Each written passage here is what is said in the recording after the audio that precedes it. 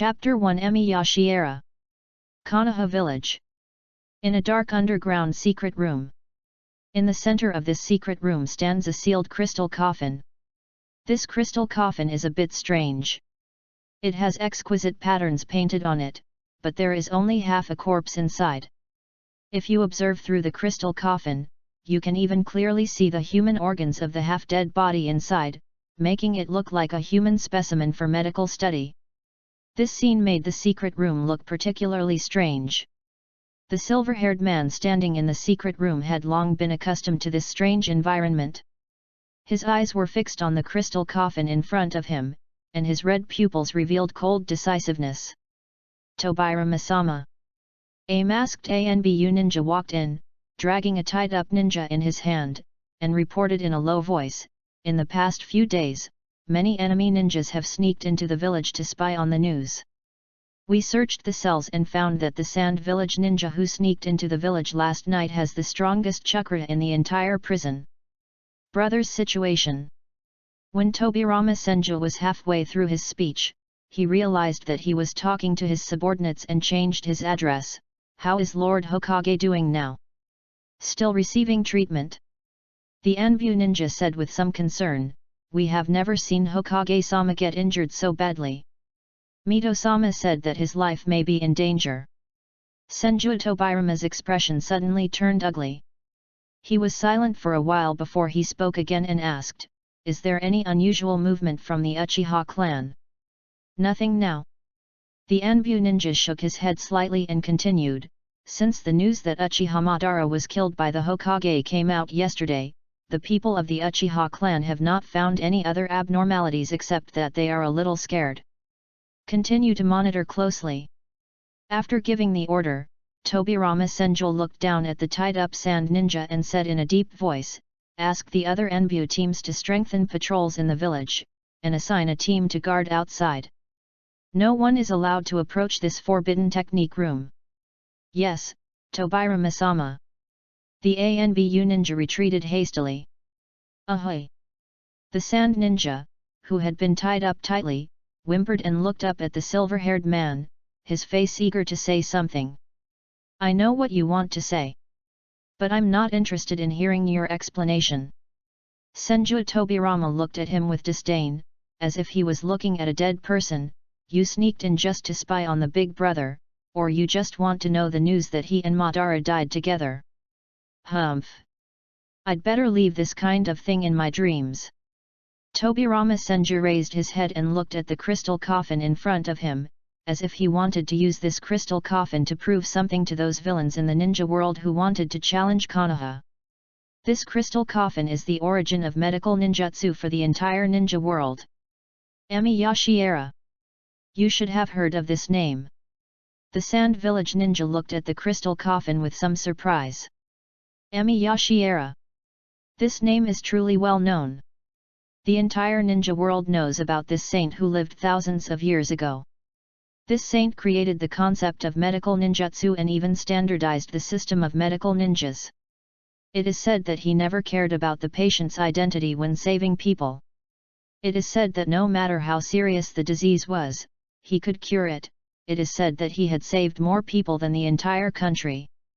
The most respected thing is, the moment when Emiyashi Era died was also great.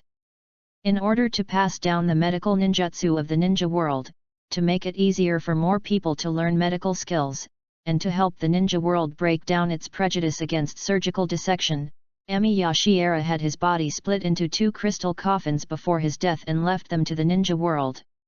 Even during the turbulent Warring States period thousands of years ago, when ninjas fought and destroyed each other, everyone tacitly agreed not to destroy Emiyashi Era's 2 crystal coffins. Even most people in the ninja world have never seen it.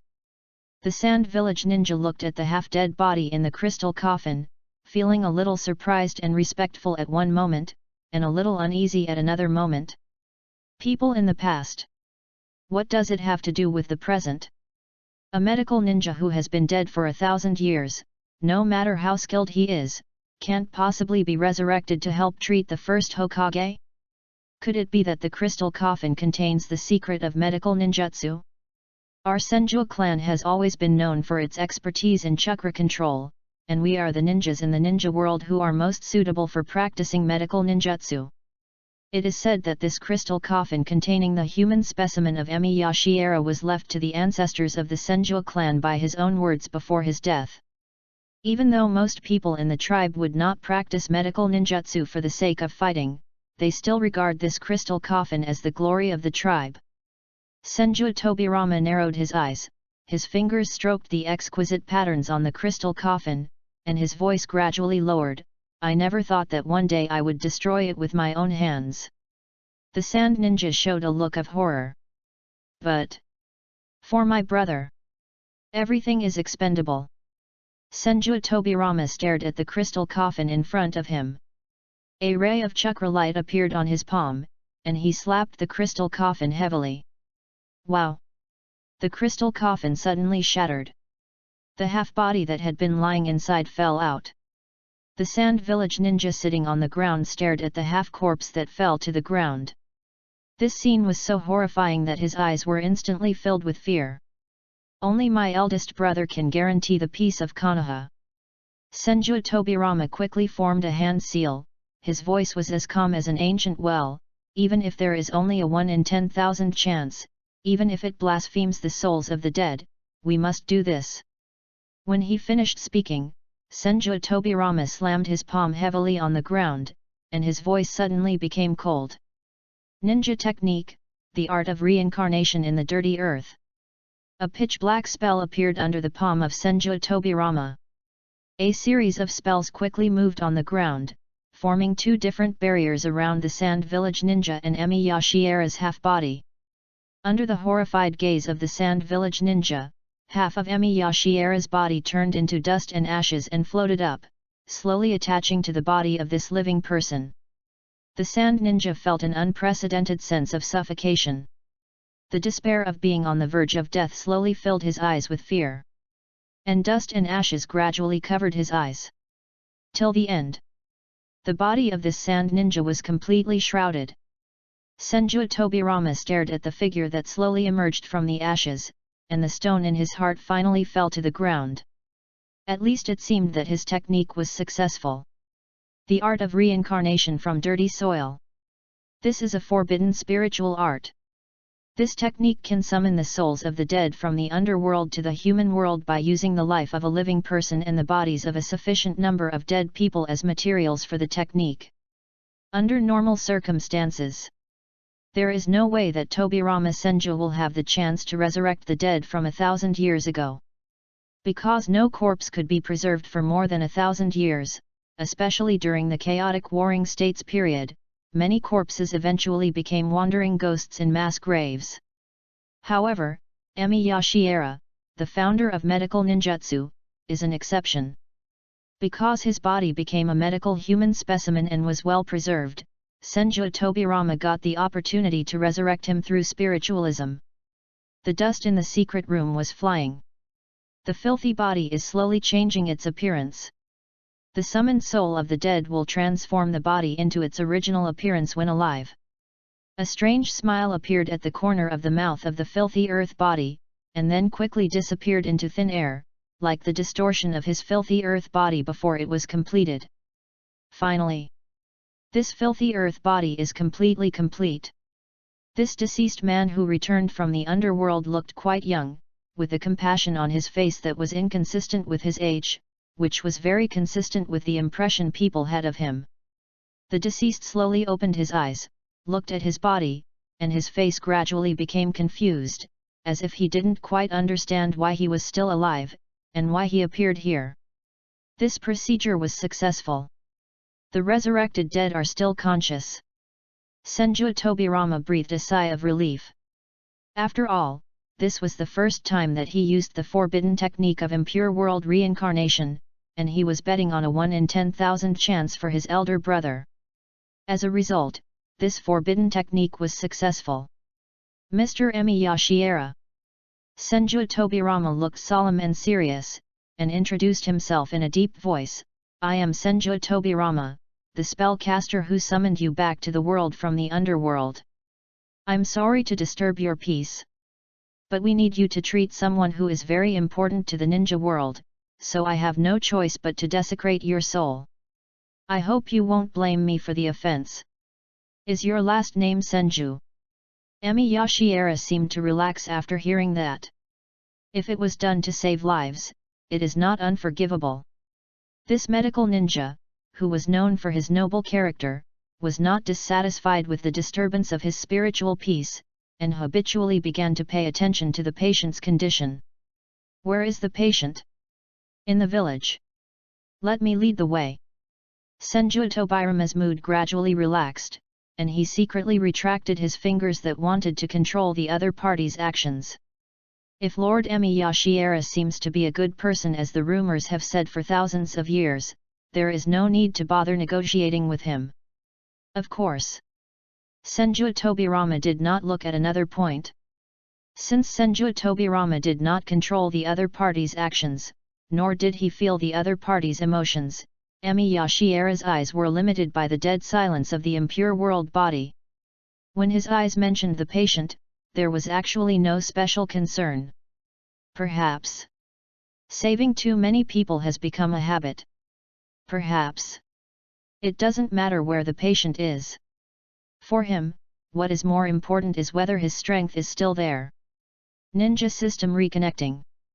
Welcome to Reconnect, Ninja Emi Yashiera. There are still unfinished tasks and I cannot leave this world. Unfulfilled ninja commissions, 2/3. SSSSS level commission, defeat the ultimate villain of this world, the immortal Chakra ancestor Kagaya Otsutsuki. SSSSS level commission, the final protagonist who defeated this world, Uzumaki Naruto, 6 Paths Mode, and Uchiha Sasuke, Rain Sharingan. The system is still there. The power once gained still exists. A red light flashed in Emi Yashiera's eyes. This layout that spanned time finally luckily came to this era. New author, new book, please collect it. End of this chapter. Chapter 2: The Origin of the Hand and Whirlpool Clan. Chapter 2: The Origin of the Senju and Uzumaki Clan. Konoha village is not prosperous. At least the Konoha village in this era is not prosperous enough. Many of the buildings are built in a sloppy style, and it seems that they were built temporarily because the villagers were busy with their work. Shiera Emiya didn't care about the simplicity of the village. He just looked at the scenery of Konoha village with some curiosity. He was very interested in the scenery he saw after his resurrection. This is the village where we live. While signaling the Anbu to put them on alert, Tobirama Senju chatted with Shiera Emiya about the stories of this era. It should be more than 1,000 years since the time of Lord Emiya. 1,000 years. Shiera Emiya felt a little lost, and sighed softly. No wonder the style of the house is so different from what I saw before. After talking about the buildings in Konoha, Emi Yashiera seemed to realize something and suddenly became happy. 1,000 years have passed, so medical ninjutsu must be very advanced now. At least in our time, there was no technique to resurrect the dead. The wisdom of later generations is really amazing. Senju Tobirama's expression suddenly became subtle. I feel a little ashamed. Senju Tobirama sighed, hoping that the other party would not be too disappointed with the medical level of this era. The forbidden technique that resurrected Lord Emiya was used for combat. Even I was lucky to have allowed Lord Emiya to retain his sanity. The medical ninjutsu and medical technology of this era are still the same as when Lord Emiya founded it. Is that so? Emi Yashiera's face visibly darkened, as if his ideals had been shattered. Have humans finally used the power of chakra to fight? For a medical ninja, war is undoubtedly the most annoying thing. Since the Senju clan has always preserved Emi Yashiera's crystal coffin, Senju Tobirama has heard many stories about Emi Yashiera since he was a child.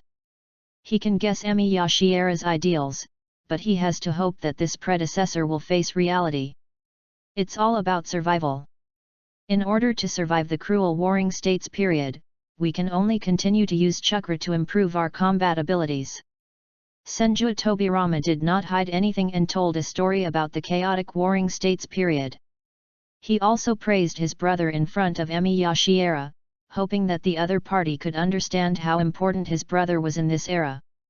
Fortunately, the war is finally over. My elder brother, Senju Hashirama, used his great power to completely put an end to the chaos since the Warring States period and established a peaceful system between the country and the ninja village. We invited other ninja clans to found Konoha, so that the ninjas who once fought each other put aside their hatred for each other and became companions who relied on each other in one village. In the future, Senju Tobirama paused and took the opportunity to paint a rosy picture for the founder of medical ninjutsu 1,000 years ago. As long as Big Brother's injury can be healed and will not affect his lifespan, his prestige will surely allow the ninja world to maintain peace, and medical ninjutsu will surely make greater progress in the future. Emi Yashiera's eyes also became subtle. However, Emi Yashiera did not expose the hollow pie of Senju Tobirama directly. He sighed faintly and said, "Don't worry, I will never let my patients down. Besides, your last name is Senju." There was no embarrassment on Senju Tobirama's face. In fact, the assistant Hokage of Konoha village has never cared about his own face. If he can achieve his goal, he doesn't care what impact this matter will have on himself. But this saint who was deified thousands of years ago seems to have a story. Senju Tobirama remembered the relief that Emi Yashiera showed when he mentioned the Senju clan, and couldn't help wanting to get some information. Sir Emiya should have some connection with our Senju clan, because the children of our clan have all grown up listening to your stories since childhood. It's somewhat related. If you are the descendants of Azura. Azura. Good. Emi Yashiera followed Senju Tobirama and casually mentioned the history he had experienced. I had a friend named Ashura. He couldn't use the surname left by his father, so I gave him 2 surnames as a backup for his descendants. One of the last names is Senju. One last name is Uzumaki. Emi Yashiera looked at Senju Tobirama and sighed. It seems that Ashura's descendants still chose the surname Senju. Senju Tobirama's pupils suddenly widened. Senju Tobirama never thought that his clan's surname actually came from this. This is not fake. Because these 2 surnames do exist. The ninja clan developed from these 2 surnames has continued to this day. The Senju clan and the Uzumaki clan happen to be distant relatives with the same ancestor. Actually, both the Senju and the Uzumaki were used. The Uzumaki clan of another surname are our distant relatives. Senju Tobirama took a deep breath and said in a deep voice, "It is really unexpected that the surnames of the Senju of the forest and the Uzumaki clan actually come from Lord Emiya. I guess my brother will nag me a little when he wakes up." He used the forbidden technique of impure world reincarnation to resurrect a senior who was highly respected by the world, especially since this senior seemed to have a very close relationship with their ancestor. Time flies, and the world changes. Emi Yashiera's tone was full of vicissitudes and nostalgia, as if he was missing his old friend. "I never thought that after so long, Ashura's descendants still exist." Senju Tobirama remained silent. Because Senju Tobirama could hear that Lord Emiya and his ancestor named Ashura must be very good friends. This is a good thing. At least he knew that the other party would be mostly friendly. Although Senju Tobirama believes that the reputation of someone like Emi Yashiera that has stood the test of history and time is strong enough, Senju Tobirama is very cautious when facing his elder brother's problems. This character makes it impossible for him to maintain complete trust in a force that he cannot control. Such as the Uchiha clan in the village. Even though the Uchiha clan is also a member of Konoha village, Senju Tobirama cannot fully trust this clan whose abilities are out of control. Especially a few days ago, the previous Uchiha clan leader, Uchiha Madara, who had left Konoha for many years, suddenly controlled the Nine Tails to attack Konoha, and even caused the eldest brother to be seriously injured. It is for this reason Senju Tobirama ordered the Anbu to strengthen surveillance of the Uchiha clan. Although Uchiha Madara was finally killed by his elder brother, these Uchiha clan members may be innocent, but Senju Tobirama cannot guarantee whether there will be a dangerous person like Uchiha Madara in the future among these Uchiha clan members. After all, the appearance of the eldest brother in the Senju clan is a special case. It is not impossible for Uchiha Madara to be born in the Uchiha clan.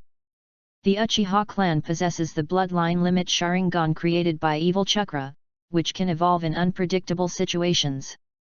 Perhaps sooner or later, another dangerous and evil person like Uchiha Madara will be born again. This is a hidden danger. Do not know either. Are Indra's descendants still around?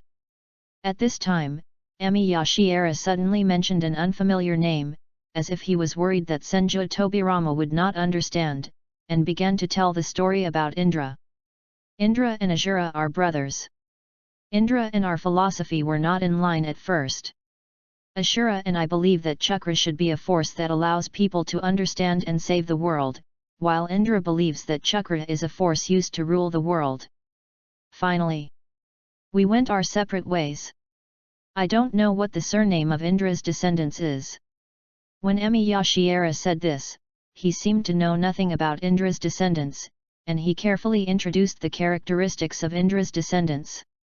However, his descendants should have inherited a magical and powerful bloodline limit, which can generate unique chakra in the eyes, and even after evolution, they can use some powerful and strange eye techniques. That eye technique is called the Sharingan. Senju Tobirama took the initiative to add the name of this bloodline limit. The eyes of the Hokage assistant of Konoha village darkened. It was unexpected that Indra and Asura were brothers, and that the annoying clan also had a connection with the Senju clan. But it turns out that he is an Uchiha who is born evil. The ancestor of the Uchiha clan was so evil.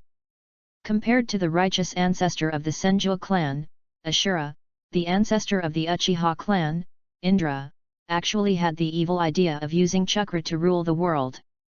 Even a medical ninja with noble character like Emi Yashiera is unwilling to associate with the evil ancestor of their Uchiha clan. New author, new book, please collect it. End of this chapter. Chapter 3 The Power of Emi Yashiera. Chapter 3 The Power of Emi Yashiera. Now, their last name is Uchiha. The Uchiha clan and the Senju clan have been fighting for generations. As if he had found a soulmate, Tobirama Senju spoke of his dissatisfaction with the Uchiha clan. My elder brother defeated the Uchiha clan and persuaded them to join Konoha, but there are still evil people among them like their ancestors. Senju Tobirama did not notice a problem. The assistant Hokage of Konoha village has been listening to the stories told by Emi Yashiera, and his trust in Emi Yashiera is increasing rapidly. He likes to listen to these stories very much. However, it was impossible for Senju Tobirama to doubt a person who lived thousands of years ago. He only knew that he had found a strong evidence of monitoring the Uchiha clan from Emi Yashiera's mouth. Brother. Senju Tobirama's eyes were gloomy, and he mentioned a person he hated. He was also injured by an evil Uchiha. That guy is called Uchiha Madara. When Senju Tobirama mentioned this name, he did not hide his hatred and disdain. My elder brother invited him to help end the chaos, but that guy betrayed my elder brother's trust. It would have been fine if he had left Konoha, but when he came back, he even tried to destroy Konoha and kill my elder brother, causing the ninja world to fall back into the flames of the Warring States period. Fortunately, Uchiha Madara finally died. Finally, my brother no longer has to be bound by that guy. Shiera Emiya sighed, as if feeling a little sad. It sounds like the man you mentioned, Uchiha Madara, is as warlike as his ancestor. At first, Ashura wants everyone to understand. But Indra wants to rule the ninja world. They were brothers, but they started fighting for different ideals, and the fight lasted until their death. Humph! This must be the evil inherited in our blood. Senju Tobirama's expression was very ugly, and he criticized the Uchiha clan strongly, just like the evil bloodline limit Sharingan that the Uchiha clan has inherited from generation to generation. The power of the Sharingan. Shiera Emiya talked about the history of the Sharingan, at the beginning, I discovered that the power of the Sharingan would slowly make Indra become extreme. Good. I have also studied the power of the Sharingan. This kind of bloodline limit will definitely be controlled by emotions. Senju Tobirama knew a lot about the Sharingan, and he told him everything sincerely as if he had met a soulmate, because the evolution of the Sharingan is affected by the chakra born from extreme emotions. This also means, the more powerful the Uchiha, the more likely they are to go to extremes. The more extreme the Uchiha, the easier it is to become powerful.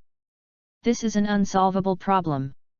If an Uchiha's emotions cannot be guided in the right direction and his life refuses to settle down, he will eventually become extremely dangerous.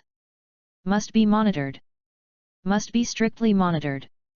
We must monitor it strictly. Senju Tobirama secretly decided to implement his plan. Konoha did not have enough manpower to monitor every Uchiha, so they had to concentrate on surveillance. These Uchiha are still companions for now. I need to set up a new department for them. This department is managed exclusively by the Uchiha clan, who divide the Uchiha's residences together and have people secretly sent by the Anbu to monitor them closely. Konoha Hospital. The defenses here are extremely strict. Because the battle between the first Hokage Hashirama Senju and Uchiha Madara was too loud, the aftermath of their battle changed the terrain of the ninja world and formed a canyon at the place of the battle.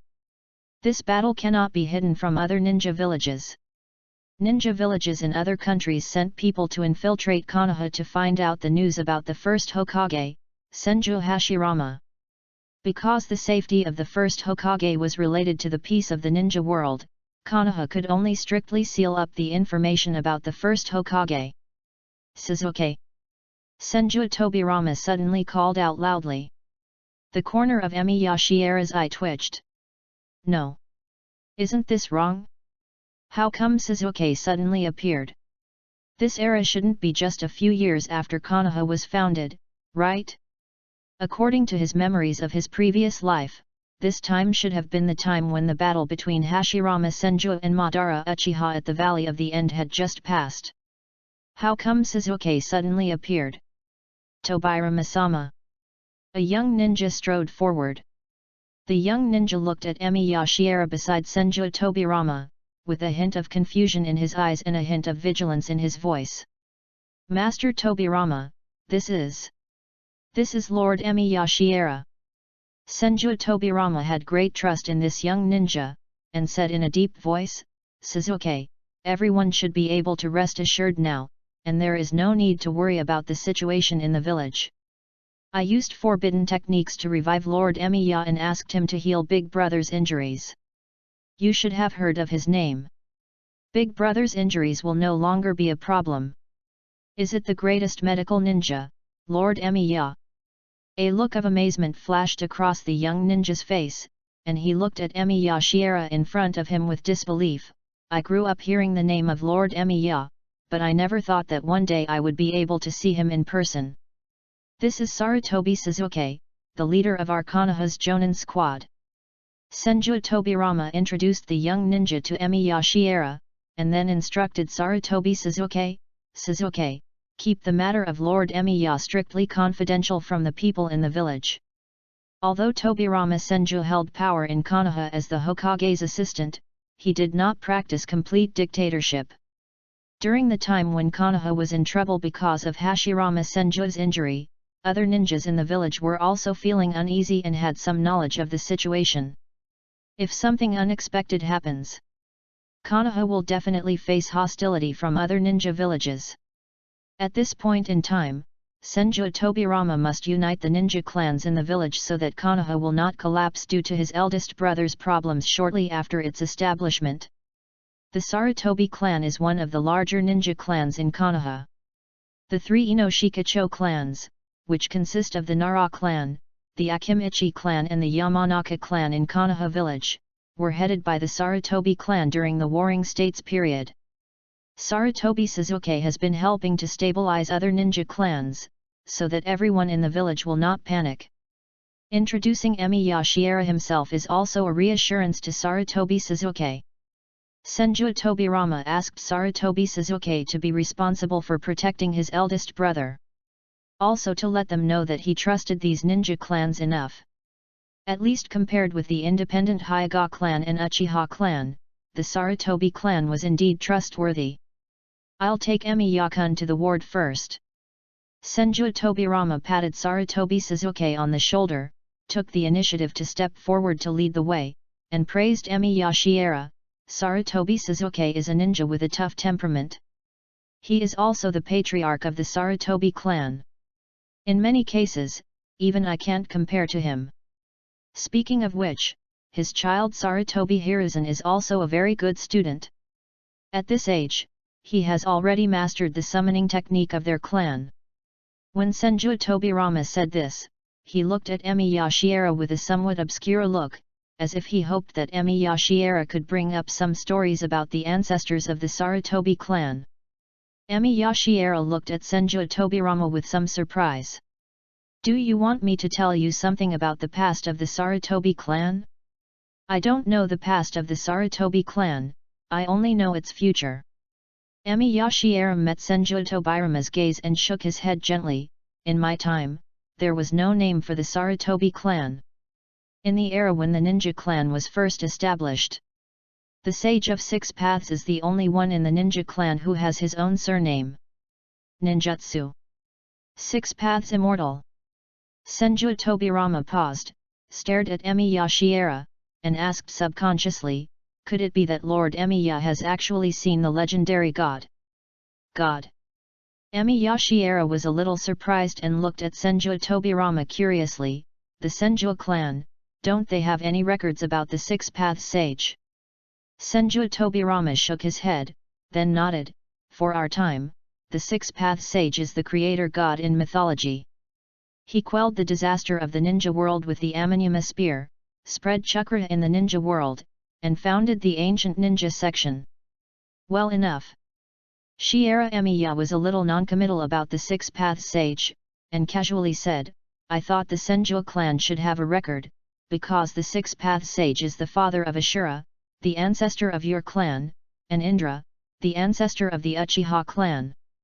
Senju Tobirama's heart couldn't stop beating. Such a secret!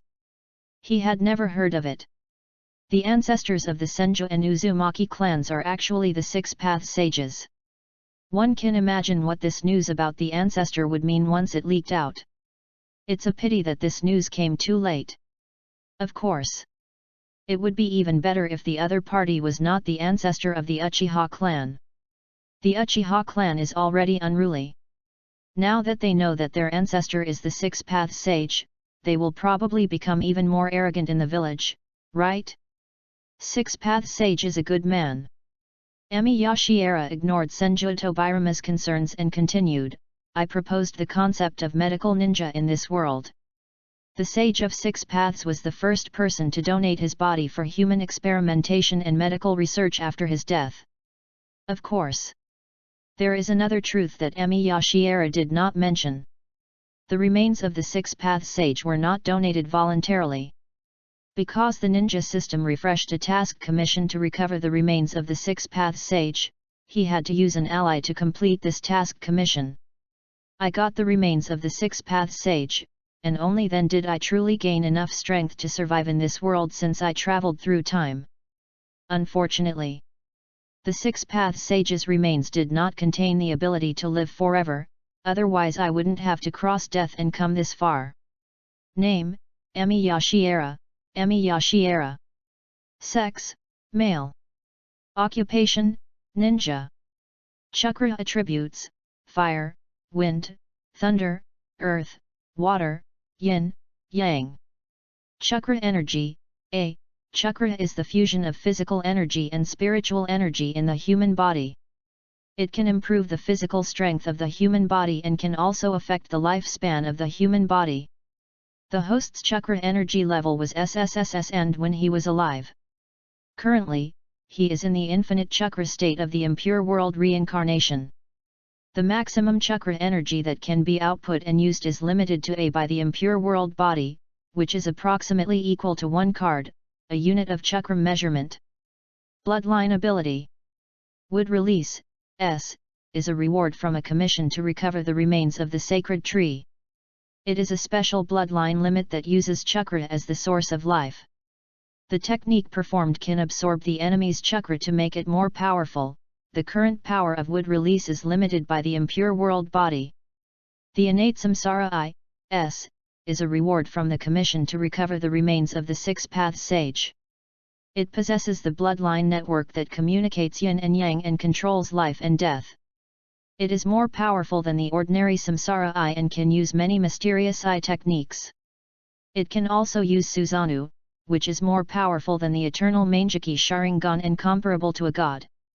The current ability is limited by the impure world body and cannot use the ultimate I technique of the samsara I, Kana. The eternal Manjaki Sharingan, S, is a reward for the commission to recover the remains of the six paths sage. It has a strong visual observation ability, is naturally endowed with a strong illusion ability, and is pregnant with the magical power of the pupil technique. It can activate the ultimate pupil technique, Susanoo. Battle mode. Curse seal mode. Use the characteristics of the remains of the sacred tree to absorb natural energy to cultivate yourself, and can be used to generate curse seals containing natural energy. When the chakra energy in the host's body is exhausted, the curse seals on the body will continuously provide chakra through natural energy conversion, and can even be transformed into curse seal mode for combat. Sage mode. Based on self-cultivation in the curse seal mode, the sage mode is generated by perfectly balancing physical energy, spiritual energy, and natural energy to generate sage chakra. In sage mode, the ninja's perception and combat capabilities will be even stronger. Six paths mode, a reward from the commission to recover the remains of the six paths sage. This is a perfect combat mode that masters the power of yin and yang. It can strengthen all the power in the body and can use the seeking truth jade to fight. Currently using the six paths mode will immediately unlock the impure world reincarnation and return to the underworld or the gap between the underworld and the living world. Skill. Swordsmanship, S, self-cultivation. Physical skills, S, self-cultivation. Medical ninjutsu, S, self-cultivation, can use the chakra in the body to treat patients. Master the power of yang and even cure any disease. Currently cannot use the power of yang due to the limitation of the impure world body. Wood release, S, is a reward from the commission to recover the remains of the six paths sage. You can cast the wood release technique without making hand seals. Fire escape, S, is a reward from the commission to recover the remains of the six paths sage. You can cast the fire escape technique without making hand seals. Wind escape, S, is a reward from the commission to recover the remains of the six paths sage. You can cast the wind escape technique without making hand seals. Water escape technique, S, is a reward from the commission to recover the remains of the six paths sage.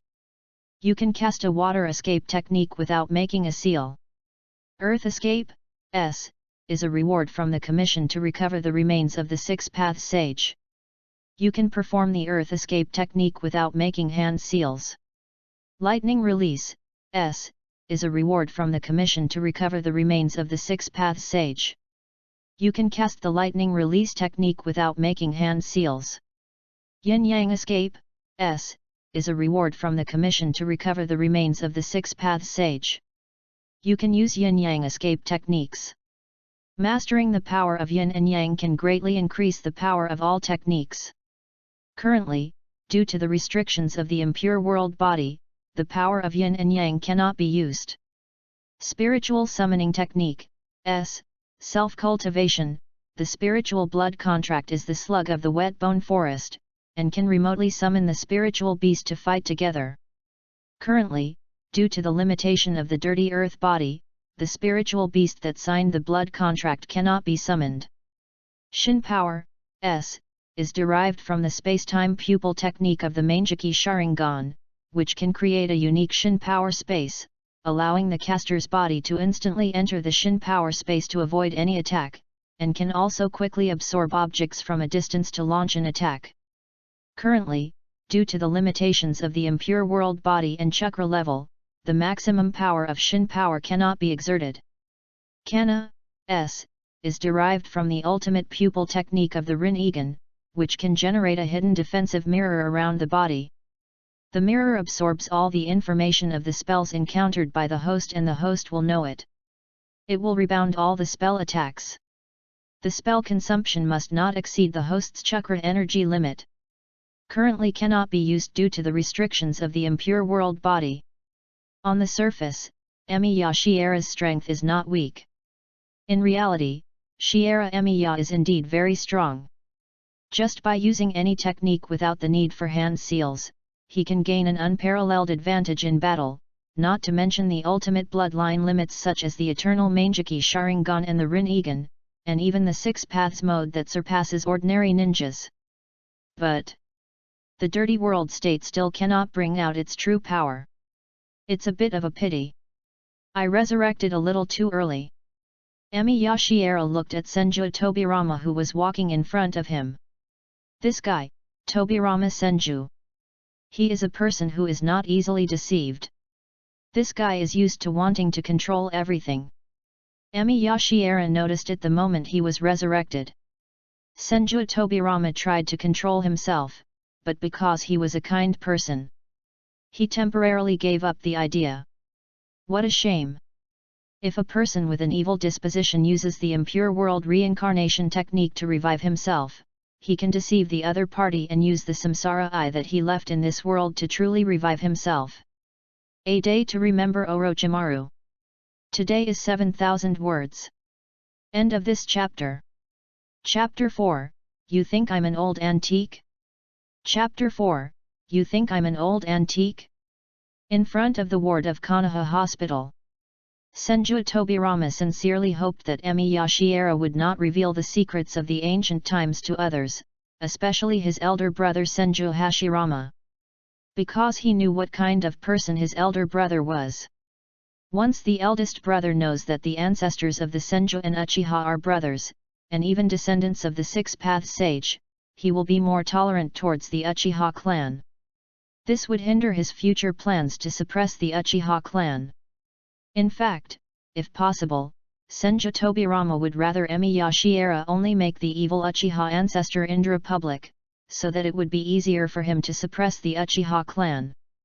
However, Senju Tobirama knew that Shiuan Emiya was an upright gentleman, and he must have known that these words were just aimed at suppressing the Uchiha clan, so he was unlikely to agree to do so. And so, Senju Tobirama's words were very cautious. Mr. Emiya, the situation in Konoha is very unstable right now. Senju Tobirama's voice was somewhat heavy, and he began to lie without hesitation. If these secrets from the ancient times were leaked out, it would definitely cause people to talk about it. Although Uchiha Madara wants to destroy Konoha, we still want to regard the Uchiha clan who joined Konoha as our companions. Once the people in the village know the story of Indra, they will definitely suspect that the Uchiha clan is born evil, and they will definitely reject the Uchiha clan even more. Emiya Shiera looked a little strange. What's going on? You're bullying me because I'm an old-fashioned guy, right? I'm just dead, not old. The second Hokage of Konoha village, Tobirama Senju, hopes that the village will not exclude Uchiha. Why does this sound like a joke? Moreover, aren't you the one who took the lead in ostracizing the Uchiha? However, Senju Tobirama is very good at making excuses for himself. The statement made by the Hokage's assistant was truly impeccable. In order to integrate the Uchiha into Konoha, my eldest brother has always been very kind to the Uchiha clan. Once he knew that the ancestors of the Senju clan and the Uchiha clan were brothers, and that he had to kill his former friend Uchiha Madara in order to protect the village, he would definitely treat the Uchiha clan more closely if he felt that he owed his friend. In this case, the other ninjas in the village will think it's unfair. If the people in the village knew that our ancestors Ashura and Indra were brothers, they would definitely start to question the eldest brother's unfairness. My eldest brother is the first Hokage of Konoha. The relationship between the various ninja clans in Konoha is extremely fragile now. Some people question whether the Hokage's attitude is fair enough, which can easily cause the peace that has been achieved with great difficulty to collapse. Senju Tobirama went around in circles in his words and came back to his original starting point. Mr. Emiya, for the sake of peace in Konoha and the ninja world, I can only ask you to keep these ancient ninja clans secret and seal them up. Emiya Shiera really couldn't find a reason to refuse the other party. After all, Tobirama Senju speaks nicely and his words are on the moral high ground. His words are simply questioning Emiya Shiera. As a good man from ancient times, he certainly doesn't want to see the ninja world fall into a chaotic war again, right? These days, it's so hard to be a good person. If you want to be a good person, you must be prepared to be morally blackmailed. Fortunately, Shiera Emiya is better at morally blackmailing others. I can only try not to say the wrong thing. Shiera Emiya shook his head and explained hesitantly, because in our time, people often use chakra to communicate during spiritual practice. People tend not to hide their thoughts, nor lie to their companions. I'm so sorry. I can only do my best. A hint of apology appeared on Emiya Shiera's face, hoping that Senju Tobirama could understand his noble character. After all, I'm not very good at hiding my true thoughts. I'm the one who should say sorry. Senju Tobirama was not dissatisfied with Emiya Shiera. He let out a long sigh and felt a sense of yearning for the ancient times that Emiya mentioned. I have also heard some legends about the Six Paths Sage. It is said that when he founded the ninja sect, people respected and understood each other. Did not expect. These legends are actually true. It's not absolute. Shiera Emiya rubbed his brows a little embarrassedly, and seemed to explain casually. For example, the people of the ninja clan could not understand the thoughts of Indra, the ancestor of the Uchiha, so he later chose to leave the ninja clan and wanted to use the power of the Sharingan to destroy the ninja clan's village. In the end, Ashura combined with everyone's chakra to defeat him. What? Senju Tobirama heard this somewhat familiar style of painting and subconsciously denounced Indra, that Uchiha ancestor who was born evil. This kind of behavior. It's exactly the same as Uchiha Madara. Uchiha Madara left Konoha, the leaf he founded, and wanted to destroy it, but was eventually killed by his elder brother, who thwarted his evil plot. Uchiha Madara and his ancestors are not good people. Speaking of which, Emiya Shiera changed the subject and praised Senju Tobirama. You have a very good relationship with your brother. Such a harmonious relationship between brothers is really rare. It's as it should be. Senju Tobirama couldn't help but feel a little emotional, remembering how eagerly his elder brother protected him when he was a child. After all, my elder brother has been taking care of me since I was a child. Emiya Shiera. This good man is really nice. At least Senju Tobirama thought he had a very pleasant chat with the other party. According to Shiera Emiya, it can be inferred that the ninjas in ancient times were all good people, and that era should have been a true paradise on earth. Okay. Except for the Uchiha ancestor who was born evil. Let's go in. Senju Tobirama pushed open the door of the ward, and his attitude towards Emiya Shiera became more humble. Brother's injury, we are powerless to treat him, so we can only entrust you, Lord Emiya. It doesn't have to be this way. Emiya Shiera waved his hand, turned and walked into the ward. His back became serious. Don't worry, I'm a medical ninja, I won't let my patients down. There was a faint floral scent in the ward. Emiya Shiera's gaze fell on the person lying on the hospital bed. The man had long black hair and was wrapped tightly in bandages. He lay motionless on the bed with his eyes closed. But his breathing seemed very even. The first Hokage, Senju Hashirama. Without a doubt the most powerful ninja of this era. Brother has never been so weak. Senju Tobirama stood beside Emiya Shiera, his face looking particularly grim. The battle with Uchiha Madara a few days ago almost exhausted his chakra. Let me see. Emiya Shiera placed his fingers on the patient's wrist. Wood release ninja. Emi Yashiera seemed a little surprised and fell into deep thought. In theory, the source of wood release is the power of the sacred tree. Ashura awakened wood release with the chakra bestowed by the sage of 6 paths. This power is unlikely to be inherited by future generations. My eldest brother awakened wood release after he became an adult. Senju Tobirama immediately took note of the secret mentioned by Emi Yashiera, and took the initiative to remind Emi Yashiera to pay attention to the patient. Sir Emi Ya, how is his condition? Don't worry. Emi Yashiera looked at Senju Tobirama and took the initiative to comfort him. The patient's self-healing ability is very strong, but because his chakra is almost exhausted, his injuries have not recovered yet. As long as the chakra recovers, there will be no problem. Senju Tobirama thought the other party was talking nonsense. Because even I can see my brother's situation. But Emi Yashiera paused and talked about the problem that concerned Senju Tobirama. The patient overused his self-healing ability, causing cells to divide and regenerate faster, which has damaged his lifespan. In addition, he used too much of his life energy to increase the power of wood release. This situation is quite troublesome. Is it troublesome? Instead of being nervous, Tobirama Senju's face relaxed a little. In other words, can Lord Emi Ya solve it?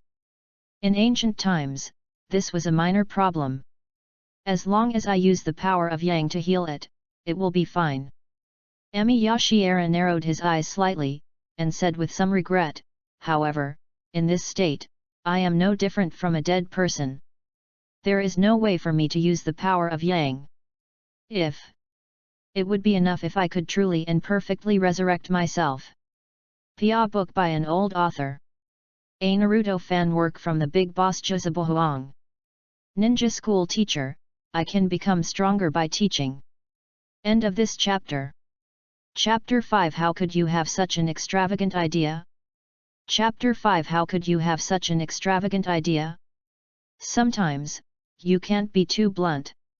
Emi Yashiera didn't feel comfortable telling Senju Tobirama directly that as long as he could truly resurrect himself, he could cure his elder brother. Senju Tobirama is a suspicious person by nature. Once he makes it clear, the other party will definitely suspect that his resurrection is a conspiracy. This is a conspiracy though. But because this is a conspiracy, it needs to be carefully designed and nurtured slowly, otherwise the conspiracy will be easily discovered. However, Senju Tobirama was a little bit naive and didn't care at all whether Emi Yashiera could be truly resurrected. He was only concerned about what the Yang power was that could save his elder brother's life. Mr. Emi Ya, what is the power of Yang? Senju Tobirama frowned and analyzed by himself. This power seems to be related to Yang attribute chakra. I remember that Yang attribute chakra can indeed create many magical secret techniques. The use of medical ninjutsu is also related to Yang attribute chakra. For example, the Akimichi clan in Konoha village. Senju Tobirama knew that the people of the Akimichi clan were good at using the secret technique developed using the Yang attribute chakra, the multiplication technique, which could make the human body and strength become extremely huge in a short period of time. Good. The power of Yang is the ultimate Yang attribute chakra. Emi Yashiera had no choice but to explain the concept of Yang power, trying to tempt Senju Tobirama as much as possible. Yang power can create life out of thin air, regenerate the patient's severed limbs, and quickly restore the patient's damaged organs. When Emi Yashiera said this, he looked at Hashirama Senju on the bed with regret. Of course, it can also give new life to patients whose vitality has been exhausted, so that they can continue to live. That. Senju Tobirama was a little curious and asked this key question: how can a ninja reach the extreme of Yang attribute chakra and possess Yang power? It's not easy. Emi Yashiera's eyes flashed, and he sighed softly. The simplest way is for someone with Yang power in his body to share his Yang power with another person. Your brother. You are the most suitable person for me to share the power of Yang. A hint of emerald green chakra appeared on Shiera Emi Ya's palm, which slowly dissipated. He said with some regret, it's a pity that the yang power in my body disappeared without a trace during this resurrection. I don't know what happened. Senju Tobirama took a deep breath. Feel sorry. It's my mistake. Senju Tobirama took the initiative to apologize and explained in a deep voice, there was a mistake in my impure world reincarnation technique, because this is the first time I use this technique. No problem. Emi Yashiera did not blame Senju Tobirama, and comforted him, maybe it's because this body is not my body when I was alive, or maybe it disappeared in the underworld. Senju Tobirama frowned and nodded. Emi Yashiera had a question mark in his mind about Senju Tobirama. No. Do you really think it's my problem? If it's not you who has the problem, could it be that there's something wrong with me, your ancestor from the ancient times? In order to make the impure world reincarnation technique successful, his soul deliberately stayed in the underworld, and even came here on its own when the technique was used to summon the soul. If you don't actively cooperate, it would be strange if this crude technique could succeed. What a headache! At this point, Emi Yashiera could only continue. At least find an excuse to stay in this world. Even if he was active in the ninja world with an impure body, there would be other opportunities in the future. After all, he had left a backup plan back then. Never mind. Emi Yashiera looked at Hashirama Senjo lying on the bed, sighed and said, now I will try some other medical methods. First, limit the chakra in his body and prevent his self-healing and regeneration ability from dividing the cells in his body too quickly. This is not easy. Senju Tobirama agreed with Emi Yashiera's method, but he didn't quite believe in Emi Yashiera's methods. Big Brother's chakra is very strong, it's difficult to limit his chakra. It's really strong. Emi Yashiera raised his finger, a hint of black appeared on the tip of his finger, and he praised, he is not much inferior to your clan's ancestor Ashura. This is.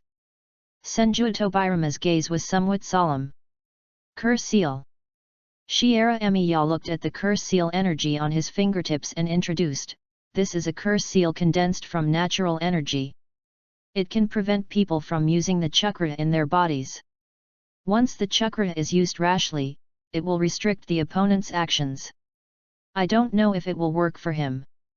Emi Yashiera looked a little cautious, as if he was not sure whether his method would work, because the patient has traces of practicing sage mode in his body may be very easy to adapt to the energy of the curse seal, and it may not be possible to seal his power.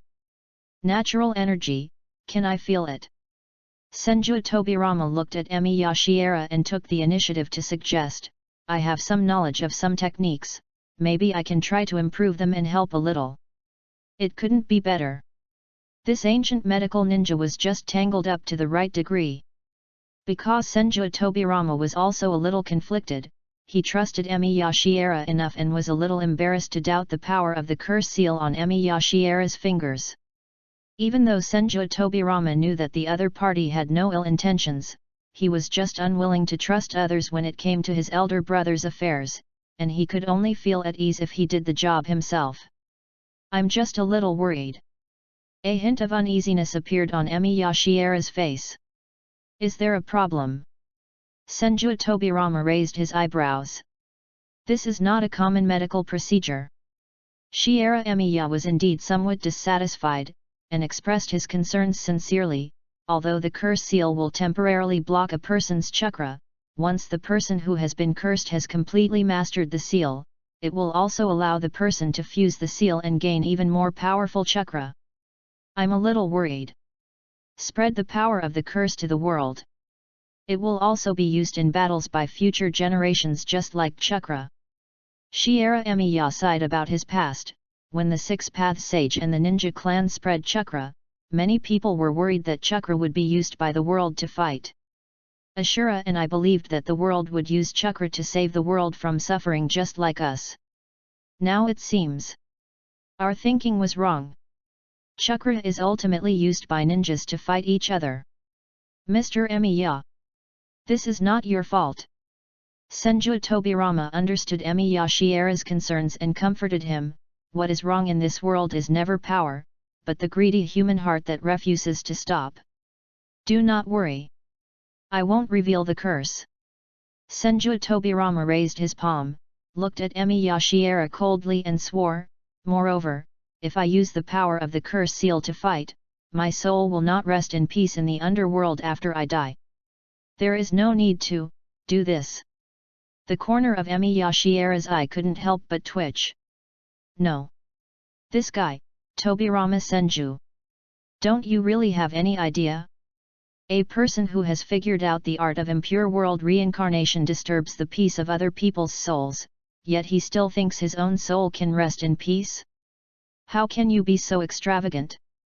But now that Tobirama Senju has sworn a poisonous oath, he had no choice but to go with the flow and cast the curse on Senju Tobirama. If Tobirama Senju discovers any problems in the future and wants to cancel his impure world reincarnation, the curse seal can be used by him to counter the other party's actions. Please continue to read the new book. End of this chapter. Chapter 6, Ban Ban Ban, I knew it was Ban Ban. Chapter 6, Ban Ban Ban, I knew it was Ban Ban. Feel it. Emi Yashiera easily left a pitch-black curse seal on the arm of Senju Tobirama, and even made it into the whirlpool mark of the Konoha ninja. Chakra. It really can't be activated. When Senju Tobirama raised his fingers and wanted to use his chakra, the curse seal on his arm flowed slowly through his body like warm water, sealing his chakra and even making his body stiff. But Tobirama Senju is definitely a genius in the study of ninjutsu. The assistant Hokage of Konoha village immediately realized that he could not fight against the energy of the curse seal, and took the initiative to guide the power of the curse seal to fuse with his own chakra. This power. A hint of surprise flashed across Senju Tobirama's face. The fusion of this seal containing natural energy and chakra does indeed greatly enhance the strength of the ninja. Senju Tobirama had to admit that Emi Yashiera's worry about the spread of the curse leading to new conflicts in the ninja world was justified. If an ordinary ninja obtains the power of the curse seal, he can even gain chakra comparable to that of a jonin under the amplification of the curse seal, and then train the opponent. He will be a force that can play an important role on the battlefield. The only trouble is, the power of the curse is not so easy to control. Tobirama Senju was very aware of his knowledge of the principles of ninjutsu, which was why he was able to learn to guide the curse seal so quickly, but even so he was unable to achieve perfect control. Unfortunately, I promised Lord Emiya that I would not use the curse seal in a fight. Senju Tobirama can only hope that Konoha can always maintain peace, and that he will not have to use this power when he encounters desperate situations in the future. Let me help you break the curse. Emi Yashiera wanted to help Senju Tobirama remove the curse, and it seemed that he just wanted Senju Tobirama to experience the power of the curse, and he didn't seem to have any intention of using the curse to restrict his actions. While slowly forming hand seals, Emi Yashiera explained, this kind of crude use of natural energy is too easy to be mastered. I just hope that this power will not bring new wars to this world. Mr. Emiya. Senju Tobirama reached out and grabbed Emi Yashiera's wrist, and said in a deep voice, there is no need to be so anxious to remove the curse seal. I need to judge how long this energy can seal my brother's chakra based on the changes in the energy of the curse seal that Lord Emiya has placed on me. This medical ninja from ancient times was a little too naive. Perhaps it is because the other party was born in the ancient times when strong people emerged in large numbers, and believes that the ninja world of this era is also full of geniuses like that era? Natural energy. How can it be so easy to master? It's not that Tobirama Senju has never been exposed to natural energy. Senju Tobirama has a very good relationship with his brother Senju Hashirama. He witnessed with his own eyes how Hashirama mastered natural energy and cultivated a powerful sage mode. He was also curious about natural energy, but he was unable to accurately sense the energy of nature. Senju Tobirama was well aware of how precious this seal containing natural energy was. and there was a fleeting sense of shame in his heart. The curse is a kind of power. For ninjas like Senju Tobirama who lived through the Warring States period, strength means the ability to live longer. Strength. It means that you can have more complete control over the situation. Whether it was the turbulent public opinion within Konoha after his eldest brother was injured, or the hostile ninja villages outside Konoha that were spying on them like a pack of wolves, Senju Tobirama was unwilling to give up the power that could make him stronger. Senju Tobirama could only silently promise in his heart to Emi Yashiera, whom he had deceived, that he would only use this power at the most critical moment of his life. Of course, this kind of statement must not be told to the other party. What Senju Tobirama said was true. He really needed to judge how long the seal could seal his elder brother's chakra based on the energy of the seal in his own body. You have a really good relationship with your brother. Emi Yashiera shook his head. Perhaps because he had seen the brothers' fights in ancient times, he still didn't quite understand Senju Tobirama's actions. He could only helplessly remind him, if you don't remove the curse, your actions during this period may. No need to worry. Senju Tobirama raised his arm, and the energy of the curse seal on his arm flowed slowly like water, but it still did not hinder his movements. If nothing else, I will be able to completely control the curse today. I already know how it works. Senju Tobirama looked at his brother on the hospital bed and quickly planned to skip this topic. Let's put the curse seal on my eldest brother first. He has mastered the sage mode that can make more perfect use of the curse seal. Maybe he will soon absorb the curse seal for his own use. I'm worried about that, too. Emi Yashiera shook his head and sighed, then stretched out his fingers and placed them on Hashirama Senju's arm, and a pitch-black curse seal fell. Not surprisingly, the curse disappeared quickly. The natural energy in the seal is instantly absorbed by the human body. Senju Hashirama's body is very sensitive to natural energy, and when it encounters natural energy, it will quickly transform into Senjutsu Chakra, allowing him to quickly enter the state of sage mode. On the hospital bed, a hint of gleam appeared on Hashirama Senju's face. The first-generation Hokage lying on the bed seemed to feel the changes in his body. A trace of pain appeared on his face, and he murmured his first words in a coma. Bana. Senju Tobirama's face darkened. When did this happen? Why is Big Brother still talking about Uchiha Madara? Even when he was unconscious, he was still muttering about Uchiha Madara. That bastard controlled the Nine Tails and wanted to destroy Konoha, and even injured you and shortened your life. Why are you still talking about that bastard? If nothing else happens, the patient will be awake soon. Shiera Emiya breathed a sigh of relief and explained, although my curse seal did not achieve the expected result, his body automatically absorbed natural energy and entered the sage mode. His sage chakra recovery ability is also amazing, which may continue to damage his lifespan. But it doesn't matter. As long as the patient does not use the chakra in his body during this period after waking up and controls his body's self-healing ability, he can avoid further damage. After saying this, Shiera Emiya spoke up, intentionally or unintentionally, as for the damage to his lifespan, I have to think of a way to make up for it. Because I got the power of Yang in that era, I am used to using it to treat patients, and my research on medical skills has lagged behind. Thank you very much. The worry in Senju Tobirama's eyes gradually faded away. It really worked. Emi Yashiera revived his elder brother. Senju Tobirama recalled that when he led the Anbu to the battlefield, he brought back Uchiha Madara's body and his elder brother who was seriously injured. His elder brother fell into a coma when he returned to the village. The best medical ninja in the village was helpless against the eldest brother's injuries, and couldn't even accurately predict when he would wake up. No matter what, this kindness is worth remembering. Senju Tobirama was indeed very grateful in his heart. Moreover, Emi Yashiera did not mind disturbing his peace of soul, and was even willing to take the initiative to help find a way to make up for the loss of his elder brother's lifespan. I can't thank you enough. Senju Tobirama looked very serious and thanked Shiera Emiya again, and took the initiative to praise Shiera Emiya's contribution. Sir Emiya, you should not belittle yourself.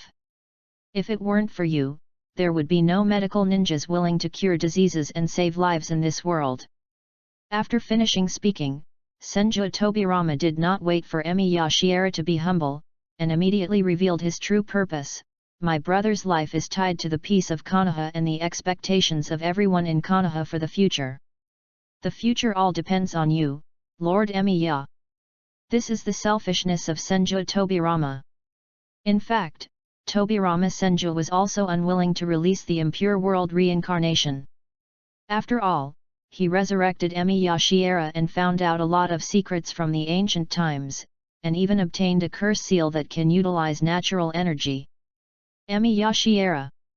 It's really a treasure. If Shiera Emiya has no way to deal with the damage to his elder brother's lifespan, Tobirama Senju can only try to delay it and try to find out more information before unlocking the impure world reincarnation and letting Shiera Emiya's soul return to the underworld. But this medical ninja from ancient times is really as great as the stories that have been passed down for thousands of years, and he wants to solve the big brother's problems so selflessly. This is really... It made Senju Tobirama feel like they hit it off.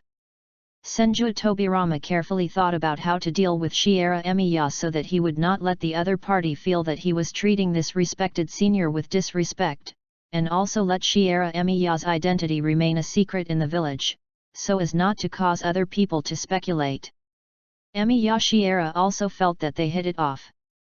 However, Emiya Shiera still had to maintain his demeanor as a medical ninja.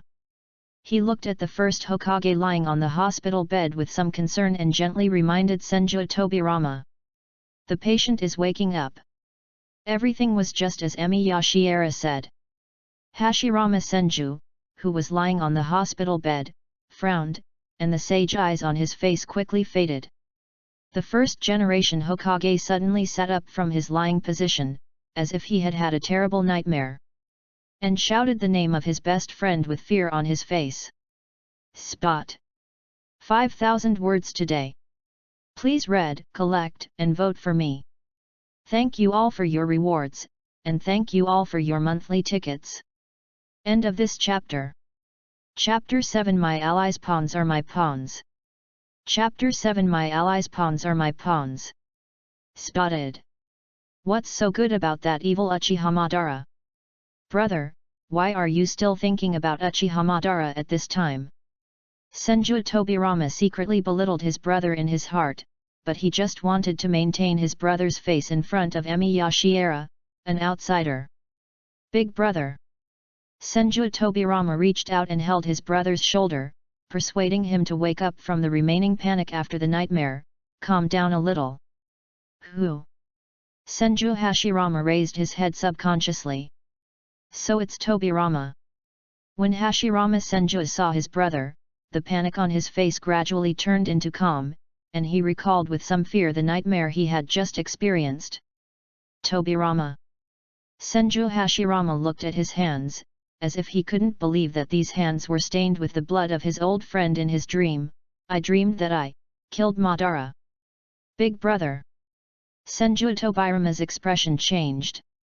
Do not. That wasn't a dream. Senju Hashirama's body suddenly seemed to collapse, his hands hung down weakly, and his expression was obviously filled with unspeakable pain and discomfort. Tobirama. I seem. Senju Hashirama spoke slowly, and with effort, he raised his hands. He supported his forehead with his palms, and 2 lines of hot tears slowly flowed from his eyes. He really killed Madara. Senju Tobirama was silent for a while. Although Senju Tobirama was very satisfied with his elder brother's decision to kill Uchiha Madara, he also knew that his elder brother would definitely be sad about Uchiha Madara's death. Senju Tobirama witnessed with his own eyes the friendship that was forged between his eldest brother and that evil guy amid the feud between the 2 clans. It was a bond that his eldest brother was willing to protect at the cost of his life. Pity. The bond between them was finally severed. It was even the case that Hashirama Senju killed Uchiha Madara with his own hands, thus severing the bond that had lasted from the Warring States period. Big brother. Senju Tobirama patted his eldest brother on the shoulder and persuaded him in a deep voice, "Don't forget, Madara wanted to use the Nine Tails to destroy Konoha. You chose to kill him in order to protect the village that everyone built together." To protect the village. Senju Hashirama's eyes became a little dull. To protect the village. This is the idea that I came up with. This prompted him to make up his mind to kill his best friend in battle. The village of Konoha was founded by him and Uchiha Madara together, and even the name Konoha was chosen by Uchiha Madara himself. And in this battle, Madara did not have the conviction to kill him. Uchiha Madara still didn't care about anything as before, thinking that he could just act like a child and make me submit by the end of a battle, forcing me to choose to obey his ideas and destroy the Konoha they built. But Senju Hashirama knew it very well. The importance he attached to Konoha had surpassed his friendship with Madara, and he had already made up his mind to kill anyone to protect Konoha. This determination led him to eventually kill Madara. However, this is exactly what made Hashirama Senju even more sad. In order to protect Konoha, he killed his friends with his own hands and abandoned the friendship he had worked hard to build over many years. It's so painful. This kind of pain in life is unbearable. Senju Hashirama's hands weakly grasped the quilt. He sat on the bed in a daze, tears streaming down his face, recalling his past with Uchiha Madara in his mind. Let the patient rest for a while. Emi Yashiera stood up and took the initiative to speak. The patient is restless now, it would be better to let him stay here alone for a while. Besides, don't let him use his chakra to recover from his injuries for the time being, to prevent his cells from dividing too quickly, which is bad for his body. It is good. Senju Tobirama helped his eldest brother lie down again. Senju Hashirama lay back on the hospital bed in a daze, not even noticing Emi Yashiera beside him. Tears were still slowly falling from his eyes. Big brother. Rest for a while. Senju Tobirama reached out to help him cover the quilt, and continued to instruct, don't use chakra during this period, control your body's self-healing ability. And many more. Senju Hashirama suddenly grabbed his brother and asked, Tobirama, has Madara's body been brought back to the village? The body has been processed and buried. Senju Tobirama's eyes flickered slightly. This was a lie that Senju Tobirama told his elder brother. Senju Tobirama hid Uchiha Madara's body in the mountains in advance. After all, Uchiha Madara is the strongest of the Uchiha clan, and possesses the highest level Manjiki Sharingan among the Uchiha clan's bloodline limit Sharingan. No matter from which aspect, Uchiha Madara's body has a very high research value. Senju Tobirama wants to dissect Uchiha Madara's body to study how to solve the Uchiha clan's Sharingan problem, so he naturally does not want to waste this opportunity. And Senju Tobirama hated Uchiha Madara since he was a child, so naturally he didn't care whether this research would desecrate Uchiha Madara's body. But this kind of thing must be kept secret from my eldest brother. However, this fact did not escape Emi Yashiera. Emi Yashiera had been observing the communication between the Senju brothers and noticed that there was something strange in Senju Tobirama's eyes. He remembered something very interesting. As a time traveler, Emi Yashiera had seen this period of Konoha's history in his memories of his previous life, and he also knew the ending in which Senju Tobirama hid Uchiha Madara's body. The corners of Emi Yashiera's mouth curled up. If nothing unexpected happens, perhaps he knows where his allies from thousands of years ago are. My chess piece. No, it's my ally. The pawns in the hands of my allies are also my pawns. I hope my ally Mr. Black Zetsu can forgive me for my betrayal.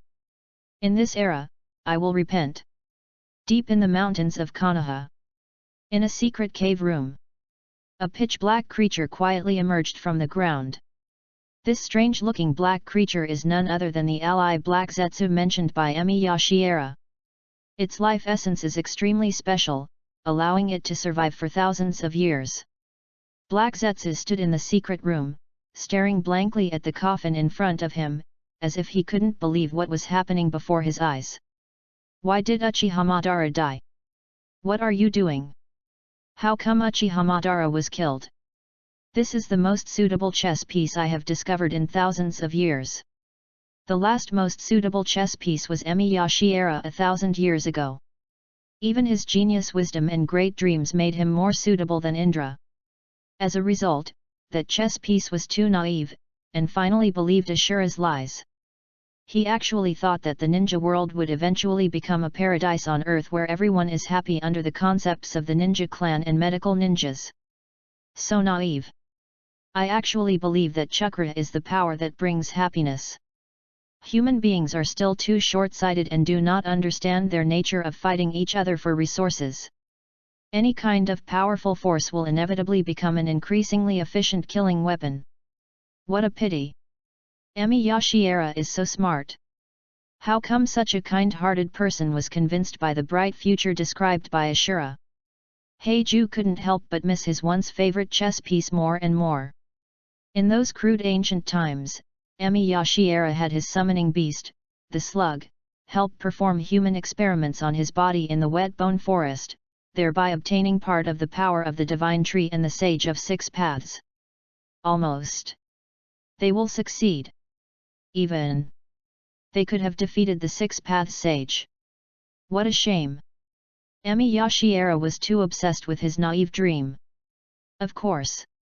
If Emiyashi era hadn't been too obsessed with that self-proclaimed great dream, he wouldn't have been used by the mastermind behind the scenes. Unfortunately, it was because of that self-proclaimed great dream that he was persuaded by the idiot Ashura and betrayed. Even.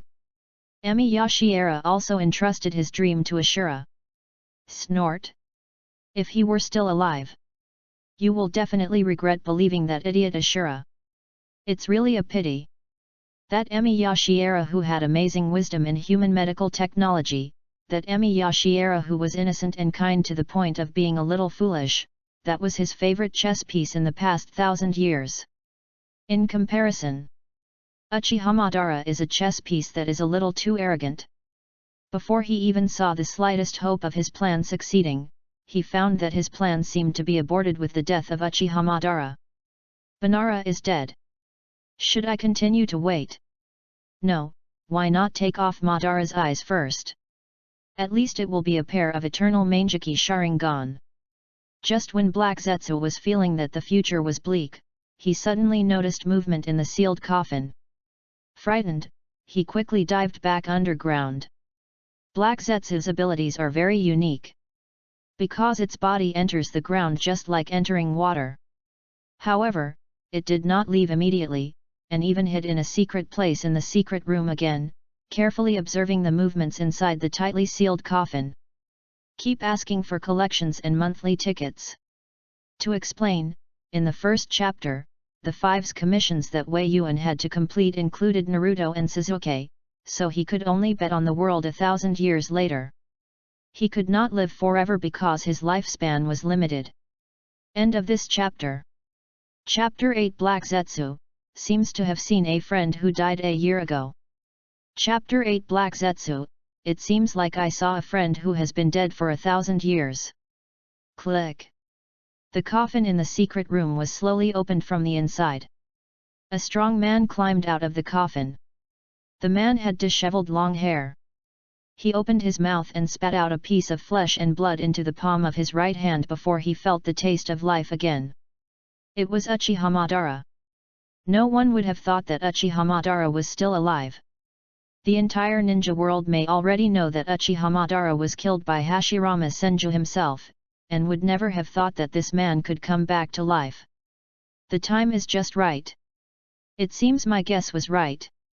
Uchiha Madara raised his head and looked around the secret room deep in the mountains, scornfully mocking the guy he hated the most. Even if I died in the battle with Hashirama, that sinister and despicable villain Senju Tobirama would not immediately dispose of my body.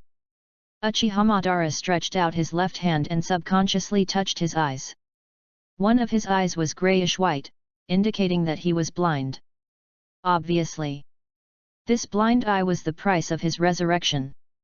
I set up Izanaga's technique and the time to activate it in advance, and delayed the effect by transferring the seal left in the Sharingan. This method was successful. This is the secret technique of the Uchiha clan. Izanagi is the ultimate secret technique of the Uchiha clan, which can transform all adverse effects suffered by oneself in a short period of time into dreams. Even death. The transcription seal is the secret technique of the Uchiha clan's Sharingan. One can prepare a certain technique in advance and seal it in the Sharingan, and at the same time set the time or special conditions for the technique to be activated, so that the technique will be activated at a certain time or under certain circumstances. It remains effective even after the person who set the transcription seal dies.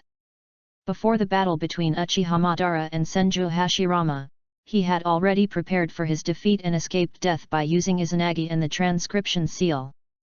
Uchiha Madara felt a little sorry for his blind eye, and reached out to touch his eye socket. It's a pity that Izuna left me this eye. These are the eyes left for him by his younger brother Uchiha Izuna. However, when Uchiha Madara thought about his purpose of taking the initiative to provoke a fight with Senju Hashirama, his mood quickly cheered up again. Hashirama's flesh and blood. Uchiha Madara looked at the flesh and blood in his hand with burning eyes. It was what he bit off from Hashirama Senju's body during the battle, and it was also the trophy of this battle. This is the most important thing. Even more important than winning or losing this battle.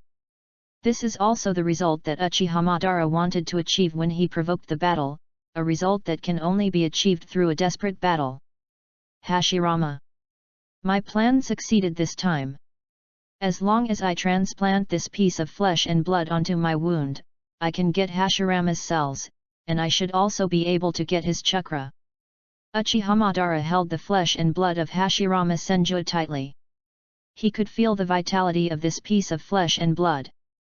He imagined the result after transplanting his own flesh and blood.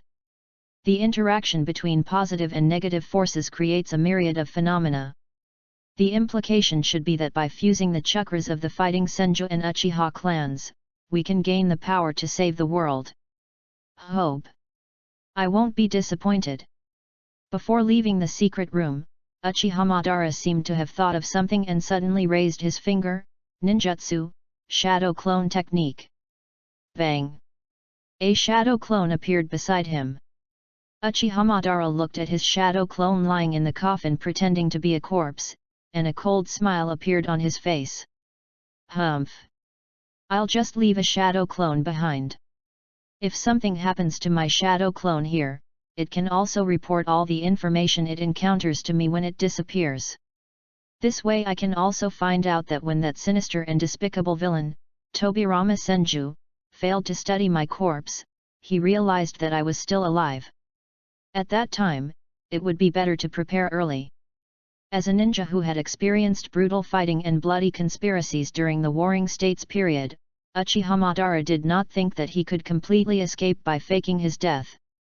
He just wanted to delay for as long as possible so that he could gain the so-called power of all things during this time. The shadow clone technique is very useful for strong people like them. The shadow clone that remains behind is a safety valve to ensure that the fake death will not be detected, because the characteristic of the shadow clone technique is that it will feed back information to the original body before death. Uchiha Madara thought he had prepared everything in advance, so he quietly left the secret room. He needed to find a quiet place to transplant Hashirama's flesh and blood.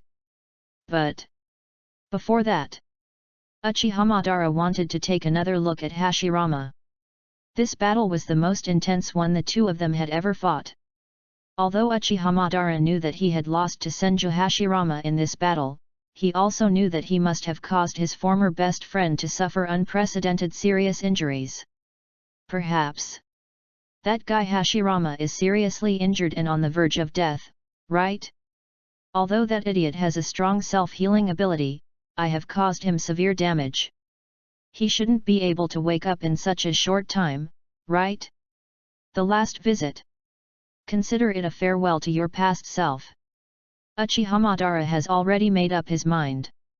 When he obtains the power of all things in the future and fights with Senju Hashirama again, he will definitely be determined to kill him. Hashirama. I also learned from you. Uchiha Madara recalled the last communication between the two of them, and recalled the pain when he was stabbed from behind by Hashirama's wielding ninja sword. Hashirama. Uchiha Madara clenched his fists and gritted his teeth to prove that he had completely strengthened his will. I will become like you. Whether it's your own brother, my own friends, my own children. In order to realize one's own beliefs, they can all be killed. Hashirama. You taught me that. This dark will. I accepted it. Uchiha Madara's mood slowly relaxed. Because when you make a choice, everything seems easier. Uchiha Madara's expression gradually returned to normal, and he slowly walked into the darkness of Konoha village. Although the Konoha village was heavily guarded, it was useless to Uchiha Madara. To him, these guards were like children playing house. The entire Konoha. Only Hashirama Senju could cause him trouble. However, Uchiha Madara never expected this. Just when he left, Black Zetsu, who stayed in the secret room to observe, followed Uchiha Madara and watched all his actions. Same. It didn't arouse any alarm on his part. Ho ho ho ho ho. This guy is really smart. Black Zetsu was somewhat surprised at Uchiha Madara's secret plan, which almost fooled him.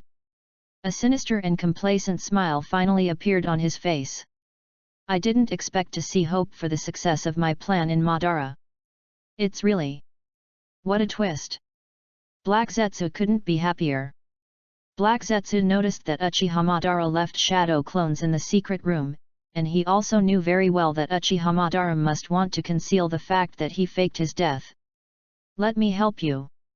While Black Zetsu was hiding underground and following Uchiha Madara's footsteps, he was secretly thinking about how to help Uchiha Madara conceal the fact that he faked his death. That guy Senju Tobirama collected Madara's body. He must want to study the secrets of Madara. Let me find a way to cause some trouble for that guy Senju Tobirama so that he has no time to pay attention to Madara's body. As long as no one notices Madara's fake death. Black Zetsu thought his plan was going smoothly, and the smile on his face could not be stopped. In this way, after Madara transplants the flesh and blood of Hashirama Senju, he can wait for the awakening of the Rinnegan, the all-powerful power of the universe. Black Zetsu thought about the bright prospect of his plan being successfully implemented, and the smile on his face became more sinister and terrifying. When Madara awakens the power of the Sage of Six Paths, it will be my turn to truly make an appearance. Okay.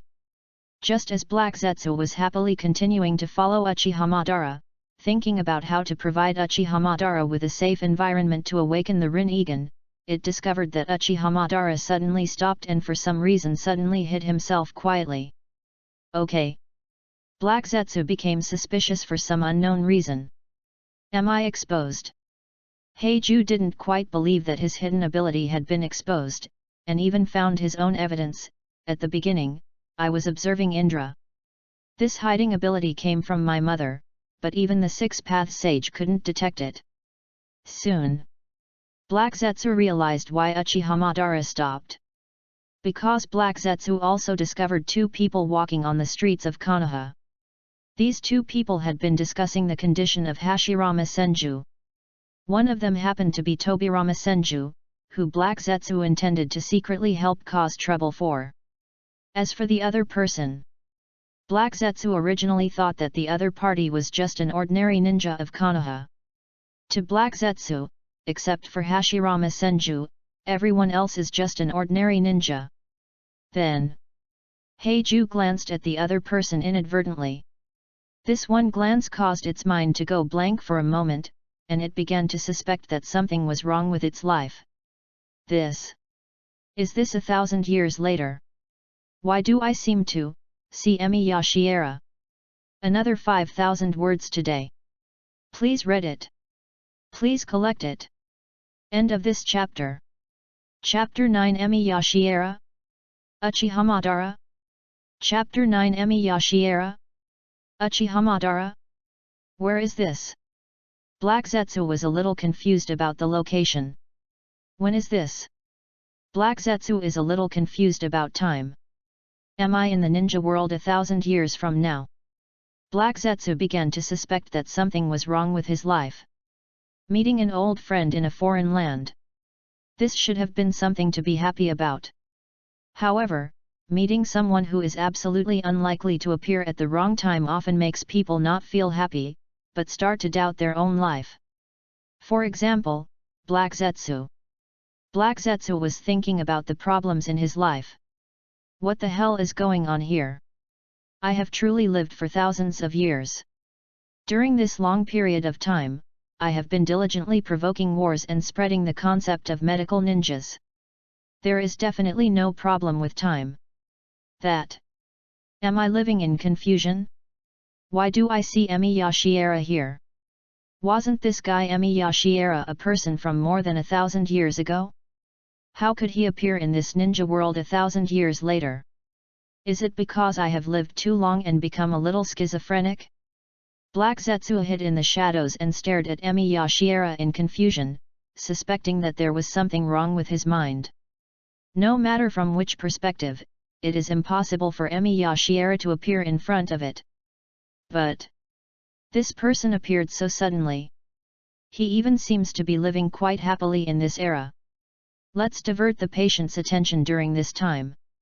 It seemed that Emi Yashiera had not noticed Uchihamadara hiding in the darkness, nor did he seem to guess that Black Zetsu must be hiding near Uchihamadara. As a medical ninja, Emi Yashiera is still very dedicated and responsible in this era, and he is extremely concerned about the psychological condition of his patients. It pained him to kill his friend. As a family member, it is best for the patient to find new support as soon as possible. As Emi Yashiera spoke, he observed Senju Tobirama, trying to test whether the other party could sense Uchihamadara and Black Zetsu who were lurking nearby. However, there was nothing unusual about Tobirama Senju.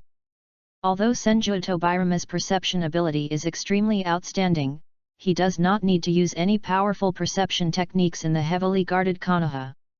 In addition, Tobirama Senju has not completely mastered the curse seal given to him by Emi Yashiera, so he cannot use the chakra in his body at will during this period. Let me think. Senju Tobirama was unable to detect anyone lurking nearby. He just lowered his head and thought about how to divert his elder brother's attention. Compared to that evil guy Madara, my elder brother must care more about the people in the village. Senju Tobirama knew his elder brother very well and quickly thought of a suitable solution, then let the elder brother spend more time with the children in the village during this period of time. Those children are the future he really wants to protect. Fair enough. Emi Yashiera strongly agreed with Senju Tobirama's idea and took the initiative to express his attitude. I will try my best to find a way to prolong his life during this period. Thank you.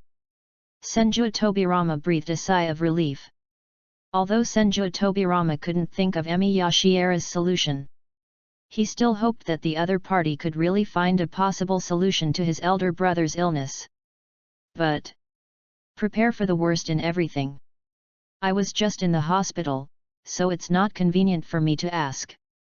Senju Tobirama's expression became cautious, and he wanted to ask the question that concerned him the most. Sir Emi, now I want to know the answer to a question.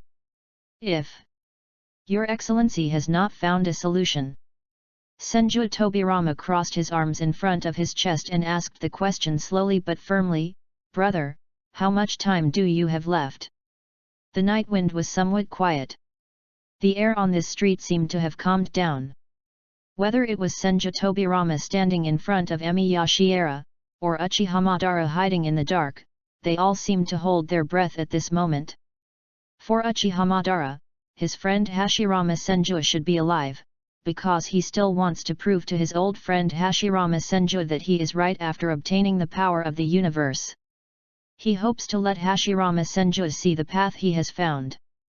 For Tobirama Senju, the eldest brother Hashirama Senju must survive, because Konoha and the Fire Country have reached a system of ninja village and country, and it was with the military force of Hashirama Senju that they occupied so much fertile land and united the many ninja clans of Konoha. Once Hashirama Senju dies, the situation in the entire ninja world is bound to change dramatically. Senju Tobirama was used to keeping future changes within a controllable range.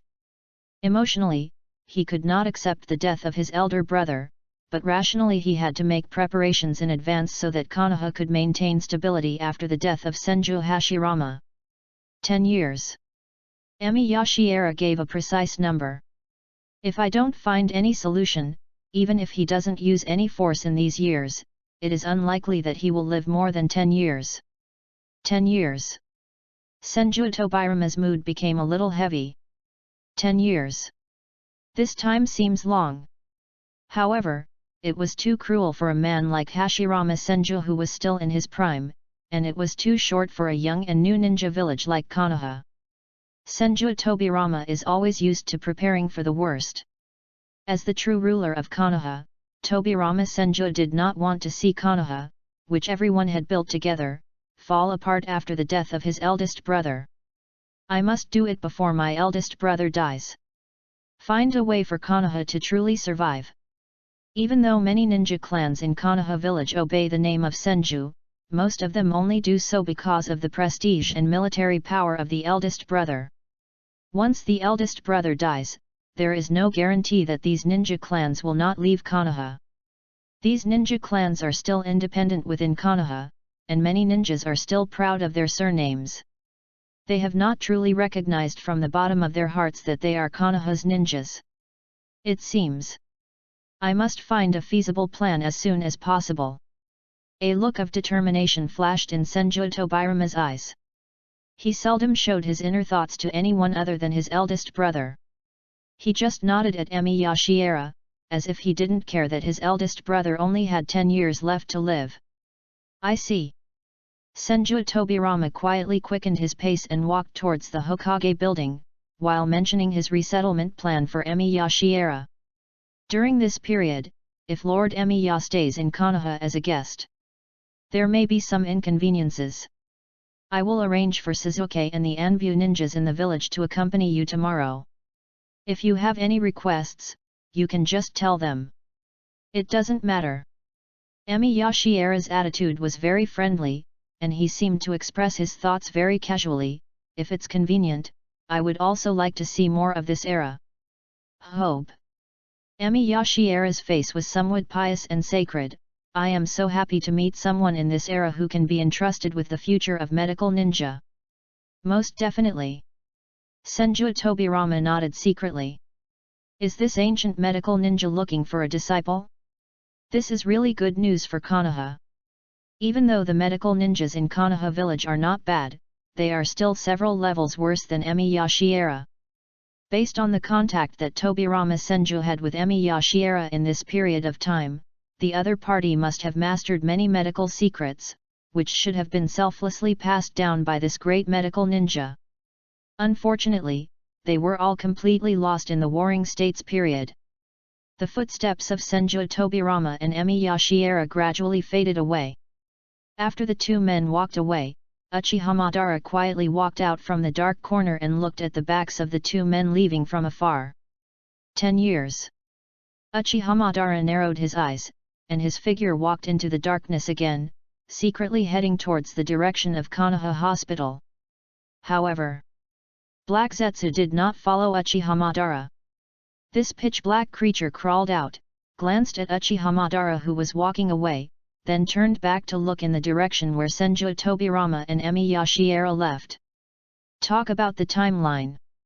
It's basically the same Naruto timeline that I used before.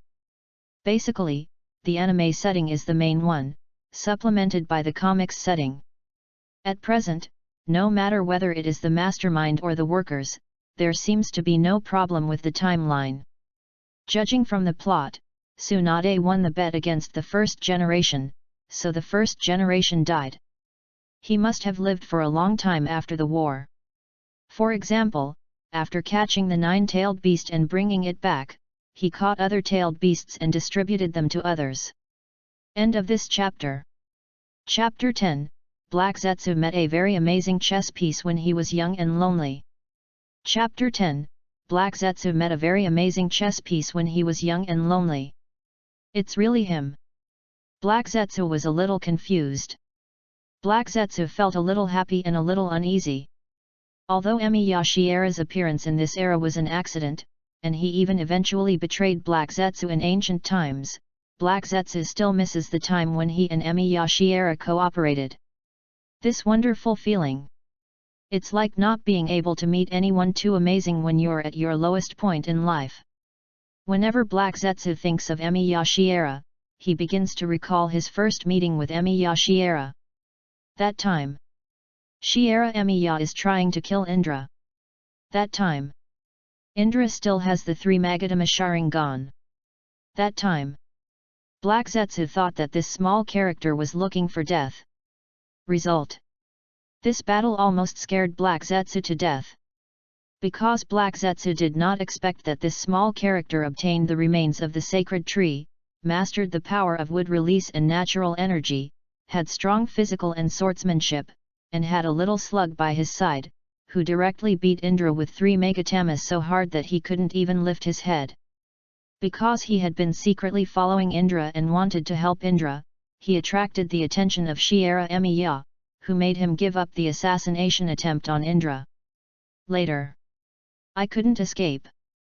This is how I got to know Emi Yashiera. He also knew what Emi Yashiera was thinking. He wanted to destroy the ninja clan founded by the Six-Path Sage. When the Six-Path Sage was old and frail, the ideas of the ninja sect gradually spread, and some disciples left the ninja sect and returned to their hometowns. Some ninja disciples used chakra to benefit others, while some ninja disciples became greedy and began to use chakra to gain benefits. Emi Yashiera was one of the victims. In order to steal a few bottles of good wine, a disciple of the ninja sect used the power of chakra to kill all the people in a village. They were spared because Emi Yashiera left the village in advance. In order to take revenge on the disciples of the ninja clan, Emi Yashiera prayed to the remains of the sacred tree, and eventually obtained the power of wood release from the remains of the sacred tree. The power of wood release is indeed very strong. However, wanting to challenge the Six-Path Sage with this is simply a pipe dream. Black Zetsu doesn't think that Emi Yashiera can be of any use as a chess piece. Black Zetsu basically didn't pay much attention to Emi Yashiera. All he knew was that he was saving people all over the ninja world and spreading the belief of medical ninja to the world. That time. Black Zetsu is in high spirits. Because Black Zetsu's first plan was successful, he took the initiative to provoke Indra to challenge Ashura, hoping that Indra could take away Ashura's power and awaken the Rinnegan. As a result, Indra was defeated miserably by the Asuras. The first attempt failed quickly. Black Zetsu, who was originally in high spirits, became dormant in disappointment. When it was lost, Shiera Emiya was still saving people everywhere, claiming that chakra was the power to relieve the world's pain, and not a weapon used by ninja disciples to make the world suffer.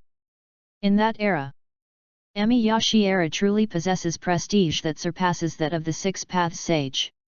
Because people of that era had always believed in the sacred tree, but the Six-Path Sage destroyed mankind's faith. In comparison, Shiera Emiya, who has been saving people all the time, is worthy of respect, especially since Shiera Emiya also believes in the sacred tree like everyone else. Shiera Emiya always has a small slug like a slug hanging on his shoulder. He travels around to save people from diseases. Even the Six-Path Sage and Ashura and his son admire his belief. Emi Yashiera created the belief of medical ninja. Enduring pain that the world cannot endure, yet still working hard to save people who cannot escape from pain. This kind of belief. Naturally, this would impress the villain, the Six-Path Sage, who pretends to be morally noble. Even if it's Black Zetsu. I also discovered that Emi Yashiera is truly a kind and good person. Of course. Adhering to the principle that bad guys also like good guys. Black Zetsu really likes good people like Emi Yashiera who can be used. During the lonely years when the plan failed, Black Zetsu seemed to have found his soulmate. He tirelessly spoke ill of the Six-Path Sage in Emi Yashiera's ear. Together, they criticized the ninja disciples who abused chakra and caused destruction everywhere. Naturally, a lot of secrets were also revealed. For example, the Sage of Six Paths is the source of the spread of chakra. This kind of thing was not a secret in that era. You could basically find out the information by catching a ninja disciple. However, it aroused Shiera Emiya's curiosity about the Sage of Six Paths. After the Sage of Six Paths died, Shiera Emiya wanted to dissect his body because he wanted to know the source of chakra, so that he could find a way to recover the chakra from the ninja disciples that brought pain to the world. Black Zetsu knew he wasn't doing it for power. As a medical ninja, you need to study some human organs. Emi Yashiera was also the first person to dissect corpses in order to improve his medical skills. Emi Yashiera had mentioned to Black Zetsu more than once that he wanted to break the world's prejudice against surgery. He wanted to make his body into a human specimen after his death so that future generations could learn medical skills based on his body specimen. He even did so in the future. Black Zetsu informed him of the information about the Six-Path Sage's corpse. Due to the Six-Path Sage's immense power, Black Zetsu did not dare to approach his corpse, fearing that the sage would still have power after his death and that he could still sense his existence. Emi Yashiera had no scruples. This guy stole the body of the Six-Path Sage with ease. In order to study the corpse of the Sage of Six Paths, Shiera Emiya took the corpse to a place with abundant natural energy, and began a long retreat. That place is called the Wet Bone Forest. The Wet Bone Forest is filled with deadly acid. Although Emi Yashiera invited Black Zetsu to come along, Black Zetsu did not dare to get close to the deadly Wet Bone Forest. When Shiera Emiya appeared in this world again, he was followed by a huge slug. He already possessed some of the power of the Six-Path Sage and had successfully transplanted the Six-Path Sage's Rin-Egan. Black Zetsu never thought humans have achieved such results through human body research. That time, before Black Zetsu had the chance to guide Emi Yashiera on how to collect chakra, Emi Yashiera had already taken the initiative. Emi Yashiera took action and defeated the entire ninja clan in one fell swoop. Emi Yashiera killed countless disciples of the shinobi sect and turned the shinobi village into ruins. He was only one step away from destroying the shinobi sect founded by the Six-Path Sage. That was the closest Black Zetsu's plan came to success. That was also the most satisfying time that Black Zetsu took revenge on the Six-Path Sage. Not only can it physically destroy the Six-Path Sage's ninja sect, but it can also spiritually destroy the ninja sect. Result: Emi Yashiera lost to Ashura. Because Emi Yashiera once met Ashura. When Shiera Emiya was secretly collecting and processing the remains of the sacred tree, he met Ashura, who was helping the villagers dig a well in a village that was severely affected by the remains of the sacred tree. He also thought that Ashura was a good person. In the end, after Ashura's hard persuasion, Emi Yashiera chose to believe Ashura's promise, believing that with Ashura's leadership they would have more power to save the suffering people in the world. This man determined to give his dream to Ashura. In order to atone his sins, Emi Yashiera even used the reincarnation technique contained in the Rin-Egan to communicate between yin and yang and resurrect those who died in the battle. Due to the powerful force of the Six Paths, Emi Yashiera did not die on the spot after performing the spell of reincarnation, but returned to the Wet Bone Forest to prepare for his funeral. When Emi Yashiera appeared again, only a crystal coffin with half a corpse was left. The slug entrusted the crystal coffin to Ashura. What a naive person!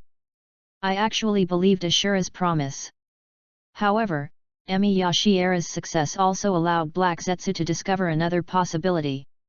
During this 1,000 years, the long time that Black Zetsu was alive, it tried hard to provoke a fight between the descendants of Indra and Ashura, while also trying to spread the greatness of medical ninjas, hoping that someone would be able to master human experiments like Emi Yashiera. Speaking of which, This is also the confusion that Black Zetsu often appears in. Because it is a murderer who creates wars, but it is also a holy messenger who strives to spread the concept of curing diseases and saving lives. The fact that Emi Yashiera's story can continue to be passed down in this era and the story of the Six Paths Sage has become a legend is inevitably due to Black Zetsu. Pity.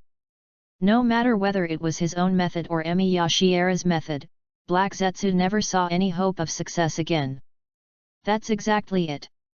This made Black Zetsu miss Emi Yashiera even more. Because among the countless plans it had executed, Shijin Emiya was the one that came infinitely close to success. It's really a pity. If only Emi Yashiera hadn't believed in Ashura during that time. Ho ho ho ho ho. There was a mocking smile on Black Zetsu's face. It imagined that if it met Emi Yashiera, the other party would be filled with regret and shame for past betrayal. Now that you've seen the ninjas fighting each other, do you regret believing Ashura's stupid words?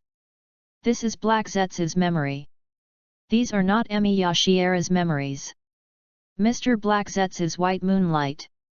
Actually, this chapter is not written deeply enough.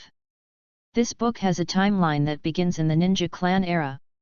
I will revise it when I have time and publish it when the Naruto arc is finished. Hopefully past memories won't get in the way of reading. Please read, collect, and vote for me. We can test the waters next week. End of this chapter. Chapter 11. It seems there is only one way left. Chapter 11. It seems that there is only one way left. Emi Yashiera. Will you regret your naivety and stupidity? In this world, Black Zetsu rarely communicates with others, and the person he communicates with the most is Emi Yashiera. Laughing at Emi Yashiera. This thought has been in Hei Zetsu's mind. Black Zetsu had always regarded Emi Yashiera as his chess piece, but he was betrayed and abandoned by Emi Yashiera on the eve of his plan making great progress. This feeling was a bit unpleasant. Hei Zetsu has seen the crystal coffin collected by the Senju clan more than once. The last time was 2 years ago, when Black Zetsu sneaked into the secret room of Tobirama Senju and arrogantly mocked Emi Yashiera's naivety and stupidity in front of the crystal coffin collected by the Senju clan.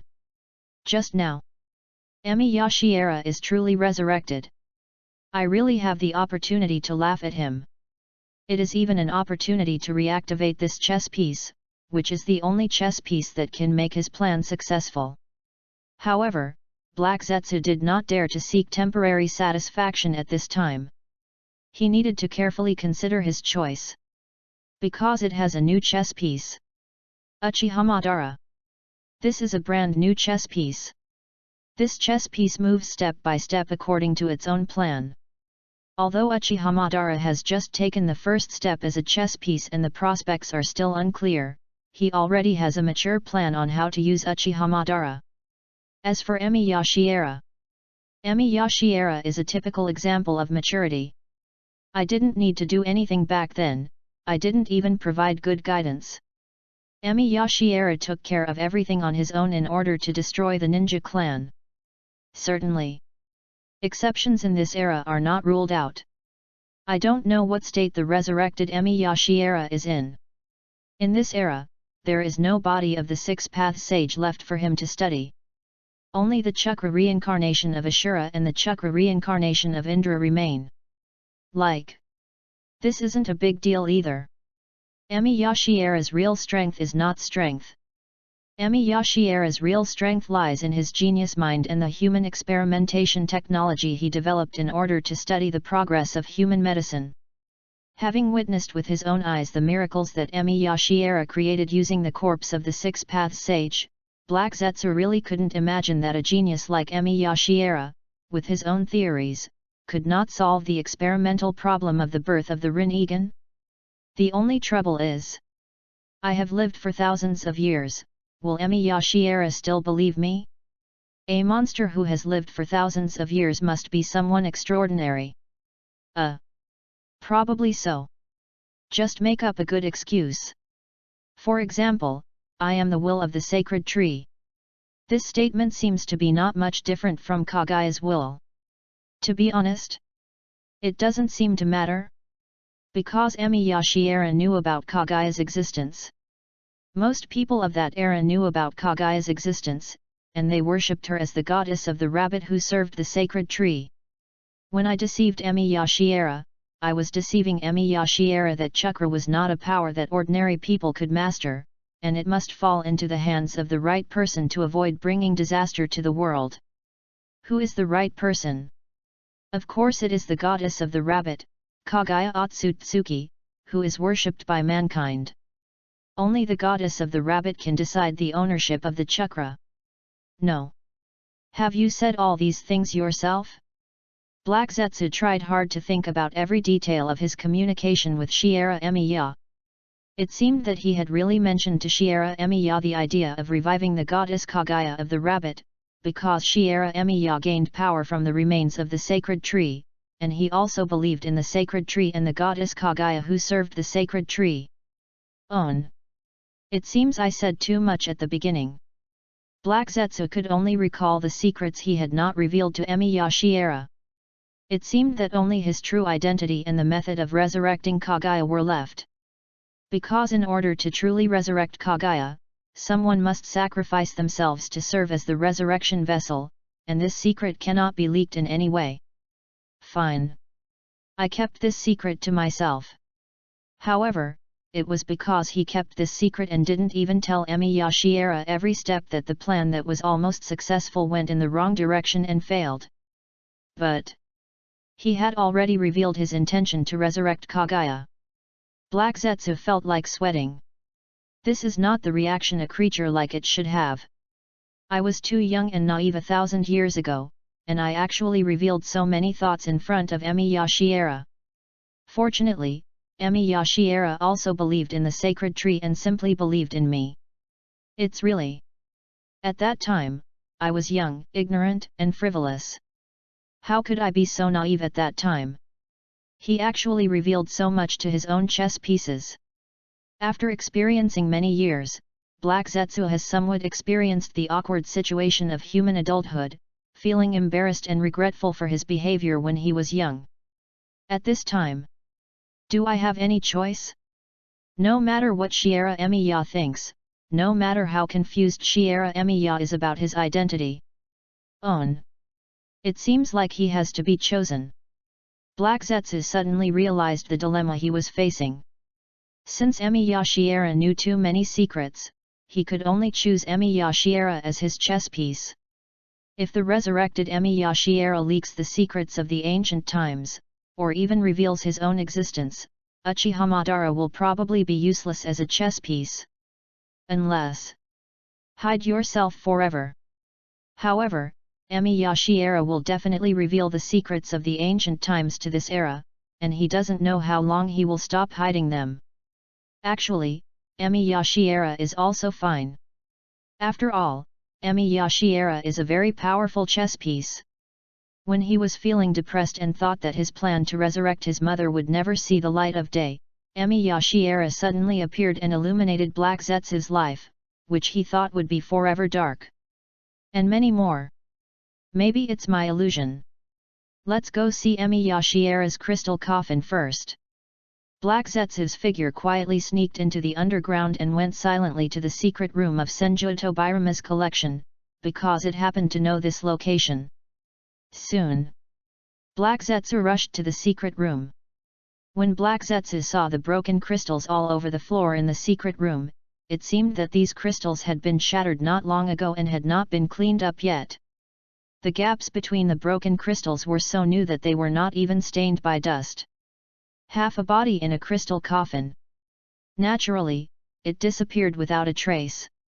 Black Zetsu immediately concluded that the Emiyashi era he saw was truly resurrected, and even knew that his resurrection must be related to Senju Tobirama. That guy, Tobirama Senju. He really used half of his body to revive Shiera Emiya. That guy wanted to use Emiyashi era to heal the seriously injured Senju Hashirama. Black Zetsu thought of the battle between Uchiha Madara and Senju Hashirama, and Senju Hashirama's serious injuries and coma.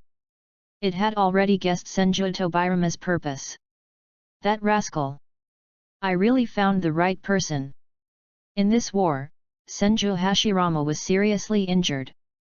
If there was anyone in the entire ninja world's 1,000-year history who could have saved Senju Hashirama, in addition to the Six Paths Sage, I guess the only one is Emi Yashiera. Wrong. Something seems to be wrong. After Emi Yashiera was resurrected, he helped rescue Senju Hashirama. Black Zetsu subconsciously paid attention to Emi Yashiera's situation. He remembered that he had overheard the conversation between Emi Yashiera and Senju Tobirama. Suddenly, a thought came to Black Zetsu, which made him extremely frightened. This thought kept extending in his mind. Senju Hashirama is the reincarnation of Ashura Chakra.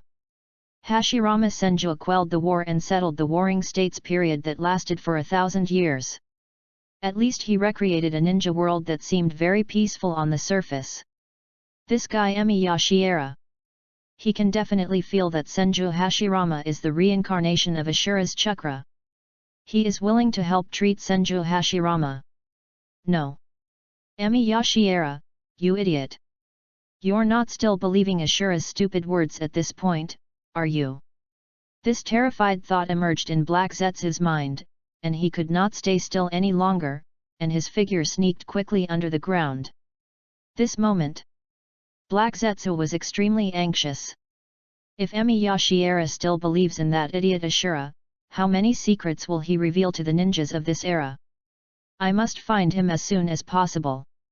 I must know his thoughts as soon as possible. If Emi Yashiera hasn't revealed the secret yet, he must find a way to convince him to return to their original plan. As for killing Emi Yashiera and keeping it secret, this thought flashed through Black Zetsu's mind. Black Zetsu suspected that if he had a chance to secretly frame Emi Yashiera and provoke a fight between Emi Yashiera and the ninjas of this era. Speaking of which, how much power does the resurrected Emi Yashiera have left? Although Shiera Emi Ya looks like he doesn't have the Rinnegan, his own strength is also quite strong. What if he is completely unaware of the conspiracy and unscrupulously leaks out his secrets? And Black Zetsu really doesn't want to. Compared to Uchiha Madara, the new chess piece that may become troublesome in the future, Emi Yashiera, the chess piece that almost succeeded, is too useful. This is the easiest way. After seeing Emi Yashiera resurrected, no matter how many thoughts Black Zetsu had in his mind, in the end, his thoughts would be reduced to only one thought, either passively or actively. Convince Emi Yashiera to stand on its side.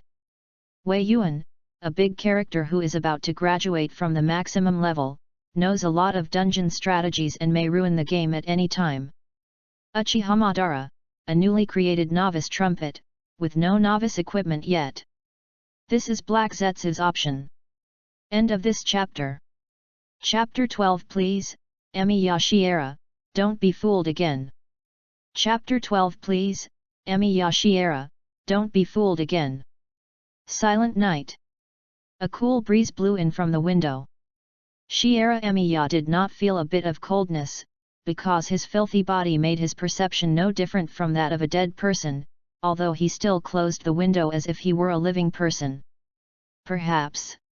Is this the only way to feel alive?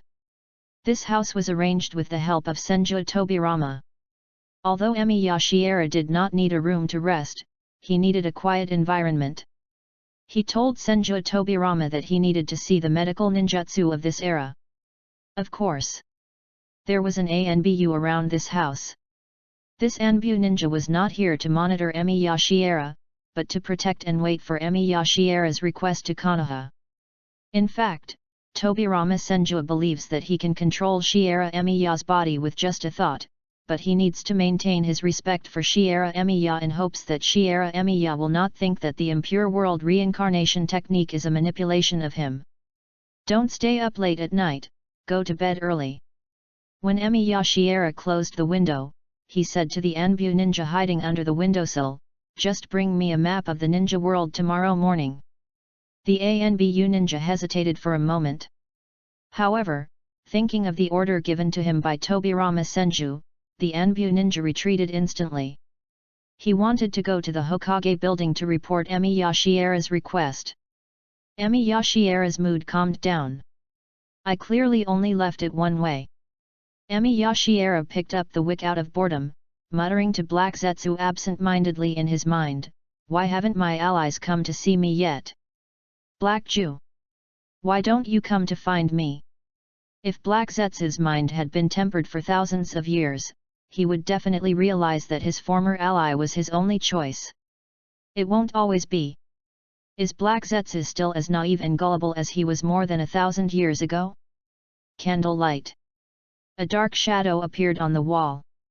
A dark creature quietly emerged from the ground. Just when Shiera Emiya was a little worried that Black Zetsu's mind had not improved over the years, Black Zetsu's figure appeared silently behind him. Long time no see. Lord Wei Iwan. The sinister voice of Black Zetsu appeared in Emiya Shiera's ears. Lord Wei Iwan. This is a particularly intimate and respectful name.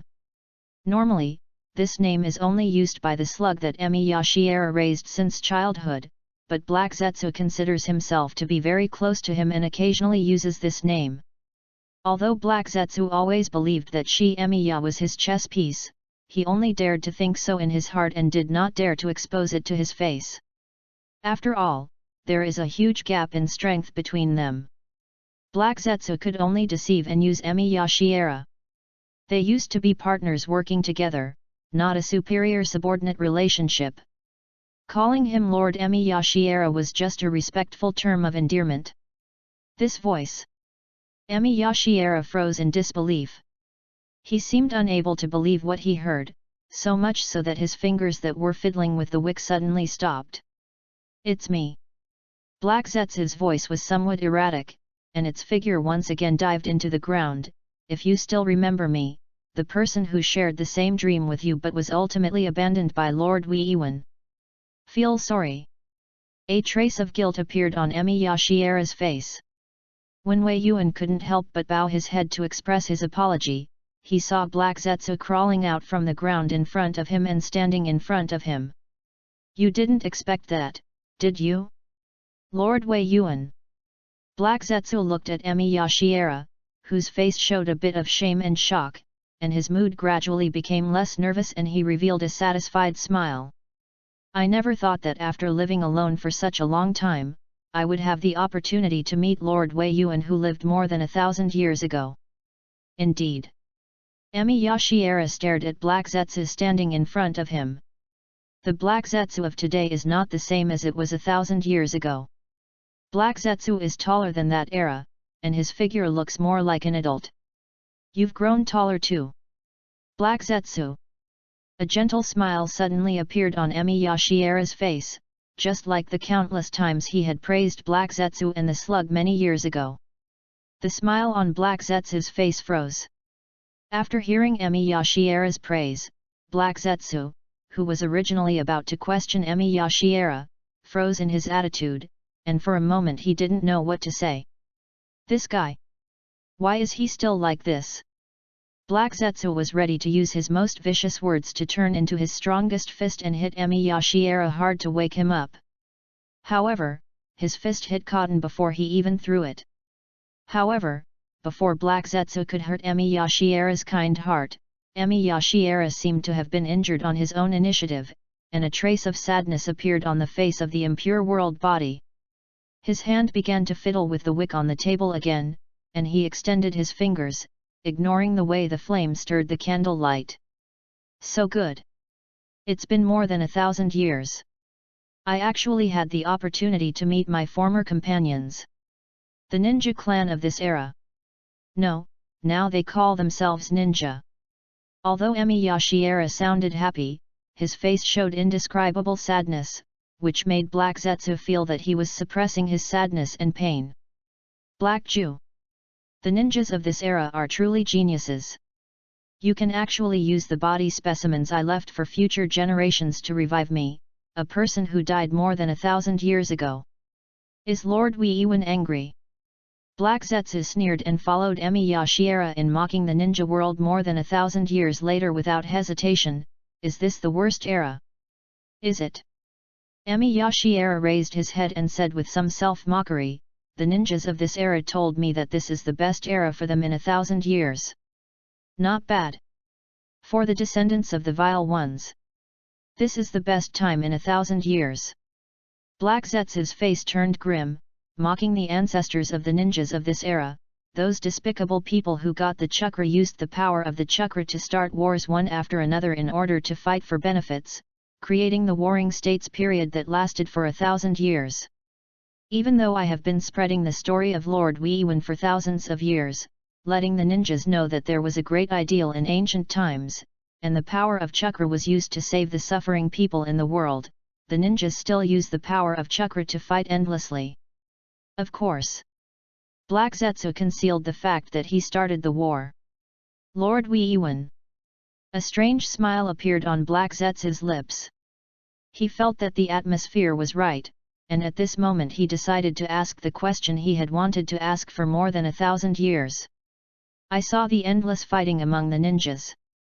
I heard about the warring states period where ninjas were in chaos for 1,000 years. As Black Zetsu looked at Wei Yuan's increasingly ugly face, he gradually felt relieved and decided to deliver his fatal blow. Now, Lord Weiwen, do you regret believing Ashura's stupid words? Emi Yashiera remained silent under Black Zetsu's questioning. This kind of silence was speechless in Black Zetsu's eyes. The smile on his lips became happier and he even wanted to say a few more words to keep going. Perhaps. Emi Yashiera suddenly spoke. It's still unknown.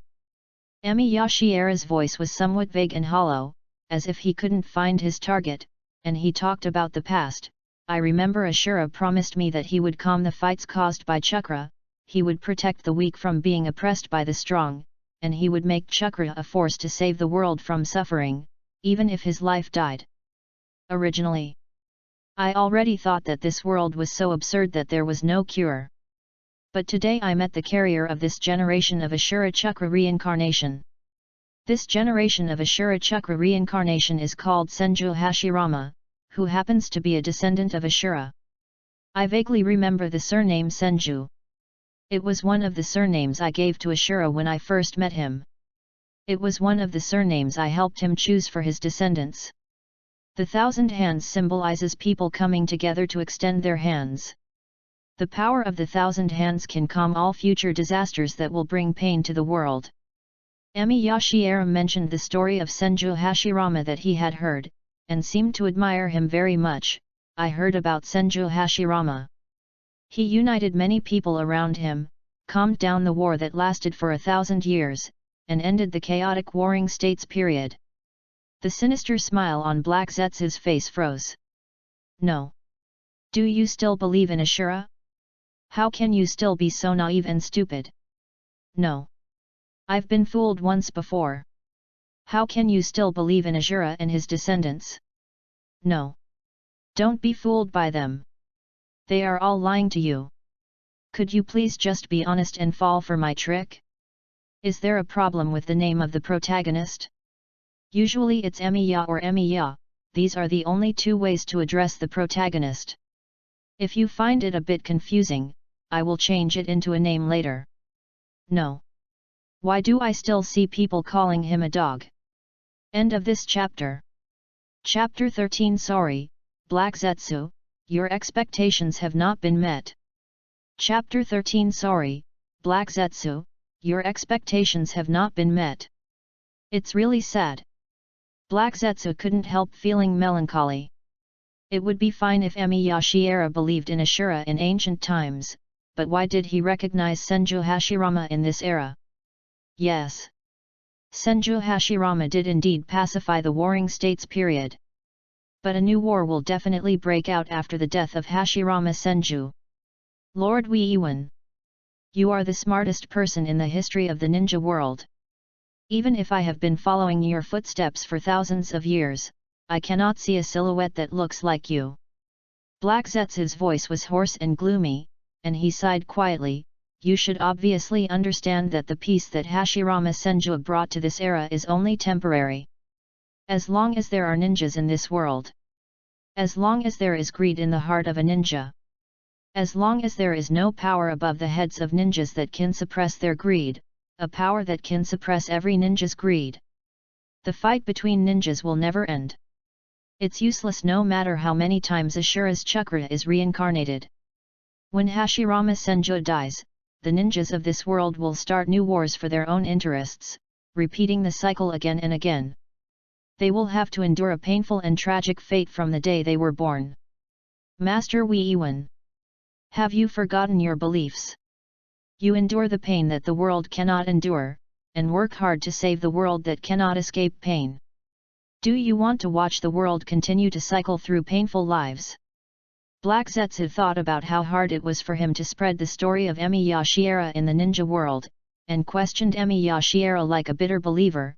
Master Emi Yashiera once wanted the medical ninjas of the future to carry out his will, but you forgot it. But Emi Yashiera frowned, thinking about how he should defend himself amid Black Zetsu's exhortation and questioning, and subconsciously tried to find someone to take the blame. Ashura once mentioned to me. Ashura is a cocky idiot. Black Zetsu quickly stopped Emi Yashiera from recalling Ashura's words and continued to persuade him, if Lord Shiera had not believed his words, but had chosen to kill Ashura and completely destroy the ninja clan, and take back all the chakra emitted by the Six-Path Sage, there would not have been a war that lasted for 1,000 years in this world. The one who brought war to this world. They are all descendants of the Six-Path Sage and those despicable people of the ninja clan. Emi Yashiera was a little silent. Black Zetsu has grown a lot in his more than 1,000 years of life. Just by looking at Black Zetsu's righteous posture, Emi Yashiera was a little dazed. It seemed that Black Zetsu was the one on the side of justice. This is outrageous. How did the situation become like this? He. Why don't you answer me? When Black Zetsu saw that Emi Yashiera remained silent, a sinister smile appeared on his face again, as if he thought that this would stimulate Emi Yashiera to awaken again, because Lord Emi Yashiera realized that he was still heading down the wrong path. Emi Yashiera remained silent. Heizetsu suddenly felt a little uneasy. Did I say too much? Would what I said push Emi Yashiera too far? Black Zetsu.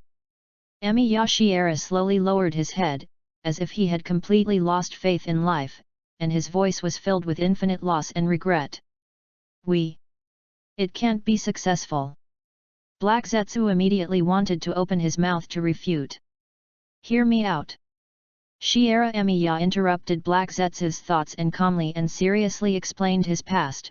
When I first obtained the power of the Sage of Six Paths, I immediately wanted to take back the chakra emitted by the Sage of Six Paths.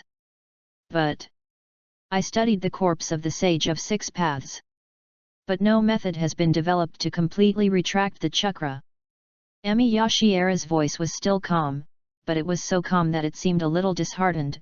Whether it was the wood release that was bestowed upon me by the remains of the sacred tree, or the power of the Six-Path Sage's samsara eye, it was impossible to completely take back the chakra from those ninja sect disciples, so I had to kill them without distinguishing between their good and evil when I destroyed the ninja sect.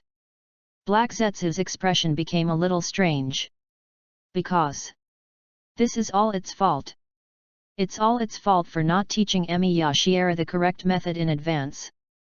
After all, taking back the chakra emitted by the Six-Path Sage is part of resurrecting Kagaya Otsutsuki, and it doesn't think that Shiera Emiya can go that far. Black Zetsu immediately wanted to explain. Just listen to me quietly. Emi Yashiera interrupted Black Zetsu again, his voice still as calm as if he was dead. Do you still remember the goddess of the rabbit, Kagaya Otsutsuki, whom we believe in? Black Zetsu nodded quickly.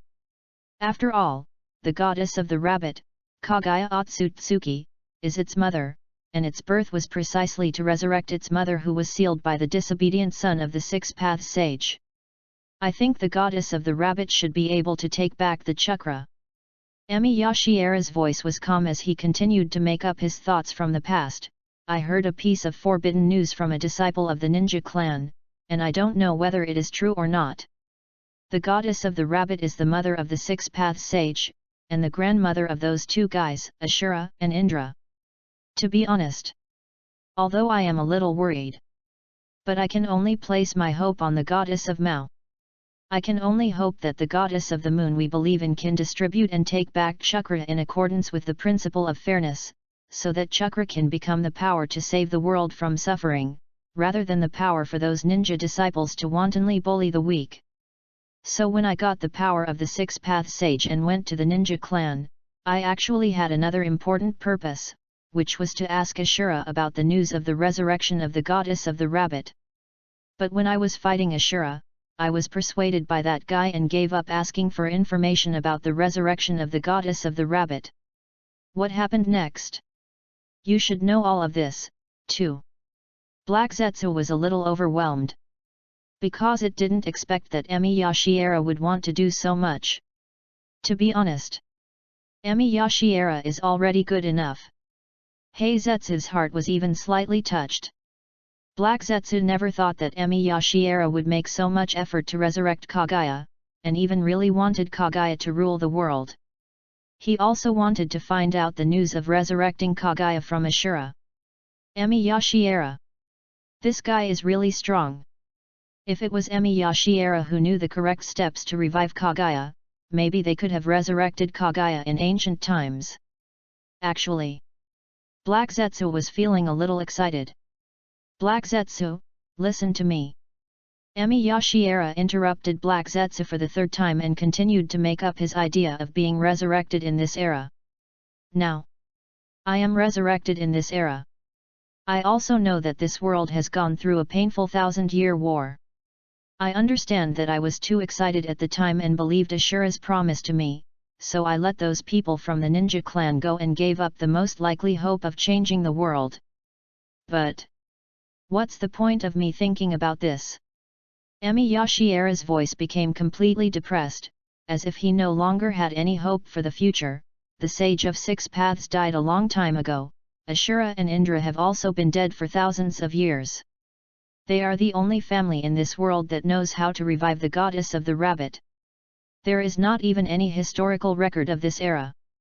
The ninjas of this era regard the six-path sage, who bestowed chakra, as the god of creation, and regard the stories of ancient times as legends. Black Zetsu. Our road is cut off. We have no way to recover the chakra of these ninjas of this era, nor can we find any information about the resurrection of the goddess of the rabbit. I can't kill all the ninjas of this era. Besides continuing to believe in Ashura's promise, I don't know what else I can do. After saying this, Emi Yashiera smiled bitterly, somewhat lost in thought. Black Zetsu, I am just a lucky guy who was once favored by the sacred tree. I am not someone who can do everything and change the world. Feel sorry. Your expectations have been dashed. Jiaotong University recruits scammers to save your life. Get out of here. Please give me some monthly tickets so that I can continue reading. Pia new book by a big guy called Dreaming for 10,000 Years, also known as Infinite Dreaming, starting from the Crescent Moon Scimitar. End of this chapter. Chapter 14. Black Zetsu, I was just lying to you. Why did you reveal your past? Chapter 14. Black Zetsu, I was just lying to you. Why did you reveal your past? Actually, Black should never show emotions. Because Black Zetsu is the will of Kagaya Otsutsuki to resurrect herself, its birth is to allow Kagaya Otsutsuki to come back to this world. However, right now, Black Zetsu felt a little extra complicated. Black Zetsu felt a little sad and a little happy. If we use the words great sorrow and great joy to describe Black Zetsu's emotional changes at this time, it might even seem a bit of an understatement. Although Black Zetsu knew that he had been deceiving Shiera Emiya all along, he was still moved by him, and even apologized to his companion after he failed. Perhaps. Is this what it feels like to be seen as a companion? Although Black Zetsu has always treated Emiya Shiera as his pawn and has been deceiving him, he knows that Emi Yashiera must sincerely regard him as his companion. The road to resurrecting Kagaya Tsutsuki is so lonely and long that even Black Zetsu can't find anyone to go with him. His deception only brought him the sincere Emi Yashiera. Emi Yashiera, an ancient man who once believed in the sacred tree and the goddess Kaguya in ancient times, is so precious in this era when the sacred tree and Kaguya have been forgotten. Precious. Like a spark. In this 1,000 years of long, cold, and dark night, this is the only fire that has made Black Zetsu feel warm, and the momentary flickering of the flame will touch his heart. What a great genius Emi Yashiera is! But at this moment he has become so depressed because he has lost the hope of reviving Kaguya. This decadence. It really shouldn't have happened to him. In ancient times, Emi Yashiera was so powerful that he seemed to be omnipotent. With his mortal body, he could be on par with gods. This genius almost changed the world and destroyed everything left by the Six-Path Sage with his own strength. Result. This genius who should be proud. But at this moment he looked distraught. Even though he was heartbroken, he still had to apologize to his companion Black Zetsu. Because he thought he couldn't resurrect Kaguya, that he couldn't change the world, and that he had failed Black Zetsu's expectations. If her mother Kaguya knew about Emi Yashiera's experience, the sentimental mother might also shed tears for this innocent and pure person. Of course. Heizetsu was also very happy. Because the things that make Shiera Emiya most desperate happen to be trivial matters to it, it can easily solve the problems that Shiera Emiya encounters. Don't despair over these little problems. Black Zetsu couldn't help but reveal a strange smile on his face, and he spoke in a hoarse voice to comfort Emi Yashiera, telling him that he could solve these problems. The answer you are looking for is: I've always been by your side. When I finished saying this, Heizetsu's heart suddenly skipped a beat. Wrong. What the hell am I talking about? What on earth am I doing here? I should have come here to let the resurrected Emi Yashiera keep secrets in this era, but why did I reveal more secrets to Emi Yashiera instead? Although Emi Yashiera is indeed trustworthy, his identity should always be the most important secret. How could he say it out in such a state of excitement? Emi Yashiera didn't give Black Zetsu any chance to react. Upon hearing this, he suddenly raised his head and looked at Black Zetsu with shock on his face. He looked at this companion from more than 1,000 years ago in disbelief. Black Zetsu, are you? Black Zetsu didn't have time to think too much. It couldn't even figure out who it should impersonate. Black Zetsu cursed himself in his heart for leaking the secret, but at the same time he comforted himself that Shigenori Emiya could be trusted. In this dilemma, he revealed his true identity. Good. I am the will of Kaguya, the goddess of the rabbit. After Black Zetsu revealed his true identity, his mood became as completely despairing as Emi Yashiera's just now. It can only choose to trust Emi Yashiera. Just as Emi Yashiera had no choice but to trust Ashura out of despair. Even if I regret. It's too late. Black Zetsu could only keep comforting himself in his heart. He had already revealed too many secrets to Emi Yashiera, and even revealed his idea of resurrecting Kaguya. My true identity. Maybe Shiera Emiya will be able to guess it one day. Perhaps Shiera Emiya was unable to guess due to the limitations of human thinking. However, the idea of wanting to resurrect Kaguya that he had revealed to Emi Yashiera was not much different from revealing his true identity. It doesn't matter if you say it. Shiuan Emiya can be trusted. Emi Yashiera is definitely trustworthy. Black Zetsu regretted his impulsiveness and continued to comfort himself. Emi Yashiera was too sincere. He really didn't need to hide his identity anymore. No, this. Shiera Emiya looked at Black Zetsu in disbelief after he directly revealed his identity. The expression on his face was as if he had seen something that could never happen in this world. No. What are you doing? I just want to cheat your trust. How come you revealed all your secrets? Black Zetsu has lived in this world for more than 1,000 years and has lived a dog's life. Why does it seem that he has not made any progress, just like he did more than 1,000 years ago? Isn't this too easy to deceive? Emi Yashiera recalled that in ancient times, he had been shouting that he wanted to destroy the ninja clan, but later on, Black Zetsu also insisted that the ninja clan must be destroyed, and in the end, the ninja clan was actually destroyed by him. I just wanted to take advantage of Black Zetsu's intention to take revenge on the Six Paths Sage, and shouted slogans to gain Black Zetsu's trust. As a result, Black Zetsu was really misled and believed. He lied that he believed in the sacred tree and used the matter of the goddess of the rabbit to lure Black Zetsu, but Black Zetsu also revealed his idea of reviving Kaguya and said that the chakra should have belonged to Kaguya. What now? I made up a few words from my heart. Black Zetsu revealed its true identity again. It's been more than 1,000 years. How come Black Zetsu is still so easily deceived?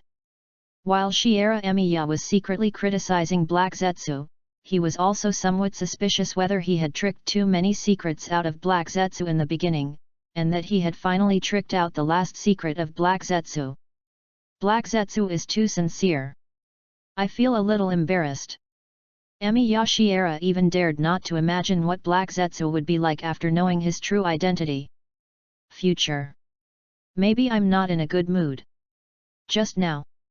Black Zetsu is still apologizing proactively. I'm so sorry. Heike was completely clueless about what was going on in Shiera Emiya's mind, and even explained to him why he had concealed his identity. I have been hiding my true identity all this time. Yes. Black Zetsu still needs to explain clearly. Black Zetsu even needs to make up a story. After all, it was impossible for it to directly tell the whole truth about the falling out between Kaguya Otsutsuki and the Sage of Six Paths. It could only try to make up some stories that were favorable to Kaguya Otsutsuki, because Shiera Emiya was a very kind person. No, wait. Shiera Emiya found it hard to bear Black Zetsu's apology. Shiera Emiya was worried that accepting Black Zetsu's apology at this time might seem a little too much, and might cause some excessive and strange changes in Black Zetsu's mentality in the future. However, Emiya Shiera realized another not-so-good problem.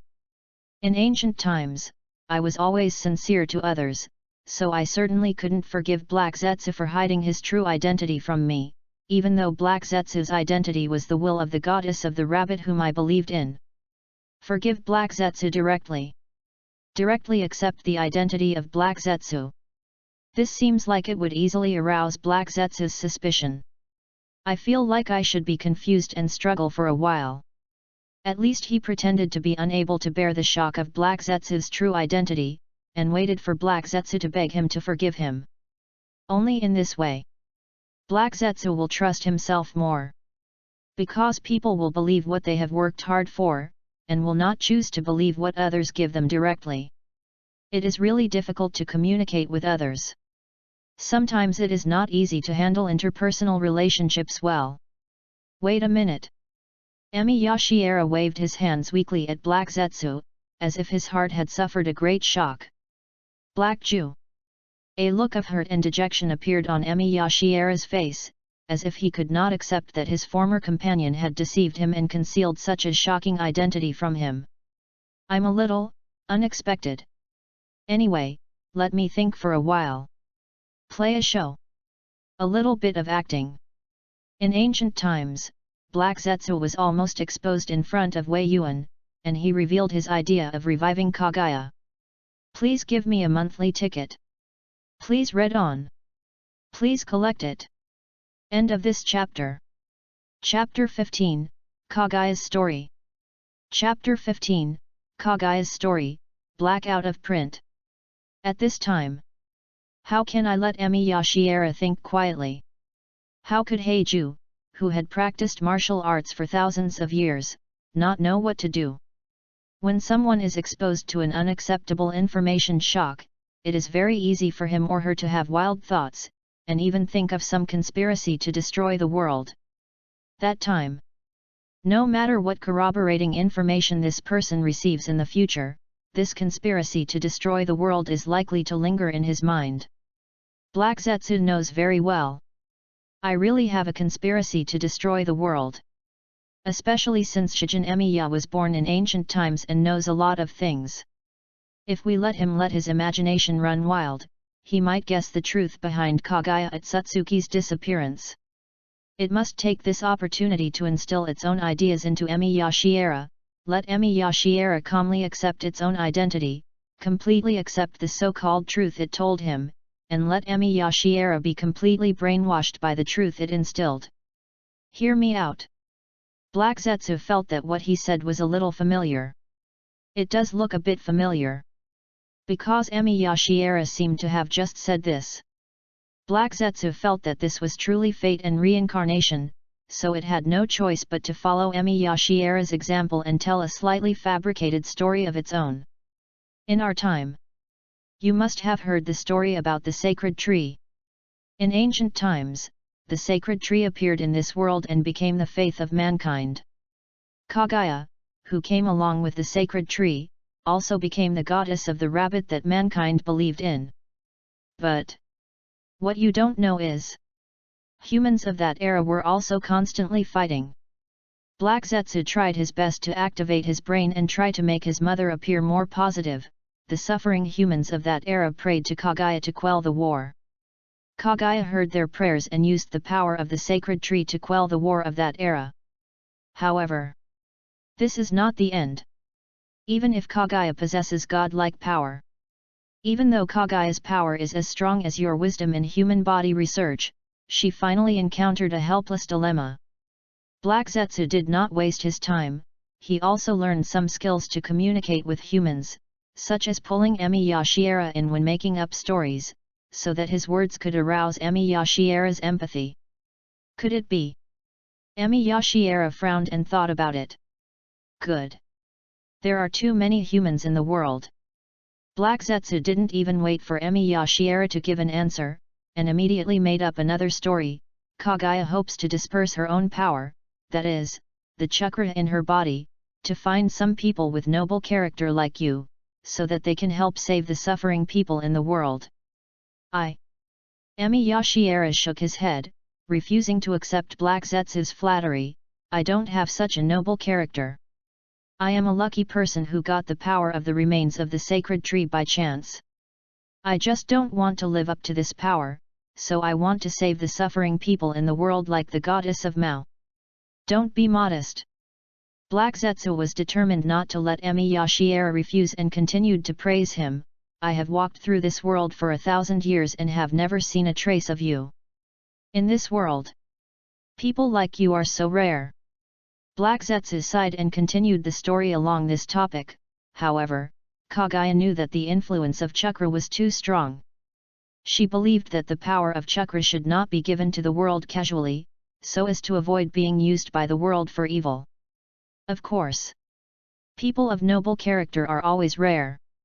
So Kaguya's plans have not been going smoothly. But this is no big deal for Kaguya. Because Kaguya has a long lifespan, she can live in this world for endless years. She has enough time to find someone to entrust her chakra to. We should be cautious indeed. Shiera Emiya nodded, and seemed to agree with Kaguya in Black Zetsu's story, if chakra is distributed randomly. Yes. Black Zetsu sighed and continued to make up the story seriously, but Kaguya's two sons don't think so. 2 sons. Emi Yashiera seemed to hear a completely new version. Not bad. Black Zetsu's voice became eerie. In addition to the six-path sage Otsutsuki Hagoromo we know, Kaguya also has a son, Otsutsuki Hamura. Because Kaguya's 2 sons have had chakra in their bodies since birth, they do not think that chakra is a precious power. They think that their mother should take the initiative to distribute chakra to the world, and then guide the world to decide their destiny. Black Zetsu was very obscure. Black Zetsu didn't say too many bad things about the six-path sage. Because the six-path sage and Emi Yashiera lived in the same era. However, Black Zetsu knew that what he said was enough to arouse Emi Yashiera's dissatisfaction with the six-path sage. This. Emi Yashiera frowned again, as if he was somewhat dissatisfied with the approach proposed by Kaguya's 2 sons. It is a bit naive to rashly distribute power that can harm the world. Yes. Black Zetsu nodded in agreement and said quietly, now we have also seen the result of distributing chakra to the world. Such a naive idea. Naturally, I was rejected by Kaguya. Kaguya is more powerful than anyone else in the world, and has lived longer than anyone else in the world. Her superior insight and broad vision are enough to allow her to foresee the results we see today earlier than her two sons. The goddess of Mao? Outstanding insights and broad horizons? Is this guy Black Zetsu serious? Shiera Emiya was a little suspicious that Black Zetsu had too many hidden agendas. However, Shiera Emiya would definitely not spoil the show at this time, and even acted as if he admired the goddess Kaguya very much. No wonder people of our time never forgot the sacred tree and the goddess of the rabbit who served the sacred tree. Black Zetsu was a little embarrassed to join in the conversation, so he could only go along with the story. It's a pity that the naive son couldn't understand the greatness of his mother. Kaguya, who has always been believed by the world, seldom communicated with others, and didn't understand how to make her two sons obedient. In particular, her excessive doting on her two sons made her lose a lot of maternal dignity. The naive sons thought they knew how to save the suffering people better than their mothers, and used the power given to them by their mothers to start a war against their mothers. The catastrophe that nearly destroyed the world. Emiya Shiera's expression suddenly changed, as if he had thought of something. In ancient times, people experienced a great disaster. Until the time when Emiya Shiera traveled to this world, he could still hear people's fear of the disaster that destroyed the world. Good. It was a war that nearly destroyed the world. Black Zetsu nodded, and threw the blame on the Otsutsuki brothers. The two grown-up brothers used the power in their bodies for the first time. They never realized how terrifying the power of chakra is when it really explodes. They can kill countless humans with just one strike. It was a real disaster. This is exactly why Kaguya doesn't want the power of chakra to spread out. Once humans obtain chakra, they will definitely use the power of chakra to fight for their own interests, which will only cause more suffering to the world. Kaguya didn't want to use her power to defeat her son, but she saw that this world was almost destroyed by the battle, and that those who believed in her died in the aftermath of the battle. This is a painful thing for Kaguya. The people whose homes were destroyed, the innocent people who died in the aftermath of the battle, and the two sons she loved the most who opposed her. The goddess of Mao finally softened her heart. As a mother, she finally chose to give in during the war. Black Zetsu paused, looked at Emiya Shiera who was immersed in the story, nodded contentedly, and then continued to tell the ending of the story. Finally, the war is over. Kaguya, who was originally more powerful, was sealed away by her own son. When Black Zetsu said this, he found an excuse for the two six-path sage brothers and took the opportunity to put another blame on them. Because their brothers have a limited lifespan, they are worried that their mother will recapture the chakra that they have emitted after their death. From now on, the goddess of the rabbit has disappeared. Asking for monthly tickets on Monday. In the animated version, Black Zetsu often calls Kaguya by her name. When Black Zetsu tells stories to Naruto and Sasuke, he often calls Kaguya by her name. Basically, when Black Zetsu is communicating with Kaguya, he calls her mother. End of this chapter. Chapter 16 How dare you call Wei Yuan? Chapter 16 How dare you call Wei Yuan? Asking for monthly tickets. Have to say, Black Zetsu is a bit of a storyteller. In the story told by Black Zetsu, Kaguya transforms into a goddess of the sun who has compassion on the world, and becomes a victim who is hurt by those close to her. Even though her fate was so tragic, the great Kaguya still chooses the overall situation for the sake of human lives. This story really tells the image of the goddess of the Uno that humans want to believe in, especially people like Emiya Shiera who have always believed in the sacred tree and Kaguya. Shiera Emiya was a little dazed. Is this the ninja world? Is this the real ninja world? If the storyteller was not Black Zetsu, Emiya Shiera would almost want to believe this tragic story, because logically there was only a tiny flaw left. Because this flaw is Black Zetsu. In ancient times, Black Zetsu always wanted to take revenge on the Six-Path Sage. Black Zetsu is the wool that Kagaya left behind in this world. She was a kind-hearted mother who loved her son very much, a mother who even took the initiative to give in the conflict that destroyed the world. The wool that remained behind actually wanted to take revenge on her son? Apparently. Heiju doesn't understand human emotions very well. As a kind-hearted person, Emi Yashiera would definitely take the initiative to help Black Zetsu fill this flaw, and at the same time reduce his original guilt towards Black Zetsu. It's really a god that people worship. I can't even imagine. Shiera Emiya sighed deeply, revealing a bit of sympathy. Such a great god, who was clearly on the right path, was betrayed and sealed by her beloved child. How much pain must she have suppressed in her heart? There was a sudden pause on Heizetsu's face. It didn't expect. My own story works so well. Emi Yashiera's respect for Kagaya is growing. This guy. I even thought of the pain Kagaya felt when she was sealed. Although Kagaya felt more than just pain when she was sealed by the Six-Path Sage brothers, she also felt resentment and anger towards her two sons for betraying her. However, Emi Yashiera's words immediately gave Black Zetsu a new idea in his mind, and he immediately found the source of his appearance. Yes. This pain is unbearable. Even the goddess of the rabbit can't bear it. This pain is also the reason why I was born in this world. Black Zetsu's voice slowly became gloomy, and he took the blame. Before the Great Mother was sealed, she was unwilling to hate her own son. Kagaya stripped her pain from her body, and since then I was born into this world. So, I have been hiding it. Black Zetsu seemed to have some inferiority complex and made up stories about himself. Because I am the painful wool born by my mother, I dare not reveal my true identity. Emi Yashiera looked at Black Zetsu in a daze. Black Jew. Emi Yashiera seemed to be feeling compassion.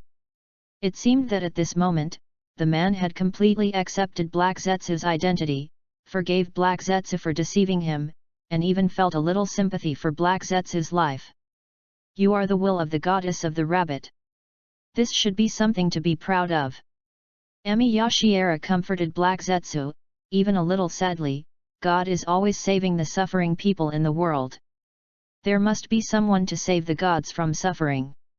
Emi Yashiera gently soothed Black Zetsu's heart. As the painful wool left by the goddess of the rabbit, you are also complaining about her experience. Master Wei Iwan.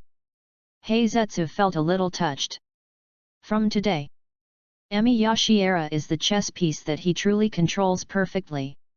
Don't think like this at this time. Should say.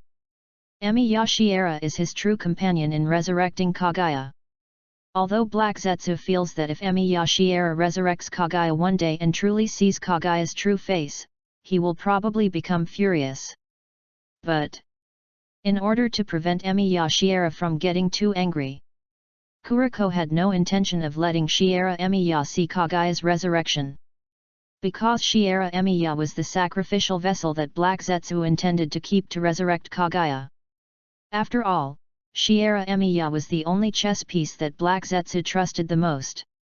As for Uchiha Madara, Black Zetsu had completely forgotten about this useless chess piece. Black Zetsu is imagining that his future plan will be successful and he will one day pierce Emi Yashiera's heart to resurrect Kagaya. Should he be complacent? Or should put on a sad and helpless expression? No. It's a bit of both. I can talk about my helplessness with sadness, and proudly talk about the deception I have worked hard to plan for these years. This state seems a bit schizophrenic.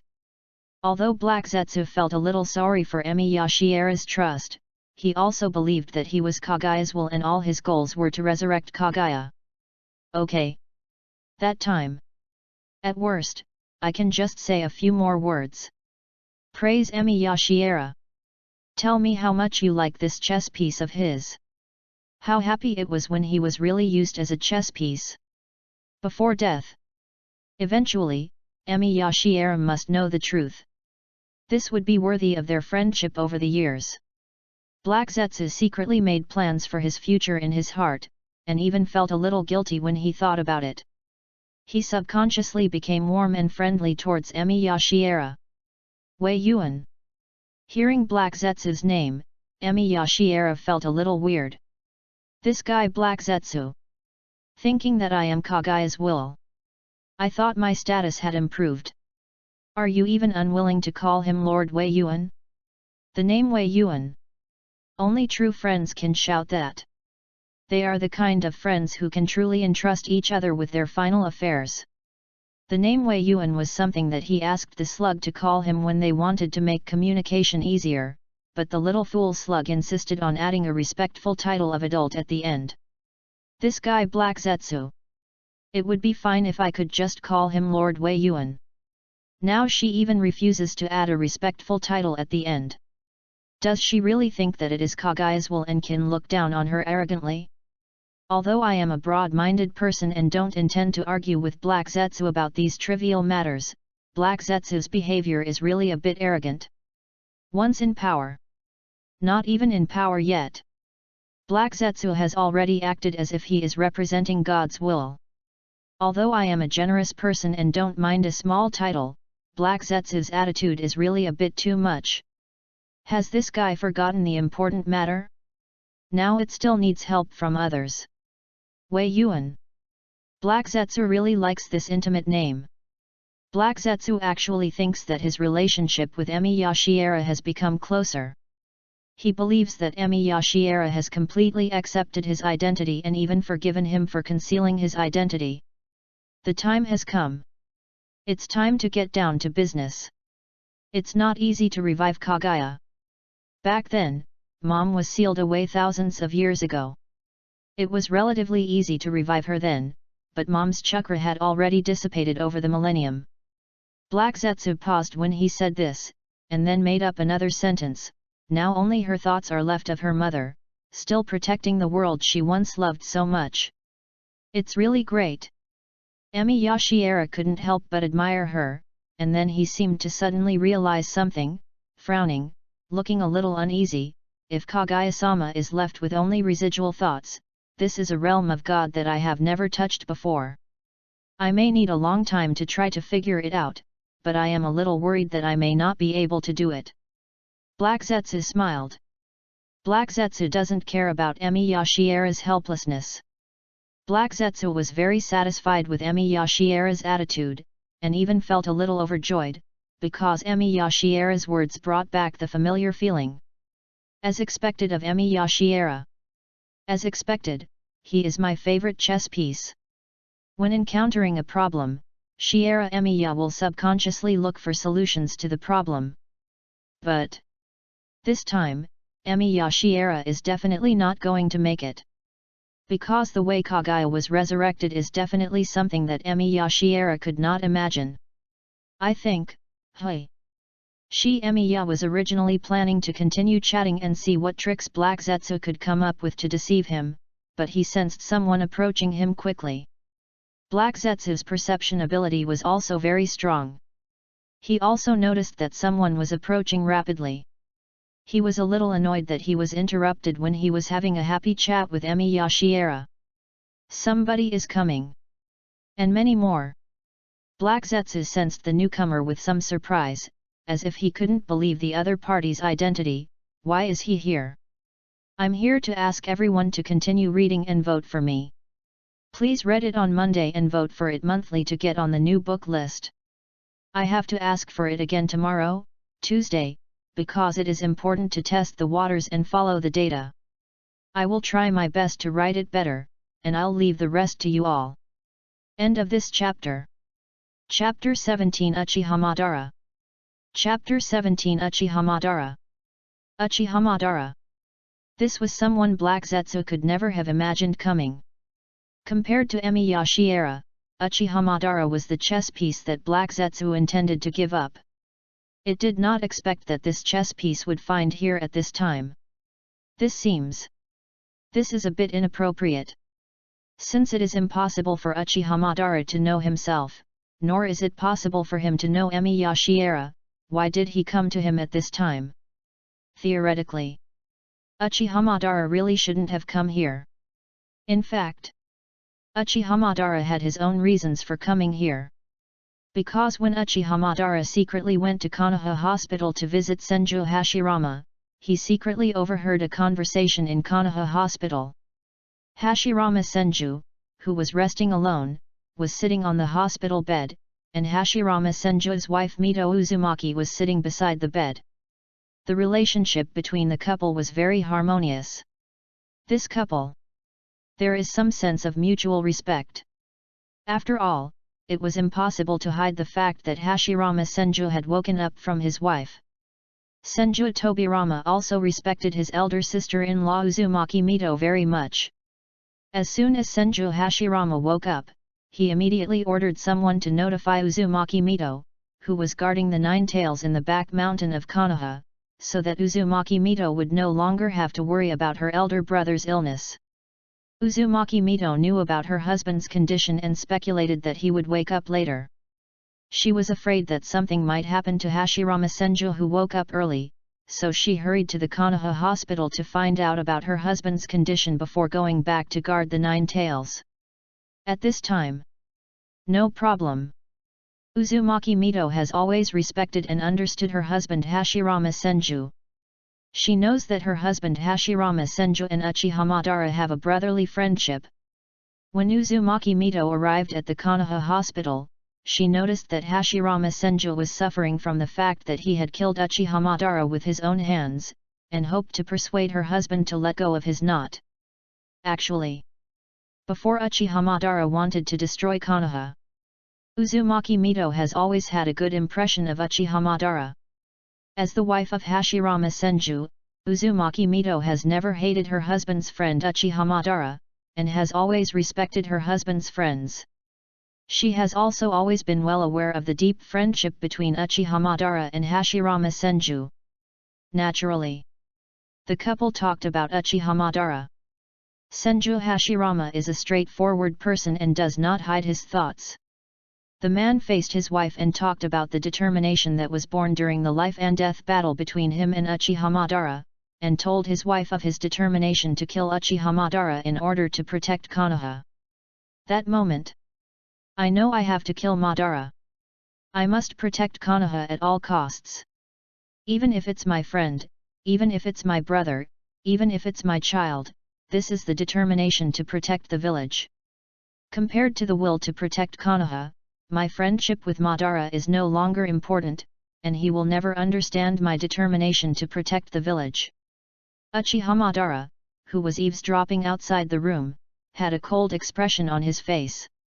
Uzumaki Mito, who was listening in the room, frowned. Because she had been in charge of guarding the Nine Tails that was brought back by Hashirama Senju, Uzumaki Mito's chakra was consumed greatly and her spirit was also slightly tired. Other than that, my husband has been seriously injured and in a coma. All these made Uzumaki Mito feel a little exhausted. However, even so, Uzumaki Mito, who has always been tough, still forced herself to hold on to her exhausted spirit and tried hard to think about whether her husband's idea was appropriate. Are you willing to sacrifice everything to protect the village? There was a hint of uneasiness on Uzumaki Mito's face. She knew that her husband had regretted his friendship with Uchiha Madara countless times when Uchiha Madara left Konoha. Exactly. Uzumaki Mito was a little worried about his condition. In order to protect the village, can everything be given up? Whether they are Hashirama Senju's friends, Hashirama Senju's brothers, or Hashirama Senju's children, these people are the ones that Hashirama Senju tried desperately to protect. To protect Uchiha Madara. Hashirama Senju had countless arguments with his brother Tobirama Senju, but because of their childhood friendship, he was never willing to kill Uchiha Madara during the Warring States period. In order to protect Tobirama Senju, Hashirama Senju once nearly committed suicide in front of Uchiha Madara. Just now. To protect Konoha. To protect the village. Her husband chose to sacrifice the person he once tried so hard to protect. However, wasn't the purpose of everyone building the village of Konoha to better protect these people from suffering from war? Senju Hashirama's thoughts. Uzumaki Mito felt something was not right. However, Uzumaki Mito had consumed too much chakra recently, and she was too tired to judge the right and wrong in the words for a while. Hashirama. Uzumaki Mito frowned, thinking in confusion. She thought of a terrible question: if we protect the village at all costs, then when the cost becomes so painful that we cannot accept it one day, how can we deal with it? Senju Hashirama hesitated for only a moment. However, Hashirama Senju remembered that he had killed his best friend Uchiha Madara with his own hands in order to protect Konoha. This was a choice that made him feel more painful than sacrificing his own life. A painful price. Senju Hashirama lowered his head and gave a painful but resolute answer: if it is to protect Konoha, there is no price that is unacceptable, right? Uzumaki Mito suddenly realized the horror. This idea. It seems a little too scary. If Hashirama Senju's will is passed down one day, what will happen to Konoha in the future that Hashirama Senju cannot see? The price of human imagination, the first thought is one's own life. Some people sacrificed their lives for the so-called protection of Konoha. Such a person will definitely become a hero admired by everyone in Konoha. And then, the costs will continue to increase. Because there are really more painful prices in the world than sacrificing one's own life. A companion in life and death. Someone killed his friend in the so-called protection of Konoha. This kind of person does seem to have protected the village, but after killing his friend, can he wash the blood of his friend off his hands? This kind of thing won't happen. Under normal circumstances this wouldn't happen. Senju Hashirama killed his friend Uchiha Madara because Uchiha Madara controlled the Nine Tails and wanted to destroy Konoha and kill the people in the village. This cruel act of Uchiha Madara is unforgivable for Uzumaki Mito. What else is the cost? For example, family members who live together day and night. Someone killed his own family in order to so-called protect Konoha. There's no way this could happen. The future of Konoha couldn't possibly be this bad. Even in the turbulent warring states period, the purpose of ninjas fighting was not only for profit but also to protect their loved ones. No one could harm their loved ones. Mito Uzumaki's moral outlook remained fairly simple, and her imagination quickly came to a screeching halt, thinking that maybe she'd been thinking a little too much lately. Maybe I'm thinking too much. Uzumaki Mito sighed and stopped talking about this topic. It must be too hard. Senju Hashirama saw the tiredness on his wife's face and asked softly about the Nine Tails. I was worried that the Nine Tails would cause trouble, so I brought it back to the village. Is it still obedient? Fine. Uzumaki Mito thought of the big fox who loved to make trouble. Uzumaki Mito knew that Konoha could not seal the Nine Tails in the back mountain of the village forever, because the Nine Tails' power was too strong, and they would have to solve this troublesome problem sooner or later. If you insist on sealing the Nine Tails, it is not safe to keep it sealed in the back mountain of Konoha. It may break free from the seal every day. Uzumaki Mito supports her husband and is willing to sacrifice herself for his ideals. The only safe way is to seal the Nine Tails in my body as soon as possible, and use the unique chakra of our Uzumaki clan to completely seal it. In this case, Kyuubi might become more aggressive, right? If there is any mistake in the seal, the nine-tailed fox will wreak havoc in the village. After saying this, Senju Hashirama said with some guilt, in this case, you who have the nine tails in your body may be regarded as an unsafe factor by the people in the village. I will. Uzumaki Mito's voice lowered a little. Try not to show up in the village. Feel sorry. It does not matter. The couple in the ward seemed to be still harmonious. Outside the ward, Uchiha Madara had been single for a long time, so he felt that the conversation between Hashirama Senju and Mito Uzumaki was a bit boring, and he was planning to leave secretly. However, this sentence caught Uchiha Madara's attention. Speaking of which, the Dr. Tobirama found is really strange. The other party's identity is so mysterious that even I have to hide it, but his medical skills are really excellent, so I don't have to worry too much.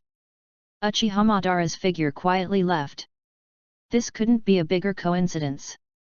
Now Uchiha Madara thinks that he also needs a doctor to help him perform the flesh and blood transplant surgery of Hashirama Senju. Exactly. This also kills two birds with one stone. If this mysterious doctor who knew about Hashirama Senju's illness disappeared, it would definitely cause panic in the entire Konoha, because Hashirama Senju's illness was a top secret in Konoha. This top secret. This will inevitably distract Senju Tobirama's attention.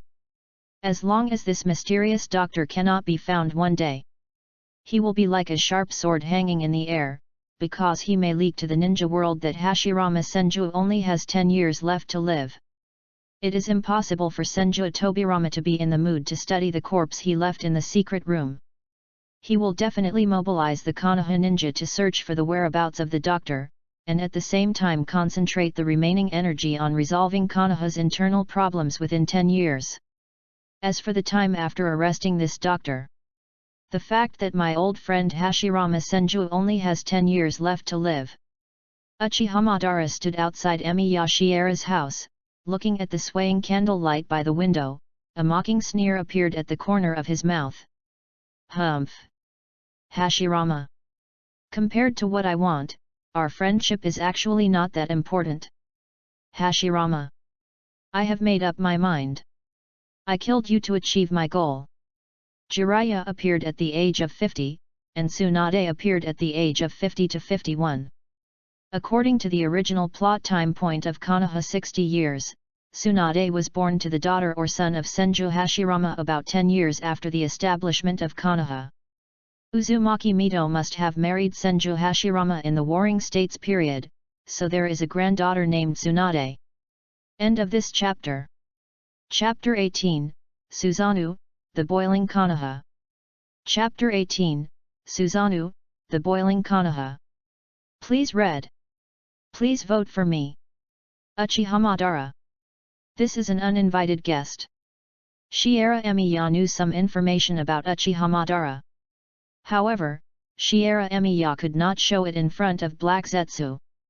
He even looked at Black Zetsu in surprise, hoping that Black Zetsu could help provide information about the uninvited guest. Black Jew. Do you know him? Black Zetsu didn't know how to answer.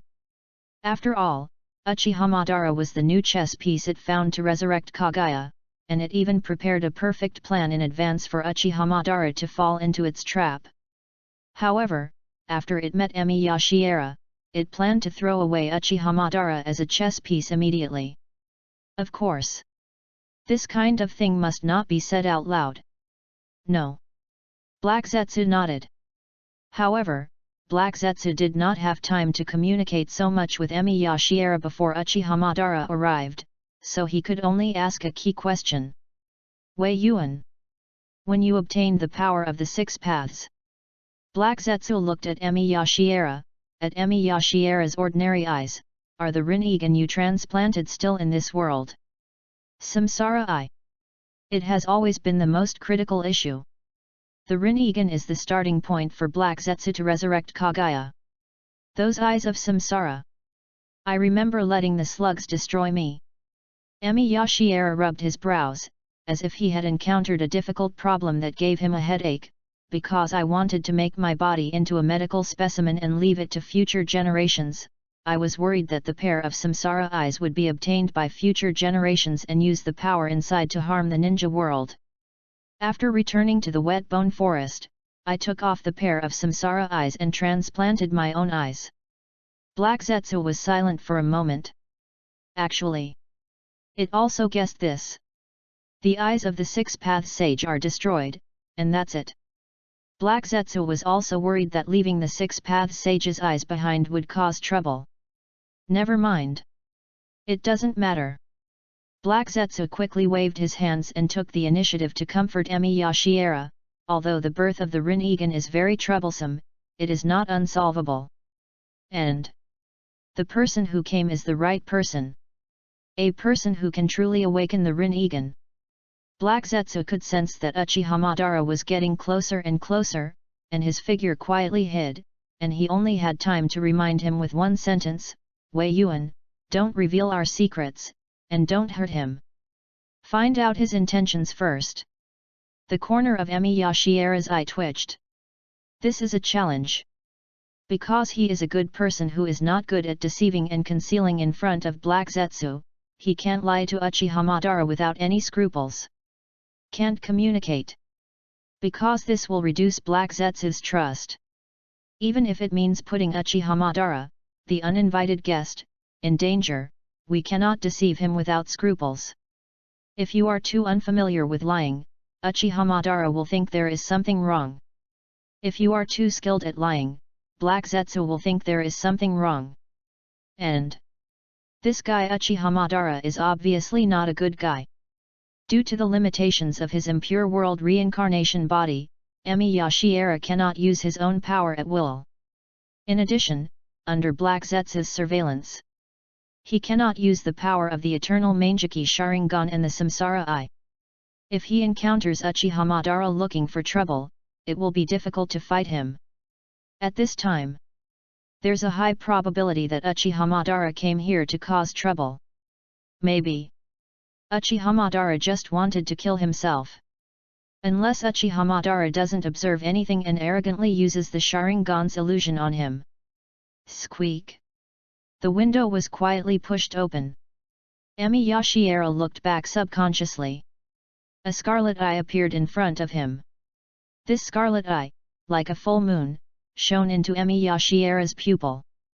The 3 pitch-black megatama dotted in it looked particularly strange.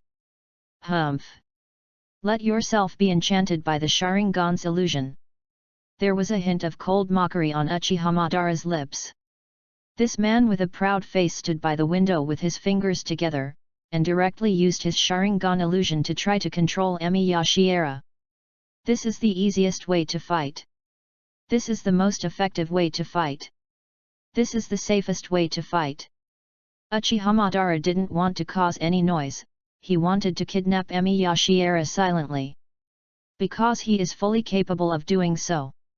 Uchihamadara possesses the highest level eternal Mangeki Sharingan.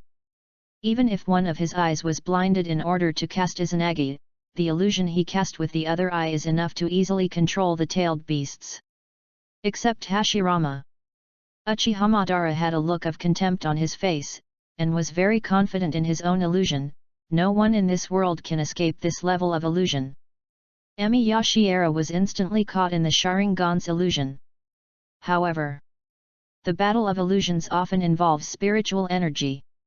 When Uchihamadara's spiritual will appeared in Emi Yashiera's mind and wanted to implant a mark of illusion control in the other's mind, he vaguely realized that something seemed to be wrong. Because Uchihamadara saw a calf. Under normal circumstances, when the Uchiha clan cast illusions, they would often transform into a terrifying figure or eye in the opponent's spiritual will like an invincible god. That kind of spiritual energy that is as majestic as that of a god is innate to the Uchiha clan. It can completely overwhelm the opponent's mental will, and make people's brains only produce the power of fear, so that they can be directly controlled by their Sharingan. But, as the strongest of the Uchiha clan, Uchihamadara realized that the illusion he was casting was in trouble. Uchihamadara raised his head in the spiritual realm. He looked upwards along the calf and saw a tall figure that was several times taller than him. The other party's spiritual energy was stronger. This person's body. What a powerful soul! The Scarlet Sharingan was filled with shock. Good evening. In the spiritual realm, accompanied by a thunderous voice like Emi Yashiera, his palm stretched out from the void and lightly pressed on the spiritual energy shoulder of Uchihamadara, instantly shattering his will. How can it be? Uchihamadara covered his eyes in pain. What a joke! How could there be anyone in this world other than Hashirama Senju who could resist his illusions, or even break his illusions easily? The spiritual collapse. The backlash of the illusion's failure is stronger than ever. Before Uchihamadara could even react, Emi Yashiera had already approached him. and a pitch-black curse seal appeared on his fingertips and pointed at his arm. A curse seal! Uchiha Madara quickly dodged. Too late. There is not much chakra in my body. Emi Yashiera pointed his finger at Uchiha Madara's arm. A pitch-black curse seal quickly appeared on Uchiha Madara's arm. It's just a curse. Uchiha Madara forcibly suppressed the mental pain that made him feel a splitting headache, and wanted to raise his fingers to release the curse, but in a moment he realized that the energy of this curse was extraordinary. This is natural energy. Uchiha Madara is not completely ignorant of natural energy, because Senju Hashirama has boasted more than once about the sage mode he achieved by using natural energy. This guy? Who is it? Where on earth did Senju Tobirama find this doctor? Uchiha Madara couldn't imagine that there was such a powerful person in the ninja world. He could only vaguely remember that Senju Tobirama once called him Sir Emiya. Sloppy. My actions were too hasty. I originally thought that the honorific Mr. Emiya was a sign of respect for the doctor's status, but I didn't expect that it might also be a sign of respect for his power. Not good. My own plan. Uchiha Madara was very aware of his own weakness. Due to the battle with Hashirama Senju, he did use Izanaga to escape death, but the chakra in his body was almost exhausted, and his eye power was far from recovered. This little eye power could only release a third-stage Susanoo at most. This time, I was really too careless. The most important is, his plan to kidnap the other party quietly had failed. If he made any more noise, it would definitely alert Konoha. No, it would definitely alert Konoha, and he might even be in big trouble. This is the worst. I wanted to hide the fact that I faked my death. As a result, he was exposed because he underestimated the other party. Uchiha Madara didn't care about his pain and jumped up. He knew he couldn't stay here any longer. Want to escape? Emi Yashiera raised his finger. With Emi Yashiera's control, pitch-black seals appeared on Uchiha Madara's body. The seals of natural energy made it impossible for him to use chakra. Even no movement at all. Unless you use Susanoo. Once Susanoo is activated, the fact that I faked my death would definitely be exposed. However, if he continued to fight like this, he would most likely be defeated, and it would only be a matter of time before he was trapped here. Uchiha Madara was very aware of Hashirama Senju's terrifying recovery ability. He knew that once the other party learned of his news, he would definitely rush over, and his recovery ability would definitely be faster than his own. Add to that the despicable man like Senju Tobirama and the power used by other ninja clans in Konoha. This guy. Uchiha Madara gritted his teeth and clenched his fists with anger on his face. The little bit of pupil power that had just recovered was suddenly activated. His emotions greatly affected the power of the Sharingan. Only Susanoo can rely on the power of the pupil. Only then can you directly break the seal that blocks the body. Boom! The tall blue Susanoo suddenly appeared. Even though this tall Susanoo was not wearing armor, it barely had a complete human form, and even some of its head was not filled in. But this Susanoo is so familiar. So many people have seen this blue Susanoo. The entire Konoha was boiling in an instant. That is it Uchiha Madara's Susanoo? Today's update is 6,000 words. Please give me a monthly ticket. Celebrating the success of stamp collecting, Pi has reached Chang Shenzang Push. Let them show their loyalty. Traveling to a catastrophic world full of disorder and strange objects, Chu Tu found that he had slept with the lover of an important person. Now that it has been discovered, let it be. Enhance your strength, cultivate your power, and tap into beautiful and powerful subordinates, and step by step toward the pinnacle of this world.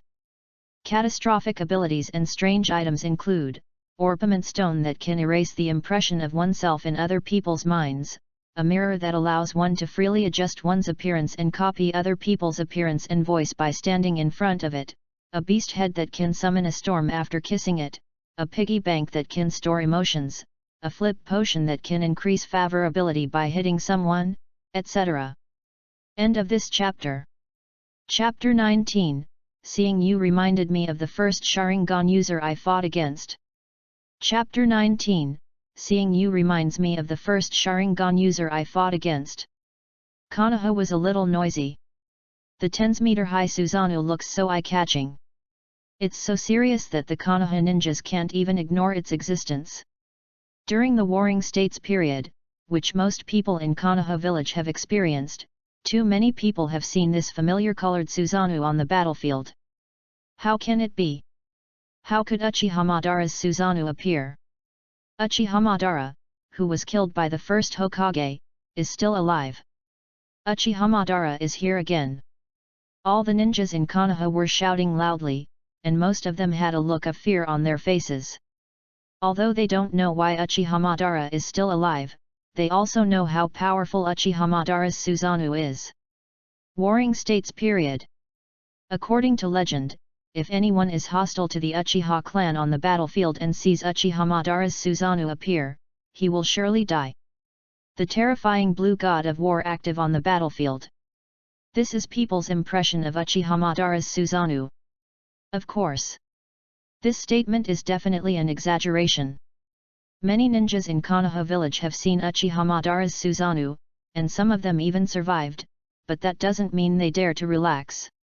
Because they know their survivor bias. They know that more people have died at the power of Susanoo. This moment, people once again recalled the horror of being slaughtered by the power of Susanoo. In particular, the Susanoo that appeared in Konoha village was just the ordinary state of Uchiha Madara when he performed Susanoo, and it was not even far from the limit of that terrifying man. Even so, it is not a force that ordinary ninjas can resist. Go tell the Hokage. This is the first thought in the minds of most Konoha ninjas. Go and report to Lord Tobirama. This is the thought of the few rational Anbu ninjas in Konoha. In fact, this no longer requires any notification. Inside the Hokage building, Senju Tobirama knew the threat posed by Uchiha Madara better than anyone else. When he was handling affairs on behalf of his elder brother in the Hokage building, he heard the noise, and saw Uchiha Madara's Susanoo by the window, and even saw the state of Susanoo. It's Madara indeed. That bastard isn't dead yet. Senju Tobirama recognized it at a glance and looked at the direction where Susanoo appeared with gritted teeth. Although he didn't know why Uchiha Madara, who should have been killed by his eldest brother, did not die, Senju Tobirama rushed over to deal with it as soon as possible. He wanted to teleport there immediately, but was restricted by the black curse seal on his arm. Not good. He had not yet fully mastered this power and was unable to use chakra at will. He actually neglected his responsibility to protect Konoha and made such a big mistake. Just give him one more day. As long as he is given one more day of free time, he will be able to understand the power contained in the curse. He has been too careless in his desire for the secret power of ancient times. We must find Emi Yashiera. Only you can break this curse. Only then can you use the chakra in your body at will. However, Senju Tobirama remembered the place where he placed Emi Yashiera, and cold sweat broke out on his forehead, because that was the area where Konoha accommodated foreign guests. Same. This is also the area where Uchiha Madara appeared. What is this guy Uchiha Madara doing there? Senju Tobirama hurriedly rushed over with the Anbu ninjas, observing the damaged state of Uchiha Madara's third-stage Susanoo. I have seen this form of Susanoo before, but he can't even maintain this form. It seems this evil bastard escaped death. After all, his strength was almost exhausted in that battle. Banaras showed up again. Senju Hashirama didn't have time to think too much. There was not even time to say anything more to Uzumaki Mito. The couple also quickly rushed towards the direction where Uchiha Madara appeared. Senju Hashirama didn't care about his injuries, and Uzumaki Mito didn't care about his fatigue.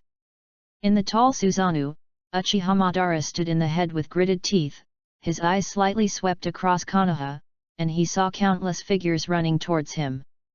This group of ant-like ninjas. At this moment it is also a threat to his escape. Of course.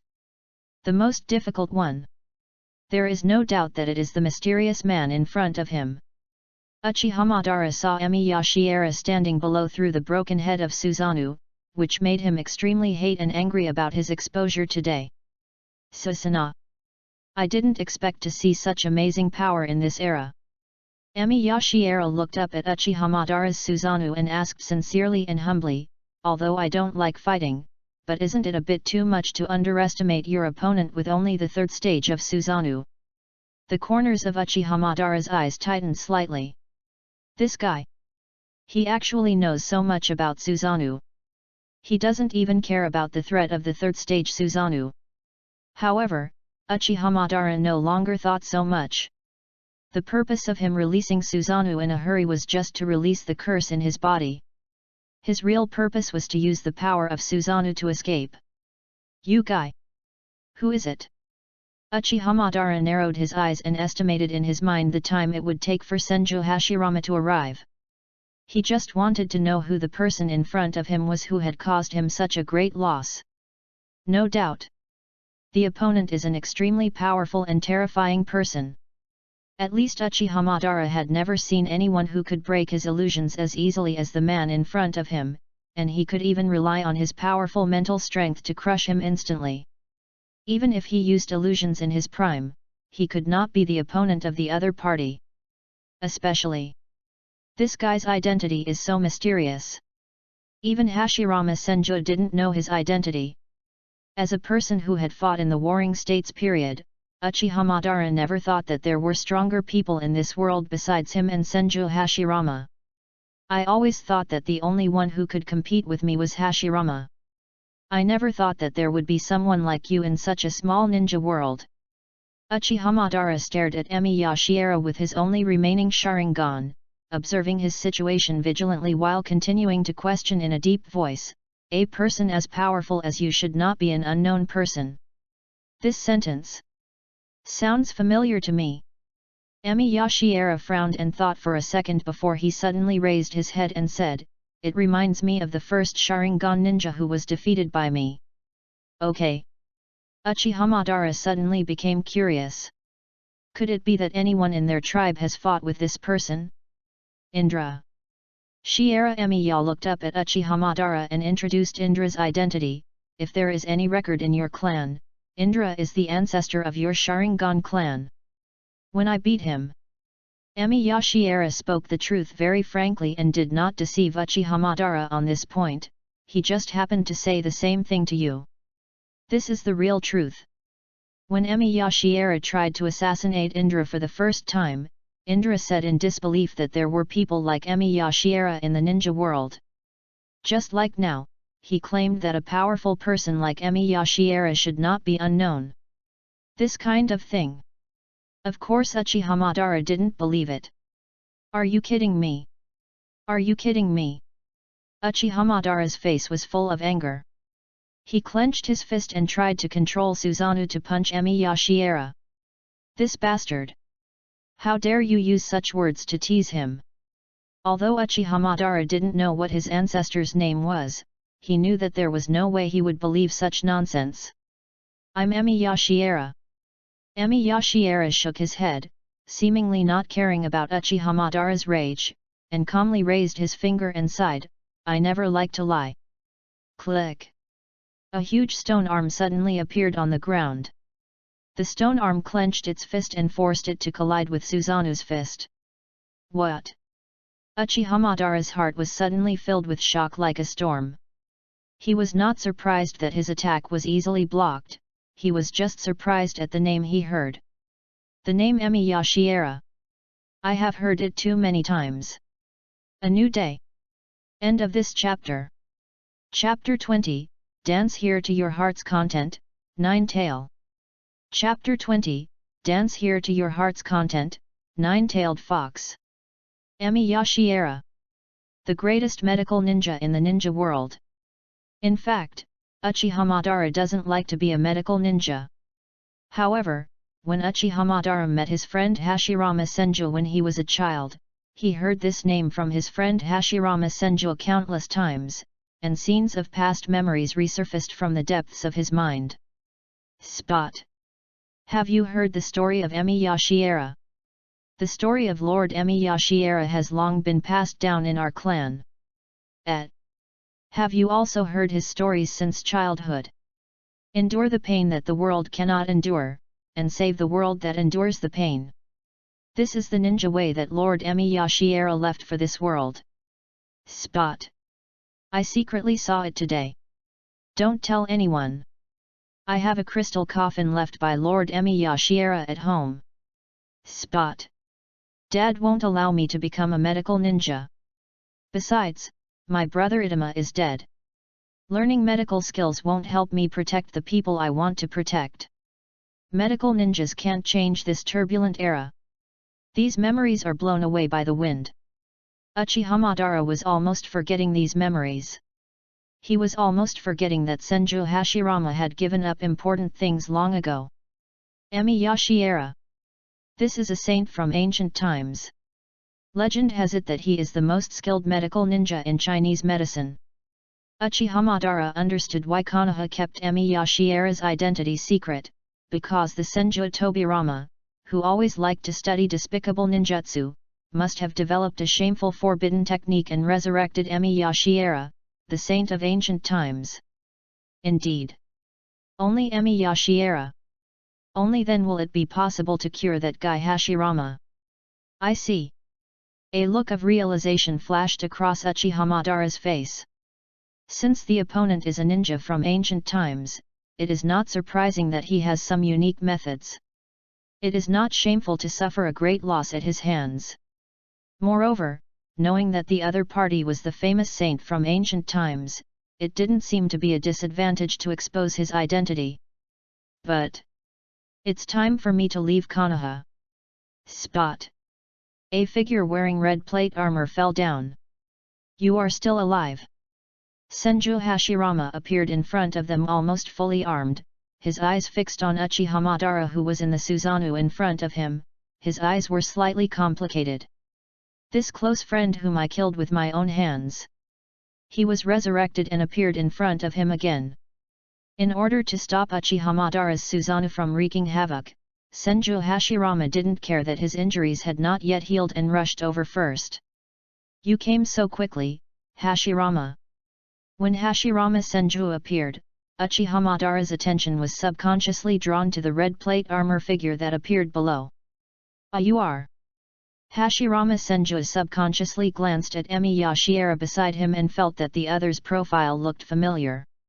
Was he the doctor who treated him today? Still. Where did you meet this nice guy? As the Hokage of the village. He had memorized every ninja and even children in the village. Not from Konoha. Nor are they enemies in the village.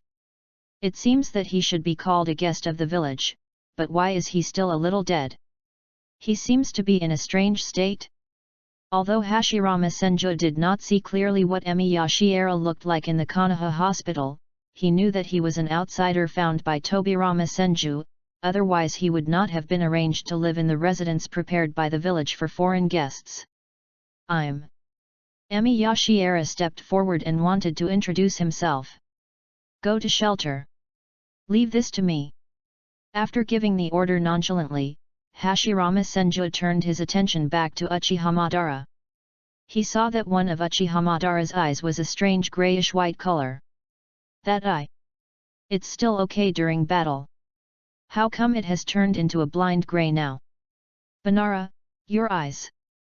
Senju Hashirama looked into Uchihamadara's eyes with some surprise. No need to be curious. It's just the price of avoiding being killed by you. Uchihamadara clenched his fists, his expression suddenly became fierce and indifferent, his palms suddenly opened and clenched again, trying to squeeze out his pupil power. I was planning to say a few words and leave, but now it seems a bit troublesome. It is indeed troublesome. Senju Hashirama is really a trouble that cannot be shaken off. Boom. The damaged Susanoo is being repaired quickly. The third form of Susanoo stands in Konoha like a blue giant. Would release. Hashirama Senju's palms suddenly closed together. Vines rose from the ground and wrapped around Susanoo's arms. It's that trick again. Uchiha Madara suddenly clenched his palm with an unhappy look on his face. A giant curved sword with blue light emerged from Susanoo's hand, and it swung the sword to cut off the vines one by one. Just like. The battle between the two of them starts again here. This is the aftermath of the previous life and death battle. The seriously injured Senju Hashirama and the resurrected Uchiha Madara seem to want to start a fight here again. Hashirama. Uzumaki Mito looked at her husband with some worry in her eyes. Now that you are injured, you must restrain the use of chakra, otherwise. No. Senju Hashirama didn't care about his own body and responded in a deep voice, you leave here first. Although I am somewhat fortunate that Madara is still alive, I must kill Madara here and for all this time. Are you saying you can kill me again? Uchiha Madara's voice echoed in the air. The moment he noticed Uzumaki Mito, a strange and fierce look flashed across his face. Spot! There's no way I'll let you go. A look of determination flashed across Hashirama Senju's face. Even if you escape death. But he wants to destroy our village. Senju Hashirama's palms suddenly closed, and huge vines emerged from the empty spaces around him like giant trees. Without exception, these vines continued to extend. No matter what. I can't let Uchiha Madara leave anymore. Even at this time he was willing to risk his own life to keep Uchiha Madara, because he was worried that Uchiha Madara would make a comeback and try to destroy Konoha again. Then I'll wait and see. Uchiha Madara stretched out his finger and cut it, drawing a little blood. His palm was still slowly making hand seals, and his voice seemed to become a little leisurely. This situation. There's something vaguely weird and frightening about it. Okay. Senju Hashirama frowned as he thought about the possible situation. He could sense that Uchiha Madara was in the same state of exhaustion as himself. Even Madara's eye power could not add armor to his Susanoo. His own recovery ability was stronger than his. Could he have any other means? And also, the Konoha ninjas are coming in droves. Although Senju Hashirama hoped that everyone would not get close, he knew that in the ninja battles of the Warring States period, a little help could be of great help. For example, his younger brother, Tobirama Senju. Senju Hashirama didn't need their help, he just couldn't think of any chance for Uchiha Madara to turn the tables, so he was more suspicious of Uchiha Madara's methods. Hashirama. In our fight, even the slightest mistake could be fatal. Even a small help can cost the enemy's life. The corners of Uchiha Madara's mouth curled up, and his palms finally completed the hand seal. He looked at Uzumaki Mito who was standing not far behind Senju Hashirama with a sneer. What if it's the most evil helper in the world? The minds of Hashirama Senju and Mito Uzumaki tensed at the same time. Not good. The couple had already guessed something. But I have no interest in continuing a repetitive battle. Uchiha Madara stood in the Susanoo and gave Emi Yashiera a ferocious smile that he thought was kind. I have gained a lot today. I still have many questions that may be answered. If there is a chance, come and visit me again. Spot. Senju Hashirama watched with some uneasiness as Uchiha Madara completed the hand seal and his hand fell. You want to communicate with the spirit. Ninjutsu, psychic technique. Uchiha Madara's voice and eyes were equally cold. He slapped his palm heavily on his Susanoo, and a cloud of smoke and air swept over. This wave of air is so strong. Many Konoha ninjas who rushed over were knocked to the ground on the way. The entire Konoha building was shrouded in the smoke wrapped in the air wave. Stay here and dance as much as you want. Kyuabai. Uchiha Madara's fierce voice echoed in the smoke. Uchiha Madara's figure disappeared in front of everyone under the cover of smoke, leaving only a huge monster with 9 tails at the scene, the most ferocious tailed beast in the world. After I finished writing it, I felt familiar. This like the first and fourth generations. End of this chapter. Chapter 21, New Mission Commission, Quell the Nine-Tail Rebellion. Chapter 21, New Mission Commission, Quell the Nine-Tailed Fox Rebellion. Kyuabai. The most vicious-tailed beast in the world. Its vicious reputation often comes from its power. As the tailed beast with the most massive chakra in the ninja world, coupled with its powerful abilities, the Nine Tails possesses nearly invincible power.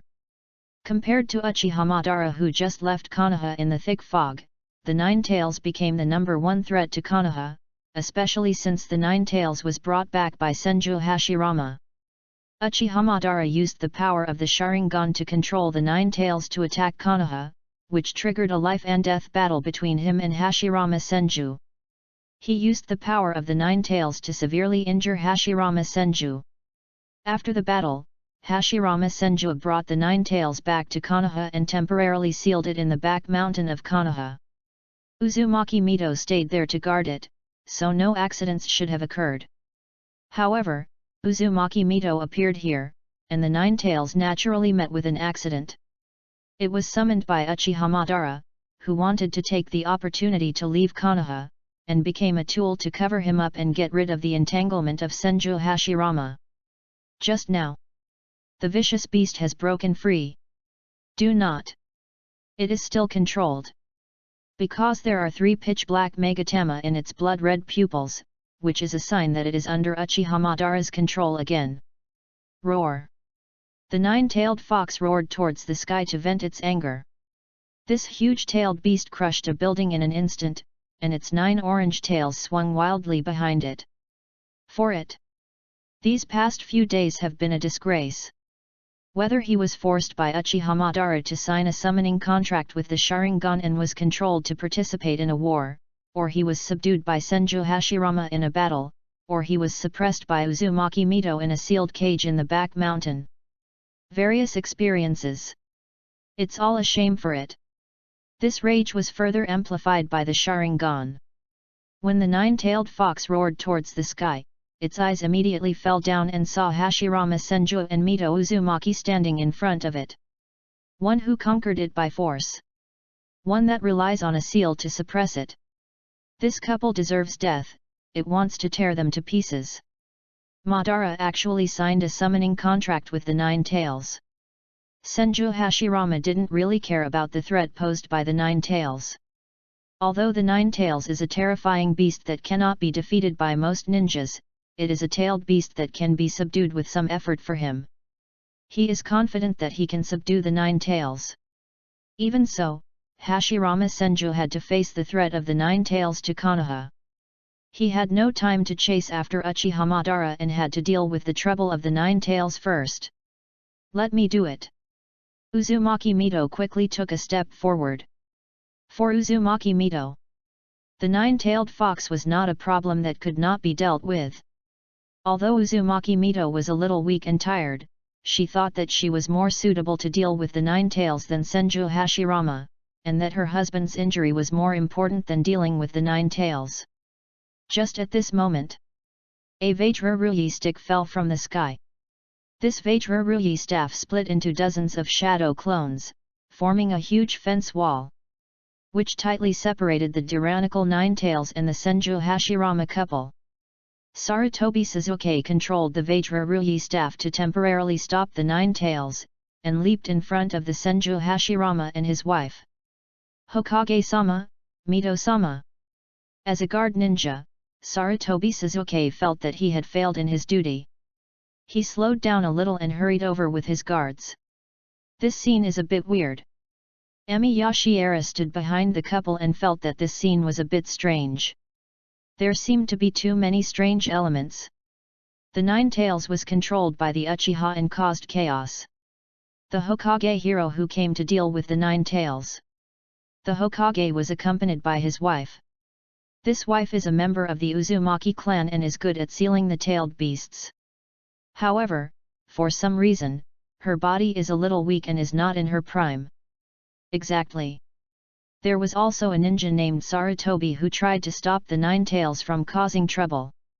It would be fine if Shiera Emiya found it strange, but perhaps his ninja system also sensed some overly strange elements and refreshed a commissioned task at this time. SSS level commission, quell the Nine Tails rebellion in Konoha. No. The taste is wrong. No. This time is not right. Do I need to calm down the Nine Tails rebellion at this time? Just one person from Senju Hashirama and Uzumaki Mito can make the Nine Tails behave. No. This is not the point at all. Emiya Shiera realized that he seemed to have caught something. This nine-tailed fox rebellion has never appeared in my memory of my previous life. Because of his treatment of Hashirama Senju, he attracted Uchihamadara and took the initiative to expose Uchihamadara's existence, forcing Uchihamadara to summon the Nine Tails, which gave him the opportunity to leave Konoha. This nine-tailed rebellion. It can even be said that it was caused by one's own hands. Emiya Shiera's eyes narrowed slightly, as if he understood some mechanism triggered by certain task commissions, as if he had found the triggering mechanism of certain task commissions. Even though his power was so strong that the only thing missing was a perfect resurrection, he was still not completely sure. It just so happened that there were still some quite magical techniques in this era, and perhaps there were some that could make his chakra have more possibilities to be enhanced. Who would complain about having enough power? Who would object to becoming even stronger? And this task is not troublesome. Speaking of which, I think I have had some experience with the tailed beasts. The only problem is that Kyuubi is not sober now, and may not recognize his old friend. Certainly. Even when awake. It should have been forgotten long ago. After all, that happened more than 1,000 years ago. Unfulfilled ninja commissions, 3/3. Let me handle it. Shiera Emiya accepted the commission to quell the Nine Tails rebellion, stepped forward to the crowd, and said softly, "It is better for the patient not to use chakra at will, it will be bad for your body, you can leave this to me temporarily." Your Excellency is... Senju Hashirama and Uzumaki Mito turned around at the same time. Sarutobi Suzuki showed a hint of surprise on his face, but also said with some worry, "You are a guest of Konoha, how dare we let you take risks?" But they didn't have time to communicate. The nine-tailed fox unscrupulously releases the chakra in its body. When this chakra completely erupted, it overwhelmed everything like a gust of wind, and the eyes of this tailed beast were filled with almost uncontrollable anger and murderous intent. Roar! The nine-tailed fox swung its sharp claws and grabbed it. In a split second, a fence made up of a row of Vajra-Ruyi sticks was turned into smoke by it. Although Sarutobi Sasuke's Vajra-Ruyi stick is very hard, there is only one real body after all, and the others are just clones of the Vajra-Ruyi stick. Emiya Shiera suddenly jumped up, kicked the Nine Tails' claws away, and used the momentum to jump into the air. A faint light of chakra appeared on his feet. Next moment, a huge force hit the back of the nine-tailed fox's neck. Boom! The huge monster was knocked to the ground by this kick.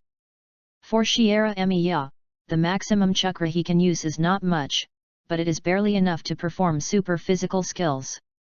All the Konoha ninjas were shocked by this attack. No one has ever seen the strongest beast in the ninja world being knocked down by a single blow. Roar! However, this attack also aroused the nine-tailed fox's even greater ferocity. It roared and climbed up to grab Emiya Shiera, but was kicked in the chest by Emiya Shiera again and fell out. This is the strange power of our clan. Senju Hashirama looked at the strange power displayed by the other party in surprise. Perhaps the strange power was not developed by our clan. The voice of Senju Tobirama appeared in their ears. When he heard what his eldest brother said, he subconsciously helped Emiya Shiera to defend himself. Extraordinary strength.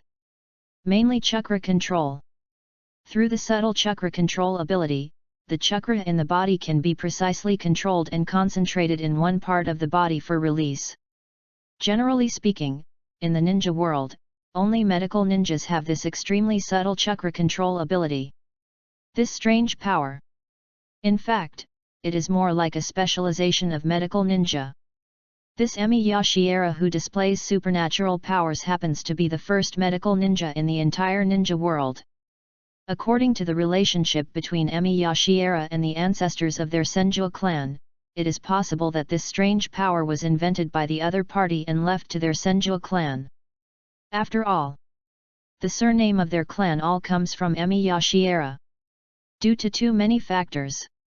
My first reaction was that the Nine-Tailed Rebellion had broken out. End of this chapter. Chapter 22 Nine Lama, it seems that you have not had a good life these years. Chapter 22 Ju Lama, it seems that you haven't had a good life these years. In fact, Senju Tobirama arrived a little late. Senju Tobirama originally wanted to rush here as soon as possible, but he noticed that Uchihamadara's Susanoo was in an extremely weak state, and when he saw his elder brother appear here, he immediately knew what he should do. Beware of Uchihamadara escaping from Konoha. In order to block the possibility of Uchihamadara's escape, Senju Tobirama took some time to arrange for the Anbu ninjas in the village to rush to various areas to cut off their retreat routes in advance. After Tobirama Senju arranged all this, he hurried here, wanting Emi Yashiera to remove his curse. As long as he recovers, he will quickly go after Uchihamadara who is also in a weak state. This is the best chance to kill Uchihamadara again. Result. It seems like I'm a step late.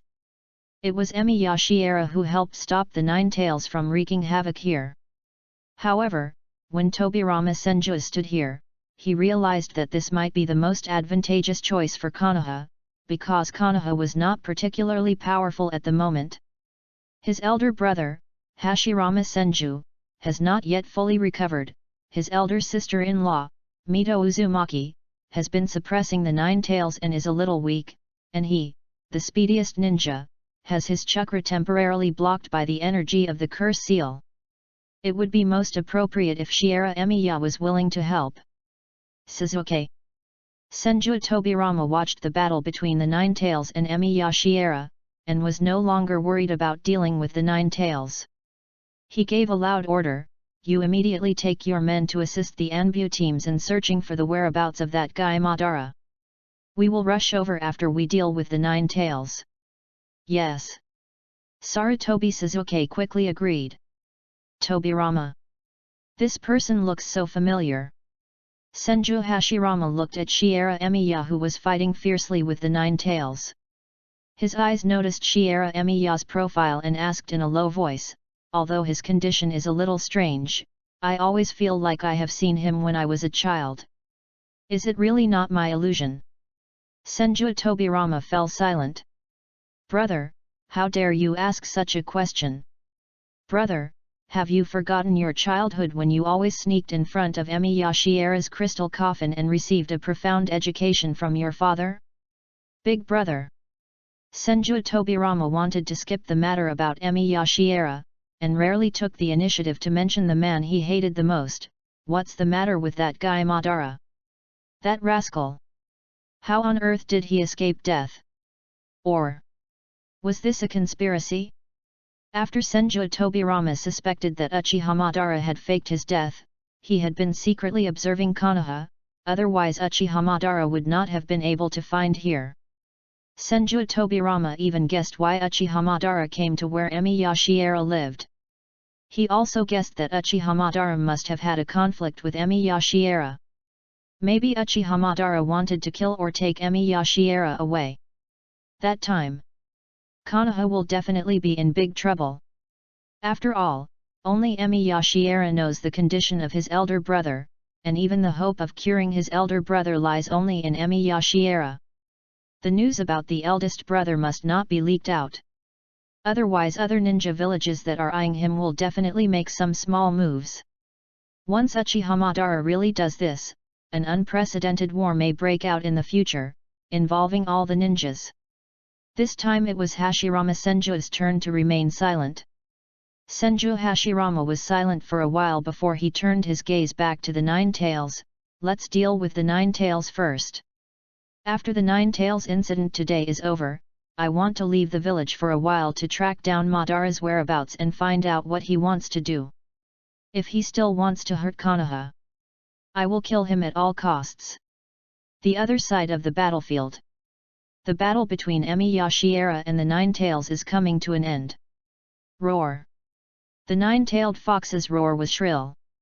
It didn't even have the chance to release the tailed beast ball. Be quiet for a moment. Emi Yashiera's body suddenly fell to the ground. He raised his left hand and clasped his 5 fingers towards the nine-tails that was close at hand. To done. Countless pieces of soil and rocks poured out from the ground. These pieces of soil and stones quickly gathered together and wrapped around the body of the nine-tailed fox. Roar! The nine-tailed fox struggled to break free from its restraints. This ferocious tailed beast waved its claws and tried to grab Emi Yashiera. However, Emi Yashiera ignored the sharp claws of the nine-tailed fox that could arrive at any time. His 5 fingers were still clenched tightly, and the dirt and rocks underground were still pouring out continuously. A pitch-black curse seal emerged from under Emi Yashiera's feet like a barrier, and the seal energy wrapped around the dirt and stones like flowing water, making the surging dirt and stones mixed with a strange black color. Die! The nine-tailed fox's claws grabbed down fiercely. Just one hit. I can tear Emi Yashiera into pieces by myself. However, the nine-tailed fox's sharp claws could not be swung down after all. The dirt and rocks on the ground turned into a hill, trapping its body completely inside. A series of pitch-black curse marks appeared on the hill. This curse turned into an unbreakable seal, completely restraining the nine-tailed fox's movements and making its body unable to move anymore. The nine-tailed fox's head was exposed, glaring at Emi Yashiera with bared teeth. One of its sharp claws was only 1 foot away from Emi Yashiera's head. What a familiar feeling! Emi Yashiera looked at the fierce-looking nine-tails, and a trace of nostalgia flashed across his face. It still feels the same as when I was a kid, always falling short at the critical moment. Too strong. Senju Hashirama praised nonchalantly. Although considering his strength, this statement doesn't sound like a compliment, but more like a bit of sarcasm. Indeed. Uzumaki Mito couldn't help but exclaim in praise, although given her ability, it sounded a bit sarcastic. No need to seal. To be able to release such a powerful earth escape ninjutsu. When Senju Tobirama took the initiative to praise him, he also talked about his opponent's strength. Even when performing the earth escape ninjutsu, he still had the energy to integrate the sealed curse energy into it. Ninja of ancient times. It's a bit too powerful. Just a medical ninja has such powerful power. The opponent even performed it under the restrictions of the impure world reincarnation state. But it's not finished yet. Emi Yashiera walked step by step to the front of the nine-tails. Emi Yashiera raised his finger and pointed it at the nine-tails' head, directly breaking the Sharingan illusion on the nine-tails, allowing its eyes to regain clarity. Untie! Roar! However, the nine-tails, which had been freed from the control of the Sharingan, was still extremely angry. It seemed to be controlled by its own emotions, and it roared with all its might, trying to struggle out of the seal. Nine-tails. Whenever it encounters humans, they just want to kill people out of anger. Because the chakra in its body is already a collection of hatred and pain. Blah blah blah. A ringing finger appeared next to Kyubai's ear. The sound of the finger snap was a bit abrupt, but it immediately aroused Nine-Tailed Fox's vigilance. The most ferocious tailed beast in the world regained its sanity from its anger in an instant, and memories from ancient times gradually revived in its mind. Kurama, are you awake? Emi Yashiera's voice sounded familiar to Kyubai's ears. As this familiar feeling appeared, Kyubai also felt a sense of weak sleepiness, just like when he was extremely sleepy during a journey in ancient times and was forcibly woken up from his deep sleep by a human and forced to pull a cart to continue his journey. Let me sleep some more. Kyubai wanted to snort out of habit. Next moment, Kyubai suddenly reacted. This is not the ancient times at all. In my memory, how could the human being who had died long ago appear more than 1,000 years later? Even the old man of the 6 paths cannot achieve immortality. That tiny, fragile human being had died long ago. Emi-Yashiera. The Kyuubi's pupils began to move, and its eyes finally came into focus. The 9-tailed fox looked at the figure standing in front of it. It saw the familiar face, the once small and fragile human being, and its heart sank. It's really you. How come you appear in this era? Do you still remember me? A hint of surprise appeared on Shiera Emiya's face. I almost forgot that we are old friends. SSS Level Mission Commission, Quell the 9-Tails Rebellion in Konoha. The commission has been completed. The reward is 9-Tails Chakra, SSS Level Chakra, and Tailed Beast Ball. It is currently restricted by the state of impure world reincarnation and cannot be used. This is a power that has never been obtained in ancient times. In other words, it was a reward that was readily available in ancient times, but no one chose to obtain it. Emi-Yashiera almost became the first 9-Tails Jinchuriki in the ninja world, but he chose to give up for some reason. Did you forget, you bastard? Kyuubi's eyes suddenly became fierce. This tailed beast seemed to have its reverse scale touched, and it stared at Emi-Yashiera in front of it, as if as long as the other party said something wrong, it would immediately jump out of the seal and tear the person in front of it into pieces. You've even learned to curse. Emi-Yashiera looked at the Kyuubi in surprise. You, guy. The 9-Tails looked at Emi-Yashiera with a ferocious expression. You think I dare not kill you? Chakra has become violent. The emotions affected by the chakra also become extreme. Amid the incredulous gazes of the crowd, Shiera Emiya stretched out his hand and symbolically scratched the 9-Tails' chin. It seems that you haven't had a good time in the past 1,000 years. Please continue reading and give me your monthly vote. Follow-up reading seems to be related to the coefficient of the new book list. There seemed to be no horses in the ninja world. The only thing that existed was the ox-drawn carts that the daimyo nobles rode during the Chunin exams. End of this chapter. Chapter 23 The Story of the 9-Tails and Emi-Yashiera. Chapter 23 The Story of the 9-Tail and Emi-Yashiera. Emi-Yashiera didn't spend much time with the Kyuubi. Once upon a time in ancient times, when Shiera Emiya stopped in a small village to treat illnesses and save lives during his journey, he happened to see a young 9-Tails that was quite curious about humans but did not dare to approach. That time. The 9-tailed fox is very cute when it is young. Although the 9-tailed fox is also very large in its juvenile stage, it looks a little silly and cute, and will occasionally throw a few tantrums like a child. When it was young, the 9-tailed fox was very curious about the respected Emi-Yashiera and liked to follow him secretly, foolishly thinking that he could hide his huge body. Shiera Emiya had no intention of doing anything to the young 9-tails. He just wanted to chat with the 9-tails as he pleased and talked about his journey of curing illnesses and saving lives. Result: the young Kyuubi wanted to follow him. He even insisted on helping him pull the cart like a little fool. That time, the young 9-tail was very happy. Because it knows it will never feel lonely again. The young 9-tailed fox, Emi-Yashiera, and the slug also had a very happy trip. They walked through many villages and saw many beautiful scenery together. They saved many patients along the way. Even though the 9-tails was very large in its infancy, many humans were afraid of it, so it once wanted to make Emi-Yashiera its Jinchuriki and was willing to seal itself in Emi-Yashiera's body, which would also enhance Emi-Yashiera's chakra. But Emi-Yashiera chose to refuse. What a pity! This brief friendship soon ended.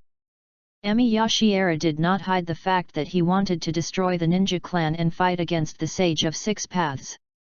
In the end, after the 9-tails seriously struggled for a while and tried hard to persuade Emi-Yashiera to give up but failed, it chose to secretly leave him late at night. After all, it was created by the Sage of Six Paths. It chose to follow Emi Yashiera because it believed what the six-path sage said, that these tailed beasts would one day meet companions with whom they could establish bonds. Although the young nine-tailed fox enjoyed traveling with Emi Yashiera very much, it still did not want to be used by Emi Yashiera to fight against the six-path sage. At first, Kuabai was sad when he left. Later, the Nine Tails overheard the conflict between Emi Yashiera and the ninja clan, and also learned that Emi Yashiera died after his failed attack on the ninja clan, which made it sad for a long time. And later, the nine-tailed fox thought that it could make friends with Shiera Emiya, and that it could also make friends with other humans, but it discovered that humans were not as good as it had imagined. The nine-tailed fox's abilities are very special. As the most powerful of the nine-tailed beasts in the ninja world, it has a very smart brain and the ability to sense the good and evil of most humans. Unfortunately, the gap between people is too big.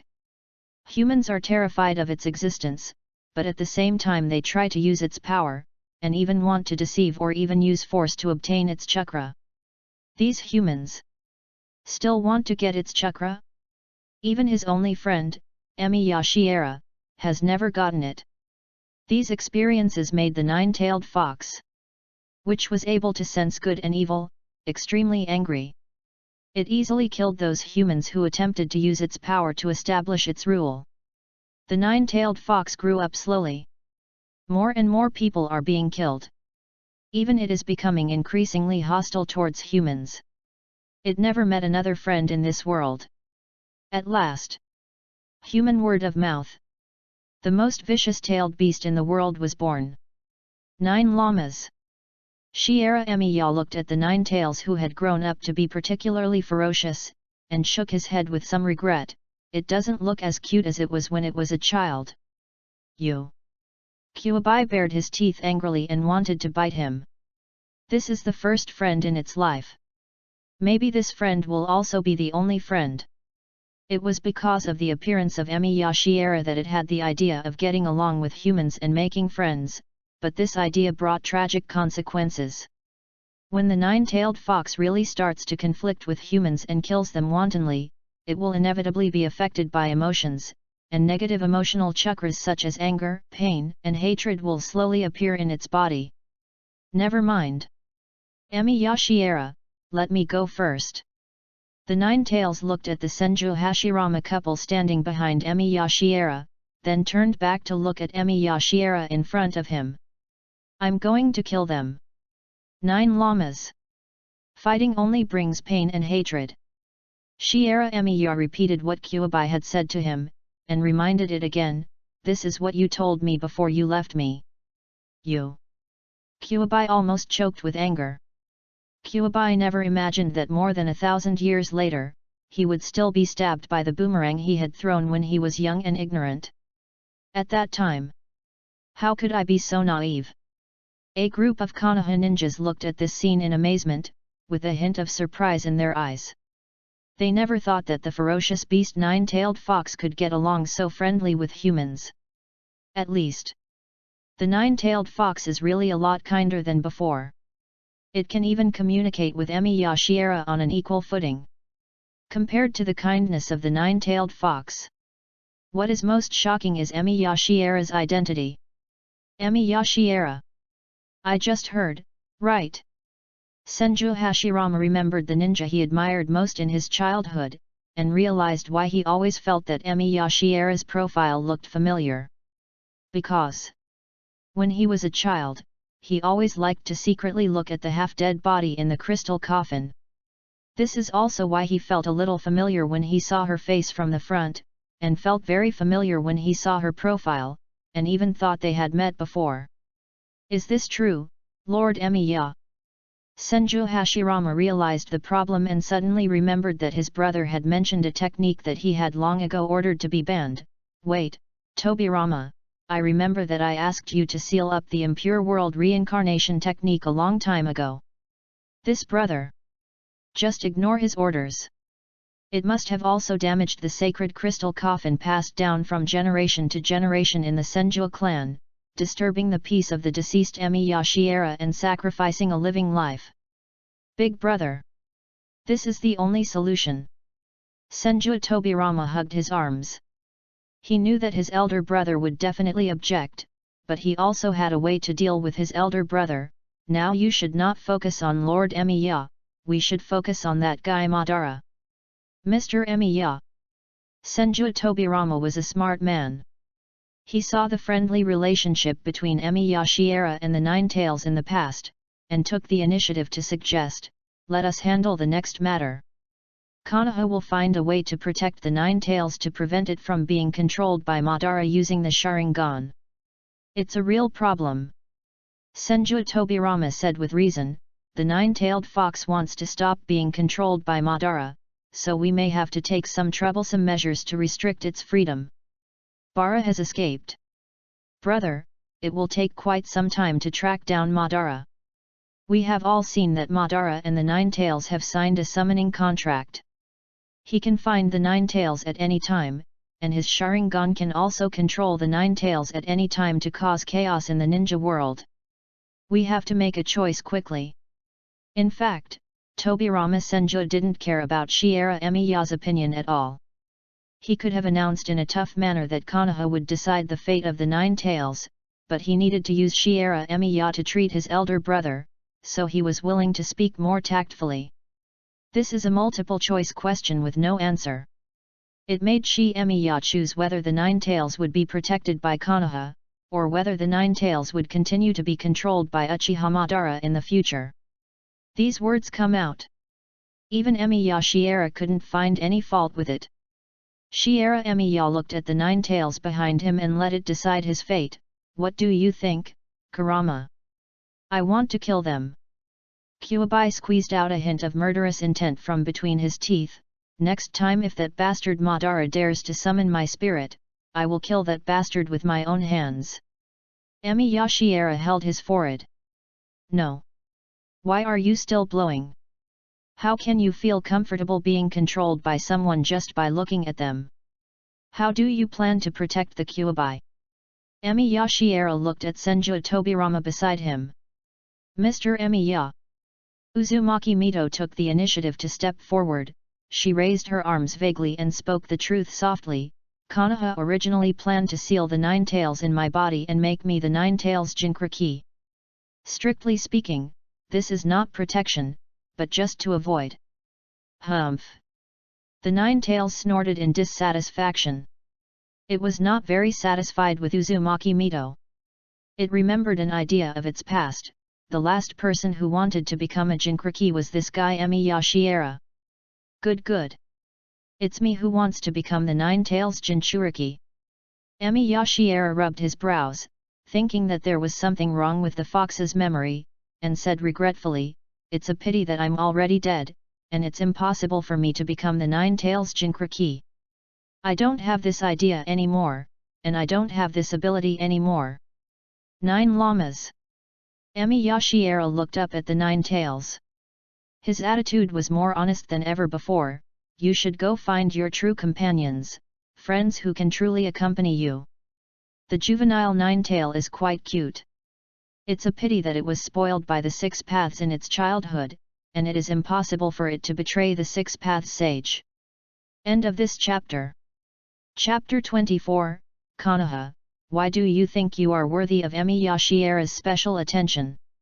Chapter 24, Konoha, why do you think you are worthy of Emiya Shiera's special attention? Konoha Back Mountain. The nine-tailed fox was in a depressed mood and chose Uzumaki Mito. After all, it really doesn't want to be used by Uchiha Madara. At least Uzumaki Mito seems to respect Emiya Shiera very much. If nothing else.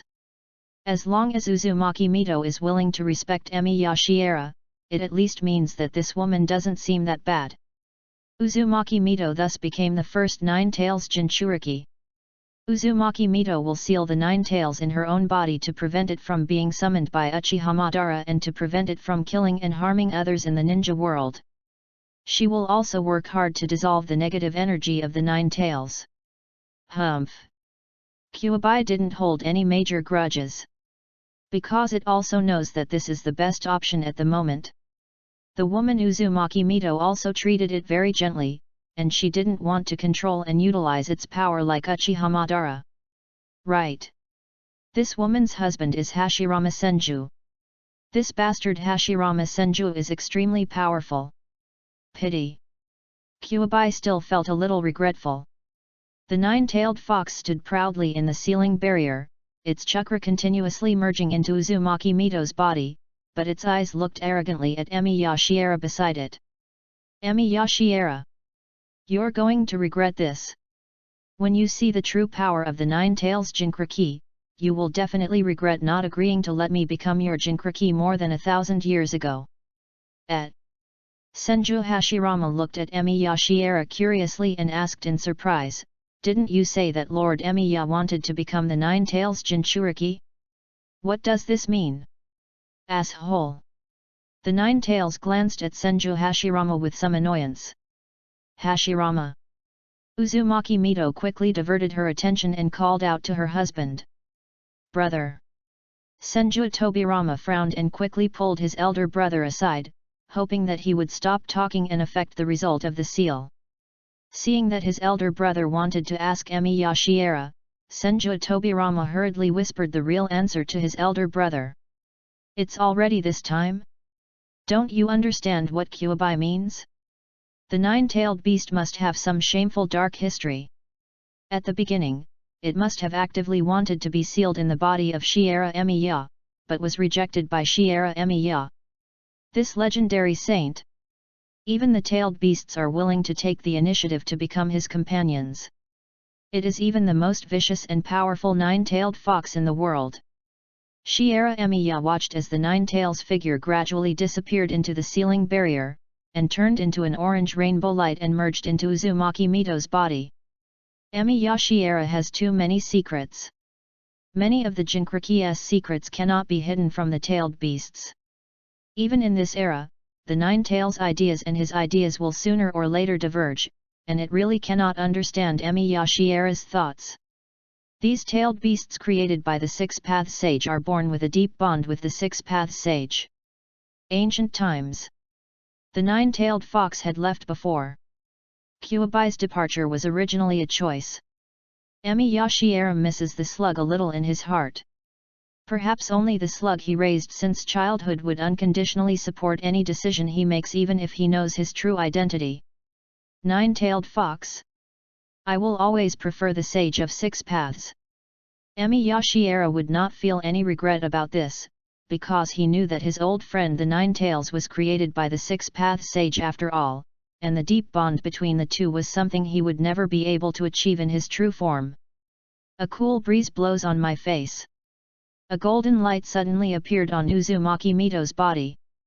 This red-haired woman from the Uzumaki clan seemed to be covered in gold. Her hair and even her clothes were covered in golden chakra. Two fox ear horns like golden ribbons grew on Uzumaki Mito's head, and 6 pitch-black megatama appeared at the collar of her golden clothes. This golden chakra is so abundant. It even lifted Uzumaki Mito's tired spirit. As the first Nine Tails Jinchuriki, Uzumaki Mito's chakra looks particularly eye-catching, and even her aura is constantly rising. She has received a gift from the Nine Tails. Nine Tails Chakra Mode. Only the Jinchuriki can truly unleash the power of the tailed beasts. The Jinchuriki Uzumaki Mito can clearly feel the terrifying increase in his physical strength under the Nine Tails Chakra. This is... A look of surprise appeared on Senju Hashirama's face. He looked at the chakra leaking out of his wife in disbelief. This chakra is almost catching up with me. Can you actually use Kurama's chakra directly? Shiera Emiya looked at the golden light emanating from Uzumaki Mito and praised softly, "It's willing to let you use chakra. It seems that you and Kurama are getting along well." Kyuubi is indeed easy to get along with. Uzumaki Mito's eyebrows drooped slightly. The nine-tailed fox is actually quite arrogant. However, Uzumaki Mito could only speak well of the Nine Tails. Because the Nine Tails is Emi Yashiera's friend, she really doesn't dare to imprison and seal the Nine Tails completely. Fortunately, the Nine Tails is not very averse to contact with her. The only problem is, the Nine Tails is shouting in the sealed space inside her body, asking her to use this chakra quickly to kill her husband, Hashirama Senju, and then challenge Emi Yashiera or something. But this is not the end for the Jinchuriki and the tailed beasts.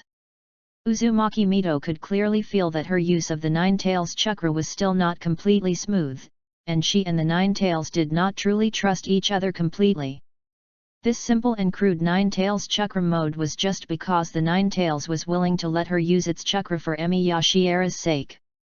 Jinchuriki. The road has just begun. She still has a long way to go in the future. Compared to her ability to use the Nine Tails chakra, Uzumaki Mito was more concerned about another issue. She made a disturbing discovery. Uzumaki Mito comes from the Uzumaki clan and possesses a huge amount of chakra.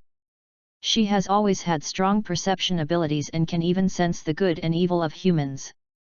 The Nine Tails chakra mode can also sense the good and evil of humans. The combination of these two abilities makes her perception even stronger. That's why Uzumaki Mito felt a little uneasy. All the people present can be distinguished as good, evil, or hostile. However, the chakra in Uzumaki Mito's body had already recovered with the help of the Nine Tails. Combined with the Nine Tails chakra mode, he still could not sense any emotions from Emi Yashiera. Only occasionally when Emi Yashiera talked about the Nine Tails could he sense a little kindness. Uzumaki Mito's brows furrowed slightly. What would this ancient medical ninja think of the people of later generations? Why is it impossible to sense his kindness or malice? You seem to be probing me. Emi Yashiera revealed the truth with one sentence, and asked curiously, is there something wrong with me? As a ninja with high vigilance and perception, Emi Yashiera pays more attention to this aspect of training than anyone else. Because he knew the troubles in the ninja world. In ancient times, Shiera Emiya was worried that he was always being monitored by Black Zetsu.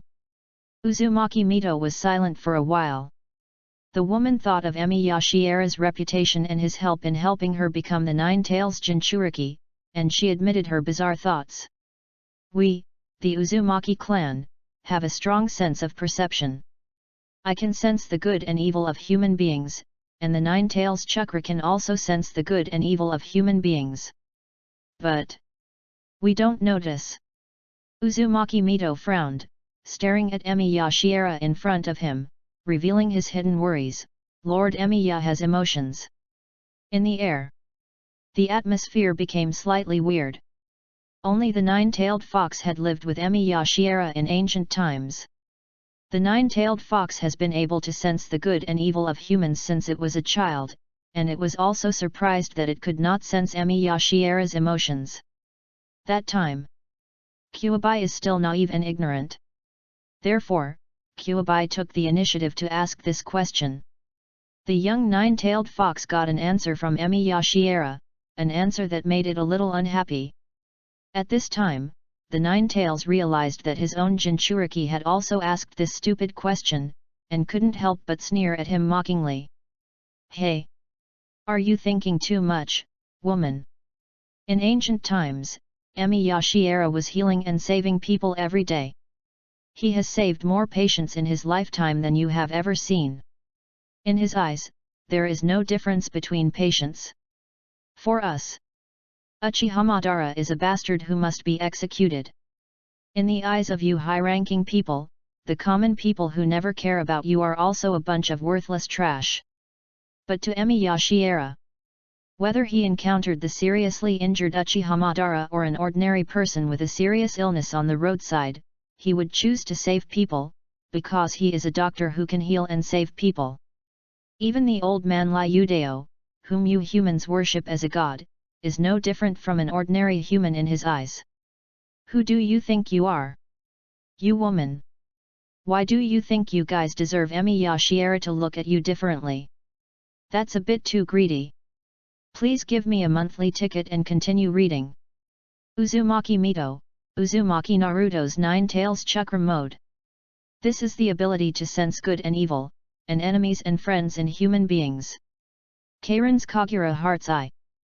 This ability is the ability to judge whether the other person is lying.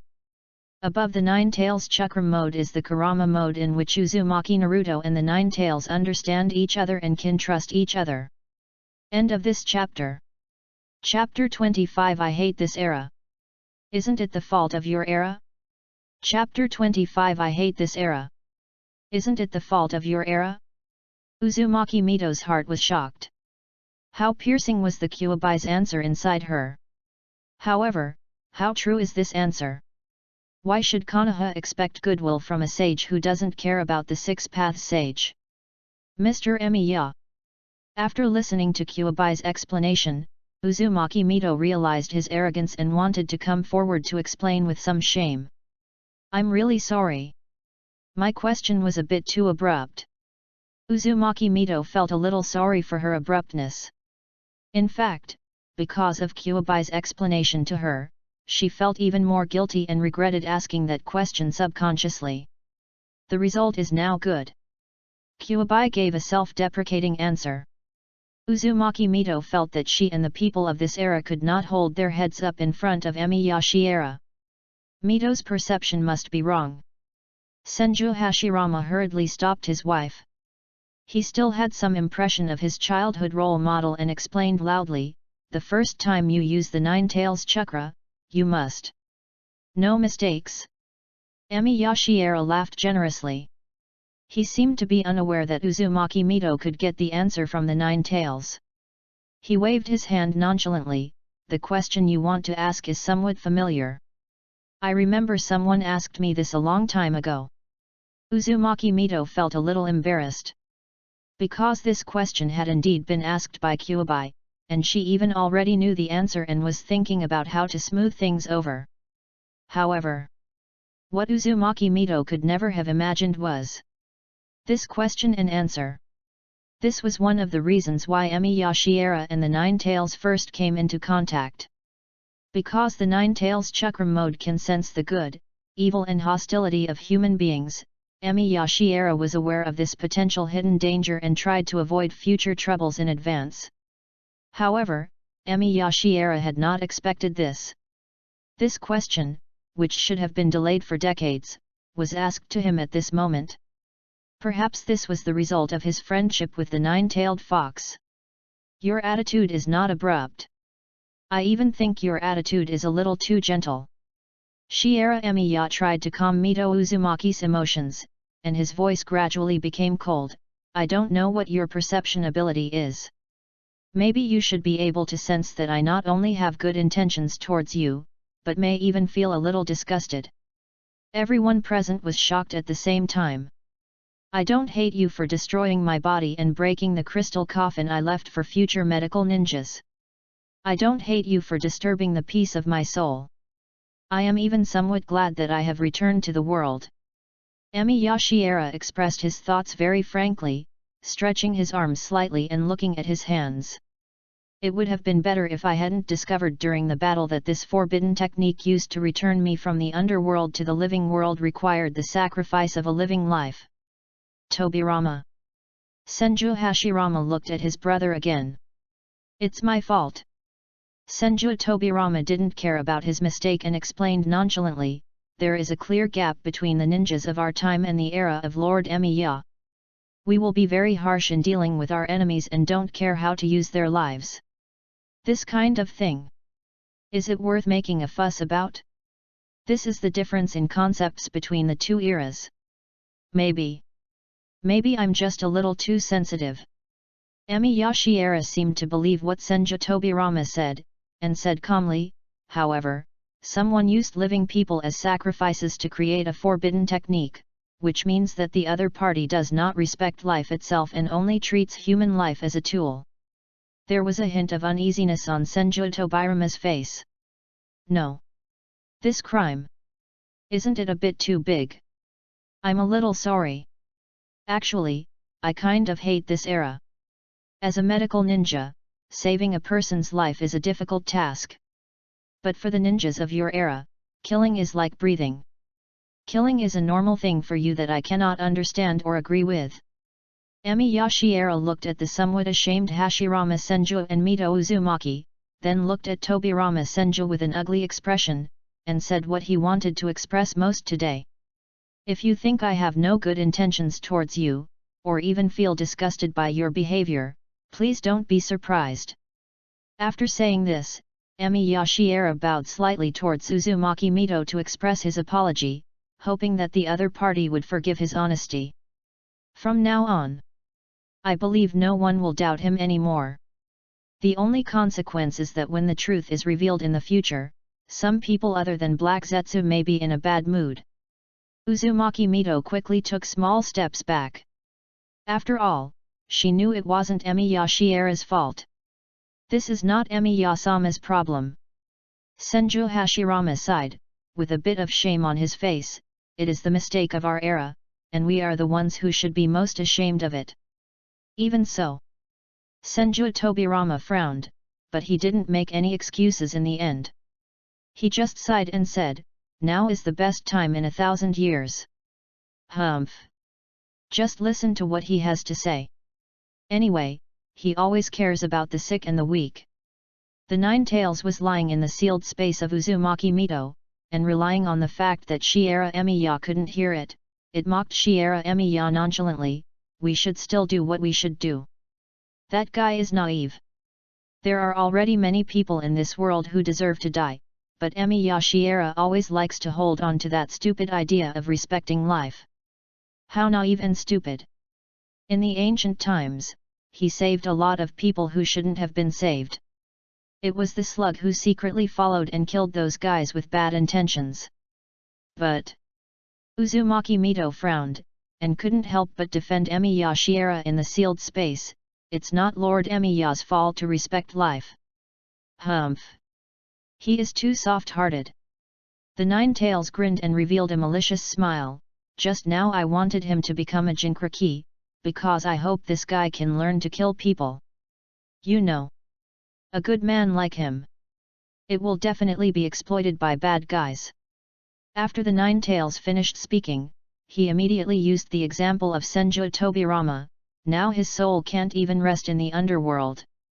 Isn't it because you Konoha people are using him?" Uzumaki Mito felt even more ashamed. "Tobirama. Unlock the impure world reincarnation of Lord Emiya." Senju Hashirama's voice calmed down a little. "People of our time should no longer disturb the peace of Lord Emiya's soul. Letting his soul appear in our time is a defilement to his soul. Generally speaking, the calmer Hashirama Senju was, the more resolute his attitude was." "Hashirama." Mito Uzumaki looked at her husband with some concern. "Big brother." Senju Tobirama wanted to persuade his elder brother to calm down, and quickly took the initiative to find an excuse. "The situation inside the village is still unstable, and other ninja villages have been eyeing the land of fire where our Konoha is located." Senju Hashirama's attitude was particularly firm, and his expression became particularly grim. "If I cannot change the ninja world before I die, it will be my fault. And there's the threat of Madara." Senju Tobirama brought up the threat of Uchiha Madara again. "I will solve Madara's troubles before I die." Hashirama Senju was extremely determined. Emi Yashiera was a little silent. "On. Seems like a bit of overexertion?" "It is good." Senju Tobirama slowly put his hands together to form a seal. While glancing at Emi Yashiera, he said casually, "Even if my brother's life dies one day, Madara will destroy Konoha, and the ninja world will fall into the warring states period again. I will risk my life. It doesn't have to be like this." Emi Yashiera quickly stopped Senju Tobirama. Fortunately, Senju Tobirama took the initiative to offer a step. Even if Senju Tobirama didn't offer him a way out, Emi Yashiera was going to persuade him, but it would be smoother if someone gave him a way out. Perhaps people who like to play tricks have a tacit understanding. Emi Yashiera felt that he and Senju Tobirama were sometimes quite compatible, and his eyes drooped slightly. "The first Hokage of Konoha, I learned your story from your brother. He was right. Your life is tied to the peace of this era. I also want to stay a little longer. See if I still have the ability to change this era." Shiera Emiya reminded everyone present not to care about his ill will towards them. I hope that when we get along, you will not mind that I may not like your behavior. The ability to sense good and evil is really a bug. This must be resolved. End of this chapter. Chapter 26, Hiruzen. That child is an excellent ninja. Chapter 26, Hiruzen. That kid is an excellent ninja. The trouble is finally solved. This was the thought that popped up in the minds of Tobirama Senju and Shiera Emiya at the same time, although the problems they were solving were different. When Emiya Shiera tried to persuade him, Senju Tobirama had already stopped his fake move of releasing the impure world reincarnation. Because the de facto ruler of Konoha had already anticipated Emiya Shiera's temperament, he knew that Emiya Shiera would definitely not have the heart to let the ninja world fall into war. Emiya Shiera is really easy to deceive. Senju Tobirama knows how to take advantage of other people's kindness. But still need to be careful. Senju Tobirama suspected that Emiya Shiera's kindness might be exploited by others, and since it was inconvenient for him to restrict his actions, he might encounter people from other ninja villages. This kind of thing. Have to be careful. After all, Emiya Shiera will stay in this era for a long time. Senju Tobirama secretly thought in his heart that he might be able to arrange for Emiya Shiera to see the dark side of the world so that he would not be so easily deceived in the future. This is a new era that is more cruel than the ancient times. Killing, cheating. The ninjas have long been accustomed to this kind of life. For example, it is possible that Uchiha Madara deceived and used Emiya Shiera. Otherwise, why would he hide at Emiya Shiera's place in the middle of the night after faking his death? Speaking of which, Senju Tobirama narrowed his eyes and took the initiative to bring up the topic, that Guy Madara faked his death during the battle with Big Brother and escaped, but he also sneaked into the place where Lord Emiya lived. There must be some conspiracy. Bara is blind in one eye. Senju Hashirama's thoughts were relatively simple. He just expressed his own opinion, this is the price he paid for escaping death. Perhaps he wanted to heal his eyes. Is that so? Shiera Emiya frowned, expressing his confusion about Uchiha Madara's behavior. Then why did he want to use the Sharingan's illusion to control me? If he wants to treat the disease, shouldn't he tell the doctor directly? Mr. Emiya's thoughts are too kind. Senju Tobirama began his teaching, and cursed Uchiha Madara. By the way, Madara is evil by nature, and has always believed that everyone in the ninja world should submit to his force. He thought he could control Lord Emiya with the power of illusion. But please be careful, Lord Emiya. Senju Tobirama hopes that Emiya Shiera will not be fooled. This time, Madara's evil plan did not succeed. In the future, he may use other means to sneak into Konoha and use some lies to deceive you into helping him heal his blind eye. The hearts of people in this era are not pure. Senju Tobirama took the opportunity to teach Emiya Shiera, there are always some people in the world who use their carefully constructed lies to deceive others in order to achieve their own goals. Emiya Shiera just frowned and said nothing. At this time, Emiya Shiera still seemed a little uncomfortable with the behavior of the ninjas of this era, and was also wondering whether Senju Tobirama was hinting at him. Speaking of which, where did this guy Black Zetsu go? Could it still be busy at this time? In fact, Black Zetsu is really busy. It was a little worried about Uchiha Madara's safety. There is hope that Uchiha Madara will awaken a new pair of Rinnegan. Before Emiya Shiera actually creates a new Rinnegan, he does not want to see the weak Uchiha Madara being left behind by the ninjas of Konoha. Outside Konoha village. The Konoha village is still dealing with the Nine Tails problem. Outside the Konoha village, the weak Uchiha Madara was still avoiding the pursuit of the Konoha Anbu. He didn't care about these Konoha ninjas, but was worried about being caught up by the Senju Hashirama brothers. Humph! That sinister little man Tobirama always thinks so carefully. Uchiha Madara glanced vigilantly at the Anbu ninjas who were blocking his way. He knew that these people must have been sent by Senju Tobirama before he left Konoha. That rascal! I had already thought that I would escape from Konoha again. However, Uchiha Madara knew that he could not stay here any longer. Even if he could avoid the perception of these ninjas, he could not escape the ninjas that Konoha sent out to chase and search for his whereabouts. Inside Konoha village, there is also a special ninja clan.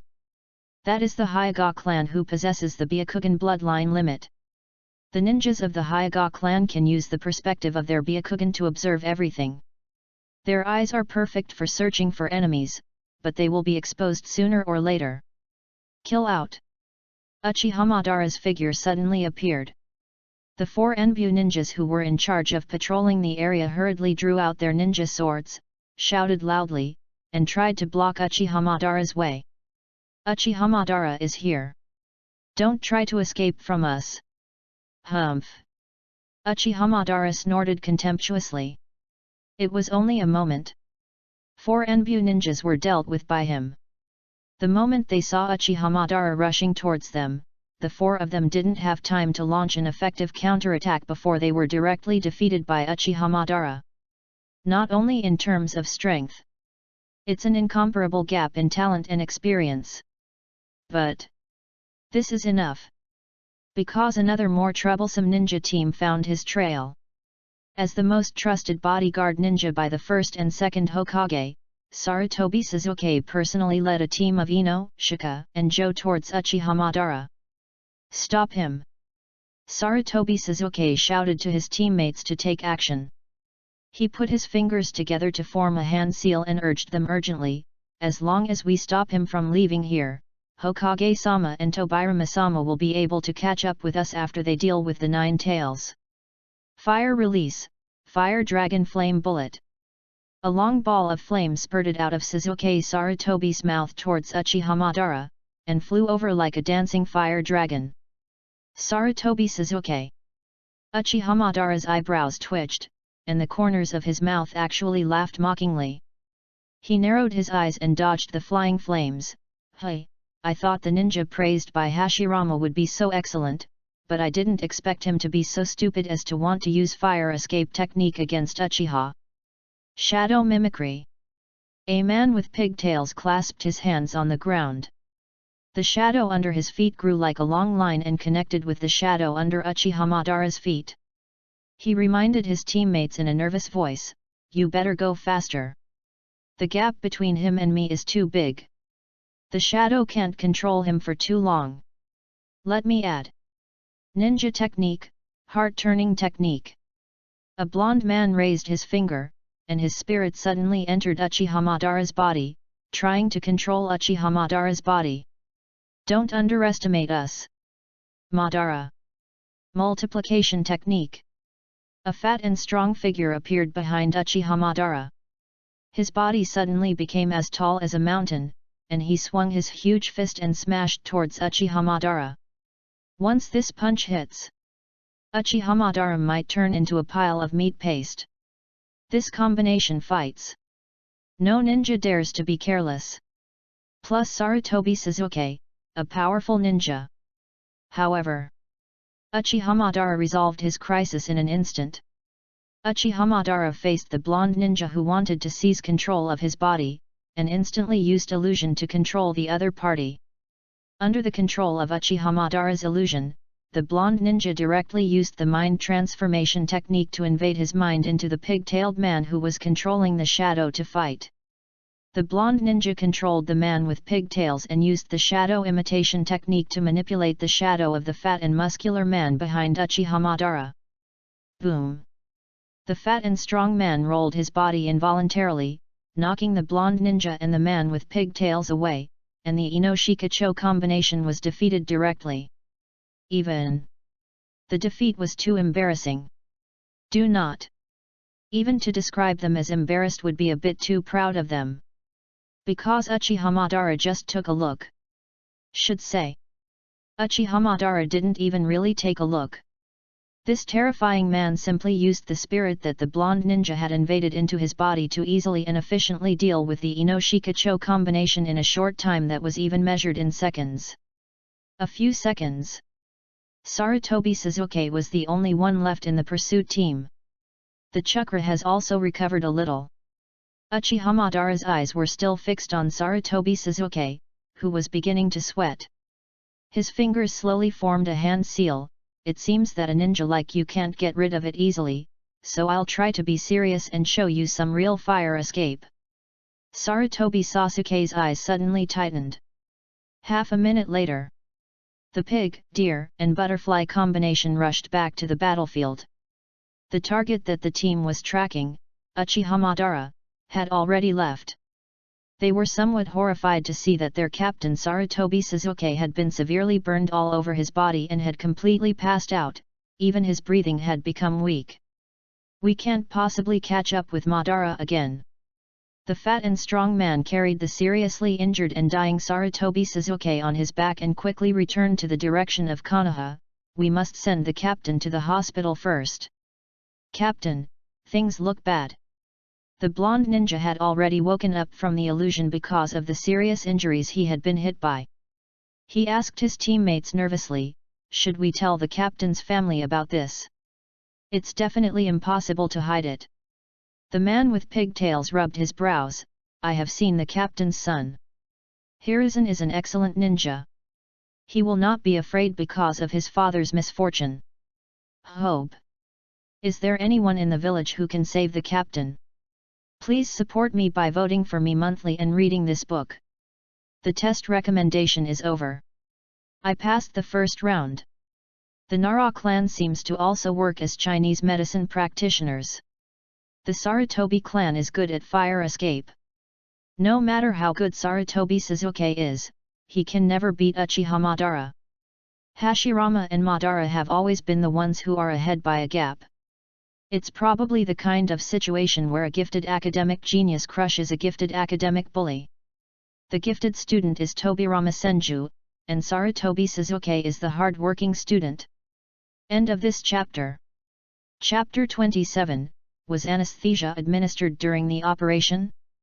Chapter 27, was anesthesia administered during the operation? Konoha Hospital. Emi Yashiera is here. He is like a doctor now.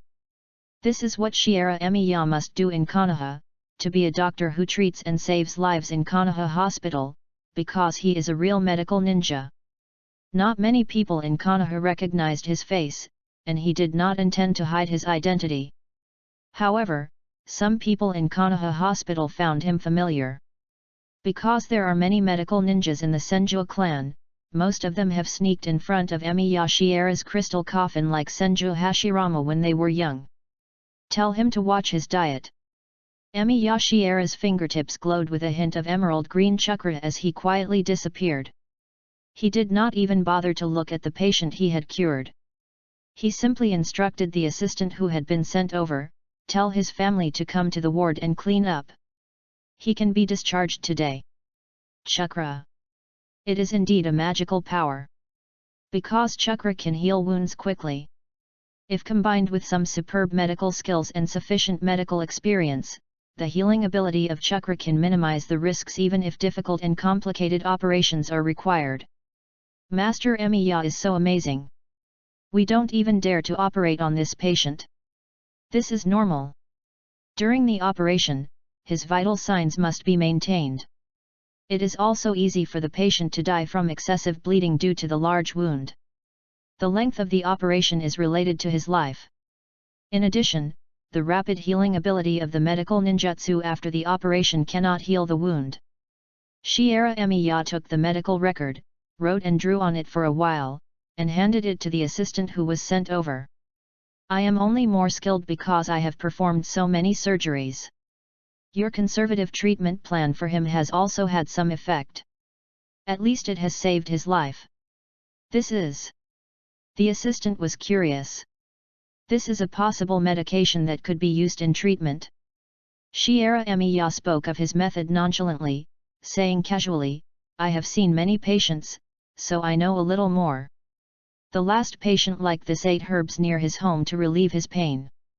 When I met other patients, I used this herb and it was very effective, and it did not cause other diseases in the patients. Correct. After Emi Yashiuan finished speaking, he suddenly said, "After you find this herb, don't use it on patients first. Wait until I study it.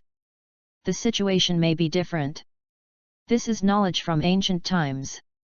There will be at least 1,000 years left, and the human body will have evolved, so Shiera Emiya is not sure about the effectiveness of the medicine." Outside the operating room, Emiya Shiera had just opened the door. "Lord Emiya." Senju Hashirama knelt in front of Emiya Shiera. The first Hokage knelt in front of Shiera Emiya's door, kowtowed to him, and begged Shiera Emiya to save his subordinate Sarutobi Suzuki. "Please save my comrade Suzuki." Senju Hashirama didn't care about his reputation as Hokage at all, and even couldn't hold back his tears and started crying, "As long as I can save Sasuke's life, I can do anything." "I see." Emiya Shiera watched as the corner of his eye twitched. "This person. Why does it look like you are here to cause trouble? And saving Suzuki sounds weird coming from him."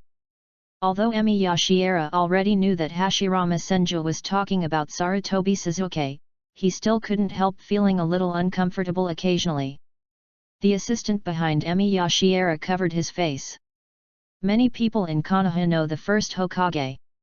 Although he possesses great power, he is always easily moved to tears and kneels down when encountering things. Suzuki went after Madara." Senju Hashirama explained to Emiya Shiera why Sarutobi Suzuki was injured. He was severely injured by Madara's fire escape ninjutsu. The only one left in the village is. A few hours left. Shiera Emiya checked Sarutobi Sasuke's injuries. A look of horror flashed across everyone's face. "It seems that we have to save him first.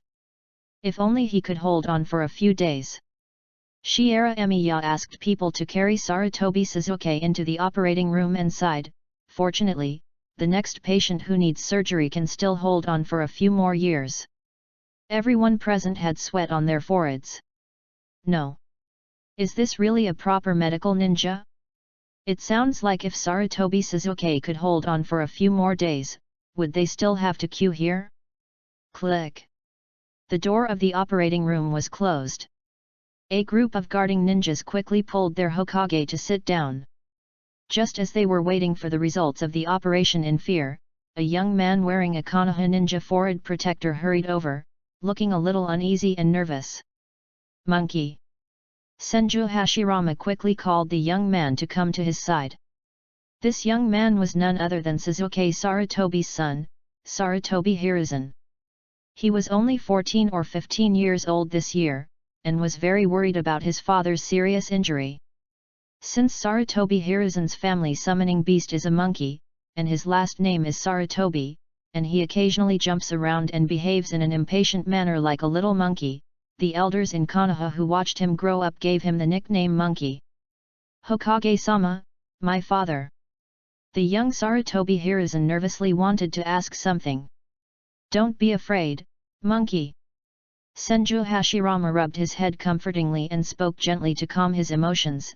"The person who is treating your father now is the greatest medical ninja in the history of the ninja world." "Hiruzen! Hiruzen!" A group of young boys and girls ran over from the end of the corridor. When they saw Hashirama Senju, they hurriedly bowed and looked at their friends anxiously. "Hiruzen, we heard that your father..." The young boy Sarutobi Hiruzen nodded. When he saw his friends were nervous and anxious, his face slowly became calm. "Thank you, I'm really sorry for worrying you. The Hokage just told me that my father will recover soon." "Correct." A huge smile spread across Hashirama Senju's face, and he raised his palm and said, "I swear in the name of the Hokage, he will be healed soon." "Lord Hokage!" A group of guarding ninjas were so scared that they quickly tried to cover his mouth. "No. You can't say such things casually. At least when Sarutobi Suzuki was sent here, he was already in a seriously injured and dying state. No one expected that the Sarutobi clan leader who was good at fire style would be injured so badly by fire style ninjutsu. Certainly. If you think about his opponents. It is not easy to be sent to the hospital alive. Where's Danzo? A young girl suddenly felt that there was someone missing among them. Danzo seems to be still training hard in the training ground. A boy wearing glasses also noticed it and quickly explained, "It should be that we all came here when we heard the news, and we didn't have time to tell him that Hiruzen's father was injured. Don't tell Danzo today." The young boy Sarutobi Hiruzen acted like a little adult in front of this group of panicked and worried friends. He explained calmly, "I will find a chance to tell Danzo when my father's condition stabilizes, so that Danzo won't have to worry today." A group of young men nodded quickly. The young boy Sarutobi Hiruzen has a high prestige among his companions. He occasionally makes everyone laugh, but he always looks very reliable when a tense atmosphere arises. Of course, these little guys didn't expect this at all. Rescue operations at such critical moments often take a long time, so they can only stay here patiently waiting for the operation to rescue Shizuke Sarutobi to be completed. Operating room. Shiera Emiya performed the surgery calmly. For him, this burn surgery that required superficial treatment was nothing special because he had just undergone more difficult internal surgery. For the assistant, this scene seemed a little scary. A chakra scalpel floated in Emiya Shiera's left hand, and he slowly cut out the burned skin and muscles on Sarutobi Sasuke's body in a minimally invasive way. Blood immediately oozed out of the wound. Emiya Shiera's right hand was floating with emerald green yang attribute chakra, which quickly stopped the bleeding from the wound and allowed the muscle epidermal cell tissue at the wound to regenerate rapidly. Do not be afraid. The patient is in very good health. While using his chakra to heal Sarutobi Sasuke's wound, Emiya Shiera was able to take some time to comfort his assistant. Compared to the complex organ surgeries inside the human body, this kind of surgery is already very simple. Luckily, he was burned instantly by the fire escape technique. The patient was very smart, he did not have any inhalation burns inside his body. If the patient suffers from inhalation burns, the danger level is much higher. I once saved a patient who survived a fire. When I met him, his respiratory tract and lungs had horrible burns. What's the result? The assistants around him looked at Emiya Shiera with a little fear as he chatted while performing the operation. Shiera Emiya looked at his assistant in confusion, then spoke as if it was a matter of course, "At that time, my condition was stronger than it is now. I easily cut open the patient's throat and lungs and saved the patient." The assistant was already feeling a little dizzy. "As expected of you, Lord Emiya." Sarutobi Shizuke regained consciousness in the pain. He felt severe pain all over his body and struggled to give a compliment. "You're awake?" Emiya Shiera thought for a second, and suddenly asked a question that terrified his assistant, "By the way, do you remember that I gave him anesthesia before resuscitating him?" "Danzo. My group. By the way, actually they should call Sarutobi Shizuke-senpai, but I try to avoid the use of Shizuke-senpai which may cause confusion in reading. Besides, after all, everyone knows it. I've always been a fan of Shizuke. Welcome to read the Shizuke extra chapter at the end of Starting as a Part-Time Worker from Naruto. End of this chapter. Chapter 28 Hiruzen, you will regret it. Chapter 28 Hiruzen, you will regret it. At dusk, the door of the operating room slowly opened. Emiya Shiera walked out somewhat ashamed, and the assistant with a frightened face followed behind Emiya Shiera, too scared to speak. Judging from their expressions, it seemed that they would not bring any good news, so much so that Hashirama Senju and others stood up with heavy movements. "Senior." The young boy Sarutobi Hiruzen managed to stand up, looked at the strange medical ninja, and took the initiative to introduce himself. "I am Sarutobi Hiruzen, the son of Shizuke Sarutobi." "Senior, how is my father?" Emiya Shiera's eyebrows twitched. "Senior." The young Sarutobi Hiruzen looked at Emiya Shiera and suddenly felt a little scared, fearing that the other party would tell him some bad news. "Fine. Something went wrong during the operation. Emi Yashiera waved his hand at him and said nonchalantly, "But I survived this time after all."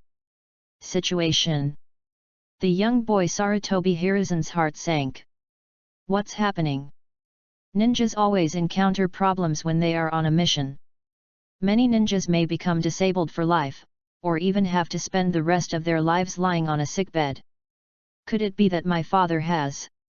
Just wait a moment. Emi Yashiera motioned for him to wait here for a while, and then said, "He is getting dressed by himself now, you will be able to see him in a while." "Thank you, Senior." The young Sarutobi Hiruzen could only thank Emi Yashiera first. A look of confusion appeared on his face, and he didn't quite understand the meaning of the words. Wear clothes? No. What does this mean? What do you mean he puts on his clothes inside by himself? Wasn't his father seriously injured and dying? Does my father still have the strength to dress himself at this time? Wow! The door of the operating room was pushed open. Sarutobi Suzuki was startled when he walked out because he didn't notice a group of little ones gathered in front of the operating room door, even his own son was there. Compared to Sarutobi Suzuki, who was frightened by these little guys, the people who were really shocked were the group of Konoha ninjas who carried Sarutobi Suzuki over for help. Everyone present looked at Sarutobi Suzuki in disbelief. Are you joking? In that situation, can he be saved? Wrong. Even if he can be saved, he shouldn't be cured to this extent, right? This medical technique. This is a bit too exaggerated. Even the Konoha ninjas who came to ask for help could not imagine that a patient who was severely injured by the fire release ninjutsu and was on the verge of death could regain his mobility like this. How can it be? There is absolutely no visible sign of injury. Sarutobi Suzuki didn't even have any bandages wrapped around his body, and there wasn't the slightest sign of burns. His skin was still as tender as a newborn's, as if the fact that he was sent here for help in the morning was just an illusion. This situation.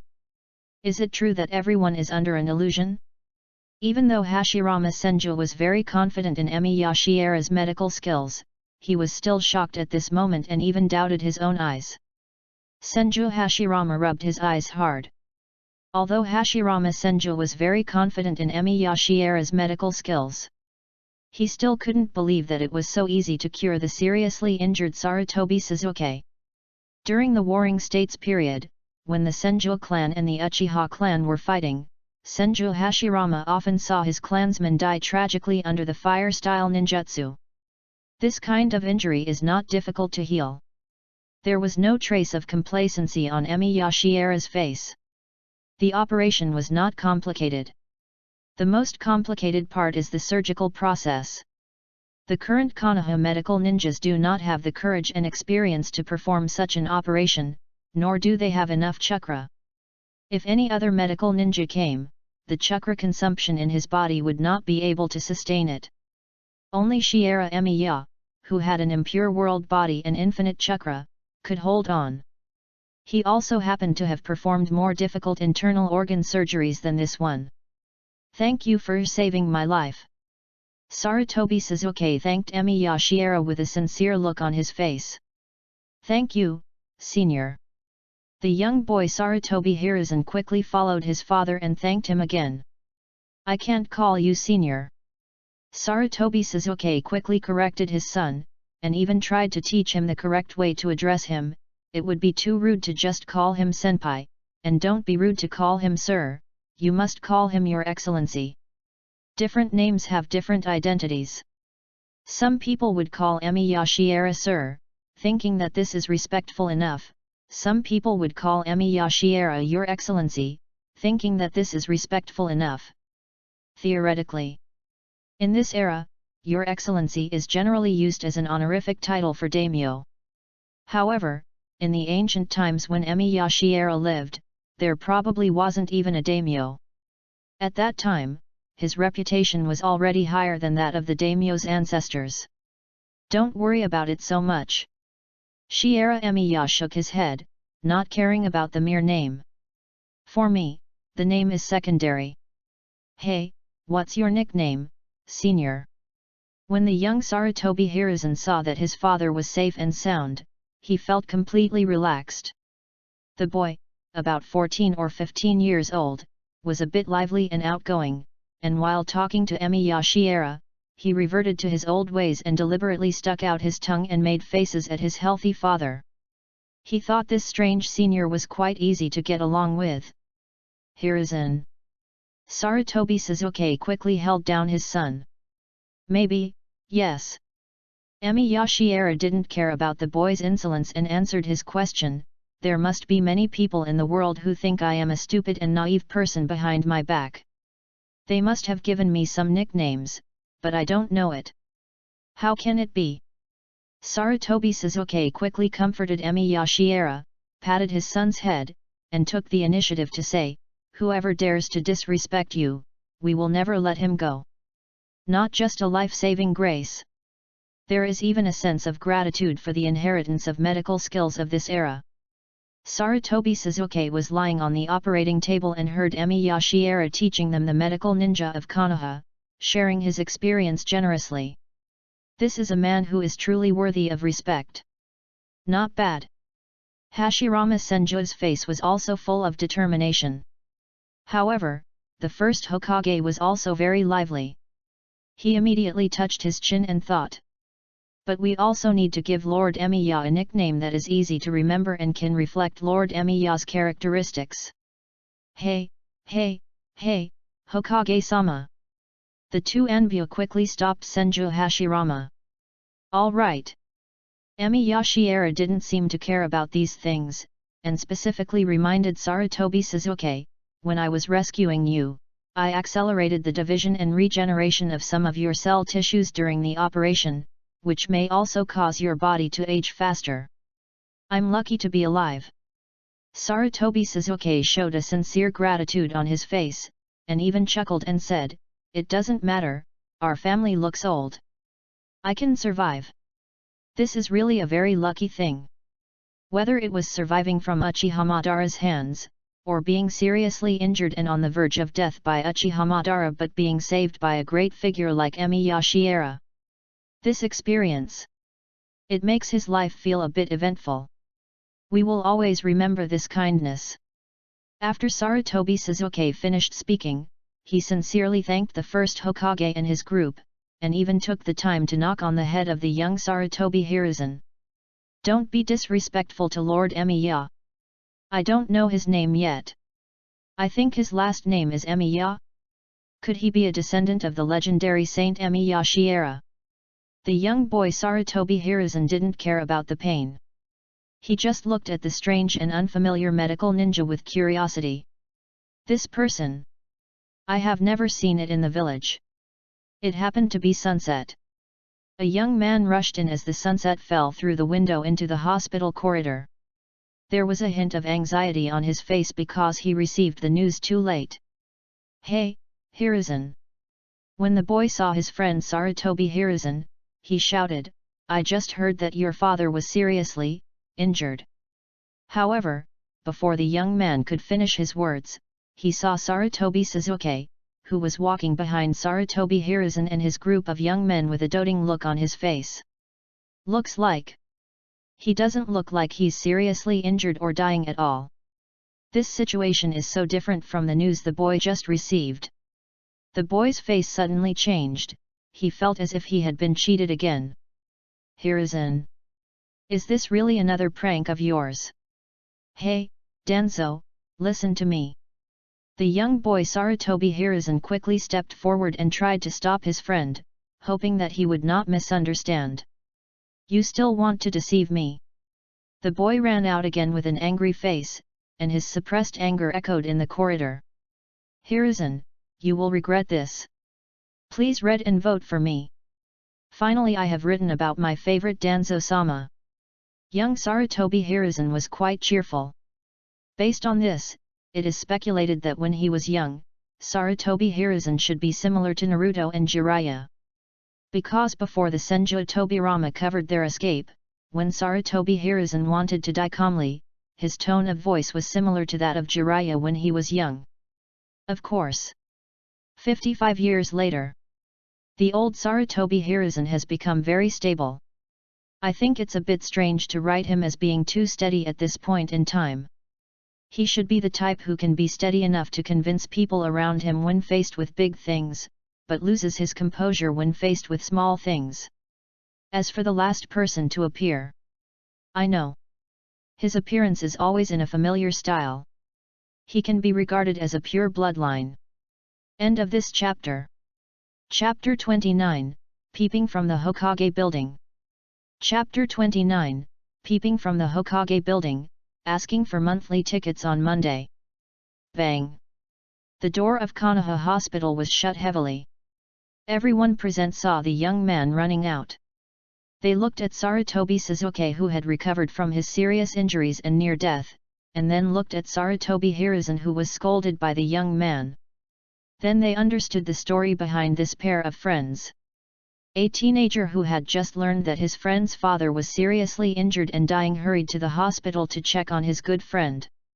As a result, the teenager found that his friend's father did not look like he was sick at all, and he must have been annoyed by his friend's prank on him. Cheating on friends' feelings. This sounds too bad. Danzo. Listen to my explanation. The young Sarutobi Hiruzen hurriedly chased after him to explain that his father Sarutobi Sasuke was really seriously injured and was only saved by a strange medical ninja. Are you telling the truth? The young boy Danzo didn't quite believe his explanation. Of course it's true. As a person who had witnessed the birth of a miracle with his own eyes, Sarutobi Hiruzen was as lively and curious as a monkey, and he repeated his guess in detail. The identity of that medical ninja is very mysterious. Everyone calls him Lord Emiya. He has a very high status and is a very skilled doctor. He is probably related to the greatest medical ninja. The young boy Sarutobi Hiruzen stroked his chin and thought as he spoke, but he is really a bit strange. He doesn't look happy even though he saved the patient. He looks like he has a coffin face. What does this have to do with us? The young boy still frowned. Compared to his cheerful friend, the young boy Danzo is much more cold-tempered, and he rarely smiles. If his identity is mysterious, it may be an important secret of the village, and it is not something we genin should inquire about.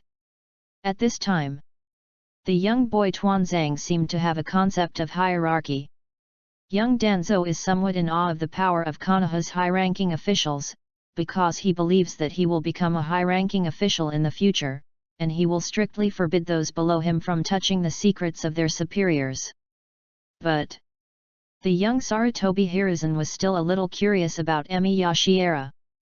If it's really a secret, it's definitely impossible to let them see it casually, right? However, neither the first Hokage, Hashirama Senju, nor his father, Sarutobi Sasuke, stopped himself, a genin, from coming into contact with the other party.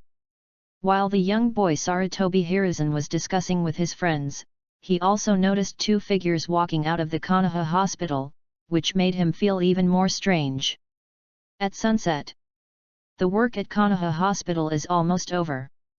In Sarutobi Hiruzen's vision, he saw the first-generation Hokage, Senju Hashirama, who had the highest prestige and status in Konoha, walking side by side with the medical ninja. Even Hashirama Senju treated the other party with great respect, as if the first Hokage was accompanying some important person. Those are the new generation of kids in our village. While leading Emi Yashiera to visit Konoha, Senju Hashirama casually introduced the group of teenagers. Tobirama founded a ninja school in the village, and those little guys are the first batch of students. The monkey that Lord Emiya just saw is the most outstanding one among these little guys. This is not a lie. Because Sarutobi Hiruzen is indeed very talented. The young Sarutobi Hiruzen had already mastered the Sarutobi clan's unique summoning beast, the Sarutobi clan. Even at this age, he had already refined 5 types of chakra and was also learning the 5 attribute ninjutsu from Senju Tobirama. Other than that, the temperament of the young Sarutobi Hiruzen is also very likable.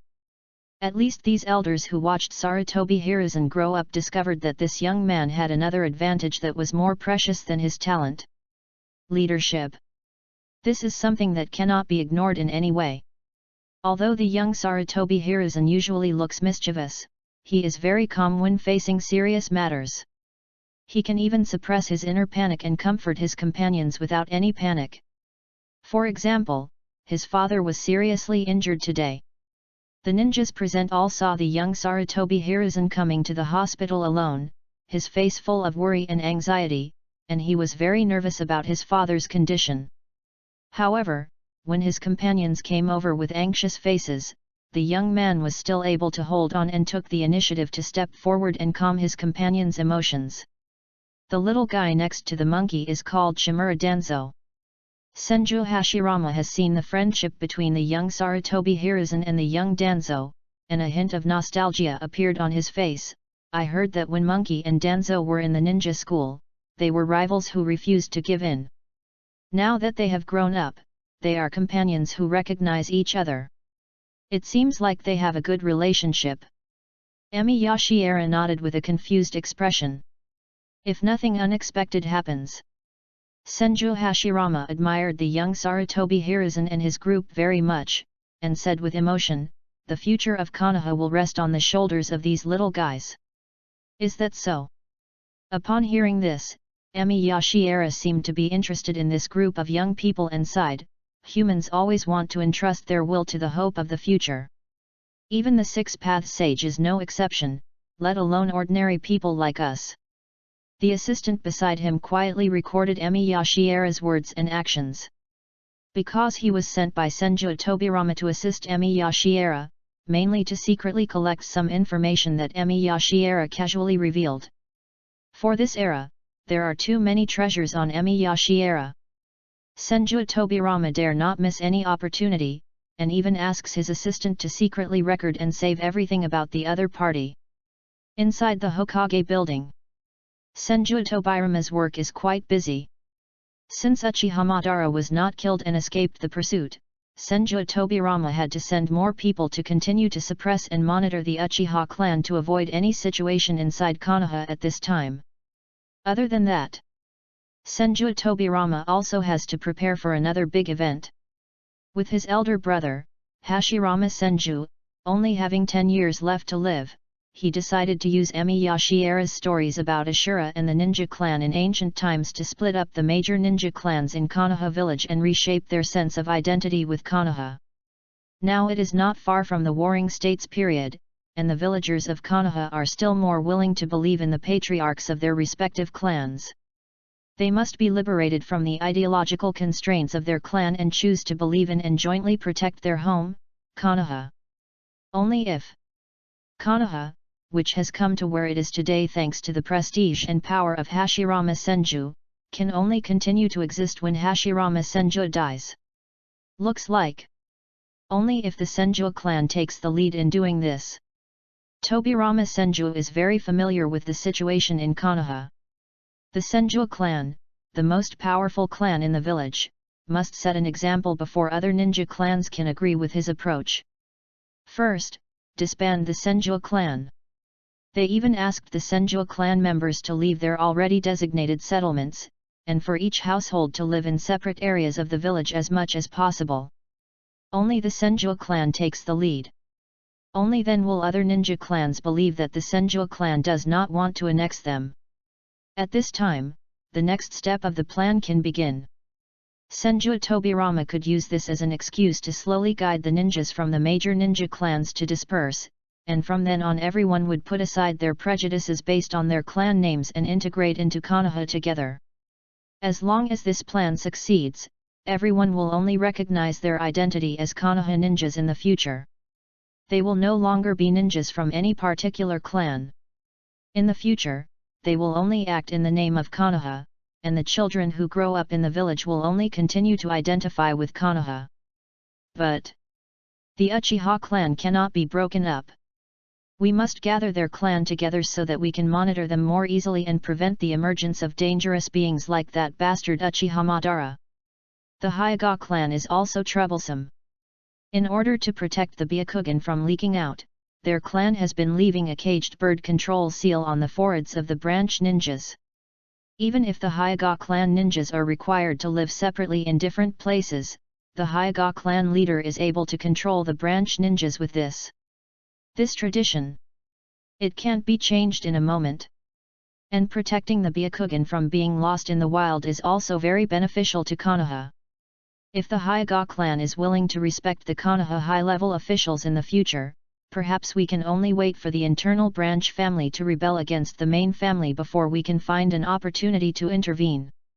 As for the other ninja clans, basically, there are no special circumstances. Senju Tobirama was very familiar with the situation of the various ninja clans in Konoha. He immediately made up his mind and planned to find an opportunity to discuss this decision with his elder brother. Dong dong dong. There was a knock on the door. The assistant beside Emi Yashiera delivered today's information. Tobirama-sama. This is information about Lord Emiya. Most of them are about medical surgery skills and experience, as well as some treatments for diseases. However, he said that after finding the herbs, he must verify them first. I see. After reading it, Tobirama Senju nodded with satisfaction.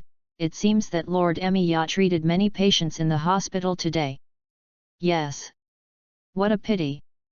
Senju Tobirama felt a little regretful that this information did not contain any content that could be used to improve the strength of ninjas, and his gaze slowly stopped at the last point. Only Konoha. This is the future you can trust. For Konoha, it's okay to use some means. Please read and vote monthly. Kishimoto mentioned about the design of Team 7 that Harano Sakura might have been originally designed to be a descendant of Senju, and even a family emblem appeared on the wall behind her, but it was abandoned because of her popularity. End of this chapter. Chapter 30 Uchihamadara suddenly realized. Chapter 30 Uchihamadara suddenly realized, asking for monthly votes on Monday. How many patients are there in Konoha Hospital? Senju Tobirama knocked on the table intentionally or unintentionally. There are still dozens of critically ill patients in the hospital. The assistant who was hiding beside Shiera Emiya was impressed by Shiera Emiya's medical skills in just one day, and couldn't help but sigh. With Lord Emiya's medical skills, these patients will soon be able to get rid of the pain of the disease. In this case, Senju Tobirama narrowed his eyes and seemed to be talking to himself. If there were no patients in the hospital in our village, he would not stay in Konoha forever with his personality.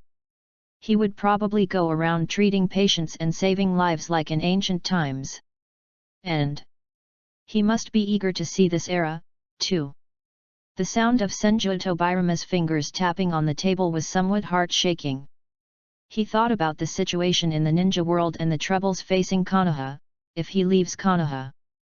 What Tobirama-sama means is... The assistant didn't quite understand what Senju Tobirama meant, so he tried to persuade him, if Lord Tobirama wants to imprison Lord Emiya, I don't recommend it. Where did you think you were? Senju Tobirama waved his hand to signal his subordinate to relax, and said coldly, Konoha will never do such a thing. I am just thinking about the safety of Lord Emiya. Not everyone in the ninja world will respect him as much as our village does. Such as Uchihamadara. Senju Tobirama supported his chin with his palm and revealed an extremely dangerous look. He was thinking of a plan that could completely utilize Emi Yashiera. Tomorrow morning. Let the monkeys gather at the training ground. Senju Tobirama gave an order and said in a deep voice, starting tomorrow, I will give them special training, and will select suitable candidates from their special training results to perform a special mission. Besides, gather the Anbu ninjas. I also need to select a group of suitable candidates. Senju Tobirama was thinking very seriously about his plan against Emi Yashiera, and was even afraid that there would be any mistakes. I must find time to meet my brother. If nothing else happens.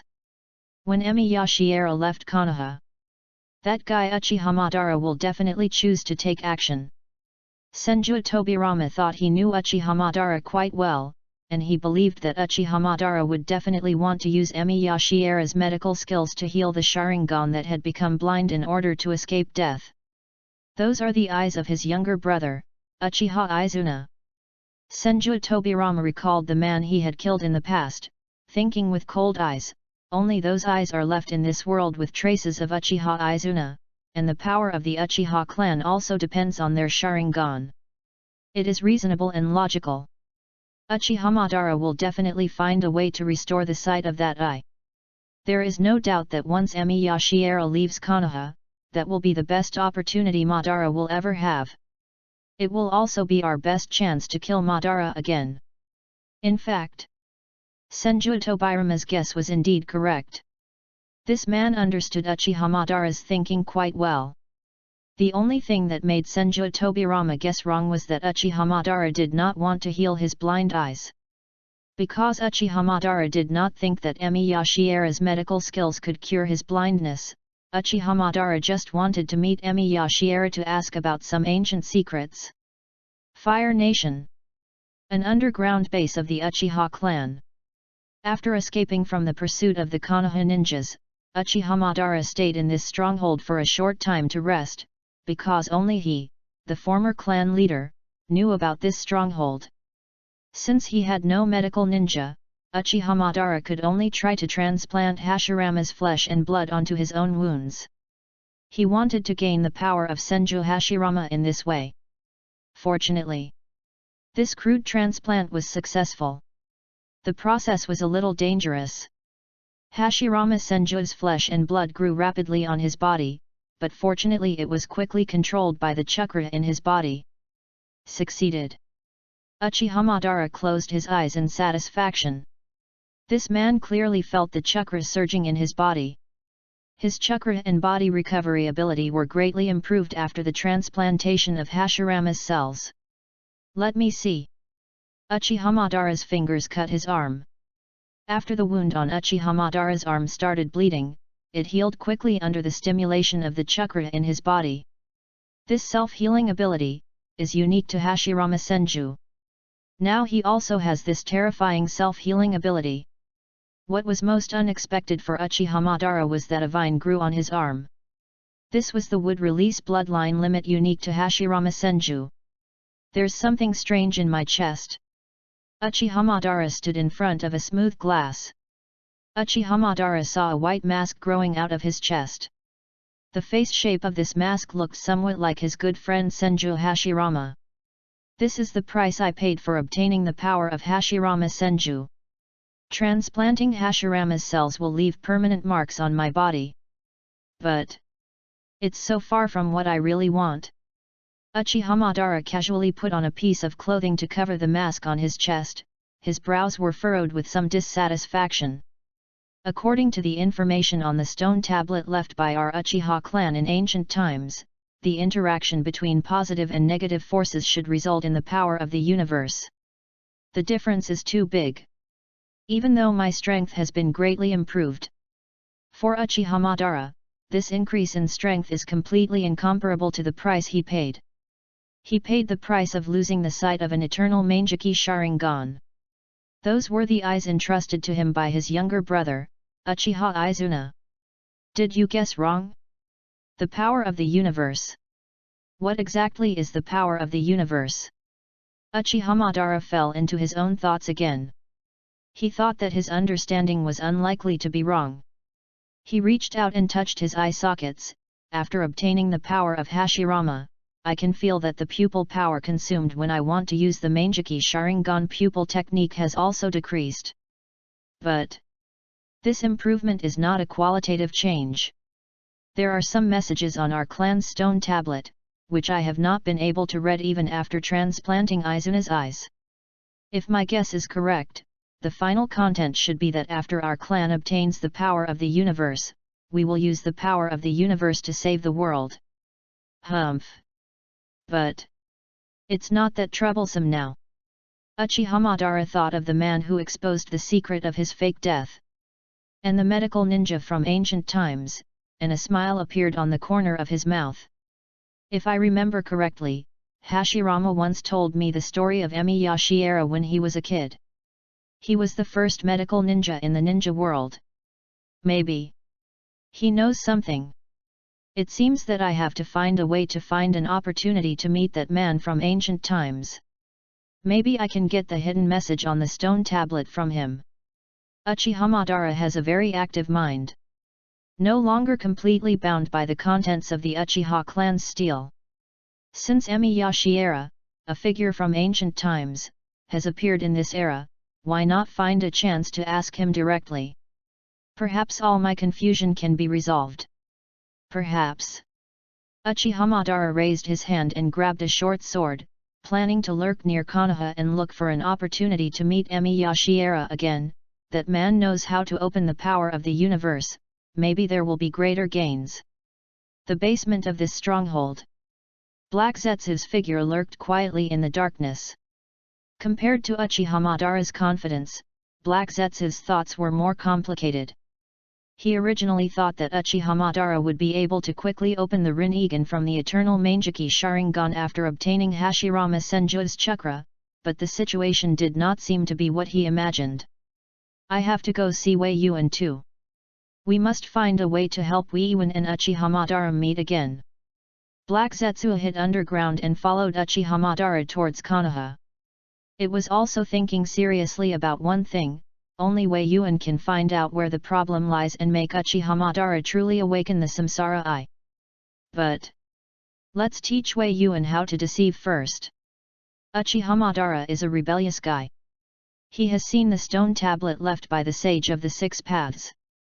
We must find a way to prevent him from meeting with Masayoshi and then finding out the deception on the stone tablet from Masayoshi.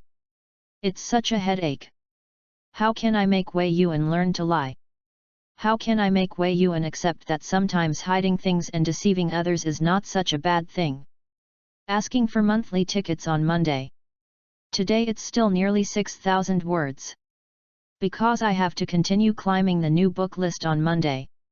There will definitely be a burst of updates when it is released. After it is released, it will basically be 10,000 per day. End of this chapter. Chapter 31 Black Zetsu, Can You Lie? Chapter 31 Black Zetsu, Can You Lie? Inside Konoha village. Emi Yashiera didn't care about anyone's prying eyes. Emi Yashiera had long anticipated Senju Tobirama's secret spying. Given the kind of person Senju Tobirama was, he would never miss any opportunity to make Konoha stronger. However, thousands of years ago, Emi Yashiera put himself in a very clever position, making everyone believe that his existence was truly harmless, and forcing Senju Tobirama to use some roundabout ways to make Konoha find a way to gain his favor. There is only one thing anyone can believe. Emi Yashiera wants to give this world a better future. Even though Black Zetsu always wants to subvert the ninja world, he is not worried that Emi Yashiera will want to hurt him. He is only worried that Emi Yashiera will ignore him. Same. This is also the most difficult part of Black Zetsu. Black Zetsu really hopes that Emi Yashiera can learn to be a little bad, no longer have so-called noble morals, and devote himself wholeheartedly to the dark cause of resurrecting Kaguya together with him. Unfortunately, when Black Zetsu quietly arrived in Konoha, he saw Emi Yashiera summarizing and reviewing the medical records of his treatment and rescue in Konoha Hospital, which gave it even more of a headache. Those ordinary people died and died. Why should Emi Yashiera waste his energy to save them? Are you back? When Emi Yashiera saw Black Zetsu showing up, he didn't stop writing, and said, "Black Zetsu, wait a moment, I'll finish writing this first." Black Zetsu could only wait helplessly. It was not until it saw Shiera Emiya put down his pen that it could persuade him, "Shiera, we are going to do a greater cause. It's not a conflict." Shiera Emiya rolled up the scroll carefully and explained earnestly, "Anyway, these little things won't waste my time, and I will continue to do them in the future. Speaking of which, how's that Uchiha Madara guy doing?" Emi Yashiera already knew that Black Zetsu would definitely talk about Uchiha Madara, so he just pointed it out directly, "I heard some news about him in the village of Konoha." This person has a bad reputation in the village, and many people are afraid of him. Uchiha Madara is just like his ancestor Indra. Black Zetsu immediately took over the topic and introduced their future pawns. Uchiha Madara has always believed that strength can bring rule and stability. Such people who like to use force are naturally not very popular in the eyes of the weak, and often arouse fear. Correct. After Black Zetsu introduced Uchiha Madara, he continued, "Now Uchiha Madara wants to see you because he wants to get some information from you." What news? How can I awaken the samsara eye? When Black Zetsu said this, his voice became a little grim. The six-path sage left a stone tablet for the descendants of his eldest son Indra. Black Zetsu cursed the six-path sage silently in his heart, and at the same time, he used the six-path sage's name to continue deceiving Emi Yashiera. The six-path sage predicted that the path of the shinobi clan might not be entirely correct. He wrote on the stone tablet a path for Indra's descendants to awaken the samsara eye. He probably hoped that Indra's descendants would be able to use their power to rebuild the ninja order after the collapse of the shinobi clan's order. Certainly. There was a hint of hatred in Black Zetsu's words, and he almost gritted his teeth as he said, in the end, at the end of the stone tablet, he left a way to revive his mother Kaguya. Perhaps the Sage of Six Paths believes that the paths of Ashura and Indra cannot bring peace to the ninja world, and that the world still needs the existence of the goddess of the rabbit, Kaguya. Of course. This is Black Zetsu's lie. The stone tablet left behind by the six-path sage was never meant to resurrect Kaguya. Instead, it was to warn the Uchiha clan, descendants of Indra who worship power, to be careful of Kaguya's resurrection. That bastard! I want to completely prevent Kaguya from resurrecting. In order to resurrect Kaguya, the blood of the Uchiha clan must be used, and Black Zetsu had to use his own abilities to modify the contents on the stone tablet. Because the content on the stone tablet had been modified, Black Zetsu had to find a way to deceive Emi Yashiera again with lies. Is that so? Emi Yashiera nodded thoughtfully. Emi Yashiera seemed to trust Black Zetsu's words completely. He would definitely not speak for the six-path sage, so he just sighed. What does that mean? After a child grew up and crossed time, he finally understood the greatness of his mother. When he spread his chakra and caused the world to become devastated and unable to clean up the mess, he remembered the omnipotent mother he had relied on since he was a child. Black Zetsu felt a little sad when he heard this. If her mother Kaguya had heard what Emi Yashiera said, if the last message on the stone tablet left by the six-path sage was to revive Kaguya, perhaps Kaguya, a mother with a fragile heart, would have forgiven her son who disobeyed her. Ugh! This guy Emi Yashiera! Even the warmest words can pierce the heart. That's all. Emi Yashiera's casual remark aroused Black Zetsu's emotions, and he stopped dwelling on the matter of the six-path sage and Kaguya Otsutsuki. Since the six-path sage left behind a method to revive the goddess of the rabbit, it looks like we don't have to go through so much trouble. But Uchiha Madara doesn't know all this. Black Zetsu finally got to the point, and his voice gradually became serious, as if he was afraid that Emi Yashiera would discover a flaw, because the six-path sage hid the news of Kaguya's resurrection on the stone tablet. I have some guesses that he might be. The Sage of Six Paths really understands his children. Emi Yashiera interrupted Black Zetsu's words, as if he was addicted to the lies Black Zetsu had made up, and sighed, I have met Indra and Uchiha Madara, and they have an arrogance that ordinary people cannot match. Emi Yashiera sighed and took the initiative to help Black Zetsu patch up the situation. If these proud children really knew that they would need their ancestors to clean up the situation in the end, they would never want to do so unless they really reached the end of the world's destruction. Black Zetsu is such a good liar. I also want to ask myself, the deceived person, to help supplement. Emi Yashiera had already figured out Black Zetsu's intention. He definitely wanted him to deceive Uchiha Madara and hide the fact of Kaguya's resurrection from him. No. This little trick. Don't come and teach me how to cheat Uchiha Madara, okay? Shiera Emiya sighed and said softly.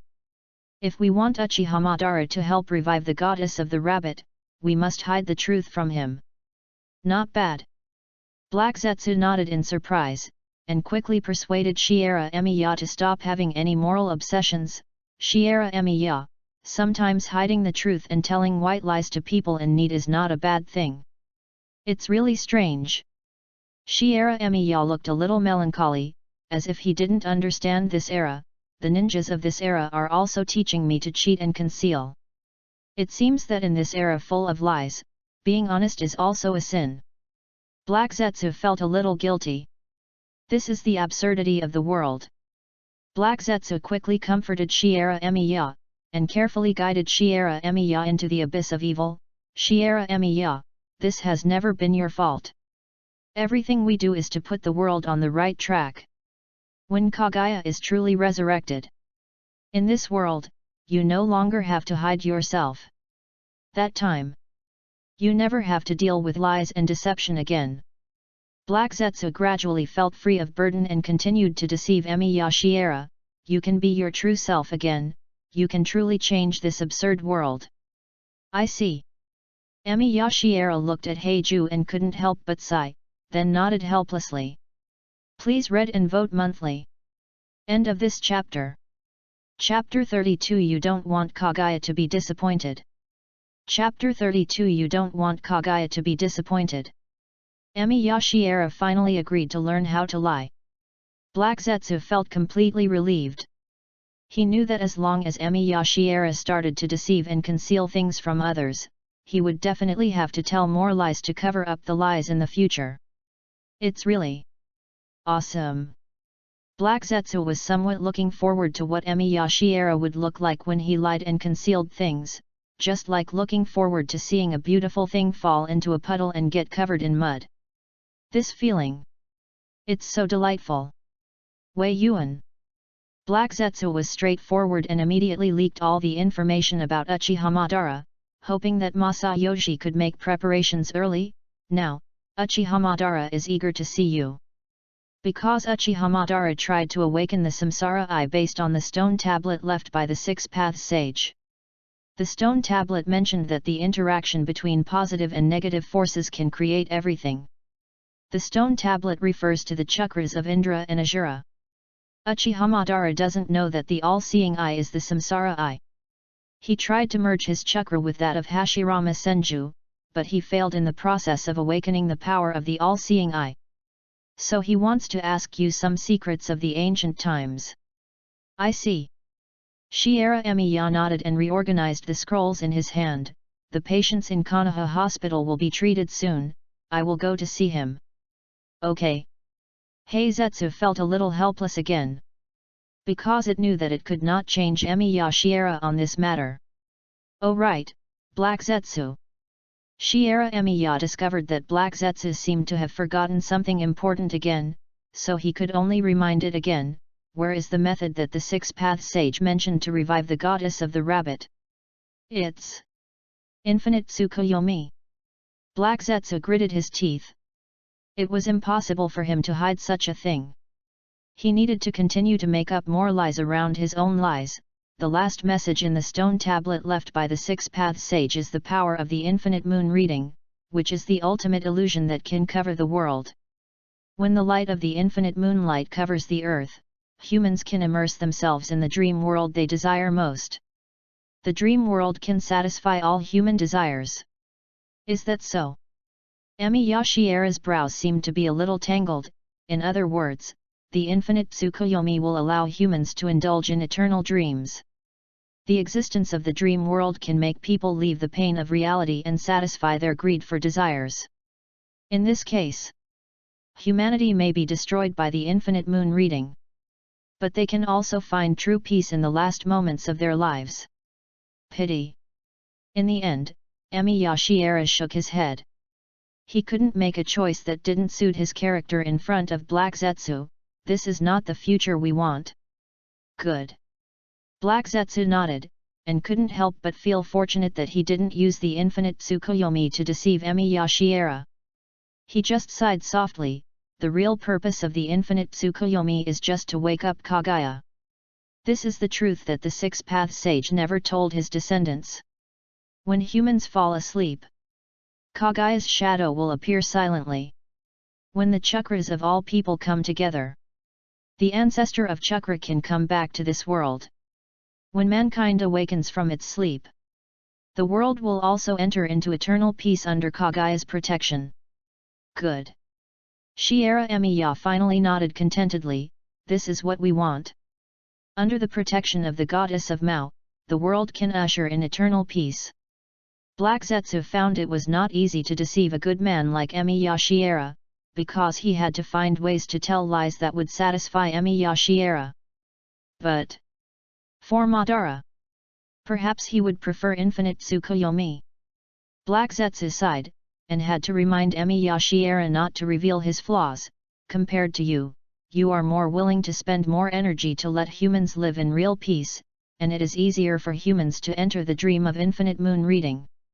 For humans like Uchiha Madara who have experienced the suffering of war, the infinite Tsukuyomi is the means they want most. Humans are often unable to accept the hardships of creating a better future for themselves, and would rather indulge in beautiful dreams. I understand. Emiya Shiera seemed to understand what Black Zetsu meant, nodded, and said, so we have to use the infinite Tsukuyomi to deceive Uchiha Madara. Emiya Shiera's face was somewhat calm, as if he was somewhat disheartened and had to accept the reality that he would deceive others in the future. When I meet Uchiha Madara, I will tell him what he wants and guide him to join our plan. Black Zetsu was very satisfied with his results. At this time, Black Zetsu immediately expressed all his thoughts. We need Madara to awaken the Samsara Eye. Only the appearance of the Samsara Eye can start the plan. I named this plan the Eye of the Moon. According to the stone tablet of the six-path sage, to perform the infinite Tsukuyomi requires quite a complicated procedure. Black Zetsu simply revealed the plan of infinite Tsukuyomi to Emiya Shiera, only by using the power of the Rinnegan to summon the body of the divine tree, using the body of the divine tree to collect the tailed beasts of the world to revive the divine tree, and then taking the divine tree into your body. When you truly gain the power of the sacred tree, approaching the moon will open the moon eye that can cast the infinite Tsukuyomi. At that moment, you can cast the infinite Tsukuyomi to calm the people of the entire world and awaken the goddess of the rabbit who has been hiding and protecting the world. Sound. Shiera Emiya frowned and raised his curiosity. This plan only requires the power of the Samsara Eye, and it doesn't seem to need me. It is enough for me to help Uchiha Madara awaken the Samsara Eye. Black Zetsu was immediately choked by Emiya Shiera. Good. This plan does not require Emiya Shiera. However, when Black Zetsu saw Emiya Shiera resurrected, he always thought of Emiya Shiera's terrifying execution ability in ancient times. He did not quite believe in Uchiha Madara's ability, and was more willing to believe in Emiya Shiera. After all, Uchiha Madara couldn't even defeat Hashirama Senju. Did Uchiha Madara have a chance to collect the tailed beasts when Hashirama Senju was alive? Emiya Shiera defeated Ashura and the ninja clan with his own hands. According to Black Zetsu's own idea, its original intention was to use Uchiha Madara's awakened Samsara Eye to directly control Uchiha Madara's body and let Uchiha Madara use Samsara Eye to completely revive Emiya Shiera. It knew that Emiya Shiera was not in the best condition. This kind of thing. Not related. As long as Shiera Emiya is truly resurrected and obtains the power of the Rinnegan, no matter how troublesome his Moon Eye plan is, Shiera Emiya will definitely be able to do it. And if Emiya Shiera is absent, I really feel sorry for the effort I put into deceiving him. Black Zetsu really didn't want to miss the moment when Emiya Shiera realized that he had been deceived and realized the truth, and how frustrated and regretful he would be. That joy. It always makes Black Zetsu a little intoxicated. Wei Yuan. You are the most suitable candidate for the Moon Eye. Black Zetsu became more and more excited when he thought of this, and kept persuading, you are the only one in this world who is most qualified to witness the changes in the world with your own eyes. Black Zetsu desperately hoped that Shiera Emiya would agree. No matter if it is Uchiha Madara or anyone else, no one can be more qualified than you to master the Moon Eye project. Only you. That's the person Kagaya wants to see the most. Wei Yuan. The corners of Black Zetsu's mouth smiled sinisterly, and a strange meaning appeared in his words. You don't want to be unhappy when you see the arrogant Uchiha Madara when the goddess you believe in is resurrected, right? Emiya Shiera fell silent. This guy Black Zetsu. He clearly wanted to be the sacrifice for Kagaya's resurrection, but he still acted as if he could really see Kagaya. Okay. Emiya Shiera sighed quietly and could only agree, I'm just worried that I haven't done well enough. If Kagaya-sama is not satisfied when she is resurrected, I hope that the two of us will not regret our decision at that time. How could be? Black Zetsu's face became excited again, and he quietly slipped into the ground. Then I'll go back and keep an eye on Uchiha Madara. Madara is near Konoha, looking for a chance to see you. Please continue reading and give me your monthly vote. I have to ask for Tuesday's catch-up reading. By the way, I want to get on the new book list, please give me double the monthly votes. There will be more updates in the future. End of this chapter. Chapter 33, The Victory of the Boy Group. Chapter 33, The Victory of the Boy Group. Happy New Year! Lord Emiya will leave Konoha. The Konoha high-level officials have already determined that this will inevitably happen. However, no one could find a reason for the other party to stay in Konoha. Before leaving Konoha, Emiya Shiera had been concentrating on treating patients in the Konoha hospital, and left some valuable medical experience for the village, which even made the assistant who had been monitoring him feel a little ashamed. Of course, Senju Tobirama would definitely not have such emotions. Before the issue of Hashirama Senju's lifespan was resolved, Tobirama Senju knew that he had the responsibility of Konoha on his shoulders, and he would only choose plans that were beneficial to Konoha. Training Ground Number 3 of Konoha Village. Two young boys stood on the training ground. It was the young boy Sarutobi Hiruzen and the young boy Shimura Danzo who stood out in the short-term special training of Senju Tobirama. These two boys, aged 14 or 15, became each other's final opponents, just like when they were in their ninja school. Danzo. Sarutobi Hiruzen looked at his friend and sincerely advised, let's stop this fight. I don't want to hurt you. Do you think you will win? The young boy Shimura Danzo gritted his teeth, his face full of humiliation and anger. Hiruzen, don't underestimate me. I won't lose to you this time.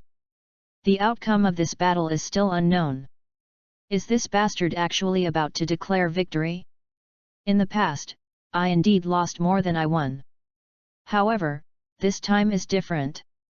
For the final result of this special training, the young Danzo has worked harder than before, and he has also mastered more techniques.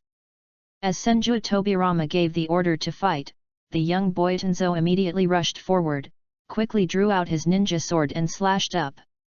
You're still so anxious. Sarutobi Hiruzen smiled and shook his head, pulled out two shurikens from his ninja tool bag and threw them out. The angles at which the shurikens flew out were a bit tricky. Two shurikens flew towards Danzo, one on the left and one on the right. However, the young boy Danzo swung his ninja sword and suddenly knocked one of the shurikens away, then he quickly raised the handle of the sword horizontally to block the other shuriken. The young Danzo had long been accustomed to how excellent Sarutobi Hiruzen's shuriken throwing skills were. He knew very well how accomplished Sarutobi Hiruzen was in the art of shuriken throwing. In Sarutobi Hiruzen's hands, even the throwing of tiles and stones had been honed to perfection. Everyone has to admit, Sarutobi Hiruzen is a true top student. Although everyone thinks that Sarutobi Hiruzen has a quirky personality, it must be admitted that he has excellent grades and a solid foundation in ninja.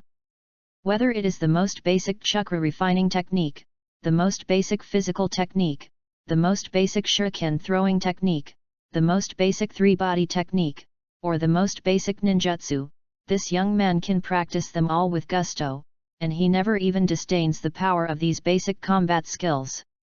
Clang! A crisp sound of metal clashing. Sarutobi Hiruzen hooked out a kunai with his fingers and waved it to block the ninja sword from the young boy Tuanzangzan. His attitude suddenly became serious. The young boy Tenzo stared at Sarutobi Hiruzen's face, and he slashed 3 times with the ninja sword in his hand quickly, but was blocked by the kunai. You also learned swordsmanship. The young boy Tuanzang looked at his companions with hatred. Just some basic swordplay. Sarutobi Hiruzen does not brag about himself. The short kunai can be turned around in his hands, and can also be used to fight against the sharp long sword. Obviously, this is a kind of humility. Because the swordsmanship that the young Danzo was so proud of was not able to defeat Sarutobi Hiruzen, he felt a little embarrassed and a sense of dissatisfaction suddenly arose in his heart. The young boy Tuanzang took a few quick steps with the ninja sword in his hand, and at that moment he forced Sarutobi Hiruzen back. He opened his mouth and spit out a sharp wind-style ninjutsu towards Sarutobi Hiruzen. Wind-style. Vacuum wave. This wind-style ninjutsu was released in an extremely insidious way. Even though Sarutobi Hiruzen had anticipated this and quickly raised his head to avoid it, his hair was still cut off by the sharp and slender aura like a sickle. This is too dangerous. The boy with glasses standing next to Senju Tobirama was a little scared, and watched their friends fighting anxiously. We are companions. The monkey will surely be able to dodge it. Senju Tobirama disagreed with this and even felt that it was a bit of a fuss. The battle between ninjas has never been a gentle game of house. It is a battle where one mistake can lead to death. Of course. Senju Tobirama felt confident. If the 2 teenagers in the arena got really angry and even their lives were in danger, he was absolutely sure that he could stop the fight from continuing. After all, he is known as the fastest ninja in the ninja world. But Senju Tobirama also realized something in his heart. The fighting style of the young boy Danzo is indeed a bit extreme. He even used the insidious fighting methods he used against the enemies in his battles with his companions. If I were not here, and if my opponent was not the excellent Sarutobi Hiruzen, I would probably be severely injured by Shimura Danzo's insidious wind-style ninjutsu. Wind escape ninjutsu. It is indeed the technique that the young boy Danzo is best at. Wind release shuriken. A diamond-shaped shuriken appeared between the boy Tuanzang's fingers. He opened his mouth and sprayed wind-style chakra on the shuriken, and bounced the shuriken with a sharp whirlwind around it away. Earth escape. Earth flowing by. A solid stone wall blocked the shuriken. Cut. A hint of disdain appeared on the young boy Tuanzang's face. He grabbed his ninja sword and rushed forward at high speed, leaping over the stone wall and slashing at Sarutobi Hiruzen who was hiding behind the wall. Click. A piece of wood was cut in half with one knife. Substitution technique. The young boy Tuanzang recognized at a glance that this piece of wood was the prop used by the ninja to perform the most basic substitution technique, and his eyes quickly searched around for traces of his opponent. When was it? Bang! He got kicked in the wrist. The ninja sword in his hand slipped out unexpectedly. However, the young boy Tuanzang's body quickly retreated and stuck to the wall. He had already seen the opponent's figure. He raised his hands to grab the opponent's ankles, blocked a series of kicks, and swung his hands hard to throw the opponent's body out. That's unexpected, Danzo. Sarutobi Hiruzen rolled over and landed on the ground, but he was not discouraged. He smiled and praised his friend. Your reaction is much faster than before. I didn't waste the results of my special training. The young boy Tuanzang responded coldly and took out a kunai from his pocket. His chakra was not abundant, so he had to take this opportunity to force a close combat and also take this opportunity to perform his final move that would determine the outcome. Wind release vacuum sword.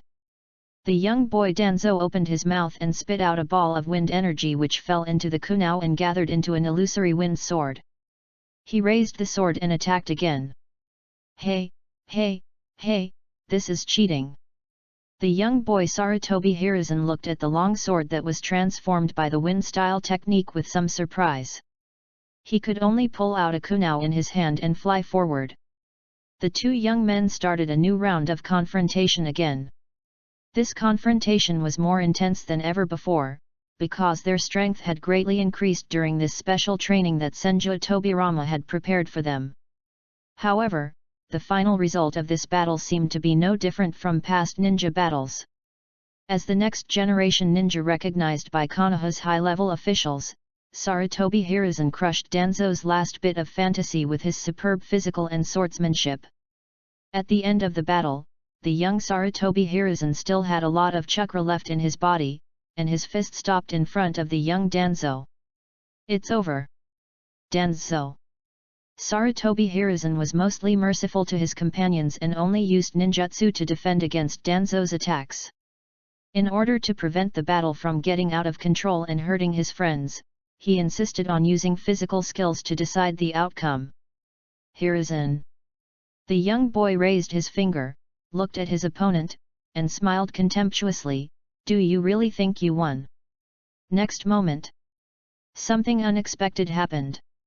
A black pattern appeared on Sarutobi Hiruzen's arm, and this pattern appeared simultaneously all over his body, restricting his ability to move. Self-Karma Curse Seal. When I touch the enemy during a break in battle, I place a spell seal on the enemy. When this spell seal is truly completed, the caster can trigger this spell at any time to immediately restrict all the enemy's actions. The voice of Senju Tobirama appeared in their ears. He introduced the curse seal technique used by the young Danzo with an expressionless face, and personally announced the winner and loser of the battle. "Monkey, you lose. You underestimated the enemy in this battle. You two come with me, I will tell you about your next mission. This mission may very well change the future of Konoha and even the ninja world. There are many kinds of curses. Among them, Orochimaru's uses natural energy and even soul fragments. Shimura Danzo's cursed seal is a type of chakra sealing technique, but it is also called a seal, such as the seal of wiping out the root of the tongue, the seal of self-curse binding, etc. End of this chapter. Chapter 34 Danzo, you come to solve Emi Yashiera's problem. Chapter 34 Danzo, you come to solve Emi Yashiera's problem. Hokage Tower. Sarutobi Hiruzen was the first to come out. There was an unusual excitement on the boy's face. Because Tobirama Senju told him a secret about the mysterious medical ninja he met in Konoha Hospital, and gave him an extremely special task. I thought my guess was already shocking. Sarutobi Hiruzen clenched his fist and smashed it against the palm of his other hand. He couldn't suppress the excitement on his face. He was really shocked by the secret he learned. That person turned out to be the legendary medical ninja Emi Yashijin. During this time, the young man has always been curious about the other party's identity.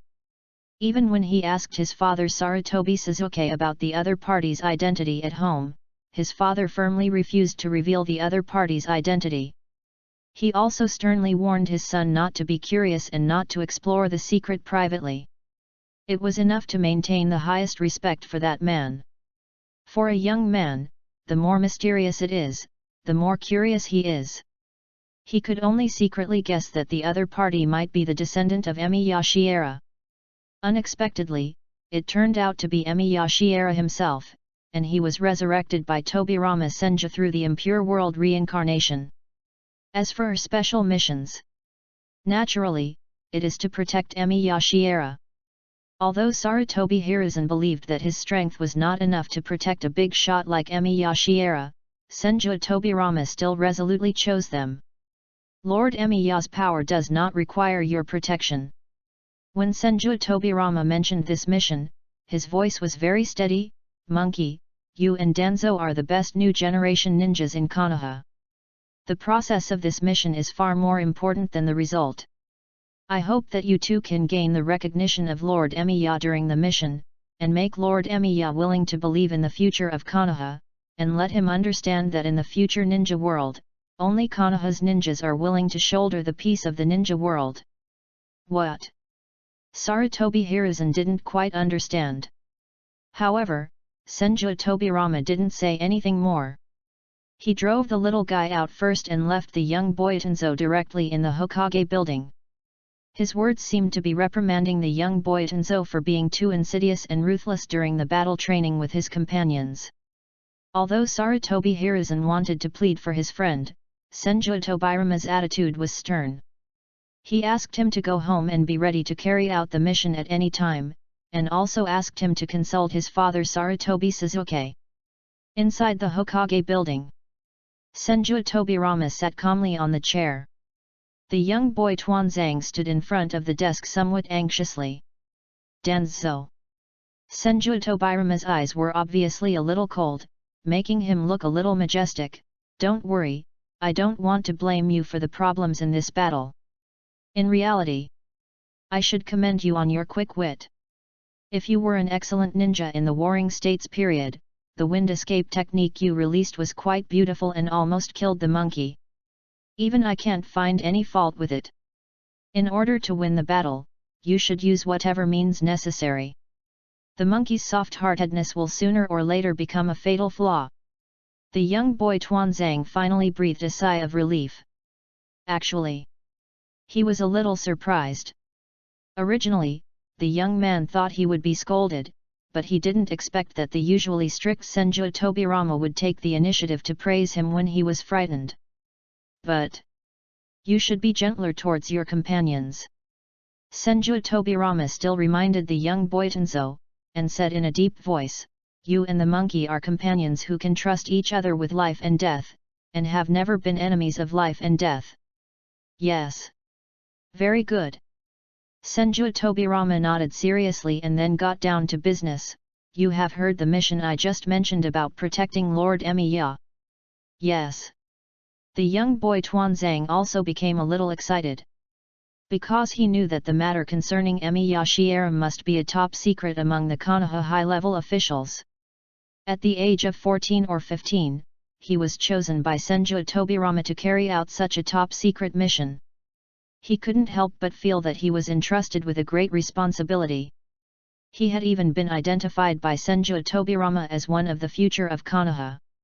Just thinking about it made him feel excited. In that case, the future village's Hokage. A sudden ambition arose in the heart of the young man Tuanzang. All the children who grew up in Konoha have witnessed with their own eyes the respect the villagers have for the first Hokage. Who wouldn't want to become the Hokage of the village? Once upon a time. Naturally, I don't dare to have such ambitions. However, Senju Tobirama has designated him and Sarutobi Hiruzen as the future of Konoha, so when he grows up, he may be able to take on the position of Hokage. But you know the nature of monkeys. Senju Tobirama's expression gradually became more serious, and he ordered in a deep voice, this mission requires you to carefully check for omissions and fill in the gaps. Yes. The young boy Danzo quickly agreed loudly. What does this mean? This clearly means that Mr. Tobirama values me more. Although Sarutobi Hiruzen is a very outstanding guy, Tobirama-sensei is dissatisfied with his temper and obviously values himself more. Otherwise, why would you stay here specially? Danzo. The burden you bear will be heavy. Senju Tobirama's eyes narrowed slightly. He saw through the excitement of the young man in front of him, but he didn't care about his ambition. You should know that the big countries in the ninja world have established ninja villages one after another, and there is competition between ninja villages. Mr. Emiya. He is also an important figure that we need to compete with them for. Senju Tobirama thought about his elder brother's lifespan, and his face became even more serious. For Konoha, Lord Emiya is an indispensable existence, especially since he also knows many of our Konoha's secrets, including the top secrets. That.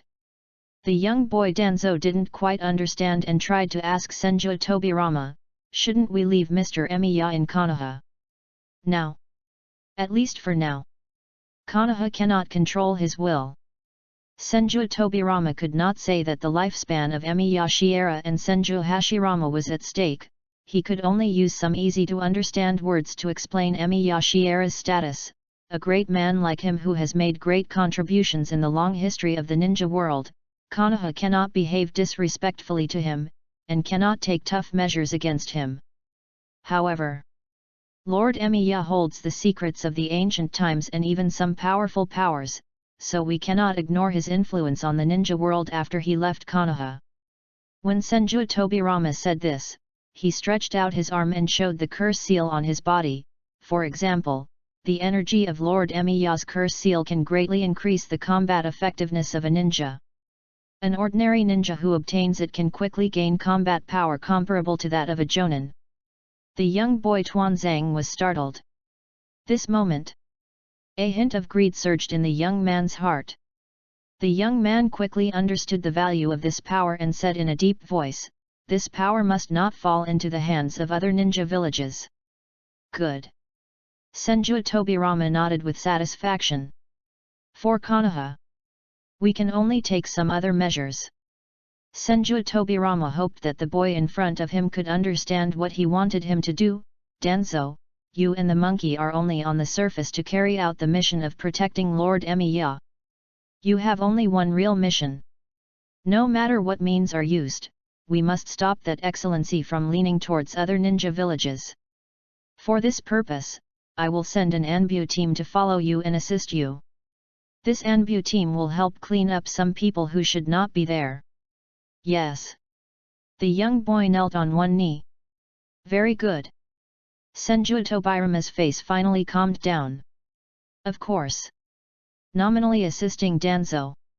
In the true sense, the Anbu are the ones responsible for execution. However, Senju Tobirama also had to place a suitable person next to Emi-Yashiera. He wanted to place the assistant he had assigned to Emi-Yashiera, but that assistant had been conquered by Emi-Yashiera's noble character and might not be willing to carry out such a task. But Senju Tobirama also had other thoughts. This little thought must not be told to Danzo Shimura. In this mission to protect Emi-Yashiera, the young Sarutobi Hiruzen is the trump card that Senju Tobirama really wants to use, because he and his elder brother are very optimistic about Sarutobi Hiruzen. The young Sarutobi Hiruzen masters 5 types of chakra and has a very high talent in learning ninjutsu. When encountering problems, he has a leadership temperament that can convince his companions. In a sense, being merciful is also a kind of compassion. Hasn't the first Hokage, Senju Hashirama, always been merciful to others? Senju Tobirama believes that Sarutobi Hiruzen is the person who is most likely to be recognized by Emi-Yashiera, and the young boy Danzo is just a hidden chess piece he planted to solve some troubles that should not have occurred in the dark. Of course. Tobirama Senju thought about the future of Danzo Shimura. Tobirama Senju noticed that Danzo Shimura was acting unscrupulously. He thought that this young man was similar to himself in some aspects, which was not a bad thing in his opinion. Because this style of behavior is exactly what you need when dealing with your enemies. Pity. This little guy's talent is not good enough. The young boy Danzo's training path has gone astray. He likes to practice powerful ninjutsu and always hopes to become powerful through shortcuts. At this point, Senju Tobirama had to admit that the other person was more like himself. His own talent was not that high, and he could never catch up with the strong men like his elder brother and Uchiha Madara who stood at the top of the ninja world. He did not have any excellent and powerful bloodline limit in his body, so he had to develop some weird and strange techniques to make up for the gap in talent. Correct. You seem to like using sealing seals in battle. Senju Tobirama looked down at the curse seal on his arm and told the young boy, I haven't researched the energy of this curse seal yet, but it is undoubtedly the most powerful human enhancement curse seal I have ever seen. If you can obtain this cursed energy from Lord Emiya during this mission, it will be a good thing for your future, and your future journey will be smoother. Happy New Year! The first day of 2025. I wish you all the best in the new year, everything goes well, and you will be promoted step by step. Today is almost 6,000 words again. During the new book season, I can shamelessly ask for monthly votes again. End of this chapter. Chapter 35. These are the future 3rd and 5th generation Hokage of Konoha. Chapter 35. These are the future 3rd Hokage and 5.5 Hokage of Konoha.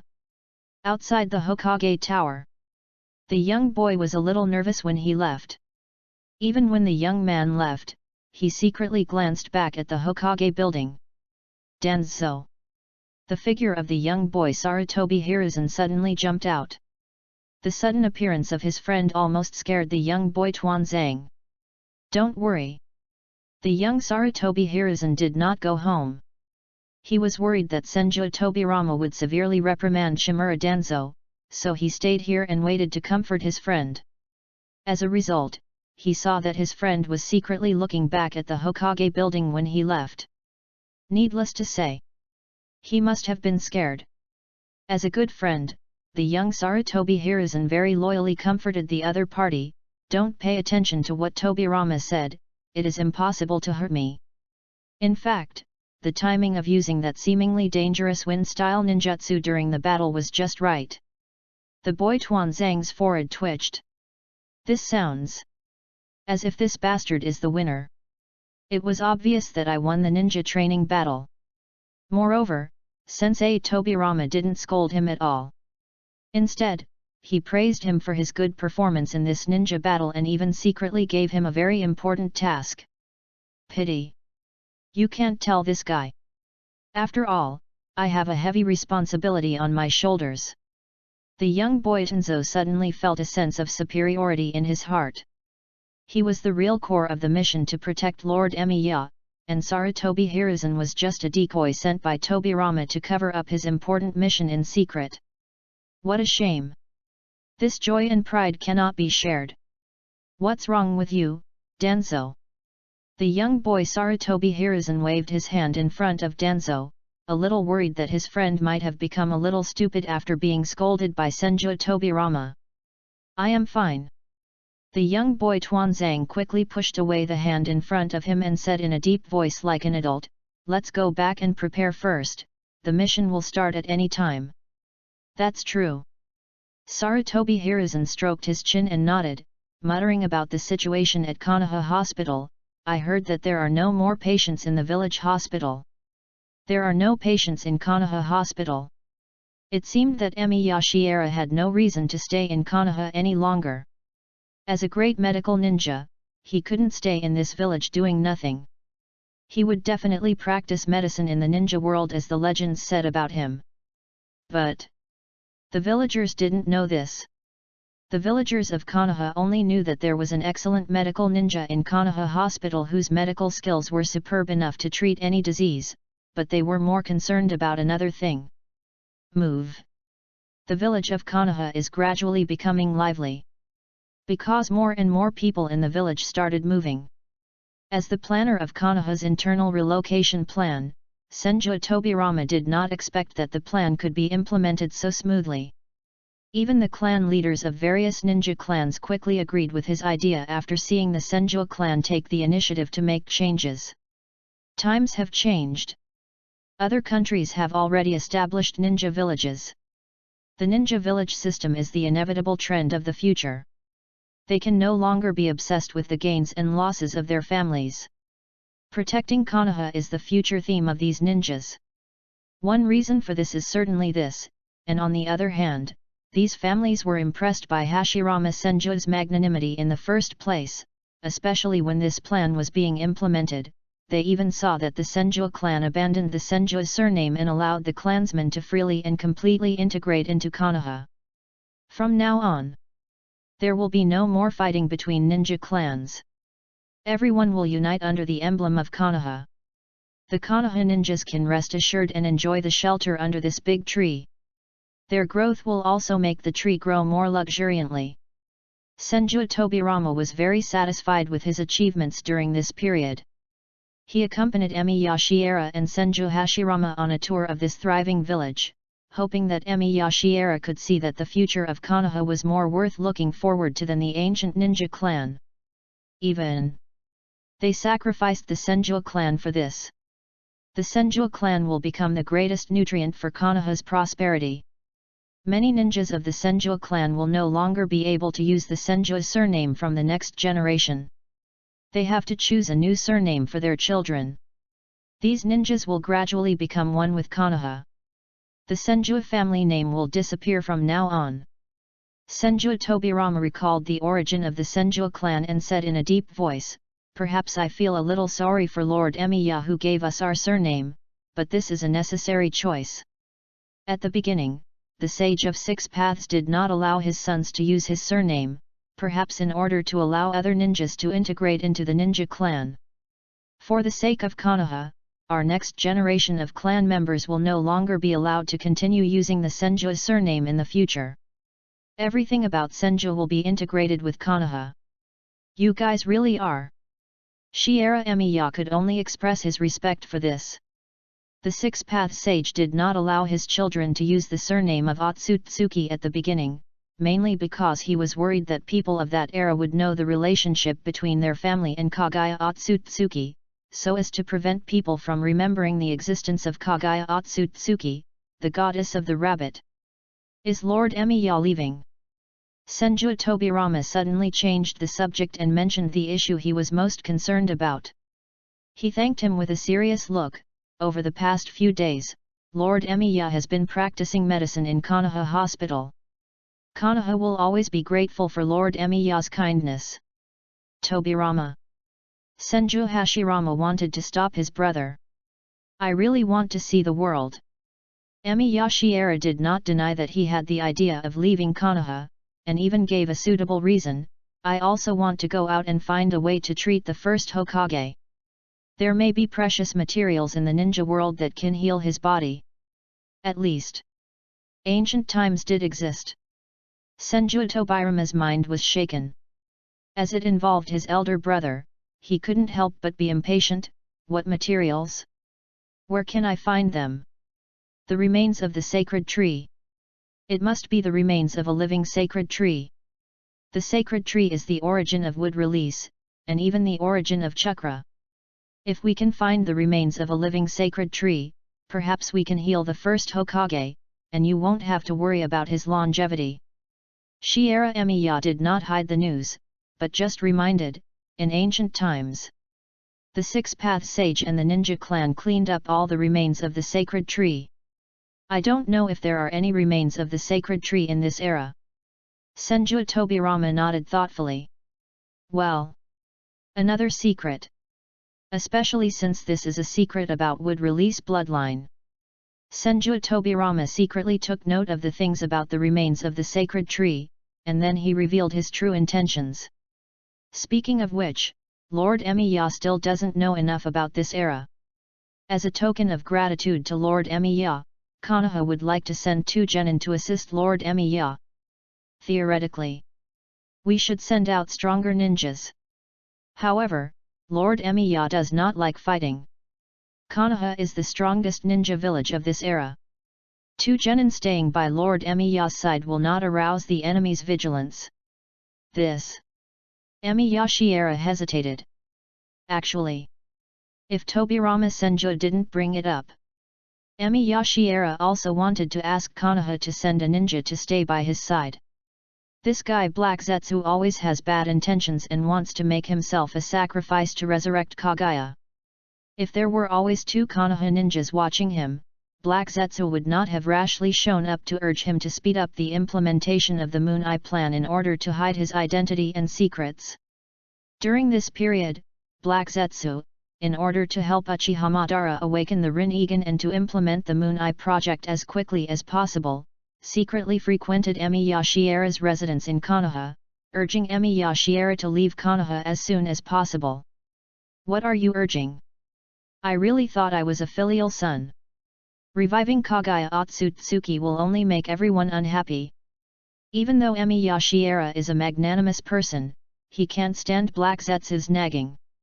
Just now, Senju Tobirama's arrangement can also prevent him from being constantly nagged by Black Zetsu.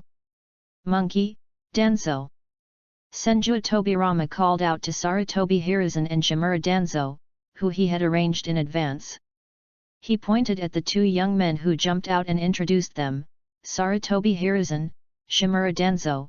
These two little guys are the best new generation ninjas in Konoha.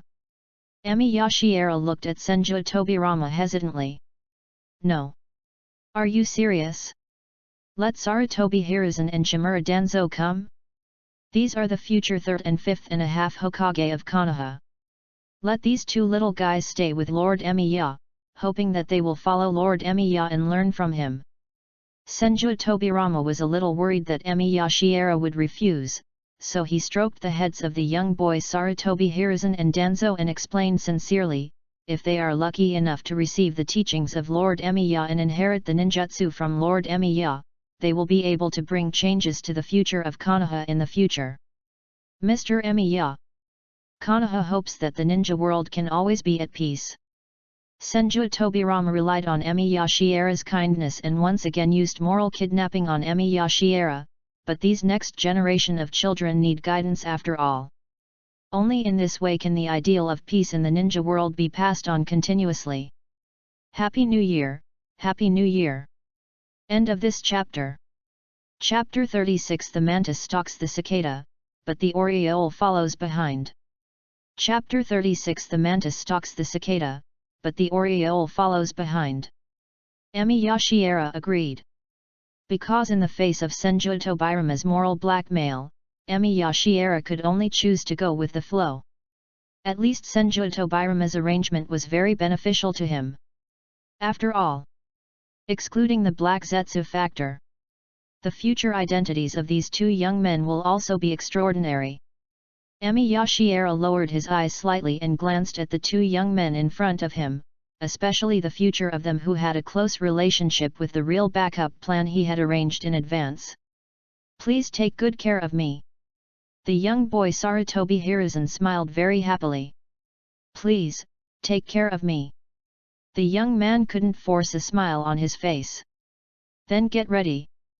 Emi Yashiera showed a compassionate smile on his face and patted Sarutobi Hiruzen's head gently. Accompany me to the village to buy some things today, and we will set off tomorrow.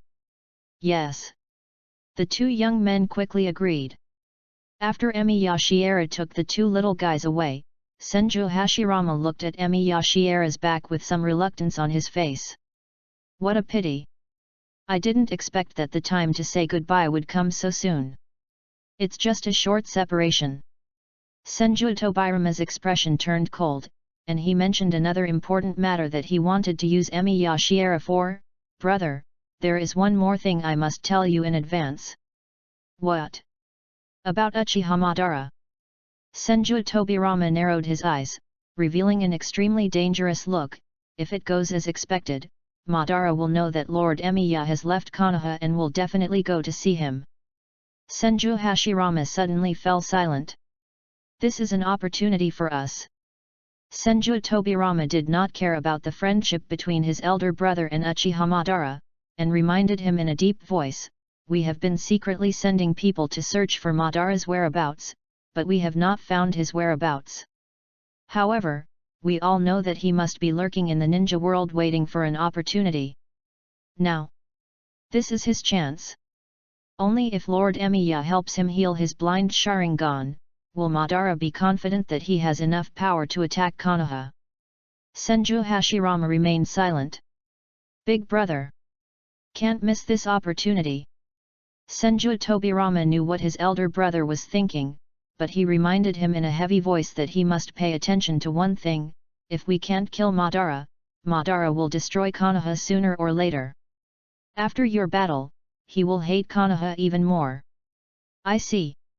Senju Hashirama sighed deeply, and had already accepted his brother's proposal in his heart. Don't worry, I won't let Madara escape this time. But Senju Hashirama raised his objection again, somewhat unhappy. This behavior seems to be taking advantage of Lord Emiya. For Konoha, this is a necessary measure. Senju Tobirama is very good at persuading his elder brother. Brother, do you want someone like Lord Emiya to be deceived by that guy Madara? Senju Hashirama was really a little embarrassed. If his friend Uchiha Madara really deceived Emi Yashiera, it would undoubtedly make Hashirama Senju, who was already very ashamed of Emi Yashiera, feel even more guilty. It is good. Senju Hashirama no longer had any concerns about this. The next day. The entrance to Konoha village. A group of people gathered here to see them off. The only one missing here is the first Hokage, Hashirama Senju. The first Hokage is nowhere to be found. According to Tobirama Senju, his elder brother could not accept the separation and did not dare to show up to see Emi Yashiera off. This statement. It's really too lame. Even though Hashirama Senju was an emotionally rich Hokage, he would never choose to escape when faced with a problem. So how could he choose to escape when it came to seeing someone off? But no one cares. Because the real protagonists are Emi Yashiera and the two little guys. Hiruzen. Sarutobi Suzuki patted his son's shoulder and reminded him earnestly, "You must take good care of Lord Emiya, don't make any mistakes. Do not worry." The young boy Sarutobi Hiruzen patted his chest with a big promise. No need to worry. Emi Yashiera showed a kind smile on his face, looking at the two teenagers in front of him like an elder, and said to Sarutobi Suzuki and others with a smile, "I will take good care of these two little guys." "I'm so sorry." Sarutobi Suzuki smiled foolishly, feeling a little embarrassed. Senju Tobirama did not say much, but just looked at the two young men, Sarutobi Hiruzen and Shimura Danzo, seriously, hoping that they could carry out his plan well. Compared to Emi Yashiera's question, the other person's problem is what Senju Tobirama is most concerned about. Outside Konoha village, Hashirama Senju was carrying a huge sealing scroll on his back, wearing red armor, and standing on a tree fully armed, looking into the distance in the direction of the entrance of Konoha village. A group of ANBU ninjas stood on the other trees. These ANBU ninjas are responsible for two important tasks. The first task was to assist the first Hokage in searching for the whereabouts of Uchiha Madara. The second task was to secretly eliminate some ninjas from other ninja villages who tried to approach Emi Yashiera. Everything comes first. Uchiha Madara is the biggest threat to Konoha. The mantis catches the cicada, and the oriole is behind. Do not. It should be said that the cicada had long been aware of the danger posed by the mantis. Because Uchiha Madara has been hiding outside Konoha village. Uchiha Madara tried to find an opportunity to meet with Emi Yashiera, hoping to persuade Emi Yashiera to stand on his side and get the secrets about the ancient times from Emi Yashiera. That's why. When Hashirama Senju and the ANBU ninjas set out, Uchiha Madara had already noticed something unusual and he quietly hid around this group of Konoha ninjas. Under a big tree outside the forest, Uchiha Madara leaned lazily against the tree trunk, looking at the group of Konoha ninjas and their leader Senju Hashirama with contempt, as if he had anticipated their actions. Humph! This kind of scene. Hashirama! This doesn't look like your handwriting.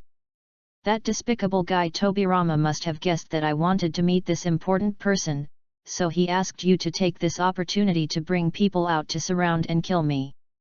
If this is what Hashirama Senju is thinking. Based on Uchiha Madara's understanding of his old friend, if Senju Hashirama wanted to kill him, he would definitely do it alone and would not bring this group of ANBU with him. Just as Senju Tobirama thought he had seen through Uchiha Madara's evil nature. Uchiha Madara was also well aware of Senju Tobirama's insidious behavior. He guessed that the actions of Senju Hashirama and the ANBU ninjas must have come from the instructions of Senju Tobirama. What a pity! The breeze blew Uchiha Madara's hair. The blind grey eye that had been hidden by messy hair was revealed, and this scene made the man look a little scary. It's a pity. Uchiha Madara felt a little regretful that he couldn't fight Senju Hashirama. Even if Uchiha Madara transplanted Hashirama's cells and gained wood release and powerful recovery ability, he would not be a match for Hashirama without a Sharingan, and there is even a high probability that he would be killed by Hashirama. So, let's use a little trick. Uchiha Madara raised his finger, and a strange light flashed in his remaining eyes. Hashirama, in the last battle, this eye didn't see through your wooden clone. Now let you try to see if you can see through my wooden clone. As Uchihamadara formed seals with his fingers, the big tree behind him suddenly grew something, and a wooden clone slowly emerged from the trunk. This wooden clone looked exactly like Uchihamadara's real body. It stood in front of Uchihamadara with a cold expression, and there was murderous intent in its eyes. Go! Keep Hashirama away from that big shot. Uchihamadara gave the order with a cold expression. After watching his wooden clone disappear in an instant, he had to think about a really tricky problem. Next. The trouble is how to convince that important person. Uchihamadara couldn't help but frown. He must not use violence directly, because violence may not be able to solve the problem of Emi Yashiera. After all, the lesson from using illusion last time was too profound. The man's soul power was as huge as that of a god, and it instantly defeated his will, causing him to suffer an unprecedented mental backlash. Even the illusions he performed in his prime could not be his opponent. As for convincing Emi Yashiera, Uchihamadara was also a little unsure. Because Uchihamadara is very self-aware, he has never been good at preaching, and is often even the one being preached. Uchihamadara turned his head and looked towards the entrance of Konoha village. He had already seen Emi Yashiera leaving Konoha and the two Konoha brats following him. I can only try to deceive the other party. Please read it. Asking for a monthly ticket. Uchihamadara. Seems like he's really good at mocking people. Maybe he didn't take other people seriously. Although Uchihamadara tried to persuade Hashirama Senju but never said it, considering the problems of Hashirama Senju and Uzumaki Naruto, who are the reincarnations of Ashura Chakra, it seems that his preaching is not too good. End of this chapter. Chapter 37 Kakuzu, Go and Kill Emi Yashiera. Chapter 37 Kakuzu, Go and Kill Emi Yashiera. Fire Nation. Emi Yashiera set out on a journey with the two little ones. Senju Hashirama led a group of Anbu ninjas and followed them in the forest, quietly waiting for Uchihamadara who might appear in front of Emi Yashiera. The strange thing is, Uchihamadara never showed up. This made Hashirama Senju a little hesitant. He was a little worried that Uchihamadara would take advantage of his absence to secretly attack Konoha. However, Tobirama Senju believed that Uchihamadara had lost one of his Manjiki Sharingan, and there was also the Nine Tails Jinchuriki Uzumaki Mito with strong perception in Konoha village. Even if Uchihamadara attacked Konoha, he would not gain any benefit, as the opponent would definitely give priority to Emi Yashiera. Could it be possible that Tobirama misjudged Madara's thoughts? Senju Hashirama led the Anbu ninjas all the way to the border of Taki country, but still found no trace of Uchihamadara, which made him worry about Senju Tobirama's judgment. Compared to the nervous Senju Hashirama, there are people in the ninja world who are more anxious than him. It was Black Zetsu who had been hiding in the darkness underground. Black Zetsu has been following Uchihamadara secretly. He vaguely guessed that after the last unpleasant conflict, Uchihamadara might use some means to contact Emi Yashiera. But isn't this the method we should use? Because Black Zetsu watched Uchihamadara quietly appear in Takigakure village, he used the Manjiki Sharingan to forcibly control the leader of Takigakure village, and controlled the leader of Takigakure village to order the Takigakure ninjas to attack and kill a team that was about to enter the land of water. Black Zetsu was completely dumbfounded. No. What are you doing? Just go and meet Emi Yashiera directly. Can we still count on these Takigakure ninjas to capture Shiera Emiya? All these little ninjas combined are not enough for Shiera Emiya to fight with one hand. However, Uchihamadara is full of confidence. This made Black Zetsu a little confused about what Uchihamadara was going to do. Could it be that Uchihamadara could expect that when this group of Takigakure ninjas attacked Emi Yashiera and made him flee in panic, he would come to help at the critical moment? What a waste of time! Black Zetsu could only stare in amazement at Uchihamadara's behavior. He wanted to remind Emi Yashiera, but he could not find a suitable opportunity. Because there are two Konoha brats beside Emi Yashiera, it doesn't want to expose its existence in front of others. The border of Taki country. Emi Yashiera remained calm as ever. The young boy Danzo was not worried at all, because he knew that he had a group of Anbu ninjas following him, so he didn't have to worry even if he was attacked by hostile ninjas. Only the young Sarutobi Hiruzen became noticeably more alert. Once they leave the land of fire, their team will lose the protection of the name of Konoha ninja and will have to rely on themselves to solve any troubles they encounter. Mr. Emiya. While Sarutobi Hiruzen was grilling fish with a branch, he asked Emi Yashiera about his plan. Why did we come to Taki no Kuni? It doesn't matter where we go. Emi Yashiera was still writing the medical records of a town he passed by. He said without raising his head. I just picked a direction. Maybe I'll meet a ninja who is suitable to inherit medical skills. Maybe he will have what I want. The young boy Sarutobi Hiruzen nodded thoughtfully. So when will our journey end? The young boy Tuanzang frowned subconsciously. He suddenly realized that this aimless journey would probably waste his time greatly. Within 10 years. Emi Yashiera responded without even looking up. As soon as these words were spoken, both Sarutobi Hiruzen and Shimura Danzo could no longer hold their breath. For the young men, this number seemed too long. Rest assured. Shiera Emiya put away the pen in his hand, carefully rolled up the medical record scroll, and comforted the two boys beside him. If you don't want to travel with me, you can go back at any time.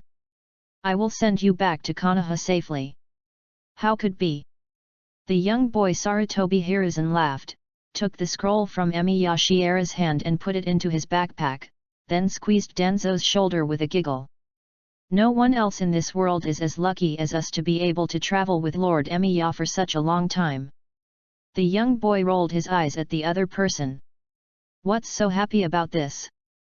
If it was just a trip of a few weeks or months, the young boy Danzo could accept it, but was he really going to waste 10 years accompanying Shiera Emiya?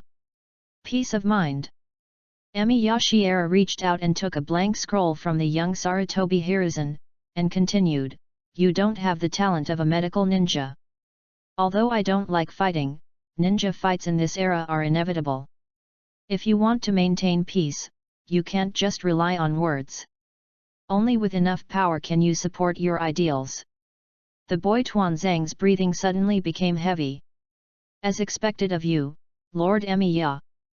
The young boy Sarutobi Hiruzen quickly sat down next to Emi Yashiera and said without any hesitation, Then I will be grateful for your guidance from now on, Lord Emiya.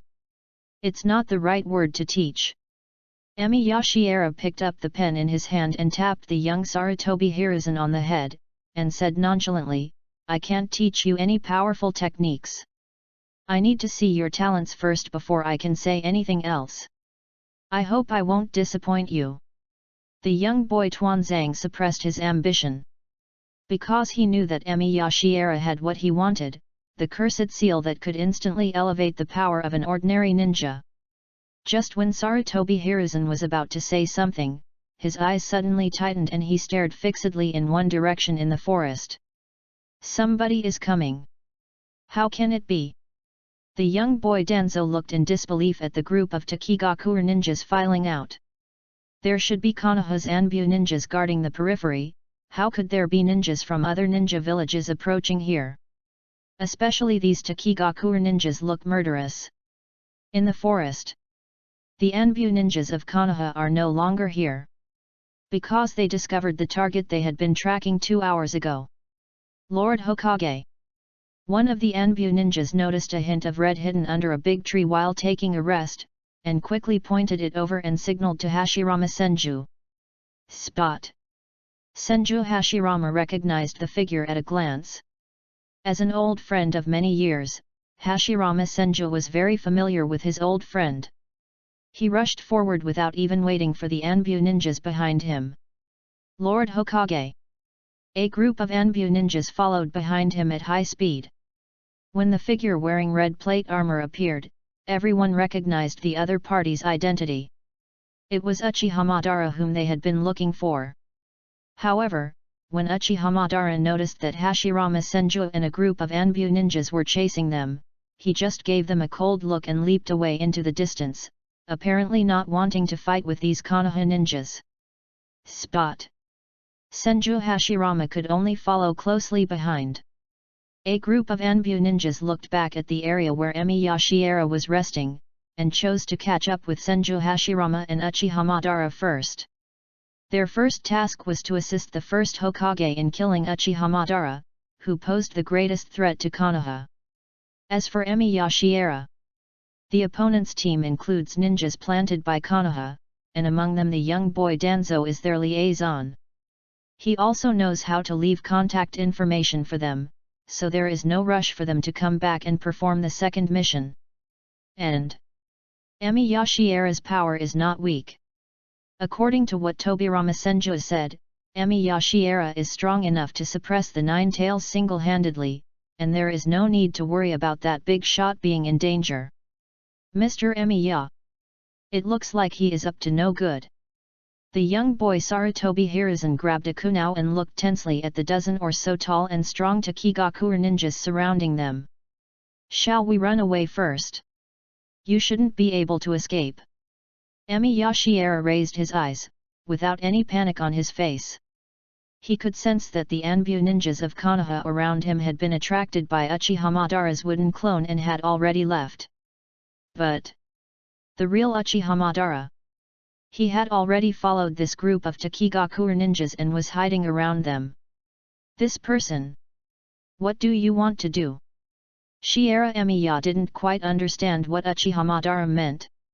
He could only guess that the appearance of this group of Takigakure ninjas must be related to Uchiha Madara. Uchiha Madara, this guy. You don't want to put on a bad show, do you? But Uchiha Madara is not important now. Emi Yashiera's eyes fell on this group of Takigakure ninjas, trying to find out from among them the purpose of his coming to Takigakure. Kakuzu, go!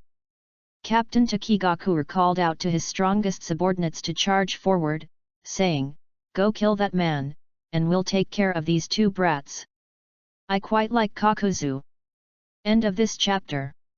Chapter 38 Kakuzu, go and kill Uchiha Madara. Chapter 38 Kakuzu, go and kill Uchiha Madara. Kakuzu. This name seems to have some kind of magic. At least this group of Takigakure ninjas stopped immediately after hearing the captain's call and watched a tall and strong teammate walk out. We are Konoha ninjas. The young Sarutobi Hiruzen stood up, hoping to use the name of Konoha to negotiate with these Takigakure ninjas. Konoha has no hostility towards Takigakure. Kill them.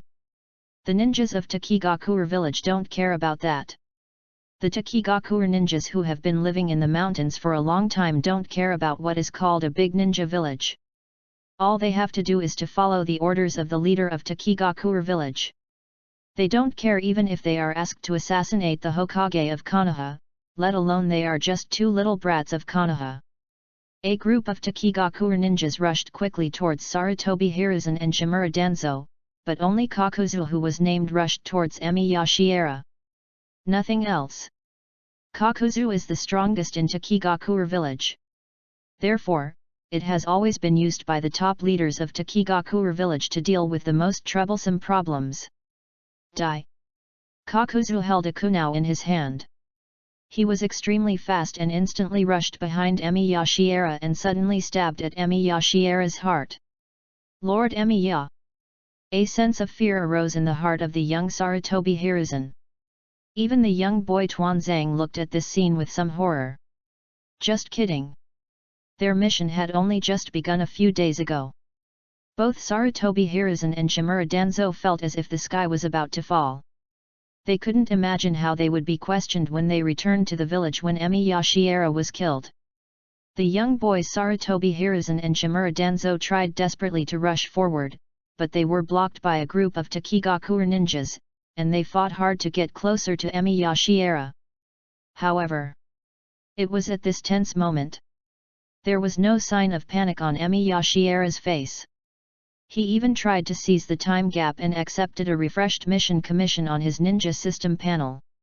Time is tight. This commission came somewhat suddenly. There may not be such an opportunity in the future, and it just so happens that his state of reincarnation is very suitable for completing this commission, because the reward for this commission is likely to be true immortality. Unfulfilled requests, 3/3. S-rank commission, demonstrate the ability to be immortal in front of Kakuzu. When Emi Yashiera took on this task, his heart was pierced by the kunao in Kakuzu's hand. This scene instantly made many people's faces change suddenly. Wei Yuan, Heizetsu, who was hiding underground, couldn't believe that this was happening. Are you kidding me? Uchi Hamadara, who was hiding in the forest, watched this scene with some surprise. He didn't believe that Emi Yashiera would be completely defenseless in front of this group of Takigakuer ninjas. Mr. Emiya, Sarutobi Hiruzen and Shimura Danzo really felt like the sky was falling. What happened? Only Kakuzu, who had pierced Emi Yashiera's heart with his own strength, felt that something was not right. He had already seen the dust and debris swirling in Emi Yashiera's heart. Next moment, there was a loud explosion in the air. A figure wearing red plate armor fell from the sky. Go away! Uchi Hamadara realized that there was no point in hiding any longer, so he kicked Kakuzu, who was trying to assassinate Emi Yashiera, away, and began to carefully observe Emi Yashiera's situation. When Uchi Hamadara saw the dust and debris gathering again at Emi Yashiera's heart, he finally relaxed. It seemed that Emi Yashiera would not die. Uchi Hamadara felt a little relieved. He even said a few words of contempt for Senju Tobirama in his heart. The magic tricks invented by that sinister villain are always so despicable. Once the dead are resurrected by this magic trick, they will be unable to live or die. That is Uchi Hamadara. The voice of the young boy Tuanzang immediately exploded. When Uchi Hamadara appeared in front of them, the two young men, Sarutobi Hiruzen and Shimura Danzo, really felt that the sky had fallen, even worse than the death of Emi Yashiera. Is that Uchi Hamadara? Even the Takigakuer ninjas who were far away in the mountains remembered the famous figure of the Warring States period, and a look of fear appeared on everyone's face. Ever since Uchi Hamadara appeared in Konoha, the news that Konoha was searching for his whereabouts spread throughout the ninja world. For the first time, Uchi Hamadara was even defined as a traitor ninja of Konoha. The only difference was that Konoha did not issue a wanted order. Except for the first Hokage. I guess no one in the ninja world can kill Uchi Hamadara. No matter what, it is impossible to cover up the fact that Uchi Hamadara faked his death any longer. When the Takigakuer ninjas present saw Uchi Hamadara appear, the fighting spirit in their hearts quickly dropped, and they even felt that something was wrong. What if this guy Uchi Hamadara kills people at will? Kakuzu! Kill him! Captain Takigakuer pointed at Uchi Hamadara and shouted to Kakuzu, then immediately led the other subordinates to retreat quickly. We will retreat first, the leader's mission is left to you, don't forget to kill these two teams. Abandoning your companions, isn't this too shameless? Sarutobi Hiruzen was stunned by the actions of the Takigakuer ninjas. Even the young Danzo was shocked by the shamelessness of the Takigakuer ninjas, as if he had seen such magical creatures for the first time in the ninja world. How could they abandon their teammates to die in order to cover their own retreat when they encountered danger? But it seems they should withdraw. The young boy Danzo hurriedly approached the direction of Sarutobi Hiruzen. He suddenly realized why the Anbu ninjas on the periphery did not stop the group of Takigakuer ninjas. Perhaps the Anbu ninjas in those villages had been killed by Uchi Hamadara. In this case, they couldn't possibly have any help. There is no way that he and Sarutobi Hiruzen could defeat Uchi Hamadara. Even the first Hokage didn't kill Uchi Hamadara, so what could the two Konoha genin do? They have already tried their best to protect Emi Yashiera, right? Hiruzen, it's time for us to retreat. The young boy Tenzo reminded Sarutobi Hiruzen in a low voice. The young boy Sarutobi Hiruzen hesitated. However, while the two boys were hesitating, the abandoned Kakuzu had already grabbed his kunao in silence. The sturdy man looked at Uchihamadara's figure and rushed towards him brazenly, as if he was willing to sacrifice his life for the village's order. "You guy!" Uchihamadara was somewhat surprised at the behavior of the Takigakuer ninjas. He was even more surprised at Kakuzu, who bravely rushed towards him. "Is your brain damaged? This guy? Is he a complete idiot? Didn't he see that his companions had abandoned him? Didn't he know that his captain had sent him to his death on purpose?" Kakuzu's gaze remained firm, and he swung his kunao towards Uchihamadara, but his wrist was instantly grabbed by Uchihamadara with one hand. Click! Uchihamadara broke Kakuzu's wrist. The kunao in Kakuzu's hand immediately fell to the ground. However, Kakuzu still refused to give up. He endured the pain and kicked Uchihamadara without caring at all. Click! One leg was also kicked off. The gap between the two is too big. Whether it was the difference in strength or the difference in combat experience, Kakuzu was completely unable to fight back in front of Uchihamadara. Uchihamadara raised his hand and grabbed Kakuzu's neck, and was about to kill Kakuzu on the spot. Exactly. It was at this time Emi Yashiera's voice interrupted Uchihamadara's actions. "Killing someone in front of a medical ninja is undoubtedly a blasphemy against our ninja code. Is there anything I can do to help you spare his life?" Uchihamadara looked at Emi Yashiera with some confusion. Kakuzu's eyes were even more puzzled than Uchihamadara's, as if he was asking why the other party was still alive, and as if he was asking why the other party let him go. "Lord Emiya!" The young Sarutobi Hiruzen was delighted. "Hiruzen!" The young boy Danzo quickly grabbed his sleeve, hoping that his friend would calm down first. The two Konoha ninjas could be killed by Uchihamadara at any time. "Humph!" Uchihamadara disdainfully released Kakuzu's neck. To him, Kakuzu and Takigakuer were just tools he used secretly to test Emi Yashiera's character, so the life or death of the tools naturally didn't matter to him. What's more, this person's life can also be exchanged for Emi Yashiera's promise. Uchihamadara originally came here to get information from Emi Yashiera, so it couldn't be better that the other party was willing to make a promise for an unrelated guy. Kakuzu climbed up in a panic, without saying a word, and tried to leave limping. After all, having suffered such a humiliating battle and being abandoned by his companions, he didn't know what to say and didn't know the meaning of his life. Perhaps the meaning of being a ninja is to carry out missions for the leader. And many more. Emi Yashiera suddenly called out to Kakuzu. Everyone present looked at Emi Yashiera. "Your injury?"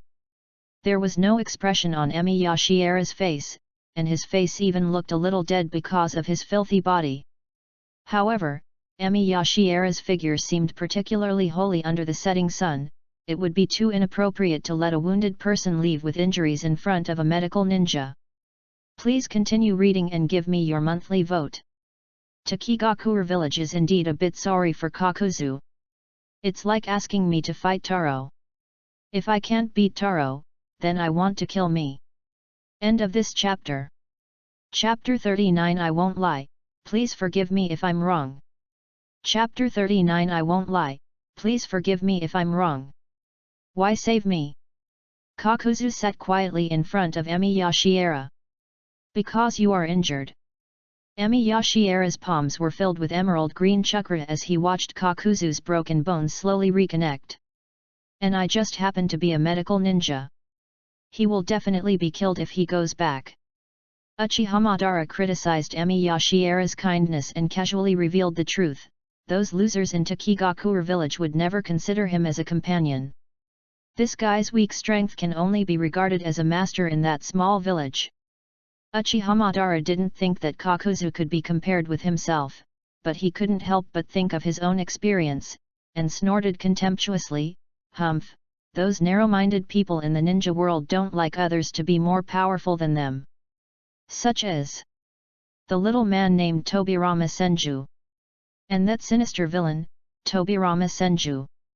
And there is that sinister and despicable villain, Tobirama Senju. Shiera Emiya knew that Uchiha Madara must be slandering Senju Tobirama in secret, but he still felt like he was being stabbed in the back. Although I am definitely not a person who likes to kill innocent people indiscriminately, if a strong person who kills innocent people indiscriminately really appears, no one wants to be the innocent person who is killed indiscriminately. So they wanted to kill me. Kakuzu immediately understood what Uchiha Madara meant, but for a moment he couldn't find his direction. He said in a dull voice, "In this world, what else can ninjas like us do besides carrying out missions? Kill them, of course." Uchiha Madara glanced at Kakuzu, his face full of mockery. "What a complete idiot, to kowtow to the weak is to trample on your own life." Kakuzu began to think subconsciously.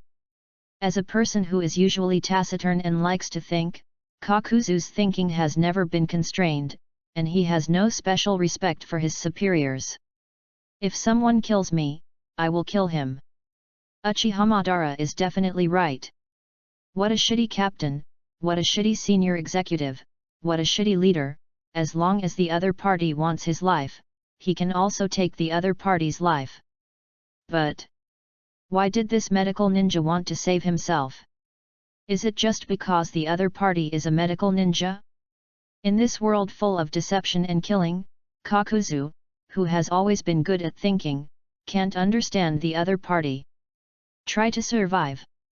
Shiera Emiya healed Kakuzu's wounds, patted his shoulder, and signaled that he could go. "Don't waste my chakra." Humph! Save his life. What a waste of mine and Lord Emiya's precious time.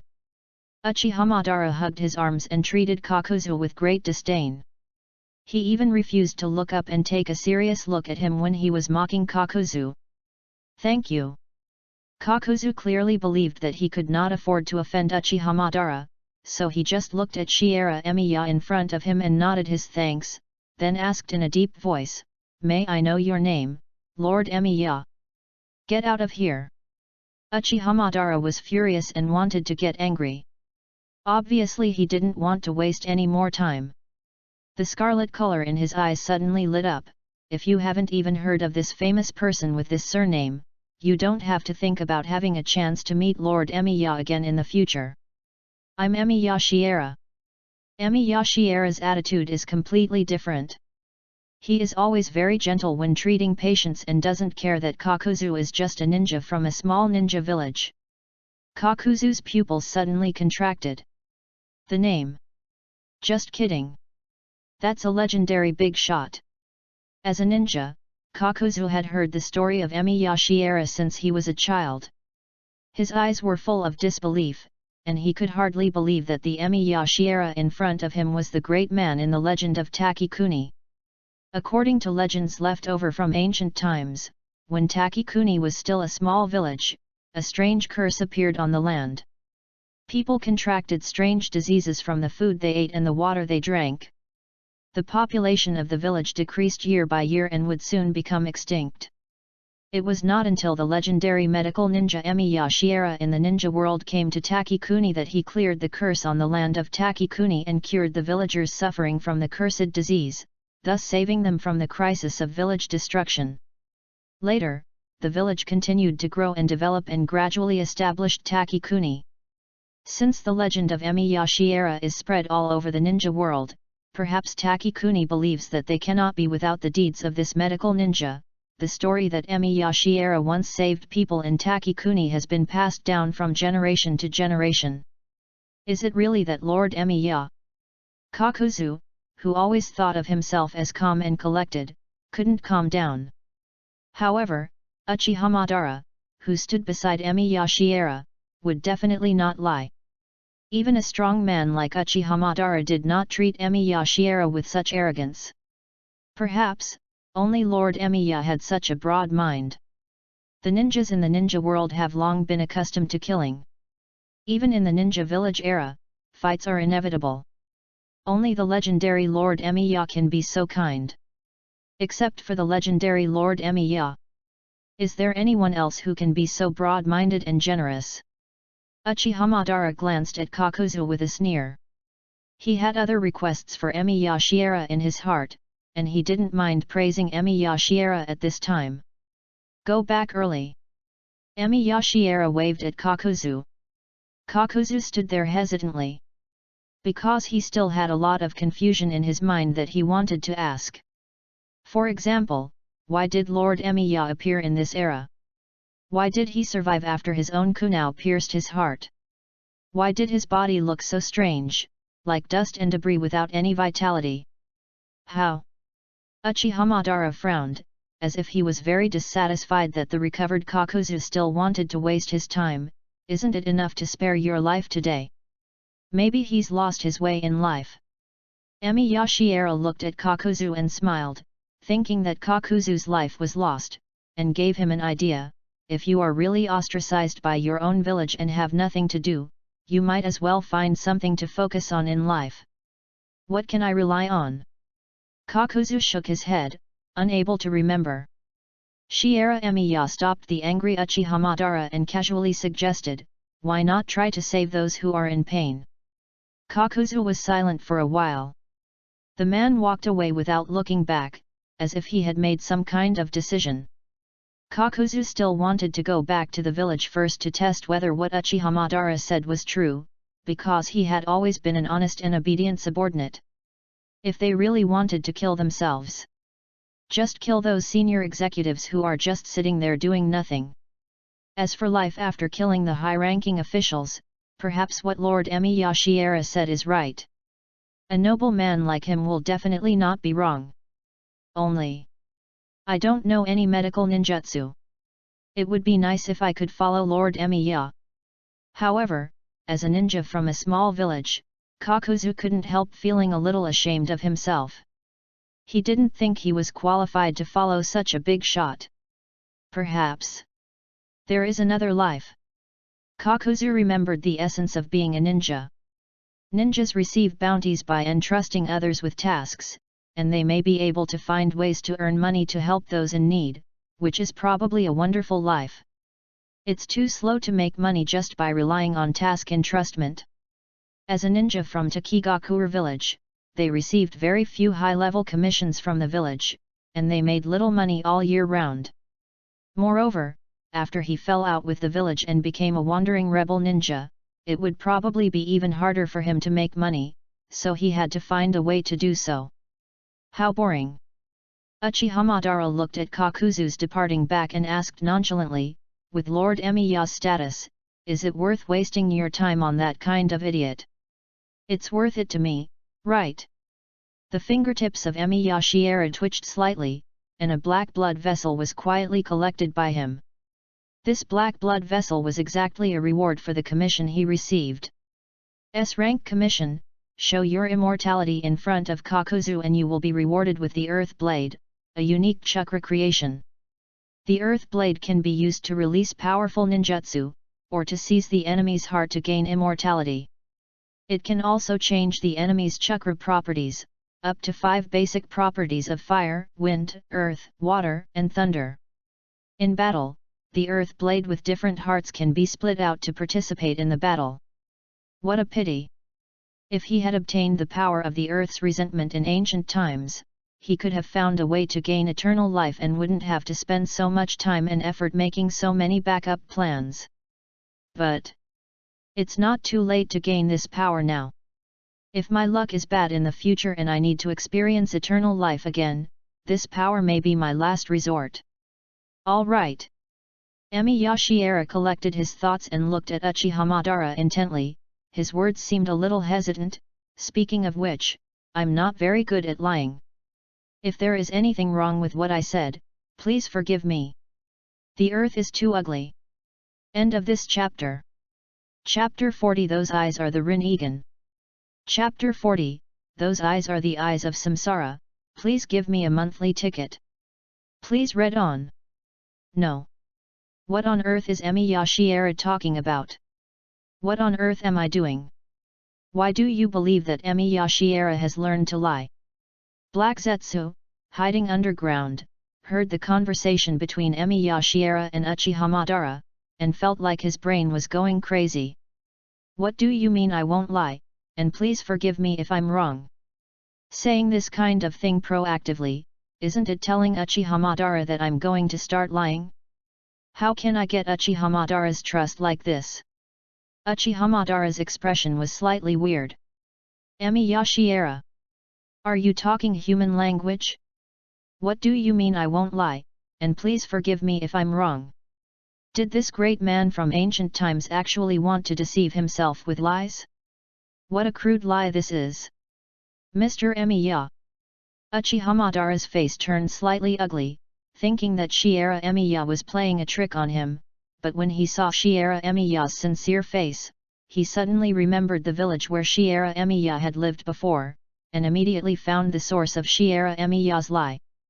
Humph! If I'm not wrong. Uchiha Madara sneered, mocking the guy he hated the most. It must be Senju Tobirama who told you that you can lie to me when you meet me, is that right? No. Emi Yashiera hesitated and told the truth. Humph, it must be him. Uchiha Madara became more certain of his thoughts, and sneered, that despicable guy, Tobirama Senju, is as sinister as ever. Okay. Emi Yashiera could only sigh helplessly, as if he was regretting that he could not restore Senju Tobirama's reputation, so he had to continue. Tobirama once mentioned that you came to me to ask me to help you heal your blind eye. A hint of shock appeared in Uchiha Madara's pupils. No wonder. No wonder Senju Tobirama had the audacity to induce such a big shot to lie. Uchiha Madara suddenly realized the terrifying value of Emi Yashiera, and his palm subconsciously stroked his blind eye. It turns out, even your own blind eyes can be healed. This was the price he paid for performing the Uchiha clan's forbidden technique, Izanagi. Due to the powerful effect of that forbidden technique, Uchiha Madara never expected that his eye could regain its sight. But, can Emi Yashiera actually heal this eye? If Emi Yashiera can help me heal my blind eye, I will have enough strength to start a new battle with Senju Hashirama. Mr. Emiya. Uchiha Madara pushed aside his messy long hair, revealing his grey eye, and asked in a deep voice, can this blind eye really be cured?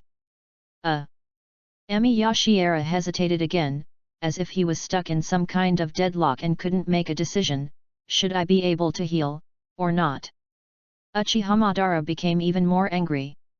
A great medical ninja. How could you not be confident about your own medical skills? Such hesitation must be the work of that despicable villain, Tobirama Senju, who was trying to stop Emi Yashiera from healing his eyes by tempting such a great medical ninja to deceive and conceal the truth. Fortunately, this great man from ancient times was not good at lying.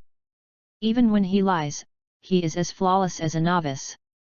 Uchiha Madara felt both happy and annoyed. He knew that Emi Yashiera could definitely heal his eyes. It would be a huge surprise to be able to let his eye see the light again. This is possible. Uchiha Madara raised an evil smile and persuaded Emi Yashiera, Mr. Emiya, you don't have to listen to the lies of Senju Tobirama. That despicable and sinister villain used dangerous forbidden techniques to disturb the peace of your soul, seduced and deceived you into lying to your own patients, and blasphemed your noble character. Do you still think that what he said is correct? Emi Yashiera felt a little sad. From an adjective used by Uchiha Madara, he deeply felt Uchiha Madara's hostility towards Senju Tobirama, and he really had no way to stop Uchiha Madara from slandering Senju Tobirama's reputation. Anyone can testify. These are all Uchiha Madara's own imagination. I never mentioned Senju Tobirama at all, and I even took the initiative to defend Senju Tobirama, but Uchiha Madara just refused to believe it. Never mind. I can help you with that eye.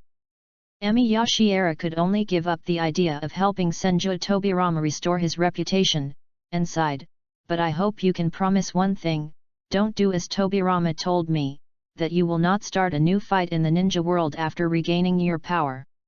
It sure is him. Uchihamadara's hatred for Senju Tobirama grew even stronger. However, Uchihamadara also knew Emi Yashiera's style of doing things. He did not intend to continue to start a new war. He even chuckled and promised, "Don't worry, if my eyes can be healed, I will only use this power to realize the true peace of this world. I hope you won't lie to me." Emi Yashiera nodded, carefully examined Uchihamadara's blind eye, and revealed the reason for the blindness of this eye in one sentence. "This is permanent blindness of the Sharingan. You used a strange technique that used the Sharingan as the activation technique, which caused this eye to become completely blind." Good. Uchihamadara did not doubt that the other party could see through his use of Izanagi, because in his heart he already secretly believed in Emi Yashiera's omnipotence in medical skills. "Theoretically, I do have a way to cure it." Shiera Emiya frowned, as if he was in some kind of dilemma. "If it were in ancient times, I could use the power of yin to forcibly enhance its pupil power, and this method would allow it to regain its light." "Oh, right. That's really strange. To heal Hashirama Senju, you need yang power, which is the extreme of yang attribute chakra. To heal your eyes, you need yin power, which is the extreme of yin attribute chakra." Yang power? Yin power? Uchihamadara's heart skipped a beat, and he remembered the original intention of coming to see Emi Yashiera. He remembered the words on the stone tablet. Wait, that is to say, our Uchiha clan's Manjiki Sharingan may still have the possibility of improving its pupil power. This statement, it undoubtedly corresponds to the contents of the Uchiha clan's stele. The power of Yang and the power of Yin mentioned by Emi Yashiera are the extremes of Yang attribute chakra and Yin attribute chakra. The power of Yin and the power of Yang can act on himself and Senju Hashirama respectively. The forces of positive and negative. Countless thoughts emerged in Uchihamadara's mind. Really come to the right. This trip was really the right one. This medical ninja from ancient times revealed countless information with just a few words, making many of his inner thoughts suddenly clear. But I can't do that in my current state. Emi Yashiera shook his head and shattered Uchihamadara's fantasy with one sentence. In this state of impure world reincarnation, I cannot use the ultimate yin power. Uchihamadara's face immediately darkened. Although coming here to meet Emi Yashiera and healing his blind eye was not part of his plan, it was still hard not to feel depressed knowing that the hope of regaining sight in this eye was lost in an instant. But don't worry. Emi Yashiera's words made Uchihamadara's heart nervous again, and his eyes became extremely sharp, as if he could see through everything inside Uchihamadara's body. This blind eye has recently been affected by a powerful chakra. Under the nourishment of this chakra, it will gradually recover and regain its eye power. Uchihamadara's expression slowly changed. Other side. See it.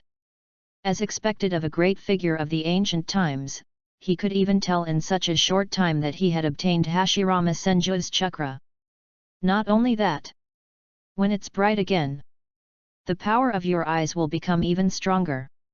Emi Yashiera stared at Uchihamadara's eyes, his voice gradually lowered, as if he was telling a story that made Uchihamadara immersed in his mind.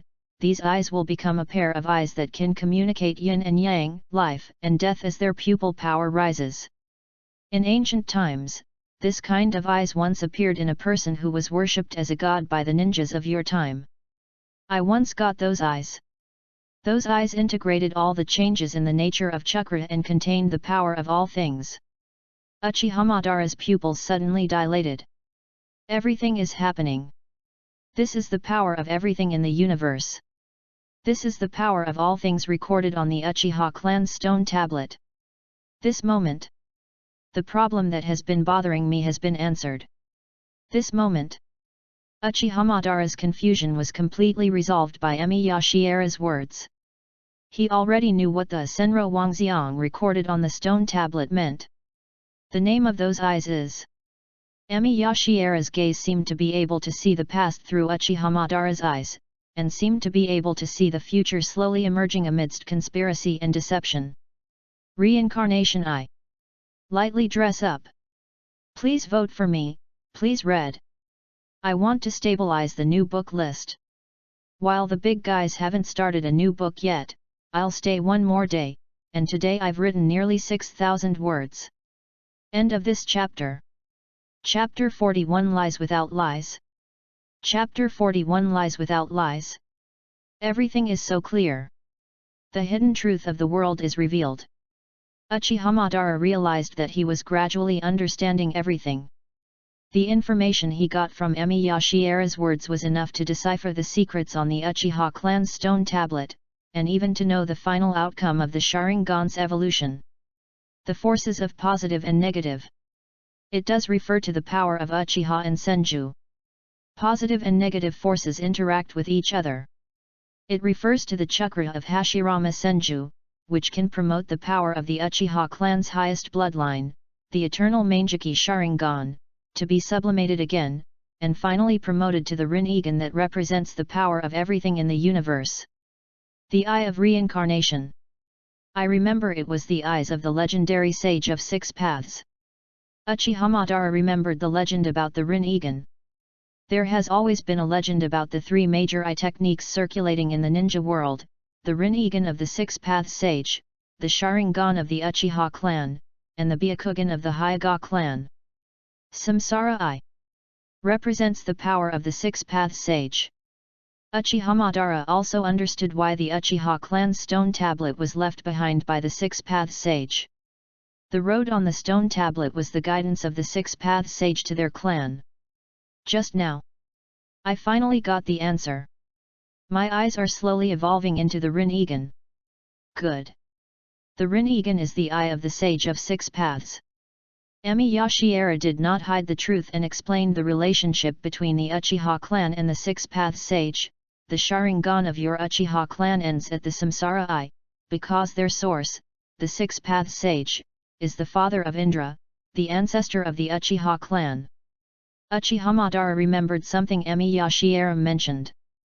Indra, the ancestor of the Uchiha clan, fought against Emi Yashiera, but ended up in a miserable defeat. The result was probably similar to when he challenged Emi Yashiera. Speaking of which, the answer I got was more complete. It is precisely because the Uchiha clan is the descendant of the Six Paths Sage that the Six Paths Sage left the stone tablet to the Uchiha clan, leaving information on it that can only be read by the Sharingan. Thank you. Uchiha Madara hugged his arms, thanked him with a haughty look, and expressed his satisfaction that his confusion was answered. It's okay. At that time, these things were known to everyone. After Emi Yashiera finished speaking, he took the initiative to explain, I don't know if it would be troublesome to talk too much in your era. After all, Tobirama told me that I shouldn't talk about these things in ancient times. For example, the ancestors of the Uchiha clan and the Senju clan were brothers, and both of your clans are descendants of the Six Paths Sage. Humph! No wonder. Uchiha Madara snorted contemptuously, having understood Senju Tobirama's little thoughts. Senju Tobirama has always been afraid of the power of the Uchiha clan. It seems that he is worried that his reasons for suppressing the Uchiha clan in Konoha will be rejected by Hashirama, so he is unwilling to let the Uchiha clan have anything to do with their Senju clan.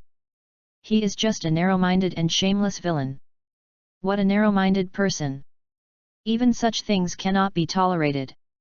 Uchiha Madara knew very well that if this secret from ancient times was leaked, the relationship between the Uchiha clan and the Senju clan would definitely be greatly eased. Pity. It was too late after all. This kind of relationship might have made himself and Senju Hashirama very happy when Konoha was first established, because they found the true justice of the two clans uniting. However, it's no longer needed. Because he had once again completely broken off with Hashirama Senju, and was abandoned by the Uchiha clan when he broke off and left Konoha, he was left alone with only his lonely ideals. Now, I only have one question left. Uchiha Madara no longer cared about the past secrets of the Uchiha clan and the Senju clan. He looked at Emi Yashiera with burning eyes, hoping to know the answer to his last question from Emiya Shiera's mouth.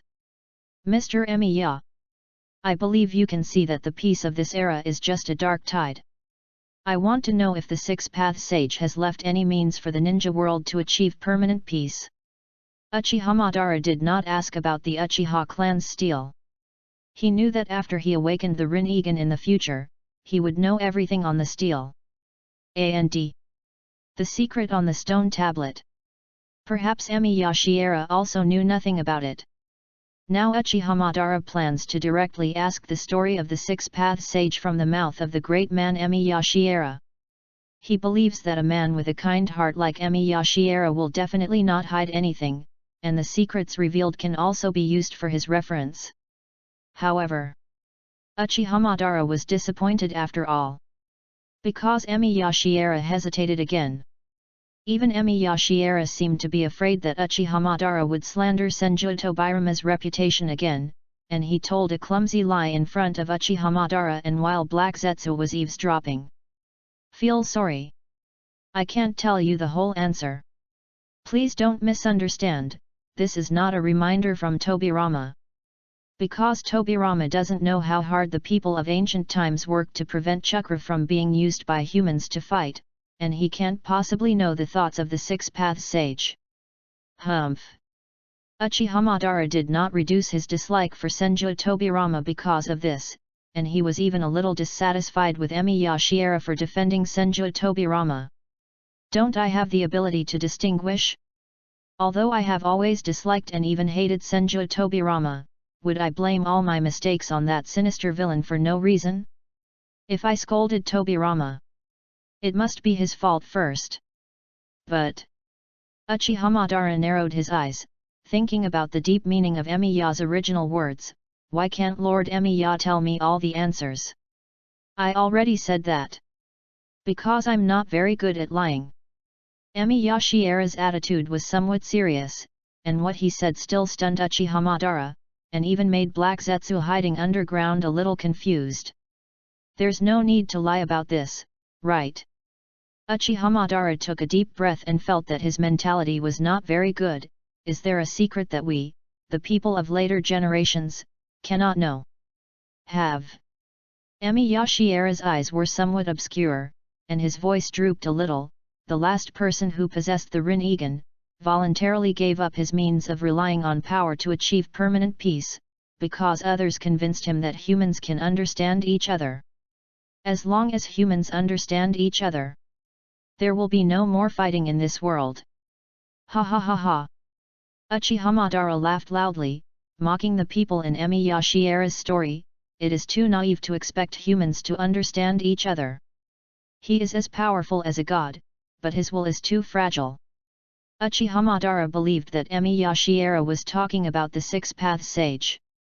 In ancient times, only the Six-Path Sage possessed the Rinnegan. Uchiha Madara thought that Emiya Shiera wanted to use a clumsy lie to cover up the mistakes made by the Sage of Six Paths, but his lie was full of loopholes. Only Black Zetsu, who was hiding underground, was feeling a little depressed.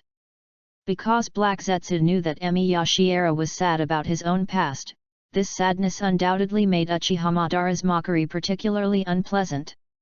Emiya Shiera. I'm really not a good liar. Perhaps I shouldn't have forced Emiya Shiera to learn how to lie. Humans are always like this. The world of mankind is full of myriad things, and the fate of mankind is a cycle of reincarnation. Emiya Shiera's voice remained calm as he recounted the story from ancient times.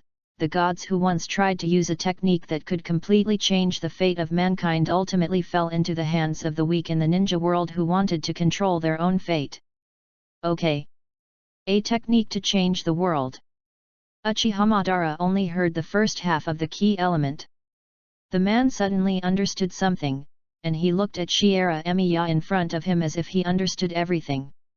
He said, that technique that can change the world is the technique that the Sage of Six Paths used to try to achieve permanent peace in the ninja world, right? Shiera Emiya shook his head slightly, with some regret in his voice.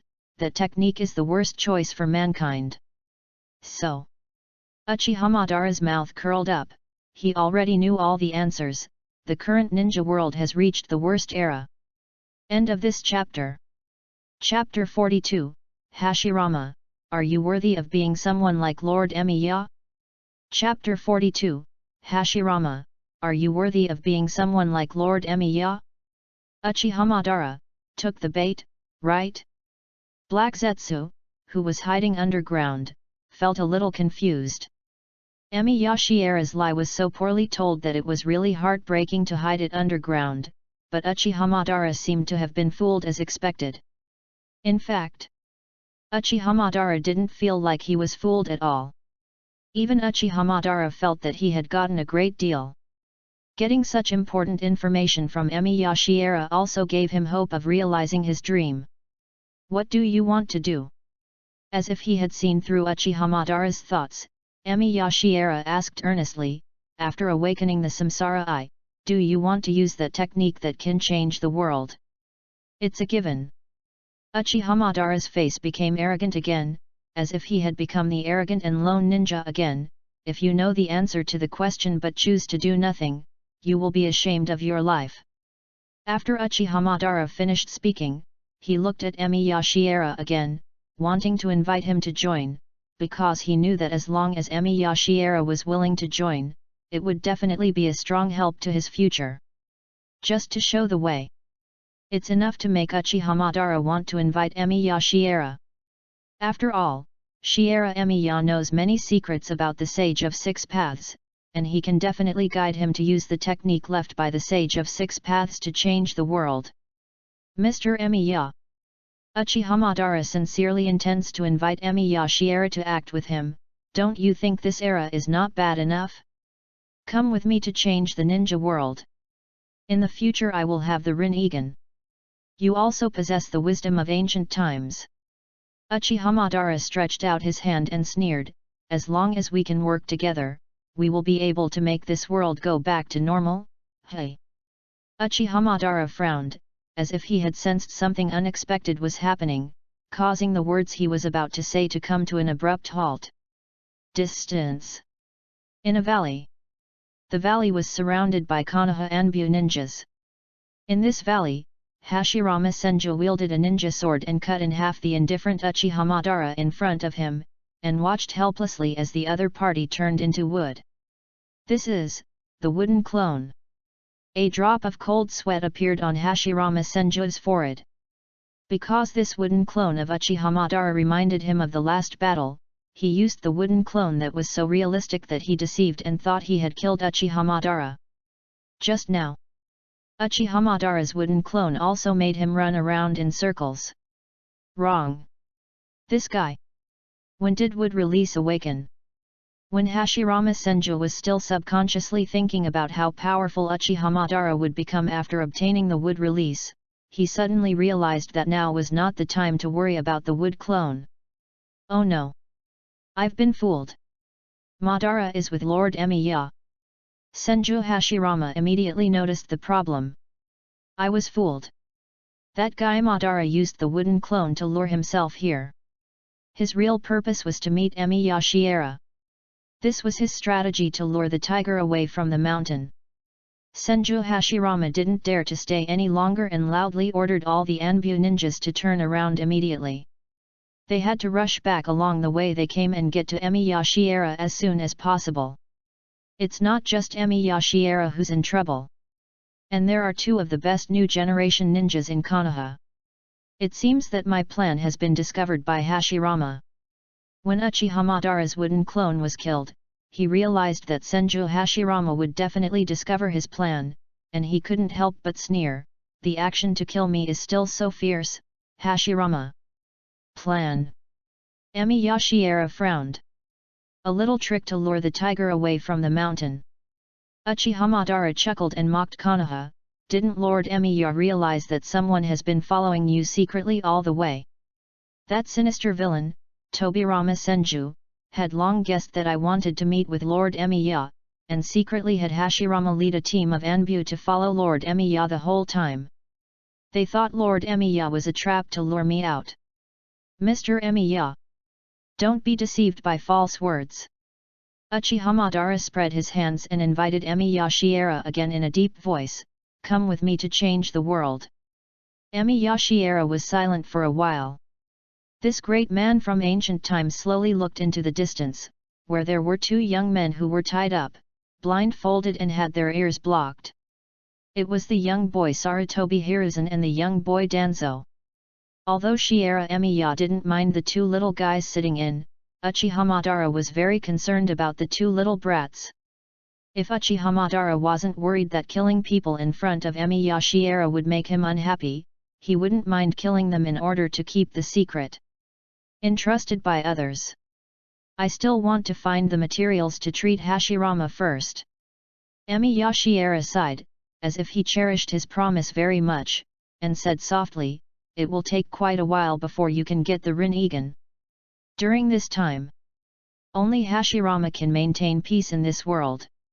Uchihamadara was convinced by Emi Yashiera's words. This reason, even he couldn't refute it. Even Uchihamadara didn't think of refutation.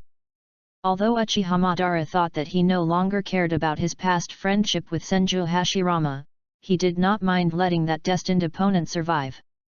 He wanted to prove in front of Senju Hashirama that his ideal path was the most correct. "Actually, you're not the first person to persuade me to join this era, but I've thought about it many times, but I think every generation will have its own story.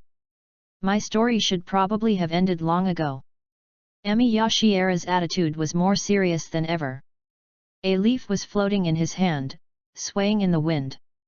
"The only thing I can do now is to become a wisp of breeze that lingers on in this era. The power of a wisp of breeze can only barely make the leaves of this era sway. The one that can really change the world. There is only wind that blows the windmills." "Mr. Emiya. What a respectable person." Uchihamadara looked at Emi Yashiera and let out a long sigh. Because he realized that he could not convince Emi Yashiera, he also understood how broad-minded Emi Yashiera was and why he had been called great by humans for thousands of years. Emi Yashiera.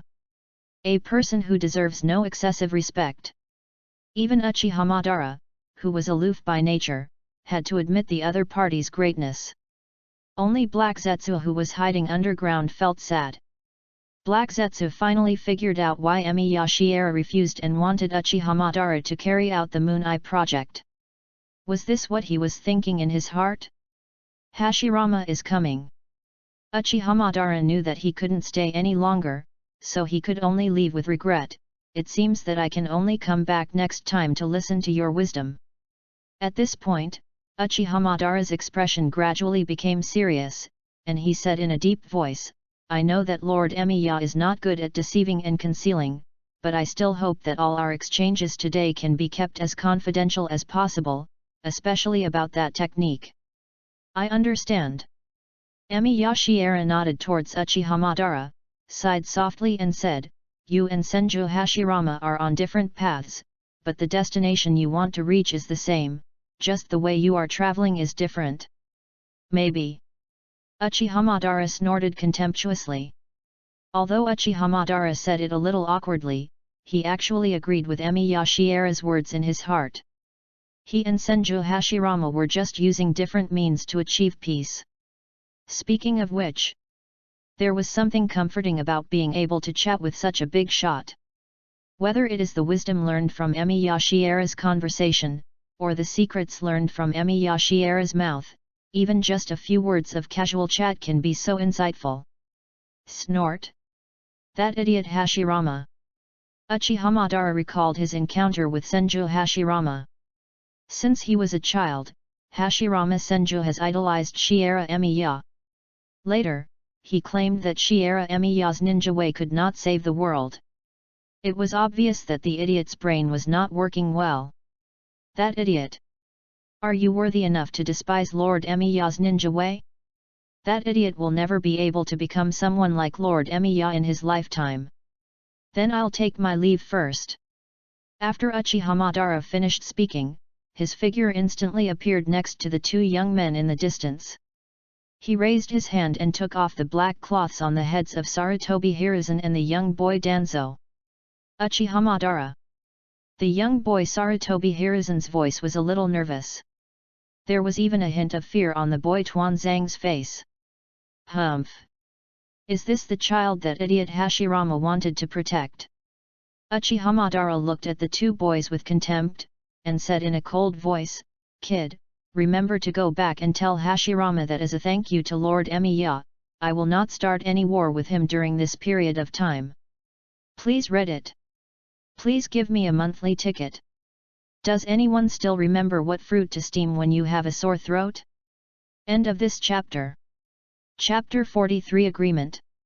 Chapter 43 Agreement. Uchiha Madara left in a very cool manner.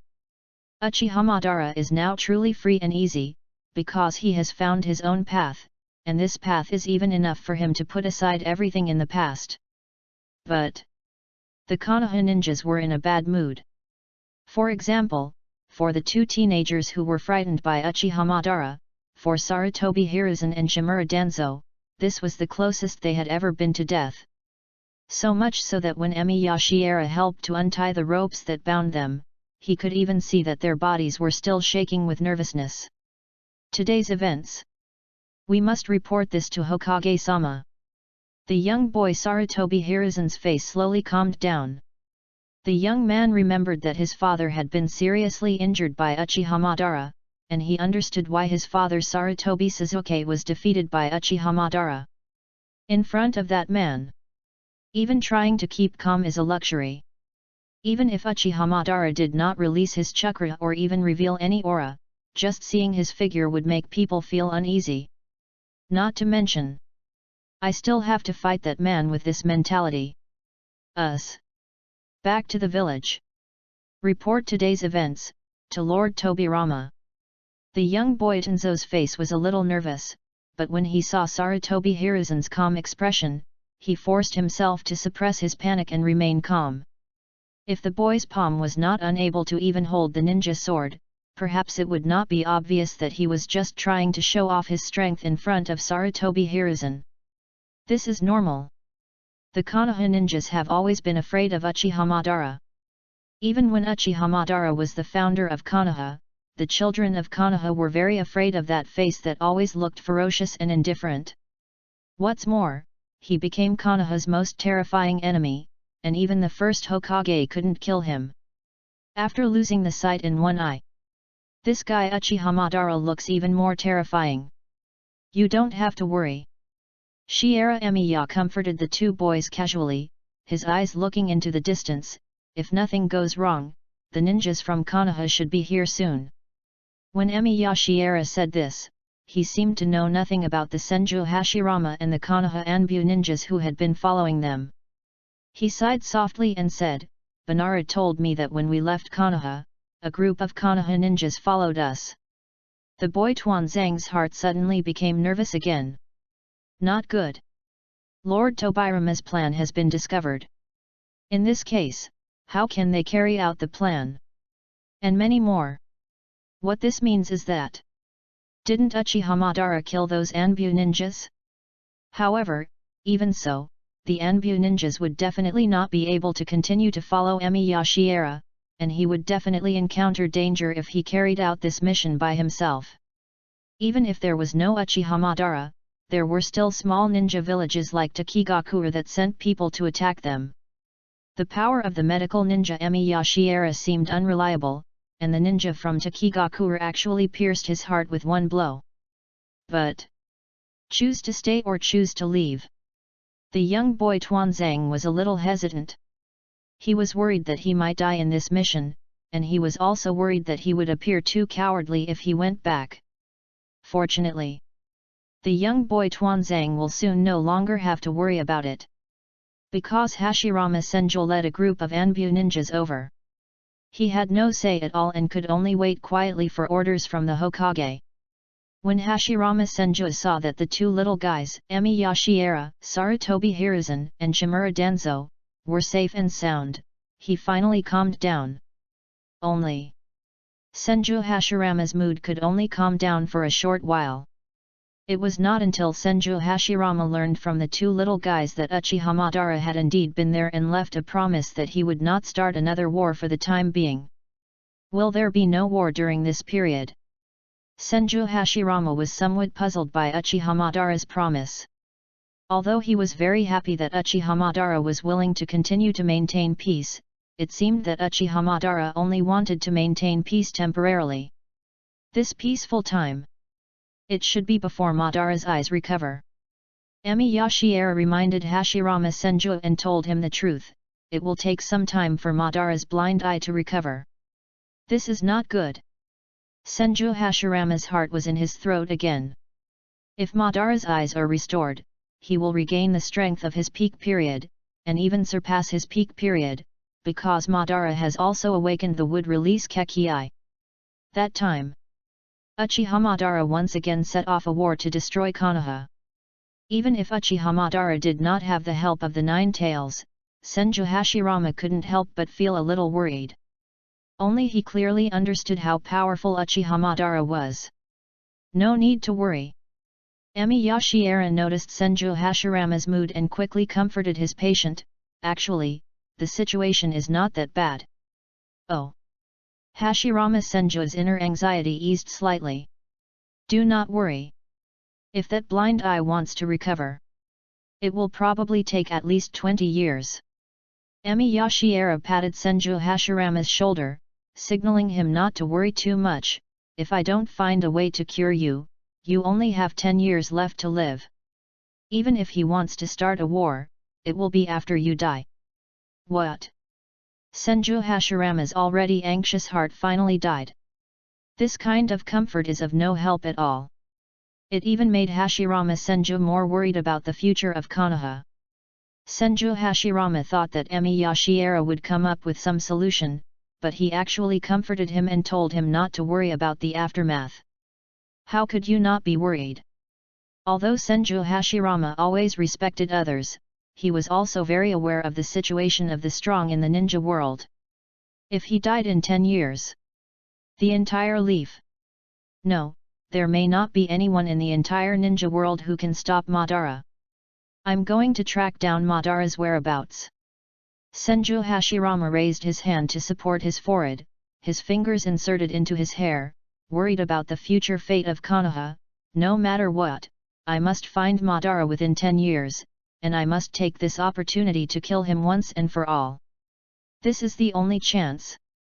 Hashirama Senju firmly believes that future generations will be able to protect Konoha. The only trouble is Uchiha Madara. Senju Hashirama didn't believe that future generations would be able to solve the problem. The first Hokage of Konoha had no choice but to embark on a journey to track down Uchiha Madara. He had to use the last 10 years of his stay in the ninja world to find out the whereabouts of Uchiha Madara and stop him from restarting the war. Let's go back to Konoha first. Senju Hashirama and the Anbu ninjas immediately planned to return to Konoha. He wanted to discuss with Senju Tobirama everything that would happen after leaving Konoha.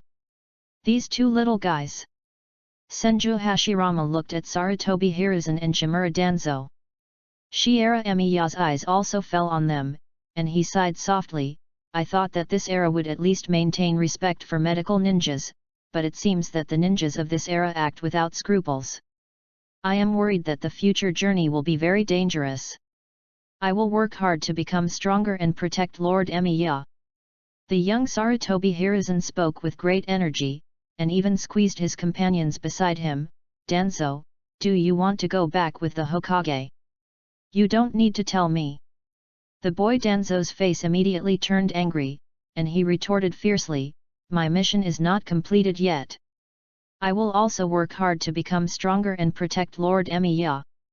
Although the young boy Danzo has not made up his mind. But the bastard Sarutobi Hiruzen selfishly announced that he would stay. Was he going to admit that he was afraid of danger and cowardly chose to return to Konoha? What good kids they are! Senju Hashirama rubbed their heads, his expression became particularly serious. Then I will ask Lord Emiya to take care of these two little guys in the future. Within 10 years. Emi Yashiera nodded and agreed seriously, if I can't find a solution to your lifespan within 10 years, I will take them back to Konoha. 10-year agreement. Start time method. End of this chapter. Chapter 44. Chapter 44, 10 years, please read and vote. 10 years. This is a long time. During this period of time, a lot happened in the ninja world. After the first Hokage, Hashirama Senju, led the Anbu back to Konoha, no one knew what Tobirama Senju discussed with him, but Hashirama Senju immediately made his first big move. Capture the tailed beast. There are a total of 9 tailed beasts in the ninja world. Except for the one-tailed beast captured by the Sand Village and the 9-tailed beast sealed in Uzumaki Mito by Konoha, all the other tailed beasts in the entire ninja world were captured by Senju Hashirama. Soon, the first 5-cage conference is held. Hashirama Senju sold the tailed beasts to the major ninja villages in the ninja world at a suitable price, ostensibly to ensure the balance of power among the major ninja villages in the ninja world. When Emi Yashiera accidentally met Senju Hashirama during his journey, he also got the answer from Senju Hashirama why the tailed beasts were distributed. This is Tobirama's idea. Relying solely on Konoha's power may not be enough to stop Madara. Now that the 9 tails is sealed in Mito's body, Madara may target the power of other tailed beasts, so Tobirama proposed to distribute the tailed beasts to other villages so that everyone can protect the tailed beasts together. Konoha has no way to keep all the tailed beasts. After all, the power of the tailed beasts is extremely strong. Even if one of the tailed beasts goes berserk and Konoha's high-ranking officials are unable to react in time, it will cause heavy losses to Konoha. Exactly. During this operation to capture the tailed beasts, Tobirama Senju also discovered that the power of the other tailed beasts was far from being able to compete with the strongest 9 tails. There was no need to worry about those ninja villages that had obtained the tailed beasts and would be able to use the tailed beasts to fight against Konoha's 9 tails in the future. Of course, the tailed beasts aren't really the point. Senju Tobirama's real idea was to take the opportunity to drag other ninja villages into the water. Except for Konoha, no other ninja village dares to provoke Uchiha Madara. Even if Uchiha Madara destroys Konoha in the future, it will be impossible to attract help from other ninja villages. But to protect their tailed beasts, the 9 tails is sealed in Uzumaki Mito's body, making it impossible for Uchiha Madara to borrow the power of the 9 tails. Uchiha Madara may not have the confidence to fight against Senju Hashirama. If Uchiha Madara wanted to fight against Senju Hashirama, he would definitely find a way to obtain other tailed beasts in the ninja world. At that time, he would inevitably come into conflict with other ninja villages that possessed tailed beasts. In this way, the major ninja villages in the ninja world can naturally unite to fight against the threat of Uchiha Madara. Senju Tobirama's methods are quite insidious. After Konoha obtained the power of the 9 tails, the other ninja villages would not sit idly by and watch the gap between them and Konoha grow wider and wider, and they would definitely be tempted by the power of the tailed beasts. Since ancient times, humans have never given up on seizing the power of the tailed beasts. Because the tailed beasts symbolize endless chakra and powerful means of attack. Their burst of combat power is enough to compete with a ninja army. Tobirama Senju never expected to get help from other ninja villages. He just took this opportunity to trap other ninja villages in the ninja world into the same trap. Now Uchiha Madara is still blind in one eye. In order to avoid the trouble of Hashirama Senju chasing him, if he cannot get the 9 tails, he will most likely sneak into other ninja villages to control a tailed beast. This will create hatred between Uchiha Madara and other ninja villages. From the results, Senju Tobirama's idea was quite effective. The first village to suffer from the tailed beasts was the Hidden Cloud village. At the first 5-cage conference, the first Raikage of the Hidden Cloud village was wealthy and powerful, so he spent a lot of money to buy 2-tailed beasts, the 2-tail and the 8-tail. This also brought disaster to the Hidden Cloud village.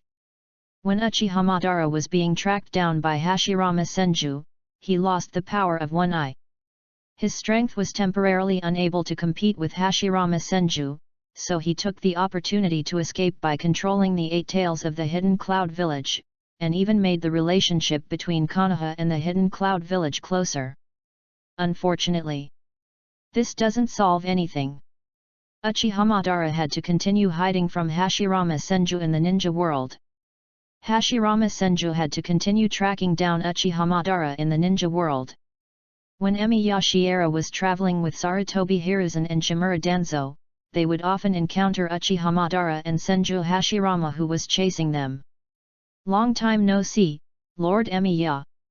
Uchiha Madara could only say hello, without any tension from being hunted down, and even had a mocking smirk on his face as he left.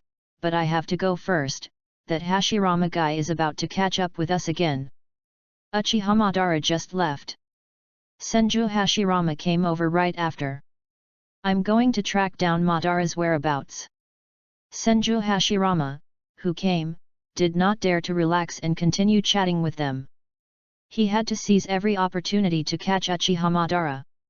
The only thing he could leave behind were a few words of encouragement to the younger generation. Monkey, Danzo. You two have grown up. Senju Hashirama looked at Sarutobi Hiruzen and Shimura Danzo, who had grown a lot taller every time he met them, and he would praise their growth. You are finally going to shoulder the responsibility of protecting Konoha. Senju Hashirama patted their shoulders, feeling somewhat depressed and heavy-hearted, for he knew that his lifespan was slowly approaching its limit. Maybe the road ahead is a bit difficult.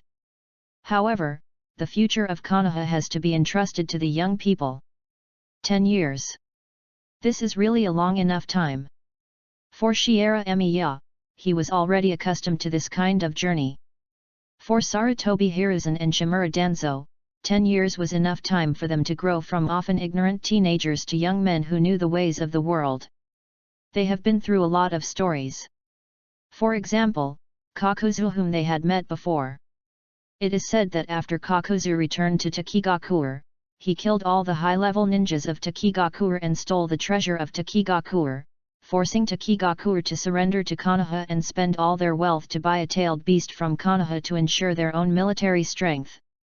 Later, Kakuzu is wanted by Takigakuer village as an S-rank traitor. And later, Emi Yashiera and others also heard news about Kakuzu from the first Hokage, but Kakuzu's current situation was a bit outrageous. The first Hokage, Hashirama Senju, received news about his younger brother, Tobirama Senju, and asked him to kill Kakuzu, the S-rank rebel ninja from the Takigakuer village, while tracking down Uchiha Madara, in order to establish the image that Konoha values its allies and attract other villages to join Konoha. As a result, when Hashirama Senju met Kakuzu, he saw that Kakuzu was actually making money as a killer. Hashirama Senju captured Kakuzu with one move, but he heard that Kakuzu's last words were to donate his money to an orphanage. Senju Hashirama discovered that Kakuzu was working hard to earn money in order to donate it to the orphanage and had been helping some elderly people in need. He chose to let Kakuzu go and even followed Kakuzu in donating a little. This is not just outrageous.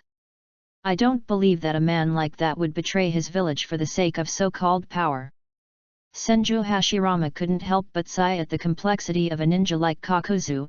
That man didn't care about his own life when he was fighting, and he tried hard to use the money he earned from killing people to help the weak, which made me feel a little ashamed of myself. You mean Kakuzu is donating money? Emi Yashiera was a little confused about Kakuzu's change, and he could only sigh. Well, even in ancient times, people who are willing to care for the weak are worthy of respect. Yes. Actually, I thought tracking down Madara would be a hard journey. However, in order to track down Madara's whereabouts, I met many people on the road and heard many interesting stories. Senju Hashirama recalled the many stories he encountered during his travels and praised them out loud. Even in some small countries, there are many young people who are worthy of praise. The ninja world is very small. But it also contains too many outstanding people. Emi Yashiera's eyes are very sharp, and he seems to always be able to see the good side of human beings.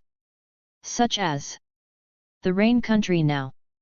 When Emi Yashiera was returning to Konoha with Sarutobi Hiruzen and Shimura Danzo, they passed through the land of rain and met a young rain ninja who came to ask for help, hoping that Emi Yashiera could help relieve his suffering. The name of this young rain ninja is Hanzo. His swordsmanship is very powerful. He was able to beat Danzo Shimura, who thought he was good at swordsmanship, so badly that he couldn't even raise his head. But Hanzo's most powerful ability is poison. Since Hanzo was forced to have a highly toxic salamander venom sac transplanted into his body since he was young, he is also able to use this horrific salamander venom gas to fight, and even his breath carries the poison. Same. Due to the torture of the poison, Hanzo had to wear a mask, and even faced the danger of the poison sacs in his body rupturing and being poisoned to death at any time. This is exactly why Hanzo asked for help. Unfortunately, Hanzo's request was a bit too outrageous. The young ninja hoped that Emi Yashiera would allow him to continue using his poisonous power without his life being threatened by the salamander poison sac in his body. I can only help you remove the poison sac. Shiera Emiya is confident in this tricky and dangerous operation, but he is not yet able to change human genes. Although it is very troublesome to remove the poison sac transplanted into the respiratory function, and even if you are not careful, the poison sac may shatter and the patient and the doctor may be poisoned to death, but Shiera Emiya's medical skills are advanced enough to ensure that he will not make any mistakes. Then I won't be able to use the power of poison gas anymore. The young Hanzo was unable to give up this power that tortured him. He knew how strong the poison gas of the salamander was, which was enough to ensure that he would be invincible in the rain country. Your swordsmanship is already very strong. The young man Sarutobi Hiruzen praised his swordsmanship sincerely.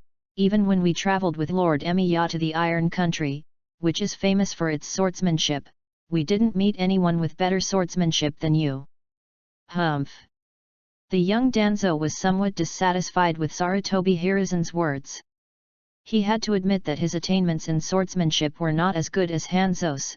Perhaps apart from Lord Emiya, there is indeed no one in the ninja world who has better swordsmanship than you. This was one of their major discoveries. Originally, Sarutobi Hiruzen and Shimura Danzo believed that Emi Yashiera's powerful power was only the curse seal. As a result, they encountered trouble when traveling in the Iron Kingdom. Someone suspected that Shimura Danzo assassinated a samurai in the Iron Kingdom. Iron Country. That is the land of warriors. The Iron Kingdom is also a neutral country recognized by the ninja world.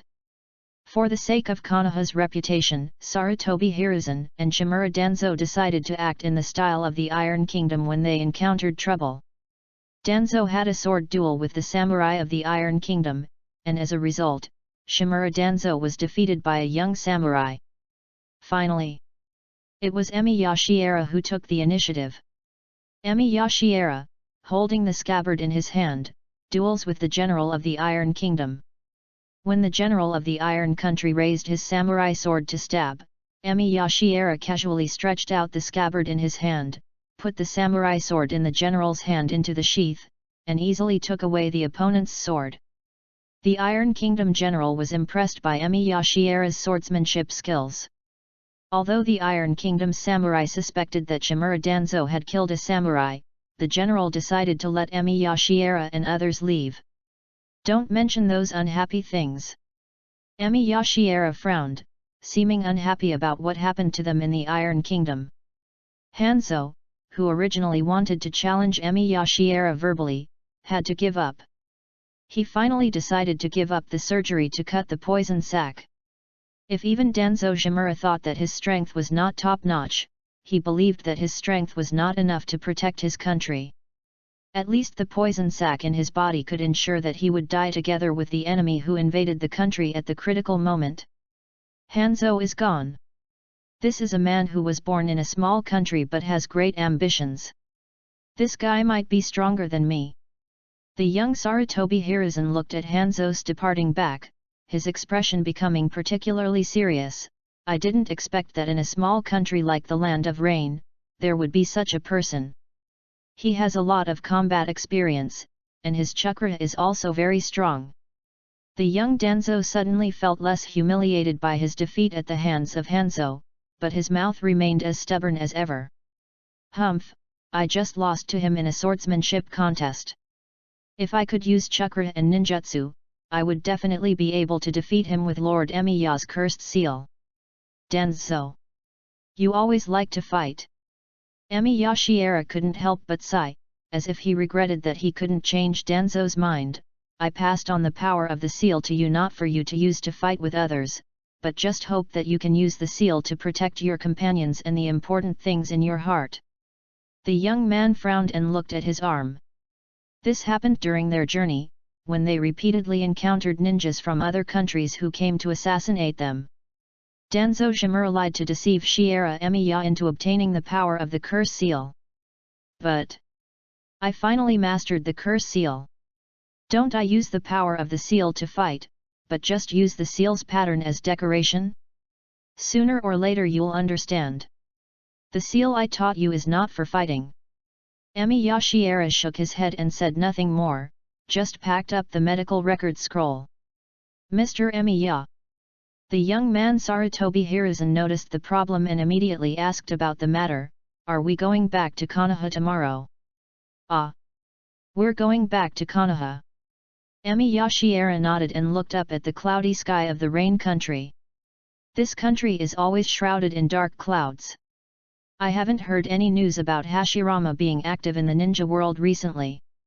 I'm worried that his time is up. The whereabouts of the remains of the sacred tree have not been found in 10 years. Perhaps another treatment method is needed. Today is more than 7,000 words. Please read and vote monthly. 10 years of Dafa have passed. It is now the 15th year of Konoha. Orochimaru has been born and is 5 years old and can go to school. End of this chapter. Chapter 45 Jiraiya. Chapter 45 Jiraiya. Konoha Village. A tall wooden wall enveloped Konoha. The whole village has changed a lot in the past 10 years.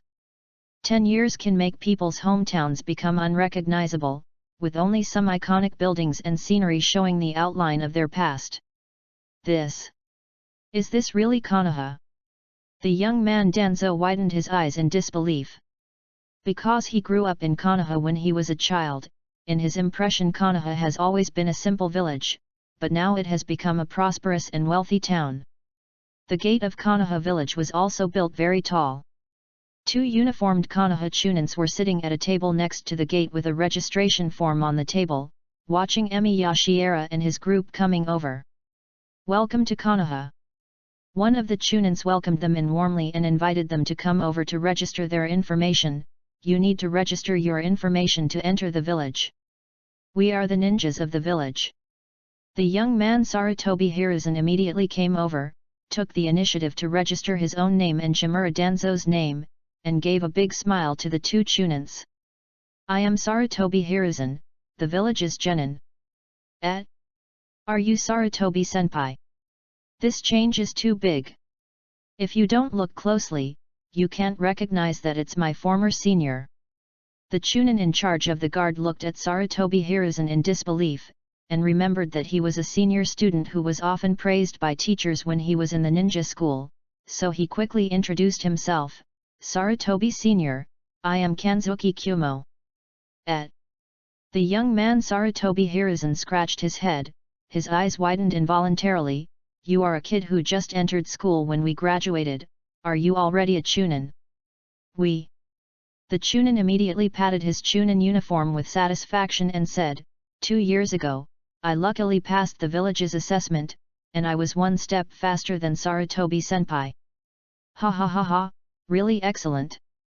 The young man Sarutobi Hiruzen chuckled and praised his juniors, then sighed with some regret. It seems that we have to finish the exams as soon as possible after returning. Humph. The young man Danzo came over, his face clearly showing some dissatisfaction with his backwardness.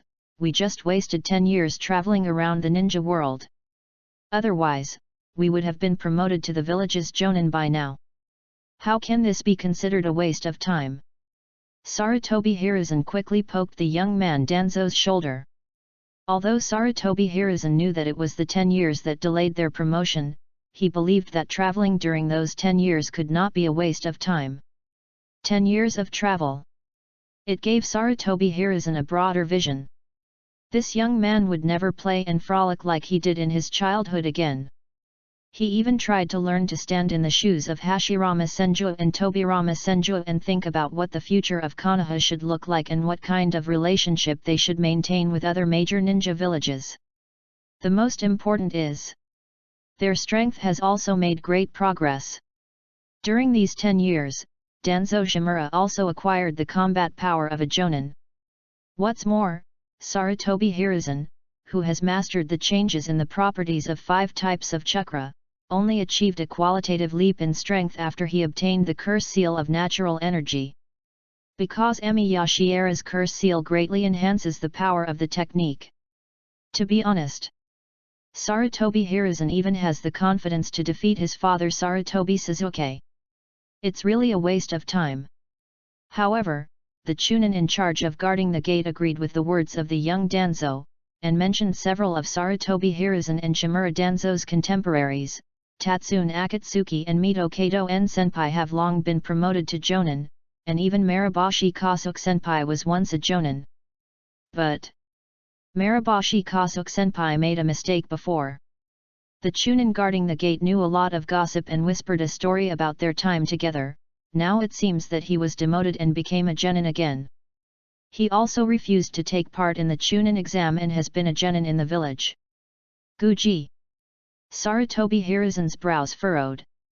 Sarutobi Hiruzen did not plan to ask too many questions for the time being.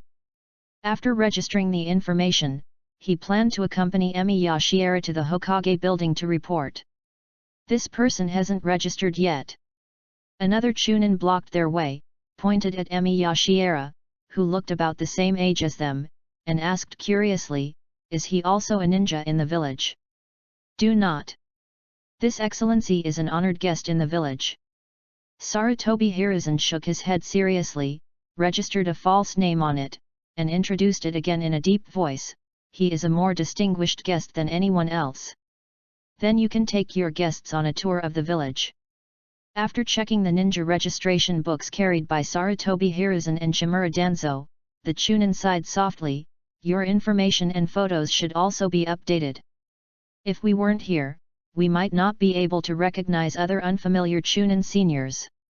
Speaking of which, perhaps after you enter the village, you may not recognize it as the former Konoha.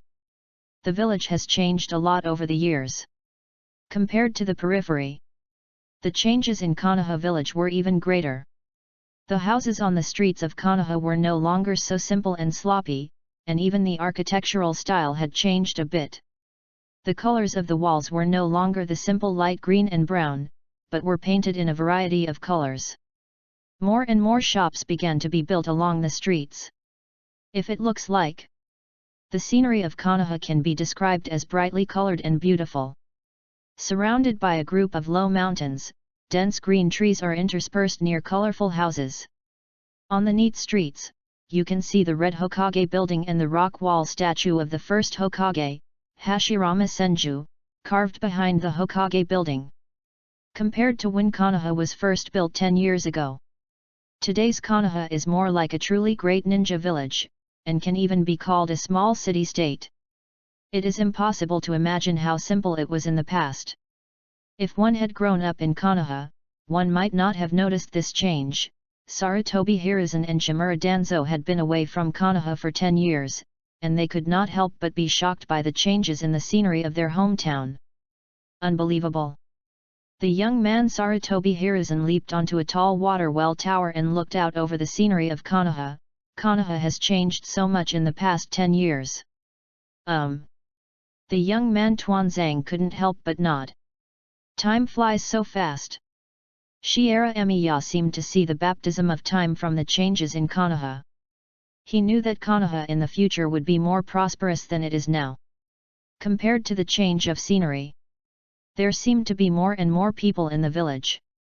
Perhaps because of Konoha's reputation, many people moved to Konoha and became villagers of Konoha village, and there were more children in the village.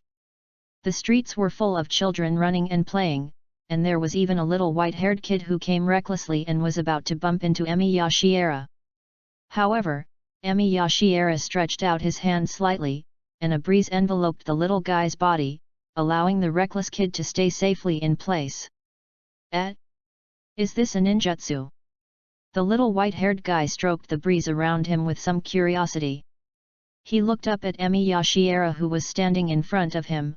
Are you the ninja senior in the village? No. Emi Yashiera shook his head. There are ninjas outside breaking in. The little white-haired fellow immediately shouted to his friends behind him, completely ignoring the fact that he was still under their control, and shouted, "Go call the seniors in the village, I found an enemy who has sneaked into the village." A group of little guys started shouting in panic. Emi Yashiera's expression fell silent. Bang! The young man Sarutobi Hiruzen leaped down, tapped the white-haired kid on the head with his fingers, and chuckled, "Haha, you have poor eyesight, you actually picked someone who looks the least like an enemy." What the hell? The white-haired kid pouted unhappily. Does this gentleman look like a bad person? The young man Sarutobi Hiruzen patted the little guy on the head and motioned him to get to know Emi Yashiera in front of him. "Little boy, the one standing in front of you is the greatest man in the ninja world. Even if we only look at your face, he can't be a bad guy. If we talk about appearance, the young man standing next to him, Tuanzang, looks more like a bad guy. Even Sarutobi Hiruzen, who looks very friendly, cannot compare to Emi Yashiera, because he thinks he does not have the compassionate temperament that Emi Yashiera exudes." "What tribe are you from? What's your name?" The young Sarutobi Hiruzen stroked the little guy's white hair curiously. Emi Yashiera's eyes dropped slightly. With his white hair and red marks on his face under his eyes, this little guy vaguely looks like an old friend from the future. The white-haired brat put on an extremely arrogant attitude, clenched his fist and raised his thumb with it pointing backwards towards himself, and gave himself a series of lame adjectives. "I am the one who has charmed countless beauties in the ninja world. The most handsome, generous, free, talented, and gifted young genius in the ninja world, the future #1 in Konoha Ninja School, and the most powerful ninja in Konoha. Jiraiya too." The young Sarutobi Hiruzen was stunned. Because he had never seen such a shameless little guy. "Even when I was a teenager, I was also a hot-tempered person, but I could never be as narcissistic as this kid." However, Emi Yashiera was silent for a while, and one sentence angered this arrogant and narcissistic white-haired brat. "After talking so much, the child's mouth will be dry, right? Like." Jiraiya was very narcissistic when he saw Tsunade. There is no reserve at all. When she saw Tsunade, she just said, "Give me the love letter later." Is it true that he has a lot of admirers in the ninja school? End of this chapter. Chapter 46, The Secret of Shiera Emiya. Chapter 46, The Secret of Shiera Emiya, asking for monthly ticket. No. What does it mean to have a dry mouth? Now it's your own business whether to do what you want with your mouth.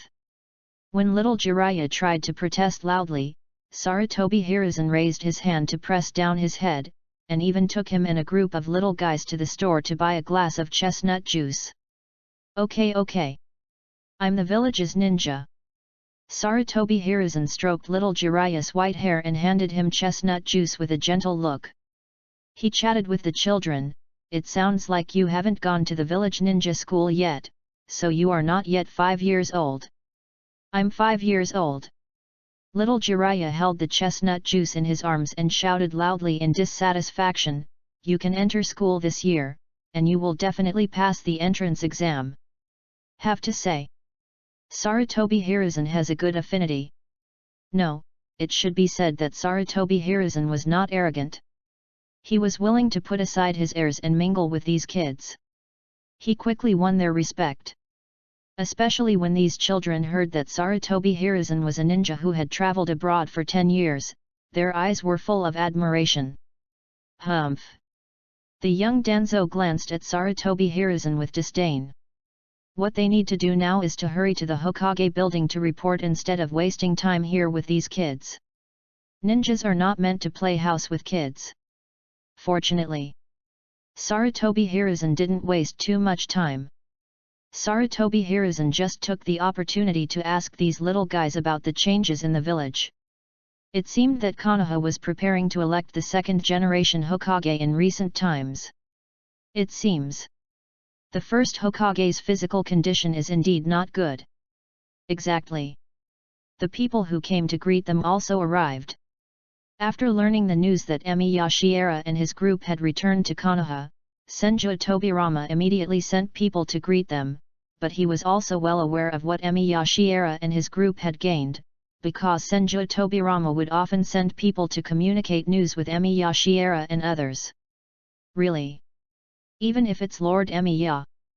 Hasn't the remains of the sacred tree been found either? When Tobirama Senju met Emi Yashiera, there was no sign of disappointment on his face, because he had also secretly sent people to search for the remains of the sacred tree in the past 10 years. All the Anbu ninjas in Konoha have been asked to carry out the task of searching for the remains of the sacred tree, but they never knew what the remains of the sacred tree were. The things they found were often rather strange, and they usually tried to transport back some strange flowers and trees. Pity. After all, they are not the remains of the sacred tree. When a person has been disappointed too many times, he really can no longer have any hope for the future, and even someone like Senju Tobirama is no exception. It seems that the remains of the sacred tree have been cleaned up by the ninja clan. Emi Yashiera sighed, feeling somewhat disappointed that his journey had been fruitless, even though the most important goal of his 10-year journey had been achieved. So, is there no other way? Senju Tobirama frowned and waved his hand for everyone else to leave. A rare hint of heaviness appeared on his face. Mr. Emiya, my brother's physical condition has become unusually active recently. He looks full of life, but I am worried that his life is on the verge of death, because this year he will not leave Konoha to look for Madara's whereabouts. As usual, Hashirama Senju never stayed in Konoha for too long. He was always in the ninja world tracking down the whereabouts of Uchiha Madara, and he rarely came back even when his successors were born. However, this year, Hashirama Senju's behavior has become very strange. Since he returned to Konoha, he has no longer gone out. Not only does he like gambling, he even takes his granddaughter to gamble every day. This is not normal. Anyone could sense the weirdness of the situation. His body is like a tree.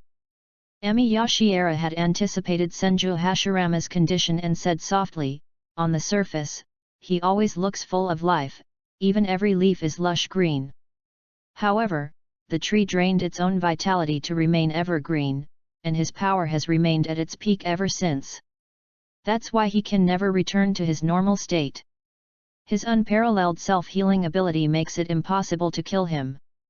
His cells grow and divide without limit, consuming his lifespan, carrying him to the end of his life with great power. A tree of longevity. It is normal for a year to be filled with decline and prosperity. People are like trees. They can never stay lush and green. As I said before, whether it is the remains of the sacred tree or the power of Yang, they are all external forces that forcibly make up for his lifespan and continue to maintain this vigorous state of life. Is there really no other way? Senju Tobirama's eyes dimmed slightly. Senju Tobirama did a lot in 10 years to ensure that Konoha would continue to survive after the death of his eldest brother. But his eldest brother has been taking care of and protecting him since he was a child, so even a cold-hearted person like Senju Tobirama is unable to bear the pain of losing a loved one. Emi Yashiera fell silent. However, Emi Yashiera's silence made Senju Tobirama realize something, because he knew that if Emi Yashiera was truly powerless, he would definitely confess it frankly. Lord Emiya. Senju Tobirama wanted to ask Emi Yashiera in a deep voice. He even had some guesses in his heart. His heart couldn't help but beat faster. You must have a way to save my brother's life, right? Unconfirmed.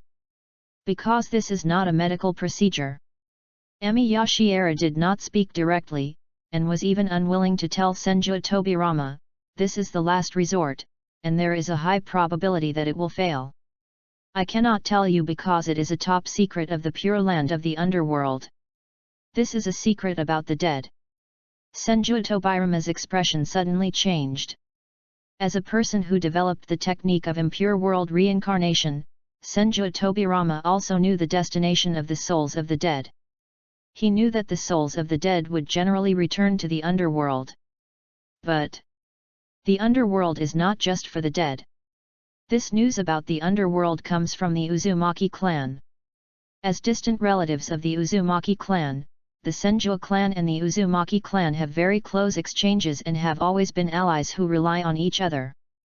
Tobirama Senju spent his entire life studying mysterious techniques, and naturally he also studied the forbidden techniques of the Uzumaki clan. From those forbidden techniques, he learned that there were strange gods of death in the underworld. Tobirama Senju also knew that the strong men of the Uzumaki clan could borrow the power of the god of death and use their own souls as a cost to perform a strange demon seal technique that could seal powerful enemies into the body of the god of death. This technique of sealing the world of corpses is also the nemesis of the technique of impure world reincarnation, because it will seal a person's soul in the body of the god of death. In this case, naturally, the impure world reincarnation cannot summon the sealed souls through spiritual communication. As the founder of the impure world reincarnation technique, Tobirama Senju knows some of the mysteries about the dead, and he is as curious about the Pure Land in the underworld as anyone else. The power of Tobirama Senju cannot reach the underworld, but he hopes to know more secrets of the underworld. This is due to his personality that likes to keep everything within his control. "I think I can still help." Senju Tobirama frowned slightly, and said casually, "If it is the Pure Land of the underworld, at least I have some understanding of it. For example, I can revive Lord Emiya because I can communicate with Lord Emiya's soul, because Lord Emiya's soul returned to the Pure Land of the underworld after his death. Some of the souls of the dead are not in the Pure Land, but in the bodies of the gods of death in the underworld. Their souls are sealed in the bodies of the gods of death and can never return." There was a slight movement in Emiya Shiera's eyes. "How dare this guy, Tobirama Senju, say such a thing? Is it a good thing to disturb the peace of the dead soul? Does he think that the impure world reincarnation technique can be maintained forever without harming the souls of the dead? If his soul power was not strong enough, perhaps other people who were reborn from the impure world reincarnation would have been sealed in a coffin and put to sleep long ago to avoid problems with their souls. But this guy is truly a genius. I've actually already studied the god of death in the underworld. Unfortunately, the last resort does not come from the god of death. Shiera Emiya doesn't care about the god of death that humans fear. Thanks to the power of the six paths, Shiera Emiya's soul and chakra are not always imprisoned in the underworld, and even his soul can move freely. Naturally, you will come into contact with death. The god of death who is supposed to be in charge of souls has no sanity at all. This god of death from the underworld doesn't even know how to harvest souls. He would rush over when he occasionally sees the ghost of Shiera Emiya, and would instinctively run away after being beaten. The next time he sees Shiera Emiya, he would rush over without knowing anything. No wonder. This mindless existence. This often results in the power of the god of death being used by ninjas in the living world.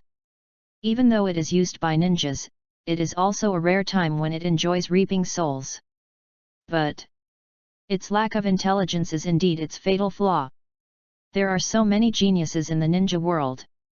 Sooner or later, someone will figure out a way to escape from the god of death. It is estimated that soon someone will learn how to use the god of death to escape perfectly. You even know about the existence of the god of death in the underworld. Shiera Emiya sighed and said softly, "But the god of death will not save lives. Isn't it the god of death? Could it be?" Senju Tobirama's curiosity grew even stronger. "Don't try to find secrets from me." Shiera Emiya frowned, and his expression gradually became serious. In the past 10 years of this era, I have seen too much deception and concealment. There are some secrets that cannot be told no matter what. I'll just tell Hashirama. It could only be Hashirama who was on the verge of death. There's no way I could tell the other living people anyway. Because this is my last attempt. Emi Yashiera's eyes were somewhat dead. This was his last test of the god who was between life and death. Please continue reading and give me your monthly vote. Yes. Shiera Emiya can defeat the ninja world's death god. Not only can he beat them, he even beat. There is another one about the impure world reincarnation. I think that when the body of the impure world reincarnation is sealed in the coffin, the soul is always asleep. Another 6,000 words today. End of this chapter. Chapter 47, Play or Not. Play or Not. Chapter 47, Play or Not. Play or Not. Between life and death. Between the pure land of the underworld and the ninja world of the present world. There are many strange souls in this area. Some souls still have regrets in this world that they have not been freed from, and some souls have not entrusted their last words to the people who bound them in this world. These souls exist here for various reasons and have never been liberated, nor can they return to the human world. Only when they are spiritually liberated will they be willing to go to the underworld. These souls are waiting in this gap for those in the world who can free them to die and ascend to heaven. They stay lonely in their respective areas like dim candlelight. These souls seem to be very close to each other, but they seem to be separated by the sky and can never get close to each other.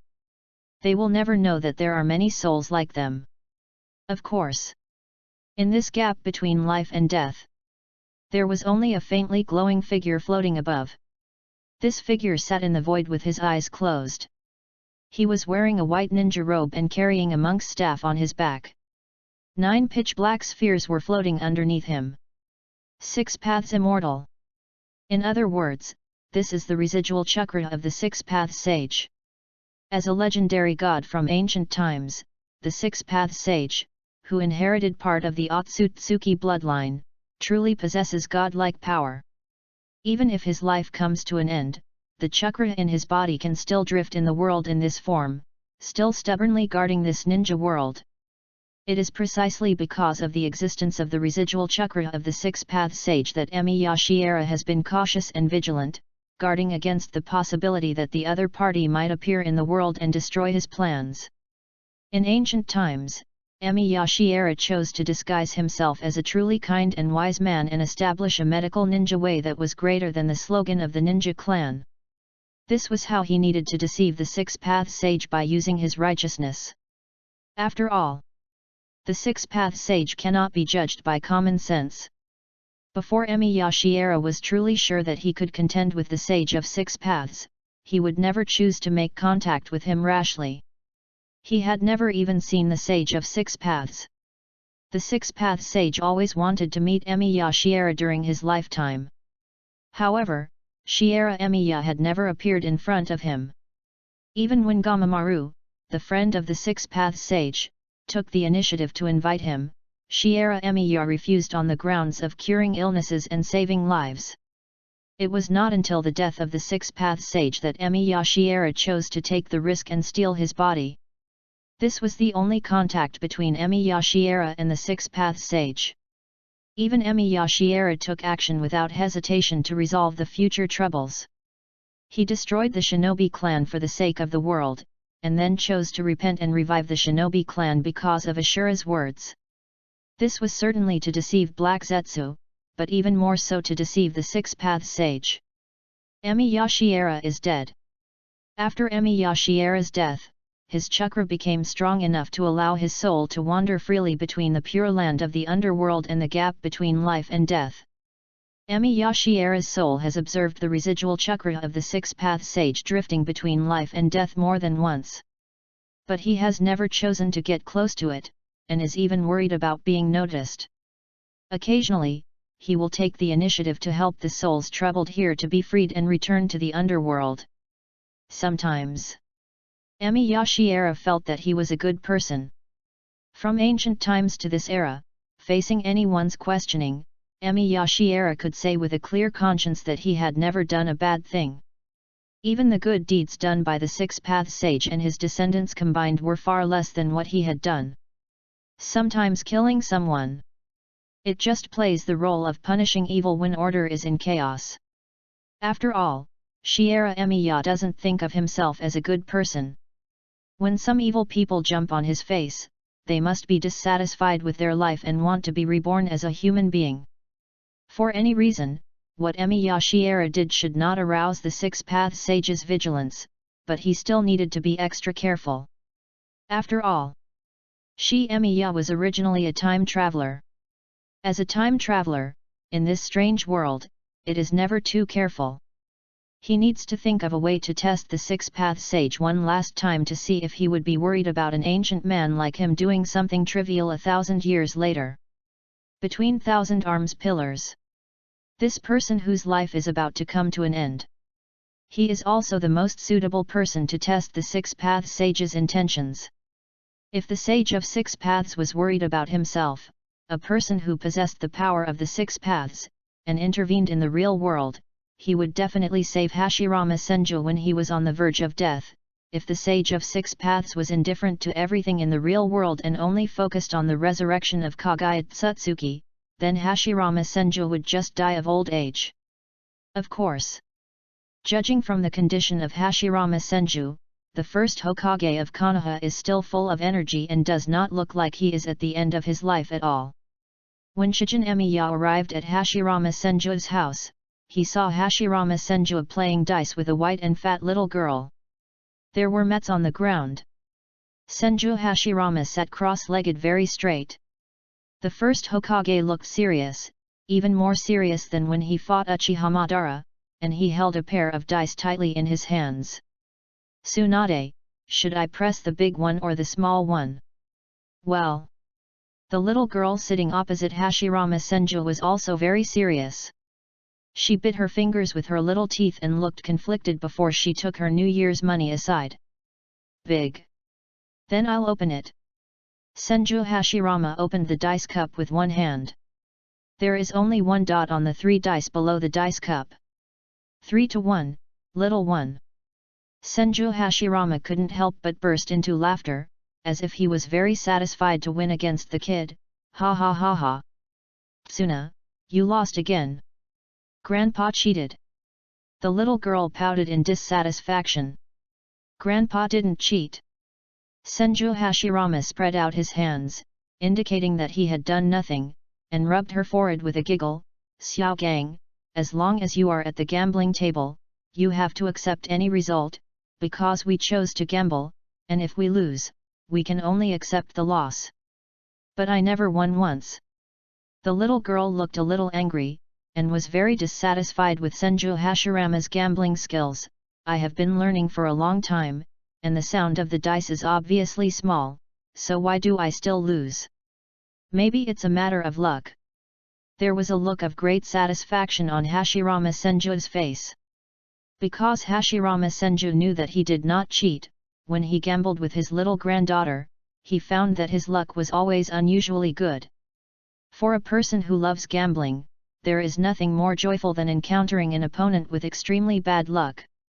But little Tsunade, who had extremely bad luck, seemed to be in a bad mood too. Senju Hashirama knew his granddaughter very well. He picked up a stack of money on the mat and handed it to little Tsunade. He said with a smile, "This is the money that Grandpa lends you. I won't charge you any interest.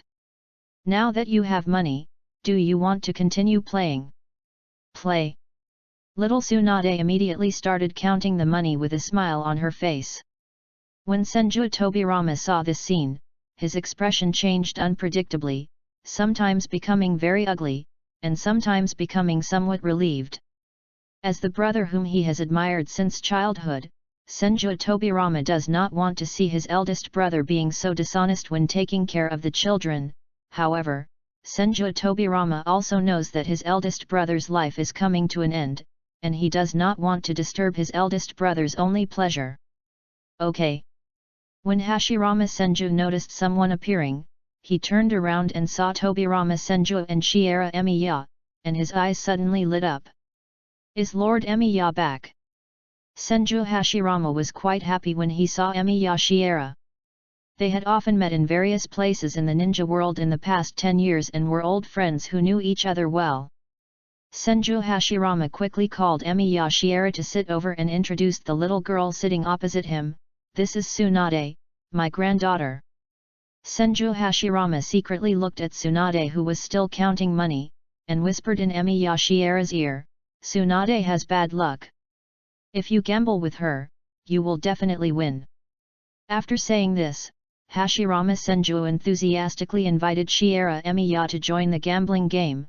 Mr. Emiya, would you like to gamble? You will be very happy if you win money. Brother. Senju Tobirama looked at his elder brother helplessly. This kind of thing. Just think about it and you will know that it is impossible. How could a big shot like Emiya Shiera gamble? According to the information that Tobirama Senju secretly received over the years, Emiya Shiera only did 3 things during his travels in the ninja world: searching for the remains of the sacred tree, curing illnesses and saving lives, and writing medical records. This kind of people. How could he develop such a bad habit? Finally. After making dumplings for more than 40 chapters, I can finally dip them in vinegar. End of this chapter. Chapter 48, Little Tsunade meets Emiya Shiera for the first time. Chapter 48, Little Tsunade meets Emiya Shiera for the first time. Feel sorry. I'm not interested in that. Just as Senju Tobirama expected, Emiya Shiera rejected Senju Hashirama and even refused to accept a task that was refreshed on his task list. D-rank commission, win against Tsunade once at the gambling table. Shiera Emiya's commission list is always in the status of uncompleted commissions, 2/3, and he can only accept 1 more commission at most. In order to avoid mistakes, Emiya Shiera never dared to accept any commissions randomly, such as a commission to let Shimura Danzo take the blame. When he was in the Land of Iron, Emiya Shiera tried to take on a commission and let Shimura Danzo take the blame as a punishment for Shimura Danzo deceiving him. As a result, it took a lot of time to complete, which forced Emiya Shiera to be cautious. Of course. The most important is, Emiya Shiera didn't quite believe in his luck either. As a time traveler, his luck was so bad that he traveled to the ancient times more than 1,000 years ago. He tried every possible means to use the 6-path sage and Black Zetsu to carve out a way to rebirth. What if I can't defeat Tsunade and have to stay in the ninja world for a D-rank commission? That would be really fun. What if I win against Tsunade when I try to play, and then I take a D-rank commission, and then I lose all the time at the gambling table, and I still can't win against Tsunade until I defeat Kagaya Otsutsuki? That would be even more fun. A mastermind planned for 1,000 years just to complete a commission and leave the ninja world, but it was ultimately destroyed by 3 small dice. If this happened, it would be devastating. After counting the money, Tsunade-chan looked at Shiera Emiya curiously. You're not interested in gambling? Because there are more interesting things to do in this world. Shiera Emiya's gaze fell on little Tsunade. His eyes were still dead, but even this dead silence could not conceal the brilliance in him. When anyone sees Shiera Emiya, it seems that they can see compassion and kindness on his face from every angle. This kind of brilliance cannot be concealed even by the body of reincarnation. Xiao Gang, let me introduce you. Senju Hashirama put away the dice cup, chuckled and asked his little granddaughter, do you still remember the stories that Grandpa and Grandma told you every bedtime? The story of Lord Emiya Shiera. A light suddenly appeared in Tsunade's eyes. As a child who has not yet grown up, she is most interested in bedtime stories, especially the stories told by Hashirama Senju, which are very much to her liking. How could a 5-year-old girl not like a fairy tale like happy and perfect ending? Especially when little Tsunade is feeling sad because the relatives of the people in the bedtime story have fallen seriously ill and passed away one after another, and the remaining people are also becoming ill and dying and can only struggle in pain and wait for death. The real protagonist of the story, Shiera Emiya, will appear to save people from the painful diseases and save one village after another that is heading for destruction. Of course, Hashirama Senju's bedtime story is relatively simple. For little Tsunade, it can only be considered a bedtime dessert. In comparison, the story told by Uzumaki Mito is more complex and more fascinating. Because the stories of Uzumaki Mito are often mixed with some strange things, and even the image of Emiya Shiera is more three-dimensional than the story of Senju Hashirama, and the content of the story is also extremely real. Even when someone in the story questions Emiya Shiera's medical skills, it will cause little Tsunade's anger. Undoubtedly, this kind of story is also more attractive. In particular, the protagonist of the Uzumaki Mito story, Emiya Shiera, would have a slug-like slug hanging from his shoulder, and would descend on a suffering village like a god in a cart pulled by a nine-tailed fox larger than their house. A humble young man with excellent medical skills. A cute little slug who is always helpful. A nine-tailed fox that is sometimes well-behaved and sometimes angry, just like a pet. The little girl listened with gusto to the story of the strange and cute team's journey in the ninja world. Even when the nine-tailed fox was worried that its size would scare the patients and wanted to be sealed up, Emiya Shiera thought that this would restrict its freedom and gave up. In the end, the nine-tailed fox had to leave the team, and this incident made her sad for a long time. This kind of story, which implies truth, goodness, and beauty and is also interesting, is perfect for coaxing a naive 5-year-old girl. It also makes the little girl very envious. The protagonist of the story, Emiya Shiera, is highly admirable. The little girl also dreams of becoming a medical ninja like Emiya Shiera. We tell her stories about Lord Emiya every day. Senju Hashirama recalled his childhood and said with a smile, "Tsuna is just like me when I was a child." After listening to Lord Emiya's story, he also wanted to become a medical ninja. And she has begun to refine chakra. Your chakra control is even better than when I was a kid. Senju Hashirama was very happy to praise his granddaughter in front of Emiya Shiera, imagining that his childhood dream would come true in his younger generation. Maybe Tsuna is better than me, and may really become an excellent medical ninja in the future. I will. Tsunade stood up angrily. She thought her great-grandfather was looking down on her. She didn't even care that the money in her arms was scattered all over the floor. I won't give up like my great-grandfather. I will become the most powerful medical ninja, like Lord Emiya Shiera. Endure the pain that the world can't endure, and work hard to save the world's people who can't get rid of pain. Shiera Emiya was silent for a while, staring at the little guy in front of him, and suddenly said, "I will stay in Konoha during this time. If you have anything you want to ask, you can come and ask me." What? Senju Hashirama looked at Emiya Shiera with some surprise. Senju Tobirama was not surprised by this. Because Senju Tobirama understands Emiya Shiera's character.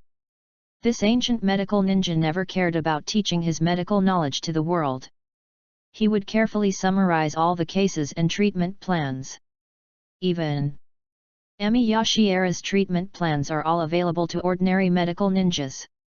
Over the course of 10 years, whenever Senju Tobirama sent people to contact them, the people who came back would bring back a pile of case scrolls. Those case scrolls filled up an entire secret room.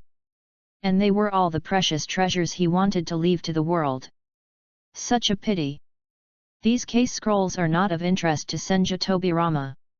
Shiera Emiya would only take the initiative to share knowledge about medical ninjas, but was never willing to share knowledge that could be used to improve ninja combat effectiveness.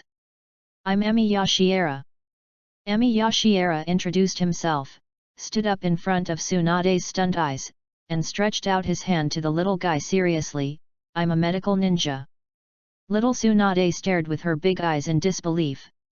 This moment. It turns out that Emiya is so serious and solemn. This made little Tsunade so slow that she didn't know how to react. She could only stare blankly at Yashiera's appearance and stretch out her chubby little hand like him. "My name is Tsunade." There was still some confusion and shock on Tsunade's face. She still couldn't believe that the person she saw was Shigenori Emiya, the protagonist of her daily bedtime story. Senju Hashirama's expression also became extremely serious. Even the usually indifferent and casual Senju Tobirama couldn't help but become serious. This scene. Maybe they will never forget it. In their eyes, they witnessed with their own eyes a great man who founded the medical ninja system 1,000 years ago. After 1,000 years across life and death and time, he sincerely recognized a child's dream and passed on his beliefs and will to the future. Of course. They wouldn't know anyway. Whether it is the crystal coffin of the Senju clan or the spare crystal coffin of the wet bone forest, they have actually always been prepared for Tsunade. This little girl. He has always been the only person who could enter the crystal coffin into the ninja world. If Tobirama Senju had not risked using the impure world reincarnation technique to summon Shiera Emiya in advance, Tsunade would have been the one destined to unveil Shiera Emiya's crystal coffin to the world. Even at this moment, the person who holds the second crystal coffin. It's still her. Please read it. Asking for a monthly ticket. Thanks to Manon. Without the reward from the big guys, I can't type that word. I saw someone said it was a typo. Both imitation and copying can be used. I changed my computer and used the built-in input method. The computer automatically inputs all the information as if. End of this chapter. Chapter 49 Orochimaru. Chapter 49 Orochimaru. Little Tsunade doesn't understand the future. Now little Tsunade just feels very happy. Because she really likes medicine. There are things in the world that are as enjoyable as gambling. Although the appearance of Shiera Emiya reduced the time she spent gambling with her great-grandfather, his appearance made her childhood happier. After Shiera Emiya returned to Konoha, he would come to check on Hashirama Senju's health every day. Little Tsunade could see Shiera Emiya every day. She liked to sneak behind Shiera Emiya and follow him to Konoha Hospital, and stroll around the streets of Konoha to buy chestnut juice together. And Emiya Shiera is the same as the protagonist of the story. Even more attractive than the protagonist in my great-grandfather's stories. After all, compared to Hashirama Senju, who is always unreliable in front of his little granddaughter, Emiya Shiera's image is really too likable for children. Emiya Shiera is very serious when it comes to treating patients. He doesn't look approachable, but his words always show his consideration for the patients. If the patient does not understand what he says, Shiera Emiya will try his best to make the patient understand as much as possible when describing the disease. Even though Shiera Emiya's attitude towards the ninjas was very cold, and he looked like he didn't like this era, he inadvertently revealed that he had a warm heart, especially towards children. He was gentle in a way that ordinary people could hardly imagine. On the way to Konoha Hospital, little Tsunade moved her short legs to keep up with Emiya Shiera's deliberately slow pace, muttering about how the journey between her home and the Konoha Hospital was too long for a child. It feels so far away today. Emiya Shiera lowered his eyes and glanced at her. I'm not tired, I can still walk. Little Tsunade felt that Emiya Shiera's expression was a little cold. She was afraid that this medical ninja whom she admired would think that her will was not strong enough and would hate her. She was so scared that she tried to wave her little hands to indicate that she could continue walking.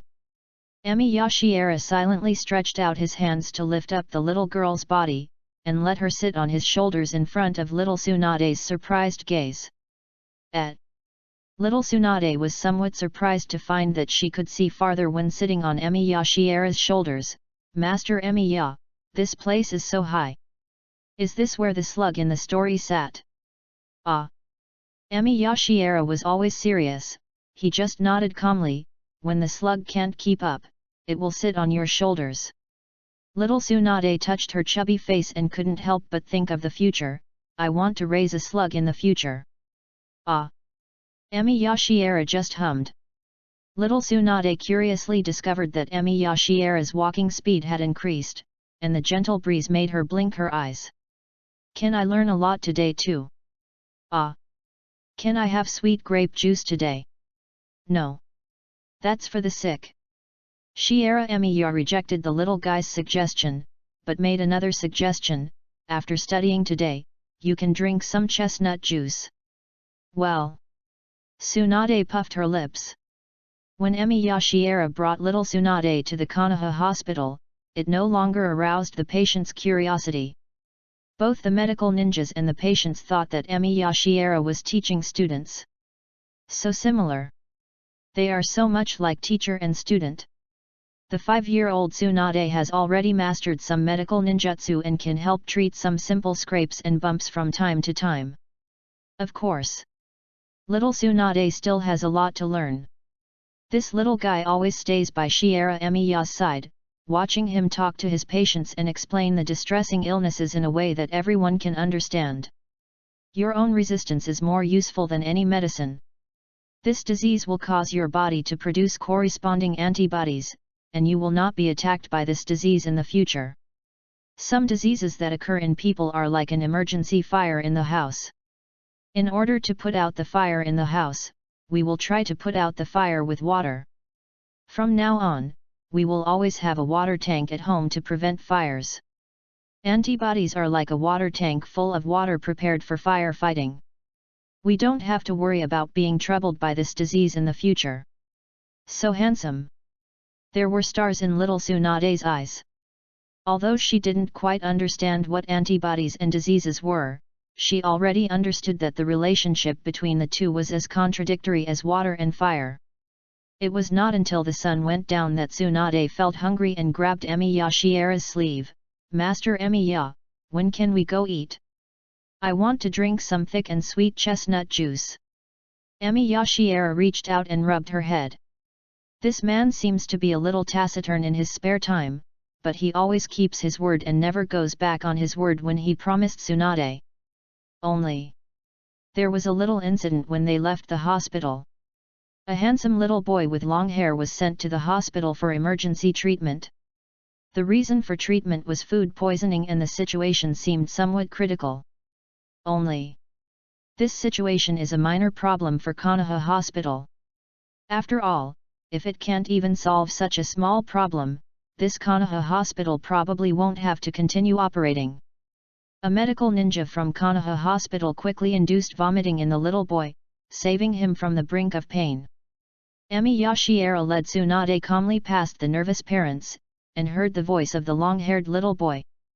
Just regular beans and green peppers. Can it make the body so weak? Really? The little boy's mother seemed helpless with her child. Orochimaru, you can't always do these weird experiments secretly in the kitchen. Okay. The little boy's father was also a little helpless. He would not scold his child, but just made a suggestion: let's add a new poisonous recipe to the kitchen. Kidney beans and green peppers cannot be mixed together. Emiya Shiera stopped, squatted down and said a few words to little Tsunade. Just as the medical ninja who was participating in the first aid in the corridor was recording that kidney beans and green peppers mixed together were poisonous, little Tsunade suddenly ran in. It's not because of the mixture of kidney beans and green peppers. It must be because the beans were not cooked. If beans and vegetables are not cooked, some strange things will accumulate in the dishes, which will cause food poisoning. A group of people looked at the chubby little girl in surprise. Especially the weak little boy lying on the chair. Looking at the chubby little girl running out, a hint of surprise flashed in his narrow eyes. There are people who know more than him. Even this person is about the same age as him. As a child who has been very curious about unknown things since childhood, Orochimaru was accidentally admitted to the hospital along with his family due to his mother's dark cooking.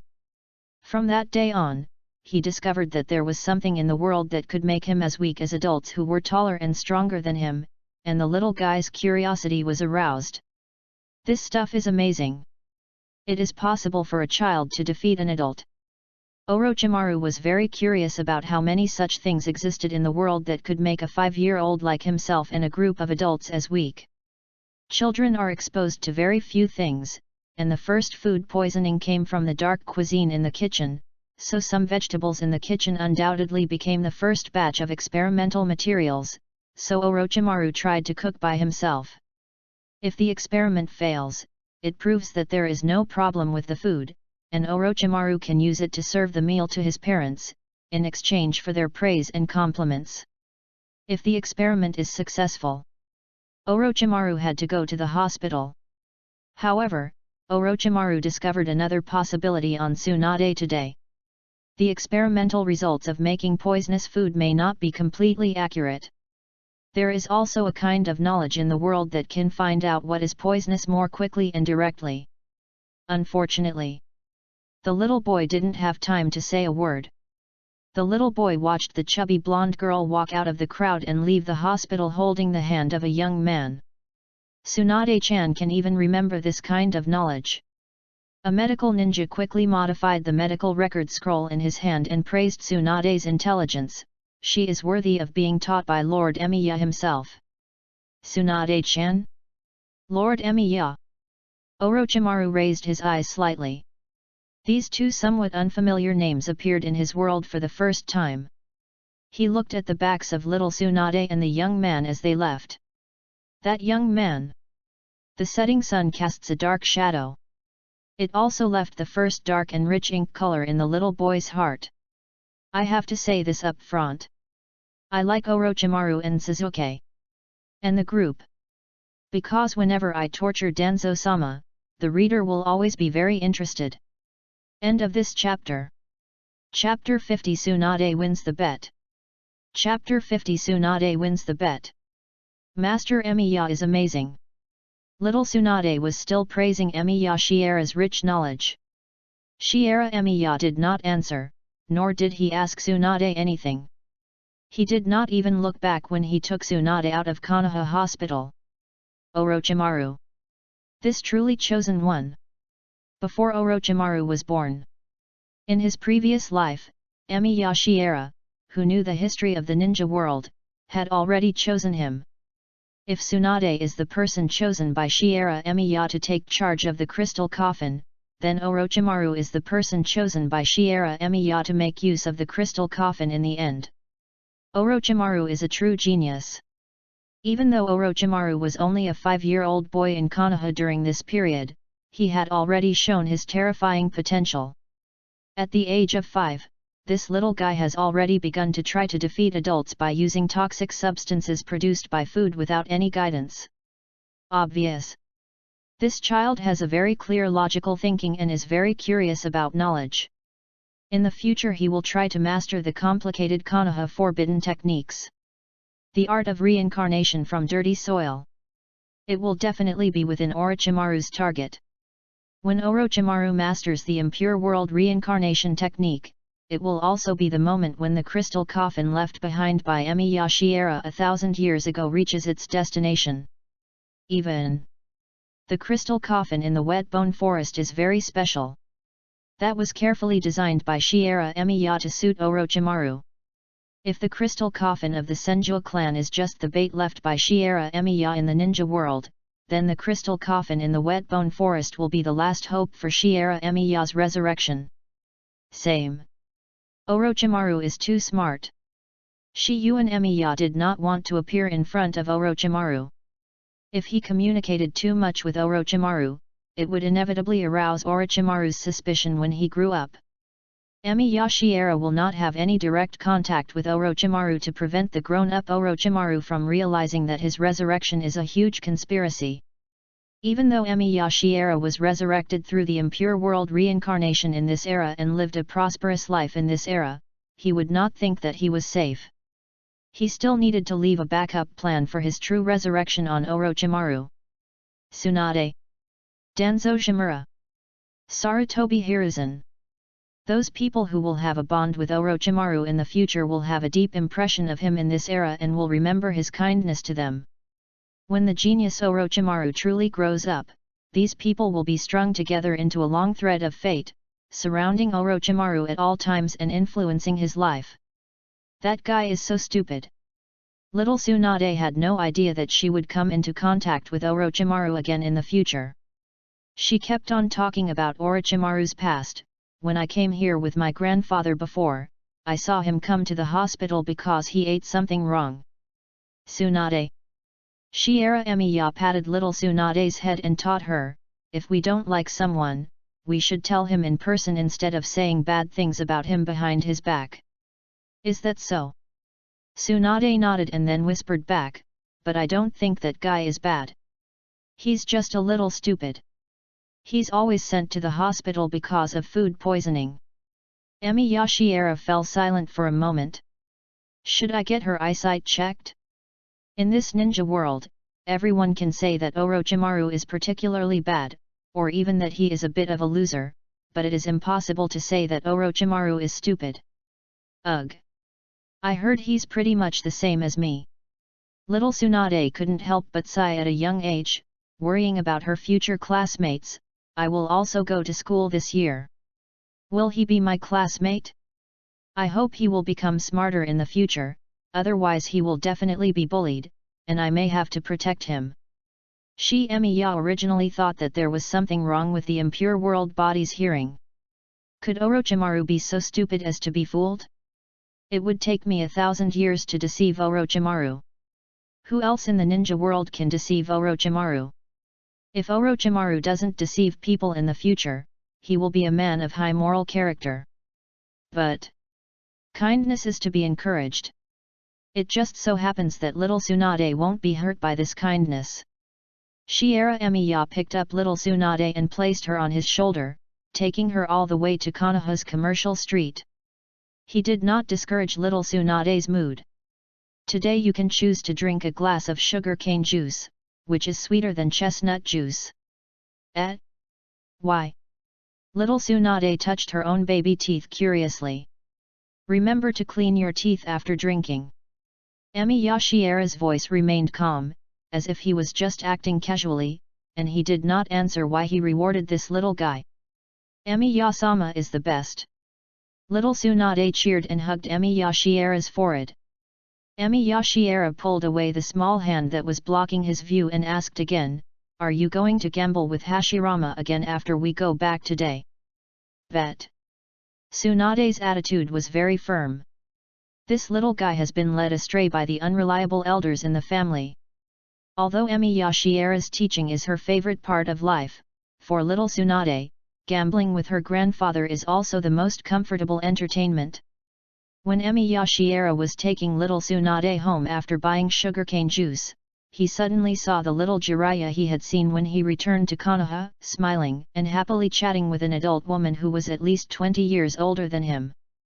The little guy's smile was so happy that it was a little strange. It seems. Maybe it's a talent. Jiraiya, Tsunade, Orochimaru. In Emiya Shiera's past life, the famous Konoha Sunin were truly gifted, and they all chose their favorite paths so early. I will definitely beat Grandpa today. Little Tsunade clenched her little fists with confidence. As a gambling genius, she had mastered various gambling methods at the age of 5, from the simplest dice size to the most troublesome gambling card methods. Little Tsunade was thinking about changing the method today. She felt that she would definitely win today. Emiya Shiera just sighed. He really didn't know what to say about Tsunade's luck. At Hashirama Senju's house, little Tsunade immediately wanted to reopen the gambling game ambitiously. "Grandpa, I must win today." "Ha ha ha ha, okay, I believe it." Senju Hashirama laughed and took his little granddaughter off Emiya Shiera's shoulders, but he took out a pendant from his hand first. But Senju Hashirama's palms suddenly clenched into fists as if performing magic, and then suddenly opened their palms. "Grandpa wants to give you a gift first." As he spoke, a pendant suddenly appeared in the palm of Senju Hashirama's hand. On it was a crystal-clear emerald green gem, which did not look like an ordinary object. Little Tsunade watched as Hashirama Senju hung the pendant around her neck and held the gem on the pendant with joy. this is so beautiful, is it for me? Of course it's for Utsuna. Senju Hashirama patted her head with a smile, and told the little girl to spread the mat and start gambling. Go and get ready, I have prepared a lot of money today. It is good. Little Tsunade excitedly set up the mat and prepared to start gambling. However, something is strange in the yard today. The always very busy Senju Tobirama was also here, as were Uzumaki Mito and their children, and everyone looked a little worried. Around this house, in addition to the Hokage guards who were always in charge of guarding, there were many more Enbu ninjas inside and outside. It seems. Emi Yashiuan glanced at Senju Hashirama meaningfully, then looked at Senju Tobirama who had a heavy expression on his face. We will stay here as guests tonight. Senju Tobirama turned his head away with an unpleasant look on his face, and his usually indifferent voice was mixed with a hint of uneasiness and pain. I only hope I can still come to visit Big Brother tomorrow. The time is almost up.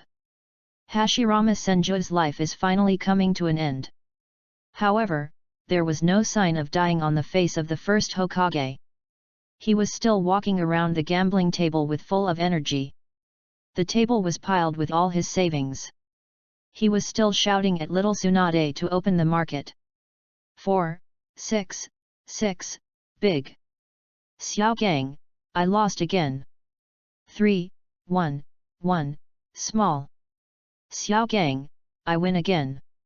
Hateful. The amount of money in front of little Tsunade kept decreasing, and the little guy's mouth bulged and pouted higher and higher, as if he was about to explode by his own gambling luck. Xiao Gang. This is the last one. As long as you can win this time, all the debts you owed will be written off, and all the money here will belong to you. Really? Greedy stars immediately popped up in little Tsunade's eyes. If she wins this time, she can make a lot of money, and she won't have to worry about the gambling money when she and her great-grandfather gamble in the future. Maybe I can even proudly lend money to my great-grandfather. But well, interest rates still need to be considered. Little Tsunade already understood that interest can make money. She touched her chin and imagined what kind of arrogant posture she would put on when she won the bet. When she counted the money, her wrist accidentally touched the gem on her chest. Okay. For the sake of the gift, she can also choose not to charge interest from her great-grandfather. Wow! The dice in the dice cup kept ringing. Little Tsunade blinked her eyes, staring closely at Hashirama Senju's movements, and listened to the sound of the dice, fearing that she would miss out on a huge sum of wealth. Small. Little Tsunade has chosen the side she is betting on. Okay, okay. Then I can only choose the big one. Senju Hashirama nodded with a smile and opened the dice cup. 2 o'clock, 2 o'clock, 1 o'clock. The dice in the dice cup show 3 decimals. Ha ha ha ha ha, I win. Tsunade arrogantly grabbed the coins on the gambling table and counted the bills in her hand unscrupulously. Even her posture of counting money looked particularly skillful. Senju Hashirama watched his little granddaughter counting money with a smile, but at this moment his body slowly fell down and fell on the mat in a somewhat embarrassed manner. Grandpa! Grandpa! Little Tsunade looked on in shock as Hashirama Senju fell down. The great-grandfather who had protected her like a god was in an unprecedented state of distress, and her small mind couldn't even figure out what was happening at that moment.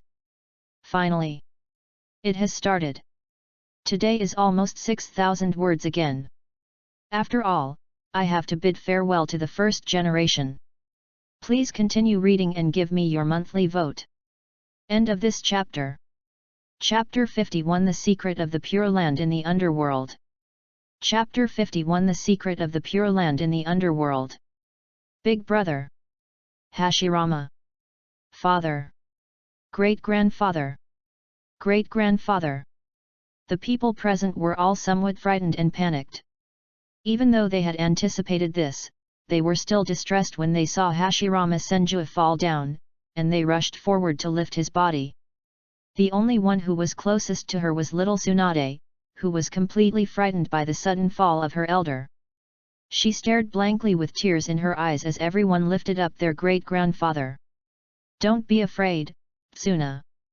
Senju Hashirama could feel that the fire of his life was about to go out, but he still had that kind and gentle smile on his face as he comforted his most beloved granddaughter. "I played for too long today and I'm a little sleepy, so I want to take a nap." Tsunade. This is his favorite child. Even inherited his childhood dream. Ever since Hashirama Senju returned to Konoha to take care of the child, he has been with the little guy. During this time, he has been spending a lot of time and effort trying to give the little guy a gift, hoping that the gift will be able to accompany the little guy instead of himself in the future. The gemstone on the pendant. It contains the wood-style chakra of Hashirama Senju. "Take her away." Emi Yashiera gave the order in a calm voice. "I do not go." Little Tsunade tried hard to hold on to Hashirama Senju's arm, crying in her throat, "Master Emiya, please don't chase me away, I want to accompany my great-grandfather." Little Tsunade vaguely understood something. There must be something wrong with my great-grandfather's health. Because at this time, Emi Yashiera's attitude was like rescuing dying patients in Konoha Hospital. His great-grandfather was a dying patient. Although Lord Emiya is the most powerful medical ninja. Lord Emiya can cure all diseases in this world. But Lord Emiya cannot save everyone. Little Tsunade has seen some elderly people on their deathbed and heard the sorrowful cries of their family members. She still doesn't understand why Lord Emiya didn't save them. She couldn't understand Lord Emiya's answer, because their lives were coming to an end and heading towards death. Death. It was never a disease. No matter how skilled a person is at medicine, it is impossible to keep a person alive forever. Witnessing the death of a human being is something a medical ninja must get used to. But little Tsunade still couldn't understand. The only thing Tsunade could understand was the family members who cried so hard in Konoha Hospital. She finally knew why those people cried so sadly. Little Tsunade cried and hugged Senju Hashirama's arms tightly. Even though her little face was dirty from crying, she refused to leave and even struggled desperately when Uzumaki Mito picked her up. "I won't leave, I won't leave. Mr. Emiya." Senju Tobirama clenched his fists, suppressing his inner sadness. He dug his fingers into his flesh to let his reason always prevail. He said in a deep voice, "Let Tsunade stay. If Big Brother really does, at least there is someone to accompany him. After all, my eldest brother loves her the most. Maybe I want to talk to Tsunade." When Senju Tobirama said this, his brows were tightly furrowed. Because he also learned the last words that Senju Hashirama left for them in the afternoon. In the afternoon, Senju Hashirama called his family. The first Hokage told them his last words, hoping that everyone could accept his death calmly, but he omitted little Tsunade who was taken away by Emi Yashiera. Because Hashirama Senju believed that he could still live until the evening, he wanted to spend his last moments with his most beloved child. In the afternoon, Senju Tobirama and Senju Hashirama also reached an agreement. When Hashirama Senju was on the verge of death, only Emi Yashiera stayed by his side, telling him the secret of the Pure Land in the underworld and trying to make a final effort. Hashirama Senju had already accepted the fact that he would die, but was ultimately persuaded by his younger brother. At this moment, Senju Tobirama suddenly found an opportunity. He realized that perhaps he could take the opportunity to let little Tsunade stay with Emi Yashiera and Senju Hashirama, so as to obtain the secret of the Pure Land of the underworld. As long as I know this secret, maybe it can be used to save my brother's life. Even in the worst-case scenario, I can study more forbidden techniques from the secrets of the netherworld to fight against Uchiha Madara who may come back at any time. No. Shiera Emiya was silent for a while, looked at the crying little Tsunade, and calmly said a lie, "Tsunade is the least suitable person to stay." To Emi Yashiera, "Perhaps little Tsunade is the best person to stay." Once Tsunade learns the secret of the Pure Land of the underworld, she will most likely become a chess piece in his hands, and may even become a chess piece of Black Zetsu in the future. However, for a child, the truth of the world is very cruel. The worldview that has not yet grown will completely collapse, and the future will most likely move towards extreme darkness. I want to stay and accompany my great-grandfather. Little Tsunade was still crying and refused to leave. She held on to Hashirama Senju's arm and refused to let go. She even sobbed, "Lord Emiya, don't chase me away. I won't disturb you from saving Grandpa. Mr. Emiya." There was a hint of pleading in Hashirama Senju's eyes. At the last moment of his life, he couldn't bear to see his little granddaughter crying like this, and he also couldn't bear that this was really the last time he saw her. "Then let her stay." Emiya Shiera was silent for a while, then raised his finger and a pitch-black curse seal fell on her forehead, which turned into a small diamond. The natural energy within this curse seal was so enormous that it overflowed, causing little Tsunade to be unable to bear it and fall into a deep sleep. "Tsunade is fine." Senju Tobirama stopped a group of people. Senju Tobirama knew that Emiya Shiera would never harm anyone, let alone a child. He even knew that Emiya Shiera's cursed seal energy would be more beneficial to Tsunade's future growth. "Isn't Tsunade suitable?" Senju Tobirama's brows furrowed even more tightly, a light flashed in his eyes, and he suddenly asked back, "Then who is the most suitable person to stay? If you can bear it." Emiya Shiera thought for less than a second, and as if he understood what Senju Tobirama meant, his eyes slowly dropped, "You can also stay with us." Senju Tobirama finally nodded with satisfaction. "Sister-in-law." Senju Tobirama's gaze fell on Uzumaki Mito, and an apologetic look appeared on his face. "I'll leave the rest to you." "I understand." Uzumaki Mito nodded with a heavy expression. As Uzumaki Mito raised her finger, a ball of golden chakra light suddenly emerged from her body and enveloped her entire body, and she entered the Nine Tails chakra mode. This was discussed by Tobirama Senju and Mito Uzumaki. In order to prevent other people from knowing the news, the Konoha sensing team, led by Uzumaki Mito, who has the strongest perception ability, will guard the area around this house. For a wife, it is undoubtedly a painful thing to be unable to stay by her husband's bedside before his death.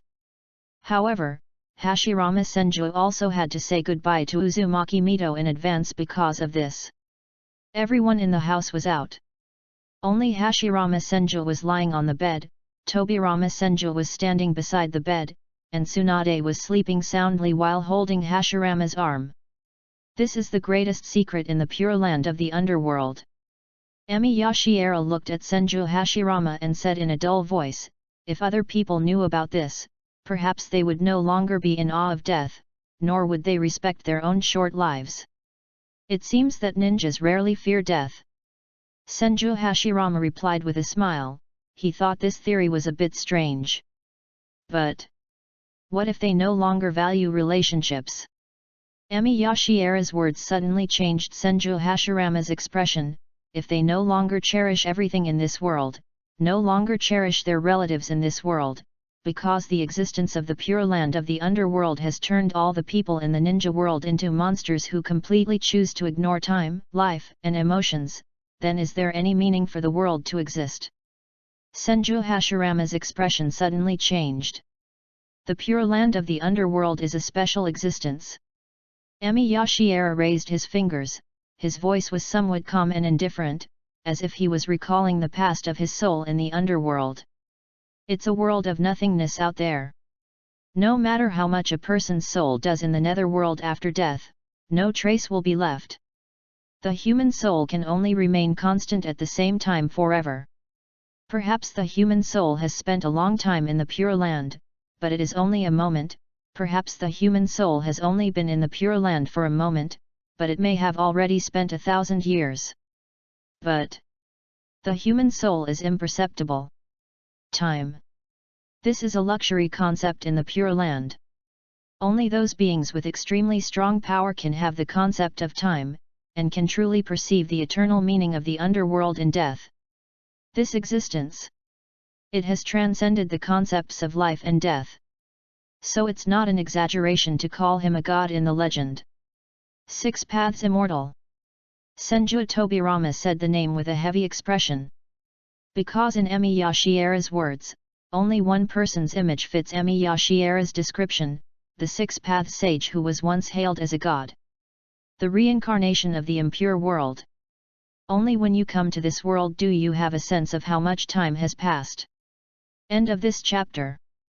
Chapter 52. You are not worth mentioning in front of the 6 immortals. Chapter 52. You are nothing in front of the sage of 6 paths. Emi Yashiera did not answer. Because this is the answer that anyone can think of.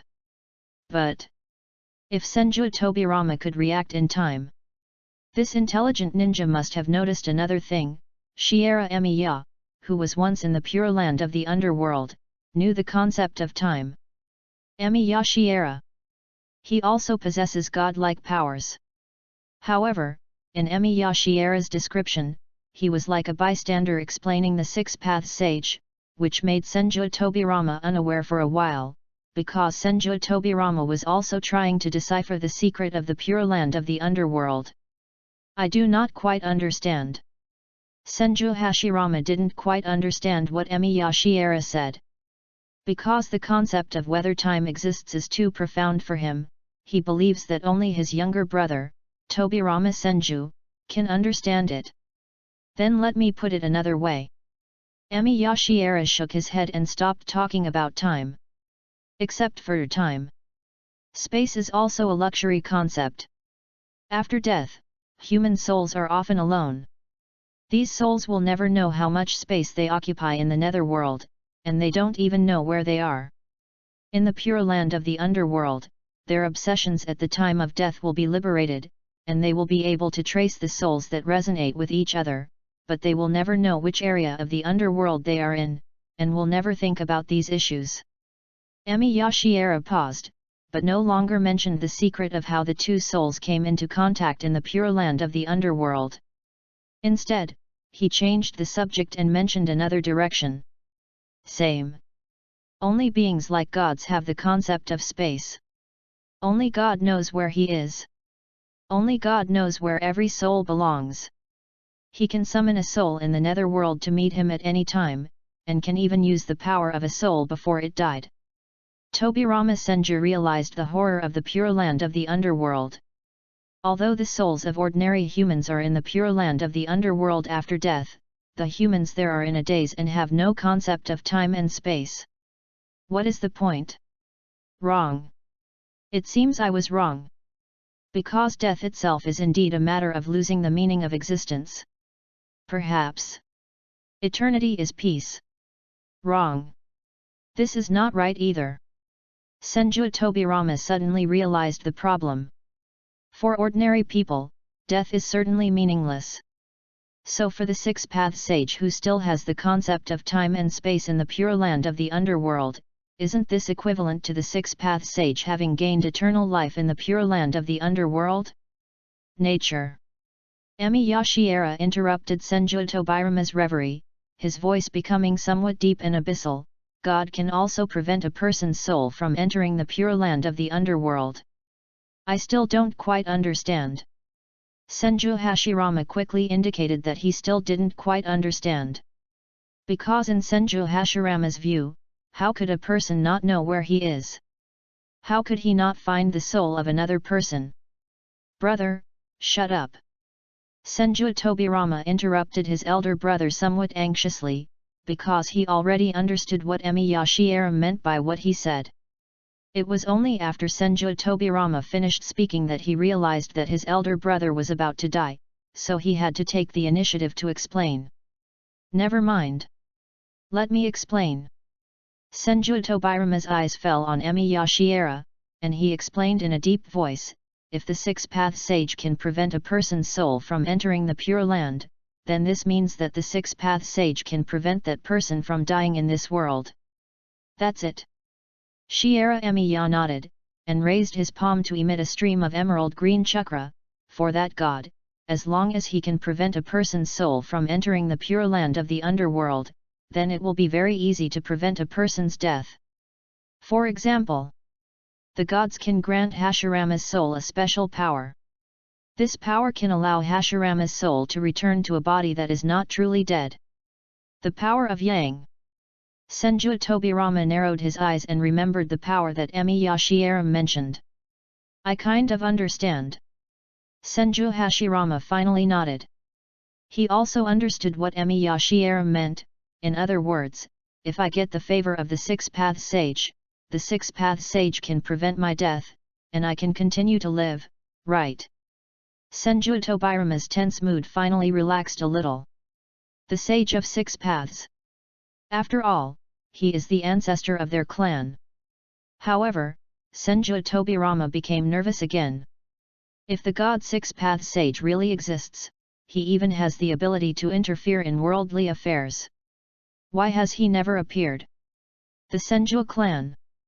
The Uchiha clan. These two major ninja clans and the small ninja clans that surrendered to them experienced a war that lasted for 1,000 years. The entire ninja world suffered heavy casualties during the Warring States period. The Sage of Six Paths. Why didn't he stop all this from happening? The Sage of Six Paths can obviously do a lot of things. He can prevent humans from dying, bring people back to life, and he will definitely bring peace to the ninja world. But the god did not make any move. However, Senju Tobirama only thought for a while and quickly found the answer for the Six-Path Sage. If gods favor humans too easily, it might make humans lazy. Because if we get God's favor, human efforts will become a joke. When gods really exist in the world, their power can change everything. It seems that humans can get everything as long as they get the favor of gods. Naturally, they will no longer work hard. In the end, everything will only depend on gods. The funny thing is, at this moment, they still have to rely on the favor of God. The Sage of Six Paths will come to my rescue, right? Senju Tobirama raised his head and looked at Emi Yashiera, hoping that the other party would give him an answer that would not make him feel depressed. I do not know. Emi Yashiera shook his head and said calmly, that's why I said this is the last resort to save Hashirama, because no one knows what the Six-Path Sage is thinking.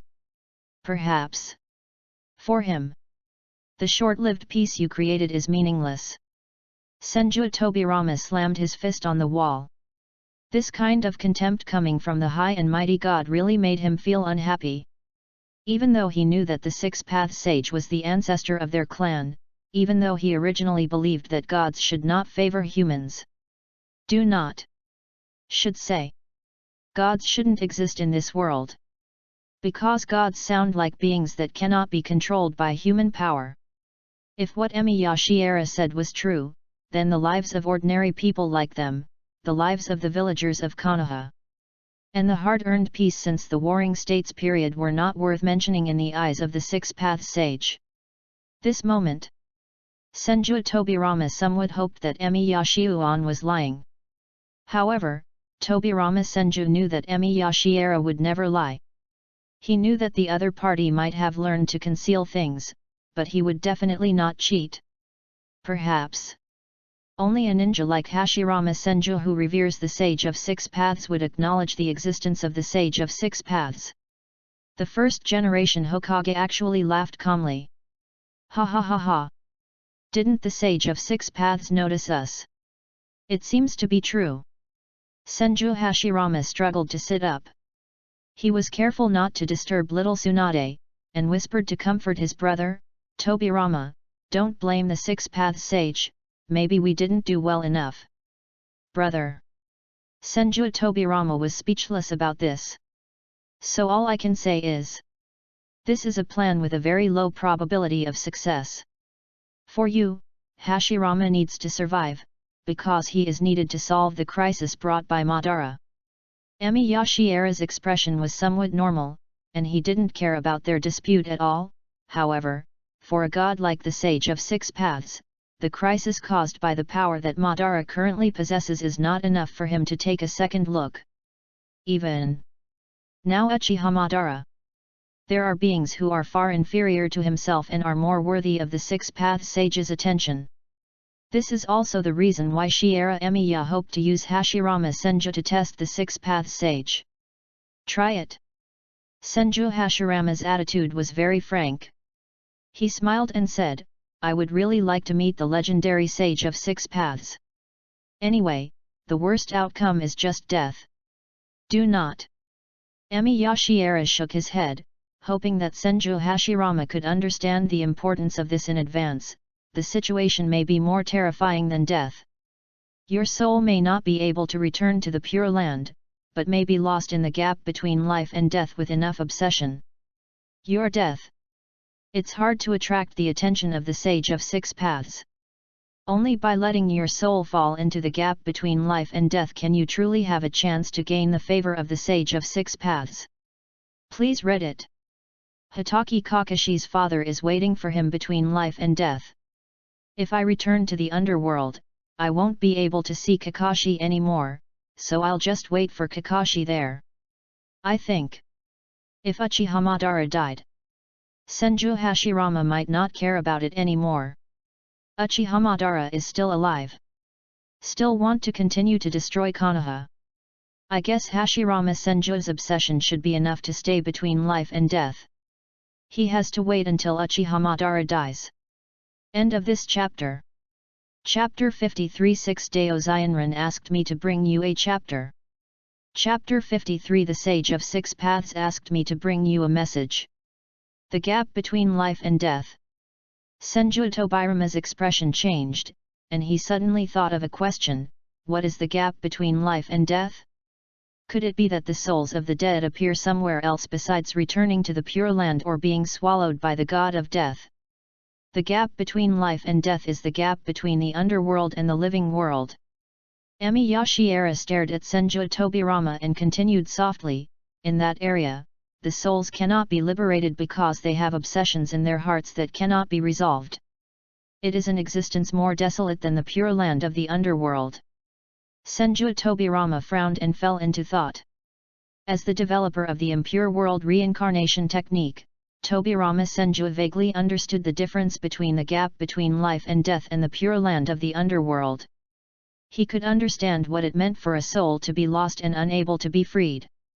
Come to think of it, only the Pure Land is the final resting place for the dead. The gap between life and death is a worse place than the Pure Land. If the obsession of a dead soul cannot be relieved, it is like the most basic human desires cannot be satisfied, like the body is always in a state of hunger. It must be very painful in the interval between life and death, right? It should be an area that his impure world reincarnation technique cannot reach, because the impure world reincarnation technique can only summon the souls of the dead from the underworld. The gap between life and death. Emiya Shiera's gaze fell on Senju Hashirama's face, and he talked about the truly important point: this is also the space where the Six Paths Sage exists. It would be interesting to meet the Sage of Six Paths. A smile appeared on Senju Hashirama's face, and he made a decision without caring whether his soul would be lost. I really want to go and see the Sage of Six Paths. I want to remind you. If the plan fails, your soul will forever be between life and death. Emiya Shiera looked at Senju Hashirama and advised him earnestly: when a person dies, his obsession cannot be resolved, and his soul will become lonely and painful. It seems to be connected to both the living world and the underworld, but it is an isolated island between life and death. There is no time, no space, no past, no future. You never even know what you're doing. At that time, your soul had only one thought: to satisfy the obsession at the time of death. Only when the obsession at the time of death is satisfied, your soul will wake up. Only when the obsession is resolved can you return to the underworld as a soul of the dead. Only when you return to the Pure Land of the underworld can your soul be satisfied. Big brother. Senju Tobirama suddenly felt a little regretful and said in a deep voice: if it is the gap between life and death, even the impure world reincarnation technique may not be able to summon your soul. Senju Hashirama started thinking subconsciously. He ignored Senju Tobirama's persuasion and was actually thinking about what the obsession that was bothering him was. My obsession. It should be spotted, right? Senju Tobirama's expression quickly turned ugly. Big brother. What the hell are you talking about? Now that he's almost dead, why are you thinking about Uchiha Madara again? Isn't it enough to hate that guy after 10 years of hunting him down? Just talk and scold. Uchiha Madara is indeed in big trouble. Although Senju Tobirama was in a bad mood, he could only understand his elder brother's feelings. The living Uchiha Madara was his elder brother's only concern.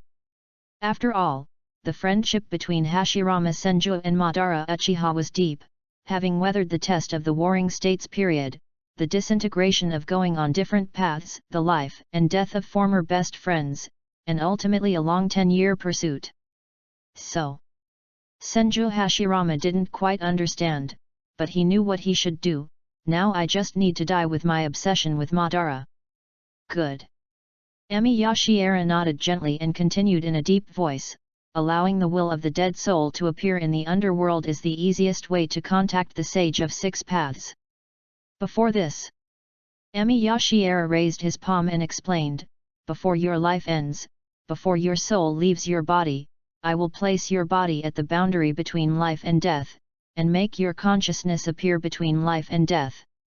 In short, you can die, or you can live. Your life will temporarily be in a strange state, just like the vegetative state that was once sent to Konoha Hospital, until your body actually dies. This time will be very short. Because your body is about to reach the end. Emi Yashiera frowned, hoping that Hashirama Senju would understand the brevity of the life window. If the Six Paths Sage had not chosen to take action, your body would have truly died within a few minutes. We will wait for your soul to return within these few minutes. It turned out that I only lost a few minutes of life. Senju Hashirama suddenly chuckled, and lay down nonchalantly, his face softer than ever before. I hope my luck will be better. Then go to death with your obsession with Madara. Emi Yashiera narrowed his eyes slightly, and his palm fell on Senju Hashirama's body. He felt the life of Senju Hashirama slipping away. Die with this obsession, and pray that you can see God on the edge of life and death. Just say a few words. Because this might be the last chance. The chakra in Emi Yashiera's palm penetrated into the acupuncture points of Hashirama Senju's body like a sharp thorn, and he gently reminded his patient. I see. Senju Hashirama nodded, glanced at the still sleeping little Tsunade, a smile appeared on the corner of his mouth, then he raised his head and looked at Emi Yashiera again. Thank you very much. Lord Emi Ya. I'm really sorry for all the trouble you've been having these years. As he spoke, Hashirama Senju's voice became completely weak, and his gaze finally rested on the younger brother with whom he grew up. Tobirama. The future of Konoha. I'm going to leave it to you. I see, brother. Senju Tobirama nodded with a heavy look in his eyes. During this period of time, Tobirama Senju had been publicly nominated as the second Hokage in the Konoha village election, and he was ready to take on his responsibilities. In fact, Tobirama Senju has always been shouldering this responsibility, inheriting Hashirama Senju's will to protect Konoha. He will not allow Konoha, which was established by his elder brother, to collapse. If Big Brother really died, Senju Tobirama has also made all the preparations. That's good, that's good. Hashirama Senju's eyelids slowly closed, his chakra seemed to be peeling off from his body, and he murmured the name of the best friend he had been chasing all his life. Bana. Senju Tobirama no longer looked angry, but he watched with a gloomy look as he watched his brother walk towards his death while reciting the name of his former best friend. The whole room became completely silent. The body of Hashirama Senju was still lying quietly on the bed. Strands of emerald green chakra pierced into his body like long needles, barely maintaining a little bit of his vitality and allowing his body to still exist. The consciousness of the first Hokage had completely disappeared. He lay there quietly as if he was heading towards death forever. The first Hokage who once dominated the Warring States period was no longer able to make any movement. Is this a success? A failure? Senju Tobirama quickly looked at Emi Yashiera, then at his brother who was in a strange state, and asked repeatedly, Sir Emi Ya, when can we judge that our plan is successful? When can we judge that our plan has failed? Perhaps it failed. Emi Yashiera shook his head, his voice became somewhat silent. If the Six-Path Sage is willing to save him, he will do it when his life is on the verge of life and death, allowing his soul to return to his living body with power between life and death. We can only wait until his body dies completely to know the result. But Shiera Emiya suddenly reached out and picked up little Tsunade who was still sleeping, holding onto Hashirama Senju's arm, and turned around to leave. It's better to help Hashirama prepare for his funeral in advance. Senju Tobirama's expression looked a little ugly. Although Tobirama Senju had anticipated this, and even anticipated that his elder brother would die when he chose to trust Emi Yashiera as a last resort, his heart was still filled with suppressed pain. Big brother. Maybe he's really dead. Even the last hope was shattered. Why is the Six-Path Sage unwilling to take action? Senju Tobirama stared at his brother's body, looking at the brother he admired as he did in the past, and asked softly, is it really like what Lord Emiya said, that the era of peace we have established is not worth mentioning to that high and mighty God? For him. Emi Yashiera stretched out his hand to hold the little one in his arms, allowing her to sleep more comfortably, and then he calmly replied, perhaps there really is no one worth paying attention to in this era, no matter who it is, they are not worthy of his attention. Even if your brother and Uchiha Madara were brilliant enough in the long history, in front of the gods who illuminate the world with the light of the sun and the moon, they are just a candle light that lights up the darkness of this house. For the gods, this little bit of light may only be a flash in the pan over a long period of time, and it is not worth him to look at it anymore. Even me too. Even though this is not bad news for Shiera Emiya. As time passed, Shiera Emiya thought that his test on the Six-Path Sage had yielded results.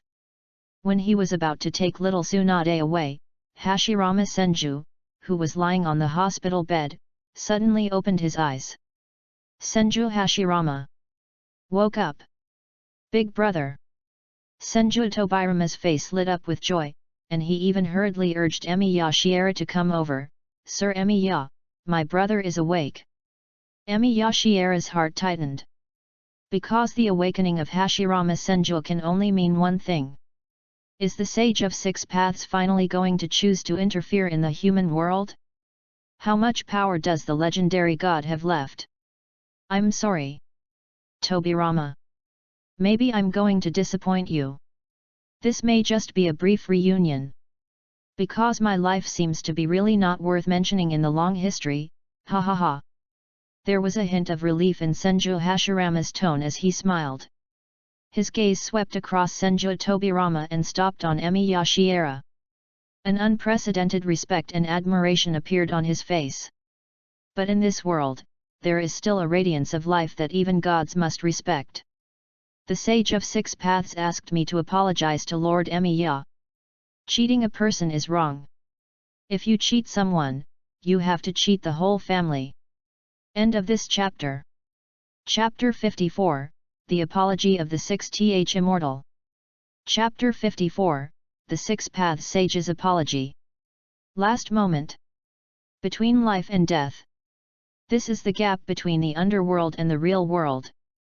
When Hashirama Senju's soul left his body, his death attracted the attention of the Six-Path Sage, because the Six-Path Sage noticed the chakra on Hashirama Senju's body. Are we going to start again? The remaining chakra of the Six-Path Sage stared at the chakra of Hashirama Senju, as if he could see the oath his second son had made in the past, is Ashura's chakra, going back to the pure land of the underworld, to follow his brother and wait for the next reincarnation. This is the story of the reincarnation of chakra. The six-path sage had seen this many times over the past 1,000 years and had long been completely accustomed to it. He could only hope that the two children's chakras would be reconciled one day. But this time there seems to be an exception. Because Hashirama Senju's soul carrying Ashura's chakra seeds did not return to the pure land of the underworld, but instead remained between life and death due to some obsession. There is something wrong with the reincarnated chakra bearer. The six-path sage realized the trouble at the first moment.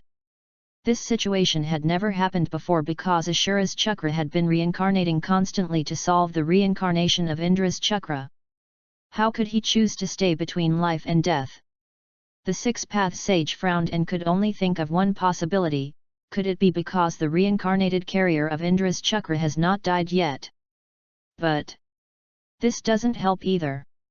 Even if a soul is trapped between life and death due to obsession, it may not be able to be liberated, because it needs other souls to be willing to respond to its obsession.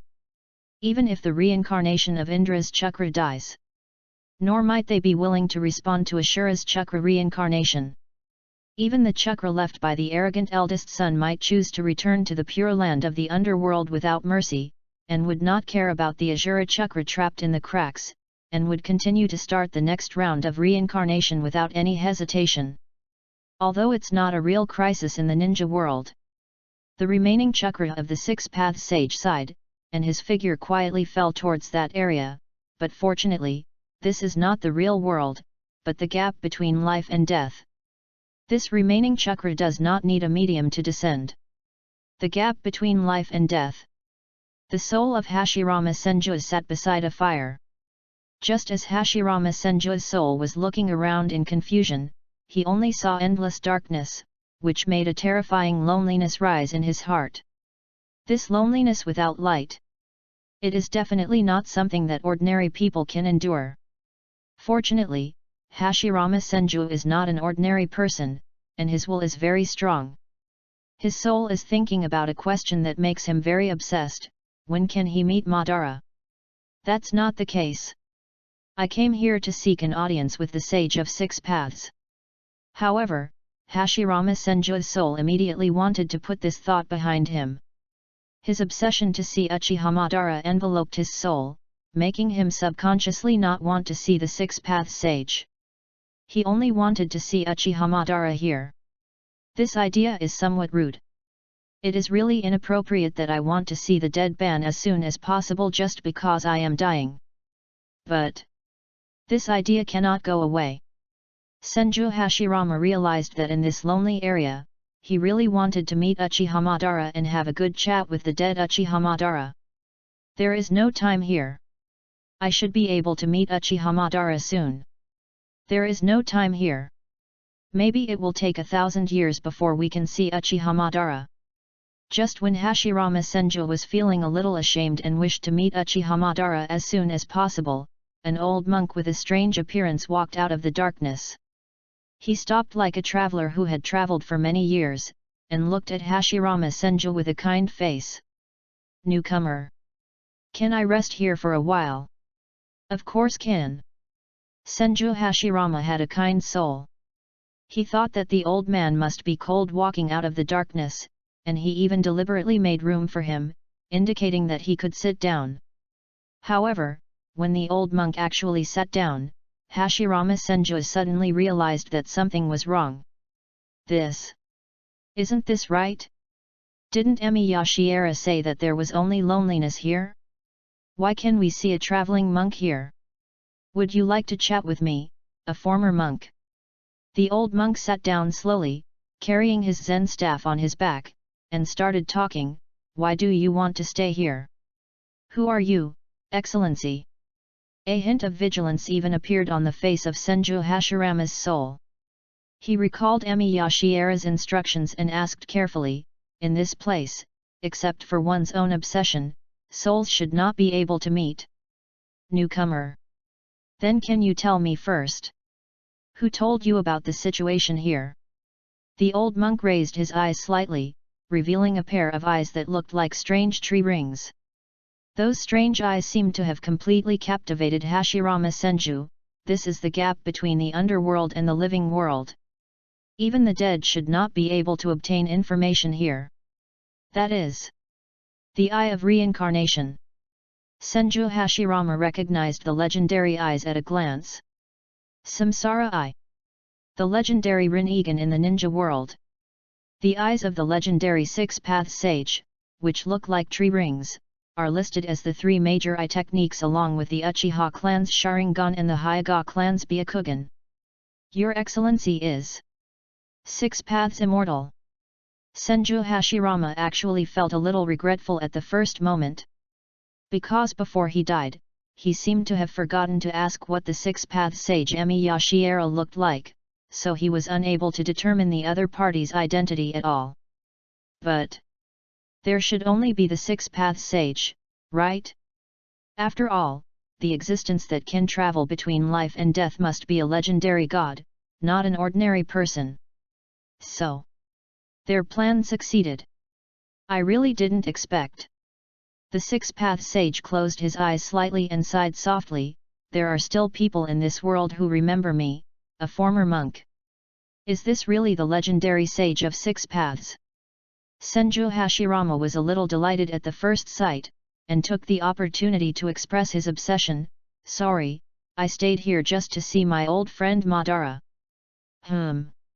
After the Six-Path Sage raised his finger, he could only express that he was powerless. Your friend should still be alive. Sorry, that's not what I meant. Senju Hashirama tried to control his obsession. But he couldn't do it no matter what. He could only try to tell the other party the story of himself and Uchiha Madara. Ban and I have been friends for many years.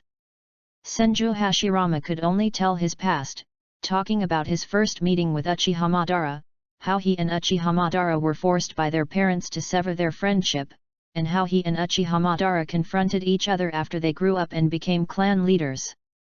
I have never forgotten my friendship with Madara. Even though my father forced me to sever my relationship with Madara, I still hope that Madara and I can be friends. Even if we have to become enemies due to family hatred when we grow up, I still hope to be friends with Madara so that we can join hands to quell the chaotic times. The Six-Path Sage nodded slightly after hearing this. Because this story is very consistent with the characteristics of the reincarnated carriers of Ashura Chakra. They are kind and sincere, and hope to unite all the forces around them. Later, I finally did it. I joined forces with Madara to establish Konoha. The soul of Senju Hashirama missed that time a little, but he had to face the reality that their friendship had fallen apart, but in the end, Madara and I still had a quarrel.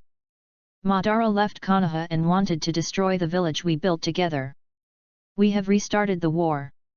The soul of Senju Hashirama was in a heavy mood, and spoke with some pain and struggle. In order to protect Konoha, I had to hunt down Madara for 10 years before I died.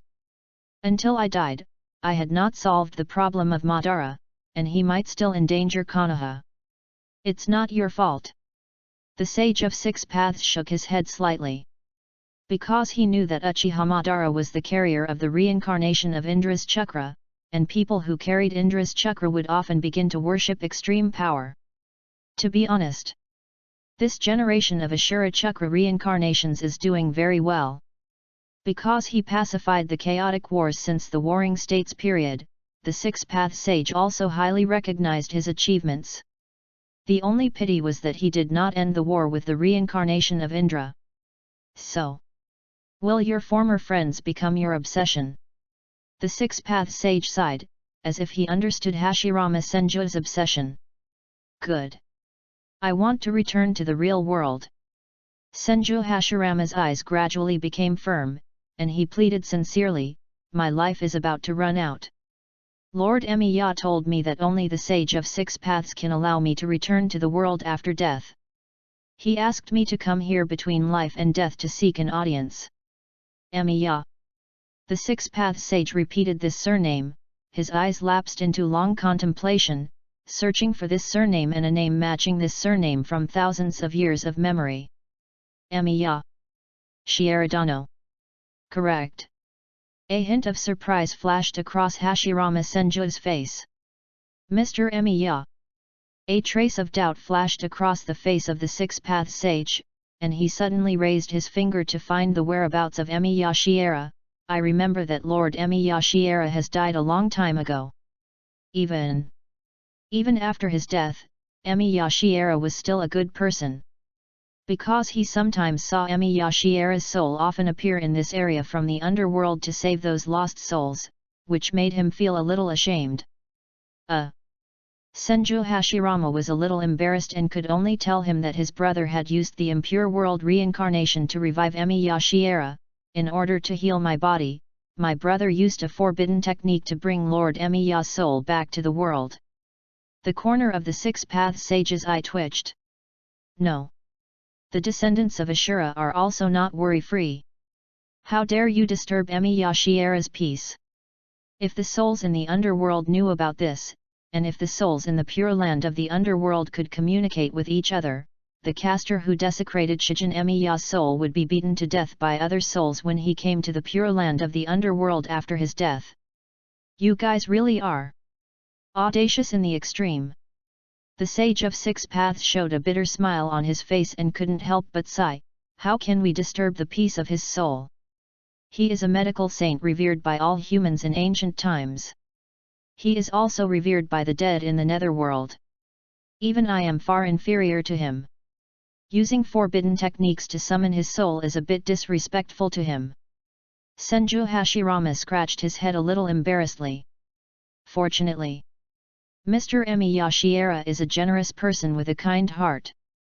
He has chosen not to argue with you. The six-path sage sighed again, and said with some shame, I really never thought that he would actually hope that I could help you. Although I feel honored, I may have to apologize to him. I can't do what he did, to save the suffering people in the world. Now I am. Only the remaining chakra is left. These remaining chakras are needed to guard against the real crisis in the ninja world, a crisis that is enough to destroy the ninja world. Please read it. Available on the 15ST. Today is nearly 7,000 words. According to the ending, after the six-path sage gave Uzumaki Naruto and Sasuke chakra, they needed to summon the shadows of the other 5 major ninja villages to work together to drag Team 7 out of the space in Aim no Go. The six-path sage should not have much chakra left. Even the matter of dealing with Sasuke can only be left to Uzumaki Naruto. He really couldn't waste it. End of this chapter.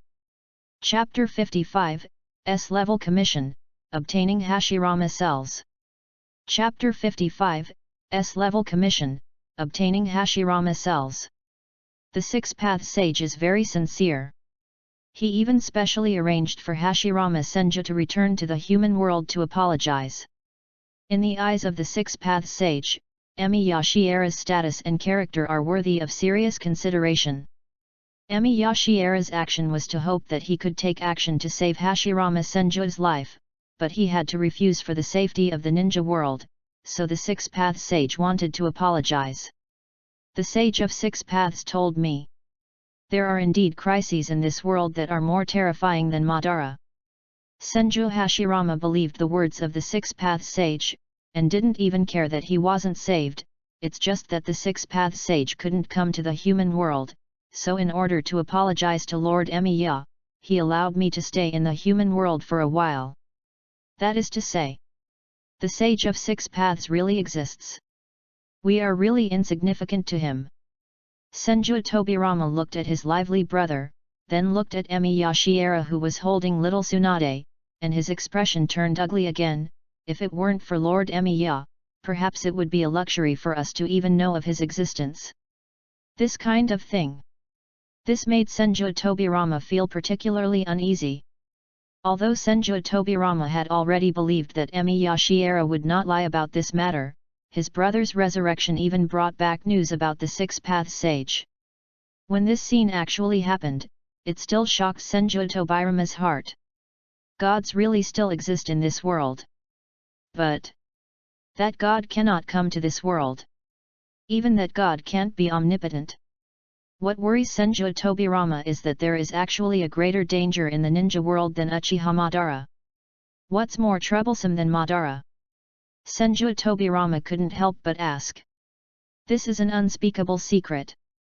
Senju Hashirama shook his head and said in a deep voice, as the six-path sage said, we will only know when the crisis really comes. So my brother will still die. Senju Tobirama recalled the reason why his brother came back from the dead, and said in a deep voice, is it just to apologize to Lord Emiya that the six-path sage is willing to give you a little more time? Good. Senju Hashirama nodded slowly. Even the sage of six paths respects Emiya Shiera very much. People always think that the legendary god should be high and mighty, but they never thought that the sage of six paths is also approachable, and even very close to him, and even respects a great man like Emiya Shiera like they, the younger generations. Tobirama, don't let this secret out. Senju Hashirama glanced at his brother, then looked at Emiya Shiera. The six-path sage also hopes that Lord Emiya can keep the secret about him and the underworld. I got it. Emiya Shiera frowned and took the initiative to speak. I have learned to conceal in this era, don't worry. That really makes us ashamed, ha ha ha ha.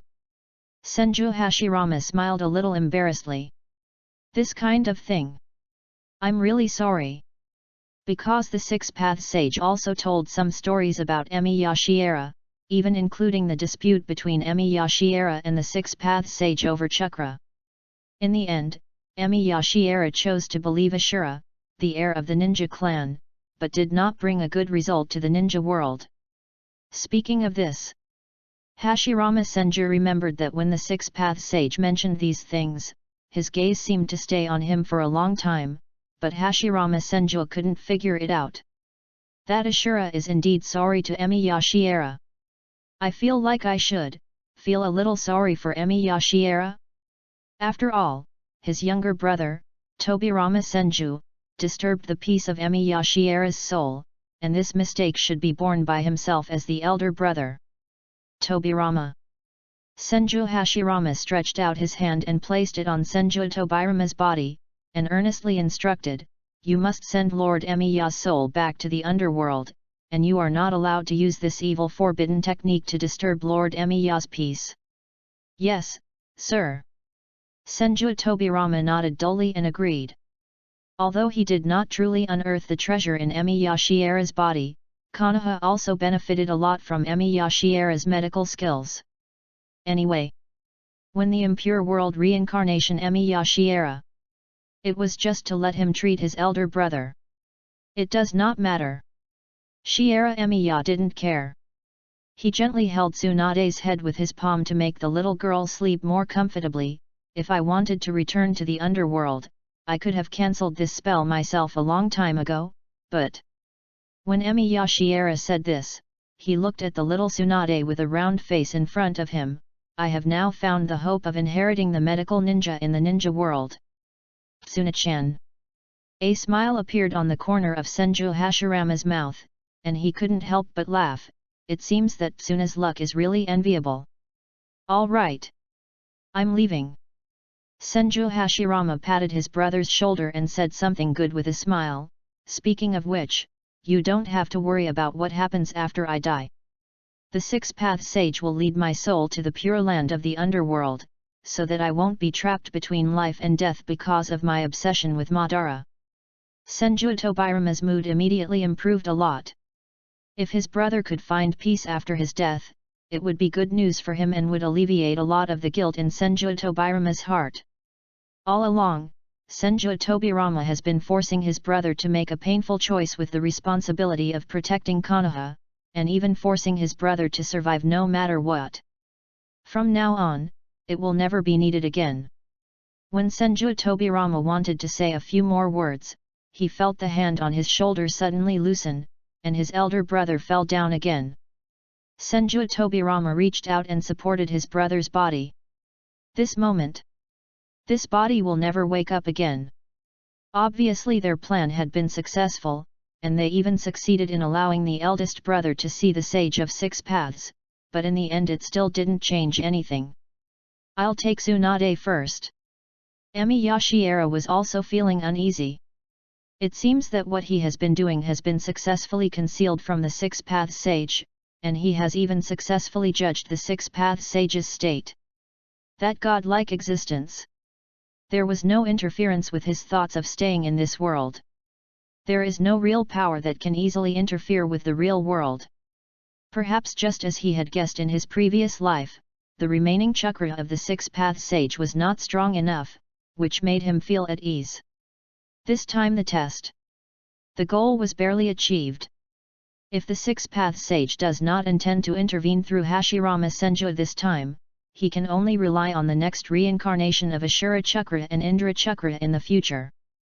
Those two reincarnations. This is exactly the goal that I have been planning for over 1,000 years. Uzumaki Naruto. Suzuki Uchiha. Next. Just use this incident to influence Black Zetsu. He just took advantage of the existence of the six-path sage to lure and force Black Zetsu to give up and become the sacrifice for Kagaya's resurrection. While thinking, Shiera Emiya carried little Tsunade and left here. For a child, it is too cruel to let her experience the separation of life and death. It would be better to wait until the dust of Hashirama Senju's funeral is settled before letting her face it. But a new commission has been refreshed in the task list. S-level commission, obtain Hashirama's cells. Emiya Shiera accepted the request without any concern. Uncompleted commission, 3/3. Emiya Shiera looked at the little guy in his arms and had no intention of desecrating the body of Hashirama Senju, because the ninja world already had another channel to obtain Hashirama's cells. Uchiha Madara. Uchiha Madara also has Hashirama cells in his body. For Shiera Emiya, it was very easy to obtain Hashirama cells from Uchiha Madara. Even Uchiha Madara himself was cultivating Hashirama cells. Of course, there are other possibilities for completing the task. For example, Konoha may not be willing to give up the power of Hashirama's cells. At least Emiya Shiera knew one thing, that Tobirama Senju had already collected Hashirama Senju's cells and sealed them in a laboratory. Mr. Emiya. When Uzumaki Mito saw Emiya Shiera and little Tsunade walking out of the house, she realized what had happened, and even the noise inside was not hidden from her. This red-haired woman had an extremely strong will. She did not rush into the room to clean up her husband's body. Instead, she bowed seriously to Emiya Shiera. Sorry, my condolences. Emiya Shiera lowered his head slightly. Thank you, Lord Emiya, for taking care of my husband. Uzumaki Mito slowly raised her head, her brows furrowed somewhat seriously, to prevent herself from being affected by the sadness that filled her heart and shedding tears rudely. There was a rare hint of apology on Emiya Shiera's face. My plan still failed. Do not. I can sense the changes in Hashirama. Uzumaki Mito shook his head sincerely, and was grateful to Emiya Shiera for his sincerity. This is not Lord Emiya's fault. Kurama has already told me everything. It guessed Lord Emiya's plan. Yes. Uzumaki Mito has a strong sense of perception. This strong-willed woman sensed a strange and terrifying chakra appearing in Hashirama Senju's body. Although the Nine Tails also hated Hashirama Senju in the past, it had a good relationship with Uzumaki Mito, so it naturally told Uzumaki Mito the source of that chakra. That strand of chakra, derived from the legendary god Six-Path Sage. Not even the gods could save her husband. Tsunade. Uzumaki Mito looked at the little Tsunade sleeping soundly in Emiya Shiera's arms, reached out and stroked the little girl's hair, and asked in a low voice, "Please take care of me for a few days, Lord Emiya." End of this chapter. Chapter 56 Uchiha Madara comes to see him off. Chapter 56 Uchiha Madara comes to see him off. Senju Hashirama is dead. The whole of Konoha was shrouded in sadness. For the villagers of this village, the existence of Hashirama Senju is like their pillar. Because of Hashirama Senju, they have a place to live. At the funeral of Hashirama Senju, almost all the villagers of Konoha attended as a group. Ninjas from all clans came to the cemetery. People wore black clothes and placed white flowers on the tombstone of the first Hokage. I miss my great-grandfather. Little Tsunade wiped the tears from her little face. Death is not the end of life. Emi Yashiera held the little one's hand and stood at the front. He stared at the photo frame covered with white flowers and said calmly, as long as Konoha still exists, Hashirama's name will always live in the hearts of these people. They will remember the first Hokage, Hashirama Senju, who ended the Warring States period. Their descendants will also remember the founder of Konoha. Human life is always very short. In order to live longer, humans will subconsciously make a lot of efforts. Some humans try every means to extend their lifespan or even achieve immortality, while some humans choose to let something more precious survive in their place. For example, a child who continues the bloodline. For example, the will of spiritual inheritance. Emi Yashiera's voice was calm and solemn, and his voice echoed in the ears of the people around him. As long as there are people who still remember his name, as long as there are people who still remember his achievements in pacifying the Warring States period, Hashirama is not truly dead, he is still alive in this world. I will always remember my great-grandfather. Little Tsunade clenched her little milk teeth, her big eyes became firm and strong, and her little hands tightly grasped Emi Yashiera's cold fingers. A group of Konoha ninjas couldn't help but shed tears after listening to this. Senju Tobirama stood in the middle of the group of Konoha ninjas, his arms still folded across his chest, looking at the portrait surrounded by white flowers with a gloomy expression. Your Excellency Emiya is right. Senju Tobirama suppressed his grief, his voice became somewhat cold and inhuman, but he still stubbornly persuaded everyone loudly, as long as the will of the first generation to protect Konoha is still passed on to us, he will never die. The funeral is over. Raindrops began to fall from the sky. Senju Tobirama led a group of ninjas away. After the death of Hashirama Senju, Tobirama Senju took over the position of the second Hokage as expected by everyone, and he still had a lot of work to do. In the past, many tough policies could not be implemented due to the obstruction of Hashirama Senju. Now Tobirama Senju can finally stabilize the situation within Konoha according to his own ideas. He also needs to think about how to protect Konoha after losing his brother's protection as soon as possible. Little Tsunade was the only one left in front of the tombstone who didn't want to leave. Emi Yashiera held a large leaf in his hand to block the raindrops from the sky for the little guy. Because there is no one else. Little Tsunade's mind began to wander. Master Emiya. Is it because I won that my great-grandfather died? Tsunade's face was a little tearful. She was still blaming herself for winning against Hashirama Senju in the last bet. It must be because I won against him in the last bet. It's not your fault.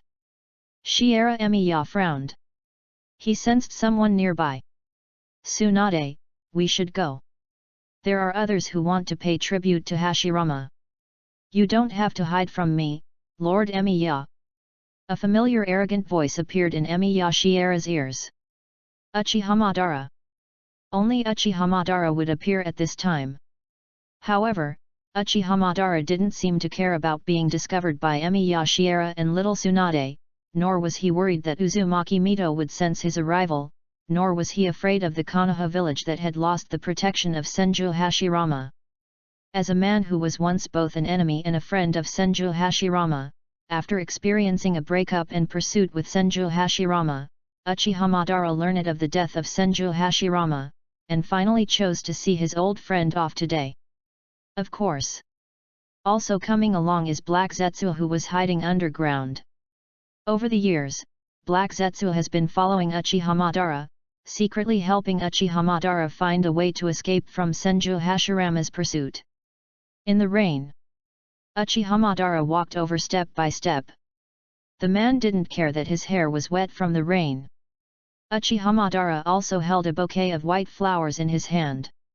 He presented the flowers in front of the tombstone and looked at the photo of Senju Hashirama with some complicated feelings. I was thinking. Let Hashirama see the future that I will control. Little Tsunade hid behind Emi in fear. Although Uchihamadara is very tall and looks very handsome with his long hair covering half of his face, he always gives a ferocious feeling to children. This little devil!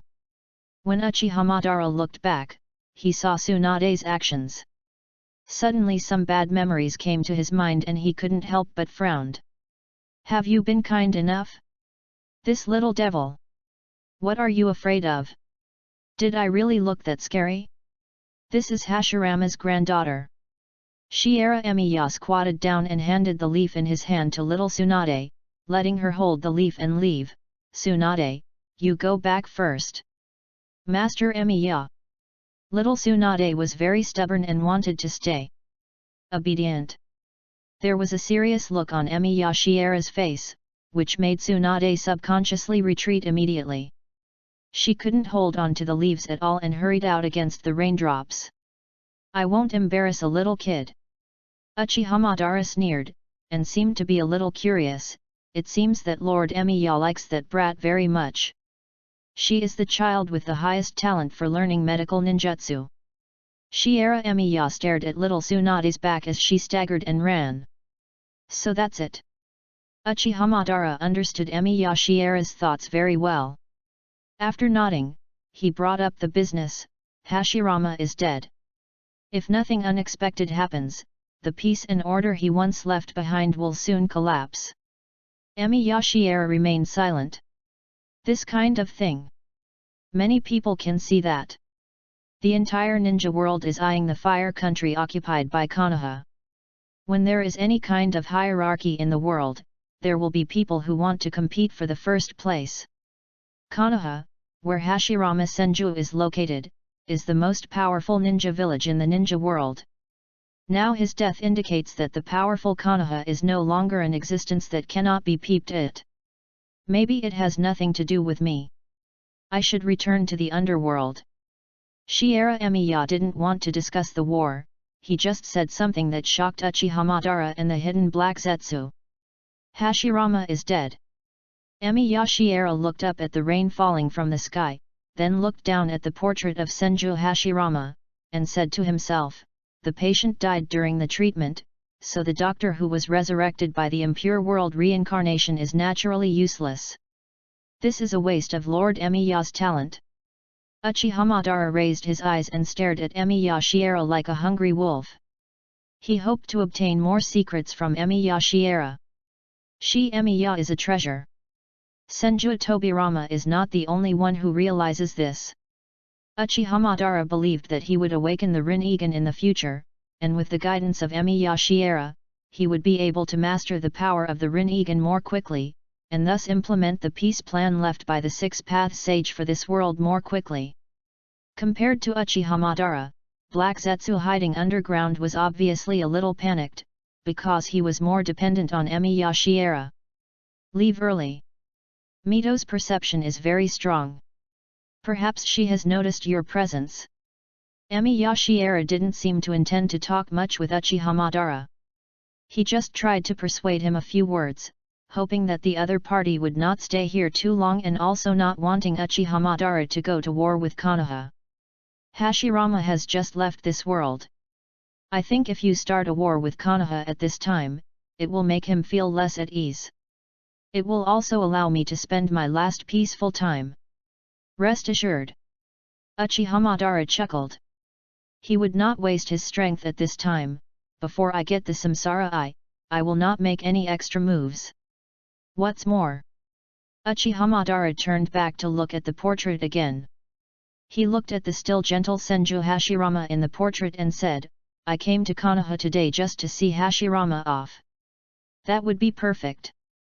Emiya Shiera nodded gently and said casually, as a thank you, before I leave this world, if you have any questions, you can come to me again. Hashirama is dead, and you also carry another hope for peace in the ninja world. Compared to answering questions, Uchihamadara laughed.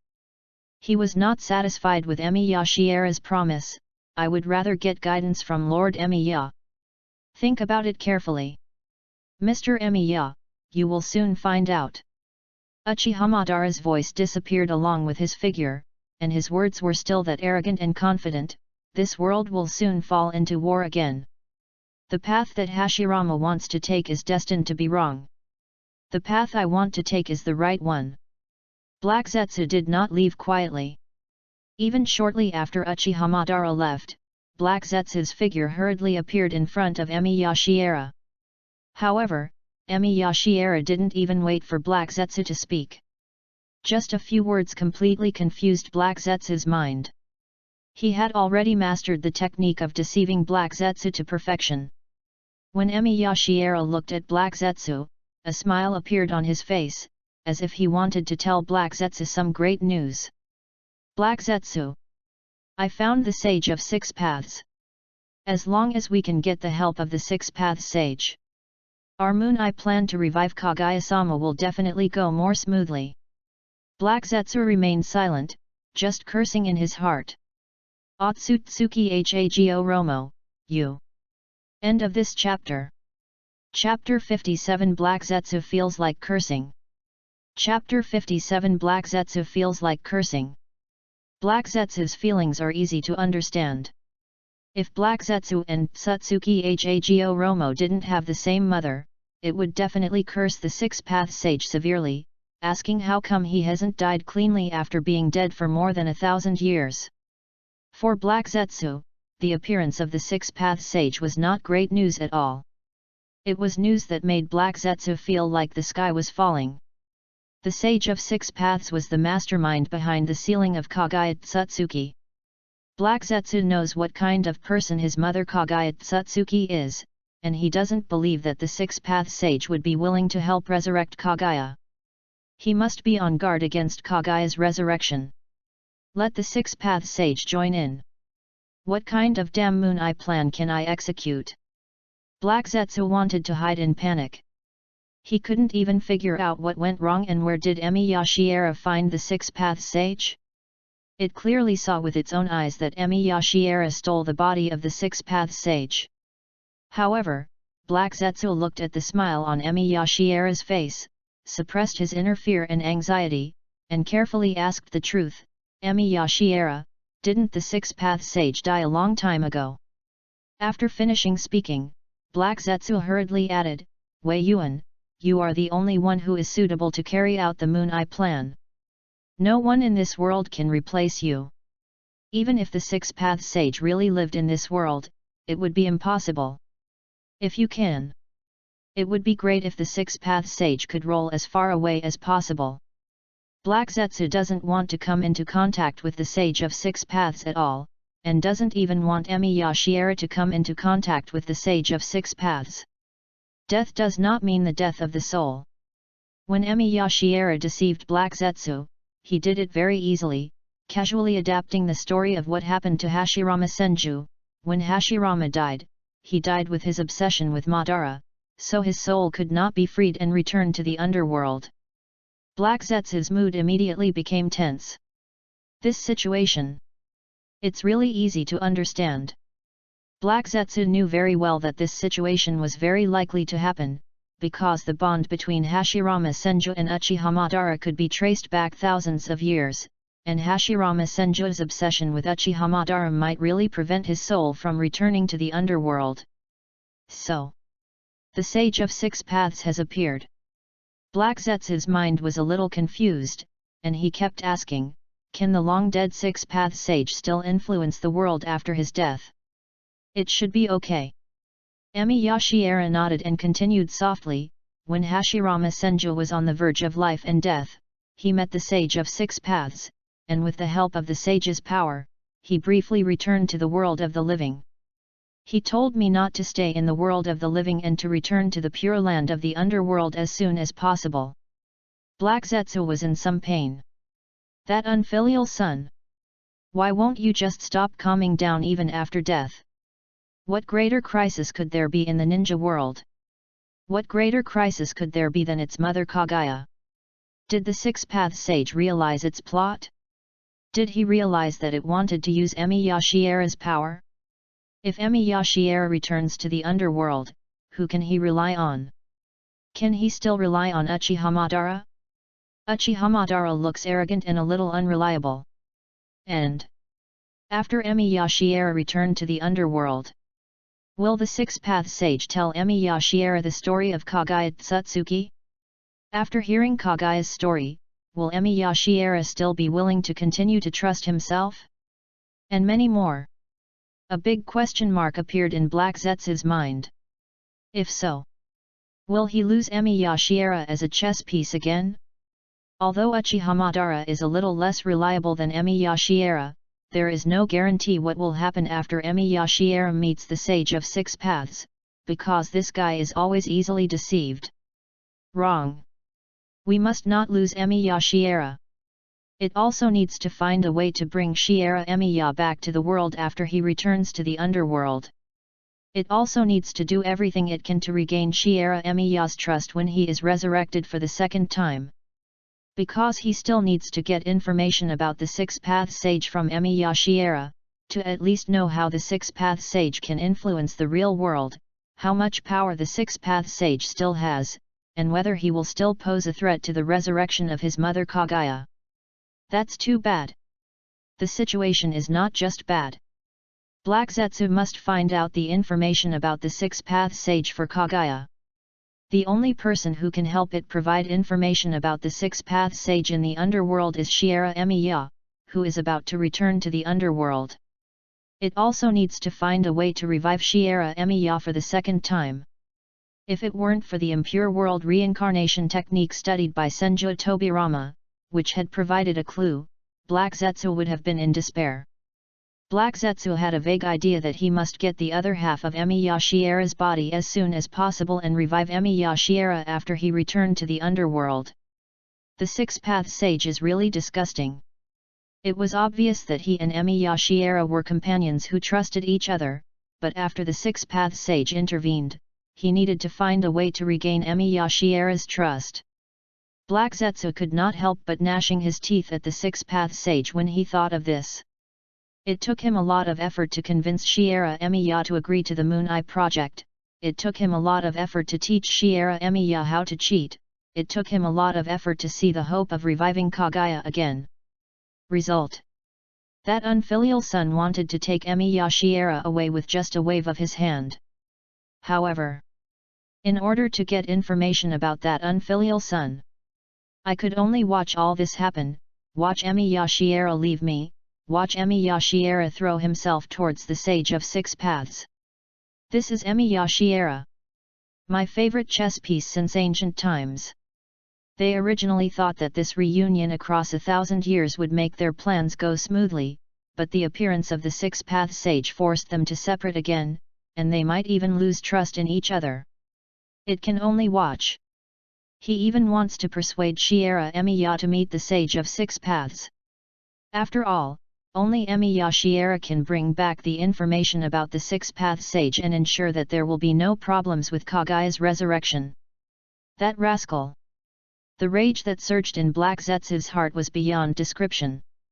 If the emotion towards the Sage of Six Paths could be described simply as hatred, that emotion would be too mild. What's wrong? Black Zetsu. There was a hint of surprise on Emiyashiera's face, as if he had no idea of Black Zetsu's fear and worry, had no idea of the painful problems he had thrown at Black Zetsu, and didn't care at all about the brainstorming session that Black Zetsu had initiated to solve these problems. I'm just a little uneasy. What if the Sage of Six Paths regrets? Besides, there is a gap between the human world and the underworld. Even if the Six-Path Sage is really willing to help, all plans must be carried out in the human world after all. Black Zetsu gnashed his teeth and spoke of the Six-Path Sage, and said in a deep voice, if something unusual happens in the future, only Madara can execute the Moon Eye plan. You have also seen that Madara has become arrogant before he awakened the Samsara Eye. I am worried that he will let the Moon Eye plan get out of control. This is pure black. Uchiha Madara's arrogance is innate. When Hashirama Senju was alive, Uchiha Madara didn't take other people seriously. After Hashirama Senju died, there was no one in this world worthy of his respect. Then what should we do? Shiera Emiya frowned and thought about it. He ignored the success of Uchiha Madara's execution of the Moon Eye in his previous life, and said casually, "Then the next time I see him, I will tell him about your existence. If something unexpected really happens, you can guide Madara to execute the plan." Black Zetsu was also thinking about this question. In order to avoid arousing Uchiha Madara's suspicion, Black Zetsu never appeared in front of Uchiha Madara. It only helped Uchiha Madara secretly. Black Zetsu has always hoped that Emi Yashiera would stand in front and guide Uchiha Madara, while he would hide behind the scenes and wait for Kaguya to be resurrected. Only once Emi Yashiera leaves, then all that's left for me to do is guide Uchiha Madara. Although Black Zetsu had already thought about the specific idea of how he could guide Uchiha Madara, such as pretending to be Uchiha Madara's will when Uchiha Madara awakens his samsara eye. But you can't do that now. Because Emi Yashiera knew his true identity. If I pretend to be Uchiha Madara's will, this outrageous lie will inevitably cause a lot of trouble. Even if Emi Yashiera reveals a little bit that he have known each other since ancient times, Uchiha Madara will probably realize that this is a scam immediately. It was even more impossible for him to claim that it was Kaguya's will. I can't tell Madara that I am Kaguya's will. Because Madara is arrogant, he will never allow a god to rule over him. He may choose to destroy our Moon Eye project. Wei Yuan. The only one Madara can accept is you. Black Zetsu looked at Emi Yashiera, wanting to use Emi Yashiera's reputation. Only with your identity will Madara be willing to accept my guidance. Only with your existence will Madara approve of our peace plan. Yes. Only Emi Yashiera. Because Shiera Emiya is the most trustworthy person in the entire ninja world, no one would doubt Shiera Emiya's compassionate and kind heart. Even the Sage of Six Paths. He is also far inferior to Emi Yashiera. Even someone like Uchiha Madara doesn't think that Emi Yashiera is a bad person, and he even always hopes to be able to associate with Emi Yashiera. End of this chapter. Chapter 58 The 1th Ninja War. Chapter 58, The First Ninja War. Black Zetsu's plan went very smoothly. The only problem is that the execution is not very smooth. Because it is not realistic to let Uchiha Madara and Emi Yashiera meet in Konoha, Uzumaki Mito's powerful perception ability will definitely prevent Uchiha Madara from setting foot rashly. Such as when Uzumaki Mito saw little Tsunade returning alone, she realized that Uchiha Madara had appeared, and the entire Konoha was frightened. People were worried that Uchiha Madara would attack Konoha again. Without the protection of Hashirama Senju, no one in Konoha had enough confidence to resist Uchiha Madara except the Nine-Tails Jinchuriki Uzumaki Mito. It was not until Emi Yashiera returned to the village and informed them of Uchiha Madara's sacrifice to Senju Hashirama, and guaranteed with his credibility that there was no problem, that everyone felt somewhat relieved. Humph! That bastard killed my brother. You actually have the nerve to come to Konoha to pay homage. Senju Tobirama was very unhappy when he heard the news, but he could do nothing about Uchiha Madara. Now there was no one in Konoha who could hunt down Uchiha Madara. Instead of hunting down Uchiha Madara, it would be better to integrate the power within Konoha as soon as possible. Because Senju Tobirama smelled the smell of gunpowder from more and more border reports, especially the ninjas from the Sand Village in the neighboring Wind Country began to frequently enter the Fire Country to spy on intelligence. The war is approaching. There is not much time left for Konoha.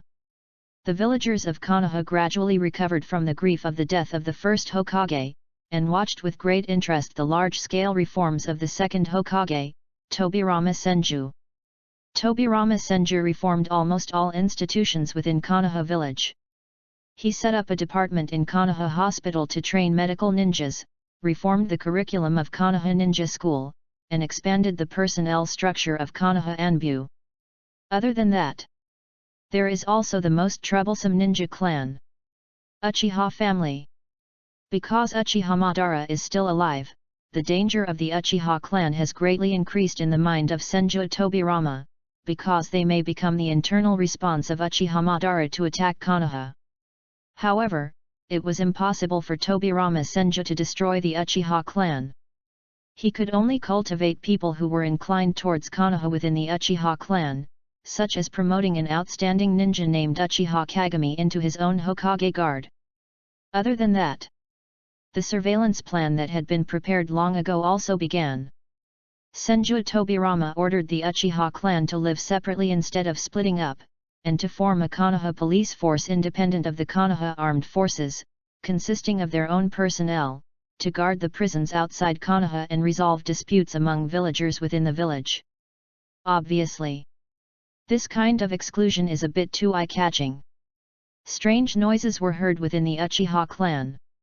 Some people think that this kind of exclusion is too eye-catching, while others think that it at least shows that their Uchiha clan is currently the most powerful ninja clan in Konoha. After all, the Senju clan has been split up and disappeared. Some of them tried to oppose Senju Tobirama's policies and were quickly arrested and sent to prison. The establishment of the Konoha police force by the Uchiha clan was a foregone conclusion. It's all for Konoha. Senju Tobirama dismissed everything with one sentence. His attitude was a bit tough. At this time, Konoha cannot allow any more chaos to occur. War is inevitable. The war came quickly. Even faster than Senju Tobirama expected. The ninjas of the Sand Village in the Land of Wind gathered together and crossed the small country of River Country, all the way across the border of the Land of Fire, and took the initiative to provoke a war against Konoha. Even the scale of the war is expanding faster than expected. At first, people just thought that this was the ninjas of the Sand Village being dissatisfied with living in a barren land, and they wanted to invade the rich land of the Fire Country. Quickly, the entire ninja world is plunged into war. After several other ninja villages discovered the conflict between Konoha and the Sand Village, they immediately and quickly assembled ninja troops to follow up, hoping to seize the fruits of victory in the war. Ninja villages from big countries such as the Uegakure village in the Land of Earth and the Kumagakure village in the Land of Lightning joined the war one after another. The Mist village in the Land of Water far overseas also chose to join. The entire ninja world was filled with smoke of gunpowder. Even the small country of Uzumaki far away on the seaside was forced to be involved in the war. Senju Tobirama had already anticipated the war, and his strategy was very simple: attack the weak and defend the strong. The Konoha ninja troops first eliminated the weakest sand village in the Wind Country, and after forcing the sand village to surrender, they marched north to defend against the ninja armies of the Uegakure village and the Cloud village. As for the south, it will be temporarily handed over to the Uzushio village in the Whirlpool Country. Because the leader of Uzushio village is the patriarch of the Uzumaki clan. As a distant relative of the Senju clan, the Uzumaki clan ruled Uzushio village and Konoha continued their alliance, and Konoha even made the covenant of the Uzushio country into Konoha's ninja symbol. If nothing else, as long as the stalemate lasts for a while, there is no way that peace can be guaranteed between the Hidden Cloud village and the Hidden Stone village. Because compared to the locations of Konoha and the Land of Fire, the Hidden Cloud village and the Hidden Uegakure village, which are both located in the north of the ninja world, are more prone to disputes. Sooner or later, more serious conflicts will break out between them in their efforts to seize control of nearby small countries. Senju Tobirama was somewhat optimistic about the situation. Therefore, Senju Tobirama did not interrupt the normal operation of Konoha. The children of Konoha Ninja School are still attending classes as normal, but the ninja teachers who were responsible for teaching the students have been replaced by chunins, and the ninjutsu courses they teach are no longer tailored to the students' abilities, but have become the most basic ninja courses. The previous teacher went to the battlefield. I heard that many people died in the war in the village. I also heard that there was a nerdy guy in the class next door whose parents died in the war. There have been a lot of injured people sent to the village hospital recently. Little Tsunade also entered the ninja school. She went to the ninja school during the day and would sneak into the Konoha hospital at night to continue studying medicine with Emi Yashiera. Due to the problem of wounded soldiers on the front line, many medical ninjas were sent to the logistics department, and the staff of Konoha Hospital became short of manpower. Many wounded soldiers were even sent back to the village, including some seriously injured soldiers who could not be treated. In fact, this is an order from Tobirama Senju. After the second Hokage, Senju Tobirama, inspected a battlefield first aid situation, he immediately thought of Emi Yashiera, who had been idle in Konoha village, and followed the principle of bullying good people. Senju Tobirama simply ordered Konoha's medical ninjas to save chakra when treating the seriously injured, and only perform the simplest first aid on them. He then sent troops to send the wounded directly back to Konoha, and let Emi Yashiera, who had more advanced medical skills, provide rescue. This is a very smart move. At least the lives of many seriously injured people were saved. Especially since the injuries of some seriously injured soldiers are beyond the ability of field medical ninjas to treat, Senju Tobirama does not think that Emi Yashiera will choose to give up, because Emi Yashiera is a good man recognized by the Six Paths Sage. Konoha Hospital. Emi Yashiera was indeed saving people. Many seriously injured soldiers survived in his hands. Emi Yashiera's palm was glowing with emerald green chakra. He held the patient's heart tightly to maintain the beating of the patient's body. Finally, he turned the emerald green chakra on his fingertips into silk threads to sew up the tiny wounds on the heart and blood vessels. Tsunade.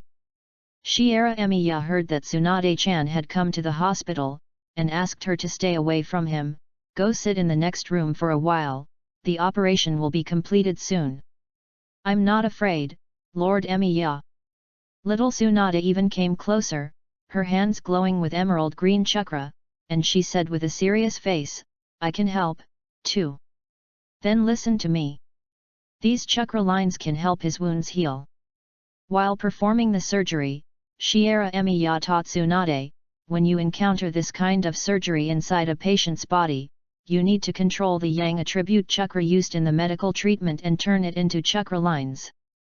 In the future, you don't have to remove the stitches after the patient recovers. These chakras will disappear after his wounds are healed, and will not affect his life. Little Tsunade carefully handed over a piece of gauze. Thanks a lot. While holding gauze to absorb the blood from the patient's wound, Emi Yashiera chatted with Tsunade. It seems that more and more injured people have been sent here during this period. Emi Yasama has a harder time. Little Tsunade couldn't help but feel a little sad. Master Emiya, how can we save more people? If there is only one Master Emiya, how can we save so many people? More advanced medical skills. More extensive surgical experience. More determined mental qualities. Emi Yashiera waved his hand to signal the assistant beside him to push the patient away. A splash of water appeared on his palm to wash his palm clean. His voice lowered slightly, and even Tsunade couldn't hear it clearly. Most importantly, more power. End of this chapter. Chapter 59, Hitaki Sakumo is targeted. Chapter 59, Hitaki Sakumo is targeted. There are quite a lot of injured people in Konoha Hospital. Even Tsunade, who was responsible for passing the gauze to the side, looked a little tired. Until late at night, Emi Yashiera's operation had not stopped yet. Tsunade covered her mouth with her hand and yawned loudly. Tsunade, go rest next door. Emi Yashiera called out to Tsunade-chan and instructed his assistant, send this patient to the ward and bring the next patient in. I'm not sleepy yet. Little Tsunade quickly waved her little hands. Hitaki kid, come and help. The assistant's loud shouts echoed in the hospital corridors. A white-haired young genin walked in. He was wearing a tight combat suit and a Konoha ninja forehead protector. He looked not much older than Tsunade. There was a severe shortage of manpower due to the war. So much so that the personnel who were responsible for guarding Konoha Hospital were replaced by genin. These genin who were in charge of guarding the hospital had just graduated from the Ninja Academy and were not even adults yet, but they were also sent out to perform tasks in the village. Master Emiya. The white-haired boy nodded earnestly towards Emiya Shiera. Because of the boy's excellent academic performance, he was directly approved to graduate early. He was also assigned the task of guarding Konoha Hospital and patrolling the village. Go! Emiya Shiera waved his hand to signal the white-haired boy and his assistant to push the patient away, and watched them hurriedly push the next patient into the operating room. Hitaki.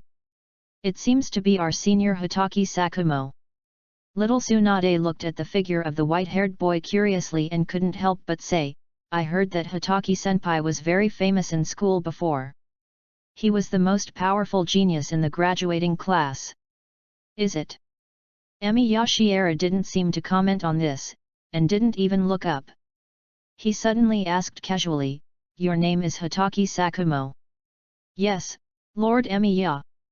Hitaki Sakumo quickly settled the patient and said sincerely, If there is anything you need me to do, please just tell me. Then do me a favor. Shiera Emiya continued to perform the surgery, and calmly gave the order, There is a box of glucose in my office. I'll just drink one bottle. Little Tsunade quickly raised her hand to indicate her little milk teeth. She knew that Shiera Emiya would definitely give it to her, and Shiera Emiya didn't need to drink any food or water. Give Tsunade a bottle. Emiya Shiera waved his hand, indicating that he could go. Distribute the remaining glucose to the genin on duty tonight to replenish your energy. Yes. Hitaki Sakumo agreed seriously. In the impression of a teenager. Shiera Emiya is a medical ninja with a very arrogant attitude but extremely advanced medical skills. Although there has never been a smile on Emiya Shiera's face, there are no wounded people who cannot be saved in Emiya Shiera's hands. In fact, this gentleman has a kind and warm heart under his cold appearance, but he has to hide his inner feelings because his identity is too mysterious. Yes. How could it not be? A doctor who cures illnesses and saves lives. Hundreds of seriously injured people in Konoha have survived from his hands. How could such a person not have a kind heart? As a Konoha genin, Hitaki Sakumo was not qualified to know the exact identity of Emiya Shiera. He was only qualified to know some basic information about Emiya Shiera. A young medical ninja with excellent medical skills. This medical ninja always has a strong aura of death. The elders in the village all respected the identity of this medical ninja, and the higher UPS were always very secretive about his identity, but it seemed that there was no way to hide it. After all, Emiya Shiera would not lie. Many people in the hospital knew his true identity. Shiera Emiya thought he had learned how to conceal things, but his novice hiding methods always seemed a little clumsy, and he would often accidentally leave his real name on the case scrolls he wrote or even when signing for the medical ninjas who admired him in the hospital. No wonder. The people in the village will hide. No wonder. There has been a rumor in the village that there is a miracle doctor in the hospital, and only that legendary figure could possess such superb medical skills. Until the early hours of the morning, Emiya Shiera treated 17 seriously injured people overnight. Hitaki Sakumo, who was originally in charge of guarding the hospital, was feeling a little sleepy. The white-haired boy looked at Shiera Emiya curiously. It seemed that Shiera Emiya's spirit would never be tired. He saved 17 dying patients overnight and then sat in the corridor of the hospital, writing today's case scroll. Little Tsunade opened her sleepy eyes drowsily, and fell asleep again on the bench next to Emiya Shiera, with the white coat draped over her. While writing today's case, Shiera Emiya helped her cover her with her white coat from time to time. This man who never needed a rest looked a little sad. Emiya Shiera seemed to have noticed Hitaki Sakumo's gaze, and he reached out to cover Tsunade's ears and said, "You've worked hard, you should go back and rest too. Emiya-sama has it harder." Hitaki Sakumo shook his head with all his might. "I am a body of the impure world reincarnation. This body has no feelings." Emiya Shiera's expression was calm, and he did not hide his secret at all. "A body without feeling will not feel tired, so you don't have to worry about me being tired." After he finished speaking, Shiera Emiya seemed to remember something and said, "This matter is no secret in Konoha Hospital. You have been guarding Konoha Hospital for a long time and you will not be surprised by my condition. People here basically know that I was summoned back to the world from the underworld by Tobirama. But try not to leak it to the outside world." Hitaki Sakumo's expression changed slightly. Of course he wouldn't reveal these secrets. As a human with extraordinary observation skills, Hitaki Sakumo had long been suspicious of Emiya Shiera's condition. Isn't an unconscious body no different from a dead person? This situation. It sounds like just a tool to cure diseases and save lives. Won't you get tired of it, Emiya-sama? Hitaki Sakumo couldn't help but ask one more question. You will never get bored if you do what you love. Shiera Emiya shook his head, his dead eyes seemed to be able to see through everything. If I don't save them, their families will have to endure the pain of losing their loved ones and companions. That kind of pain is enough to make an innocent and lovely child become silent. Fill a gentle and sunny boy's heart with darkness, and make a strong and unyielding man collapse in pain. It is precisely because I want to prevent people in this world from suffering the heart-wrenching pain of losing their loved ones that I started to study medicine. There should be people in this world who can save people from suffering. It is the emergence of this will. The profession of medical ninja was born in the world. Hitaki Sakumo believes that he will never be qualified to evaluate the greatness of Emiya Shiera, and no matter how powerful he becomes, he will always feel inferior to him.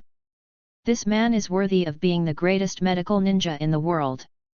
His heart is filled with supreme love.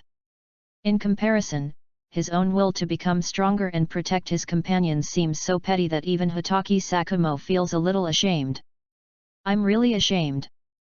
Hitaki Sakumo couldn't help but lower his head and speak out his true feelings. It's nothing to be ashamed of. Emiya Shiera's voice was very calm and gentle, as if it could pass through people's hearts like a breeze. In our time, when chakra had just appeared, I actually hated people who used chakra for fighting, because I always thought that sooner or later, humans would go to war because of this. Hitaki Sakumo felt even more ashamed.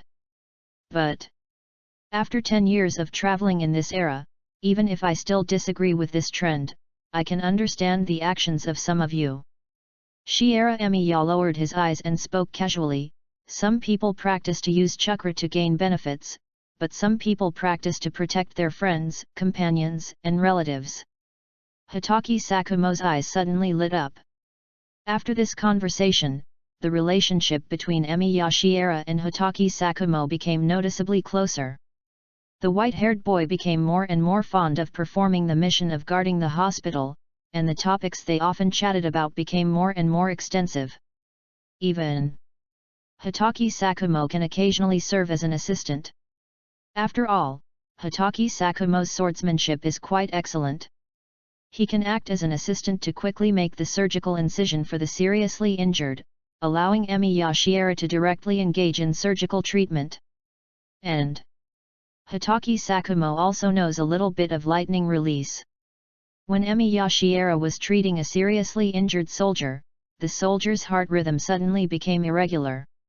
He could only give first aid to the wound while using the electric current of lightning to perform cardiopulmonary resuscitation on the patient.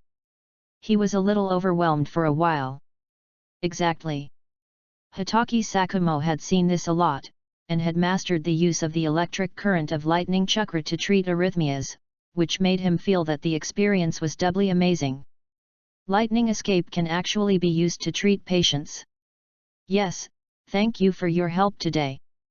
Emiya Shiera thanked Hitaki Sakumo very earnestly and sighed softly. In fact, there are many ways to use lightning release to treat patients, such as combining the chakra of lightning and water into the human body, allowing tiny lightning to flow in the human body like water, which can treat nerve atrophy in the patient's body and stimulate the patient's body's nerves to gradually awaken. There are more and more patients in the hospital. Yesterday, a patient fell into a vegetative state. This treatment is very useful for stimulating vegetative patients to wake up. Emiya Shiera looked at the sweaty Hitaki Sakumo, and finally showed his little tail. "Are you interested in learning these little tricks and becoming my assistant?" "Certainly." Hitaki Sakumo wiped the sweat from his forehead and even felt a little honored in his heart, because he knew that such opportunities were rare. "Perhaps I can't use this little trick of the medical ninja myself. But for his life, being able to become the assistant of a great man like Emi Yashiera has already added a lot of brilliance to his life." However, in the end, Hitaki Sakumo underestimated his own gains. When Emi Yashiera taught Hitaki Sakumo how to learn these little tricks of the medical ninja, he realized what a precious gift he had received. "I will guide you to combine the changes in the nature of lightning chakra and water chakra, so that the lightning escape will have the characteristics of water." "Yes." After Hitaki Sakumo agreed, he realized that something was wrong. Because the changes in the nature of the two chakras merged together seems to be called blood inheritance limits.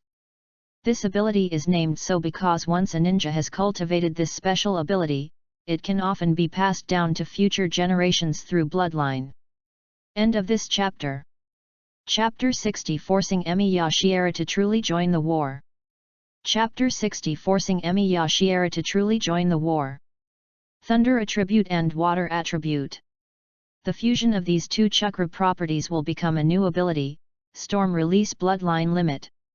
Legend has it that this kind of bloodline limit is circulated in the Land of Lightning, which can make the straightforward lightning-style ninjutsu turn at incredible angles like water.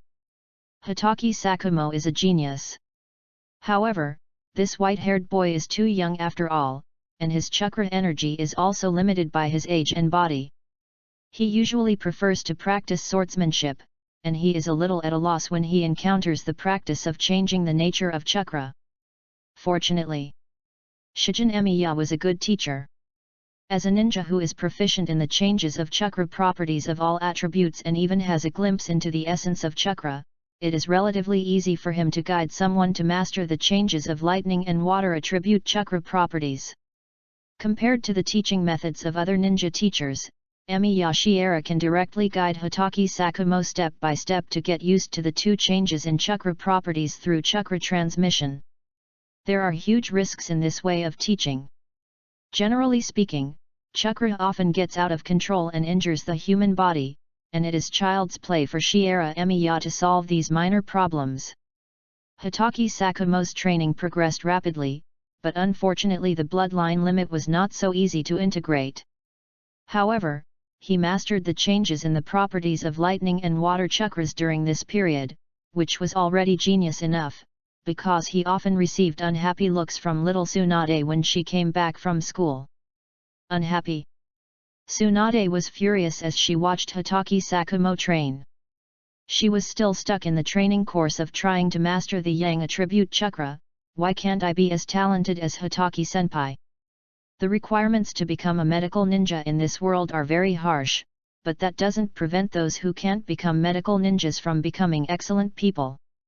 Shiera Emiya noticed that little Tsunade was unhappy, and he was a little harsh when educating her. Tsunade, as the best medical ninja in the world in the future, your talent is already high enough. Really? Ha ha ha ha. Little Tsunade smiled as happily as Hashirama Senju. Hitaki Sakumo thought that Emi Yashiera was a little too indulgent towards Tsunade and a little too discriminatory towards ordinary ninjas like them. Late at night, there were a lot of seriously injured people sent in that day.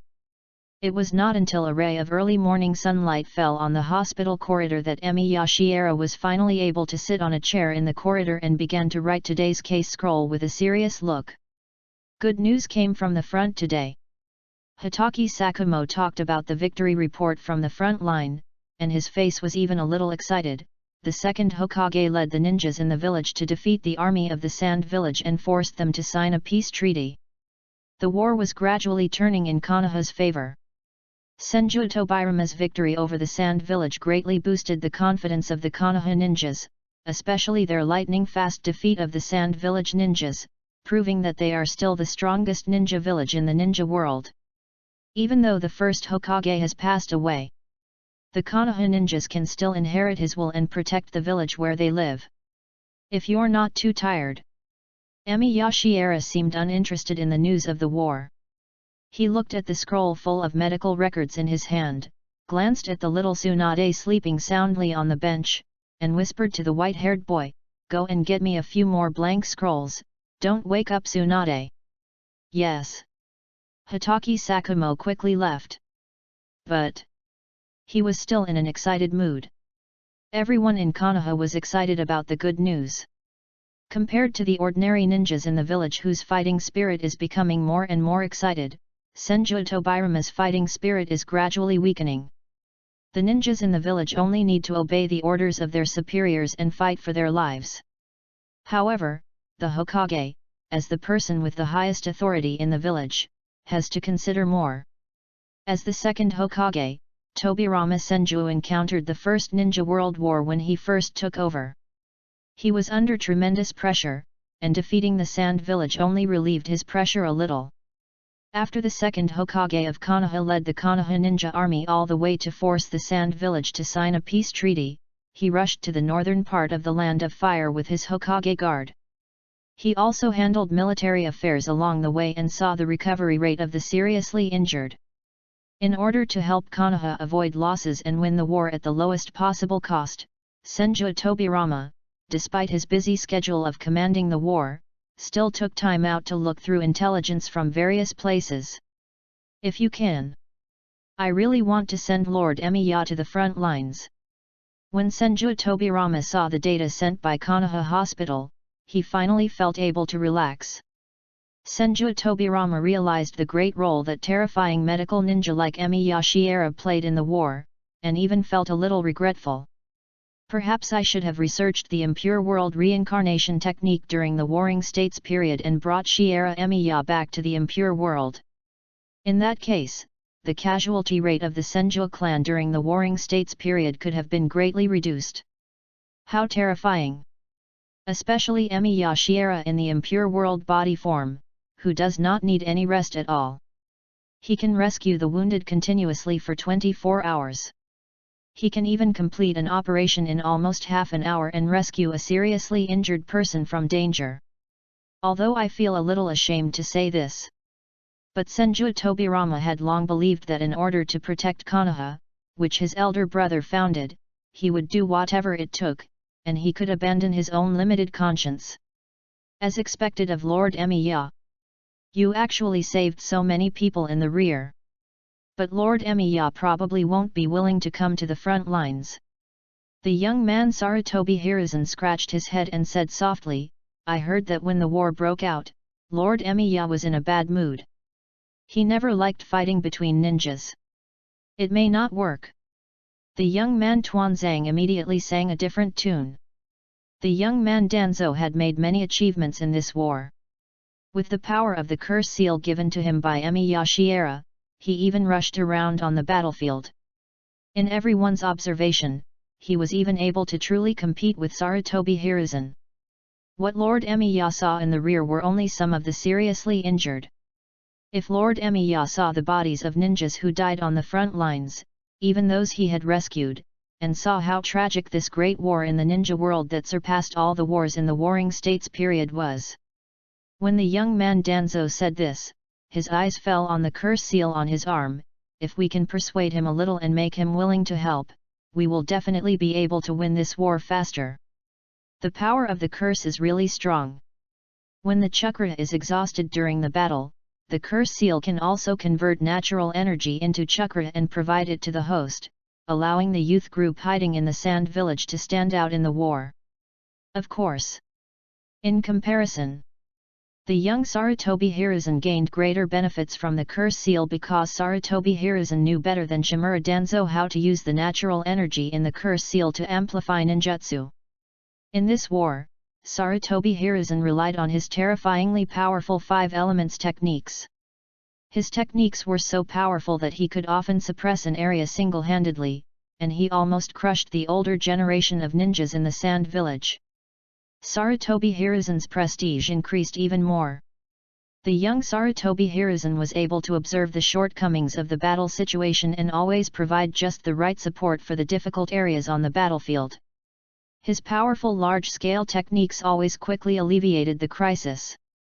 Naturally, the arguments between the young men Danzo and Sarutobi Hiruzen became more and more frequent. The young Danzo and Sarutobi Hiruzen were rivals, but the relationship had eased when they followed Emi Yashiera on his travels.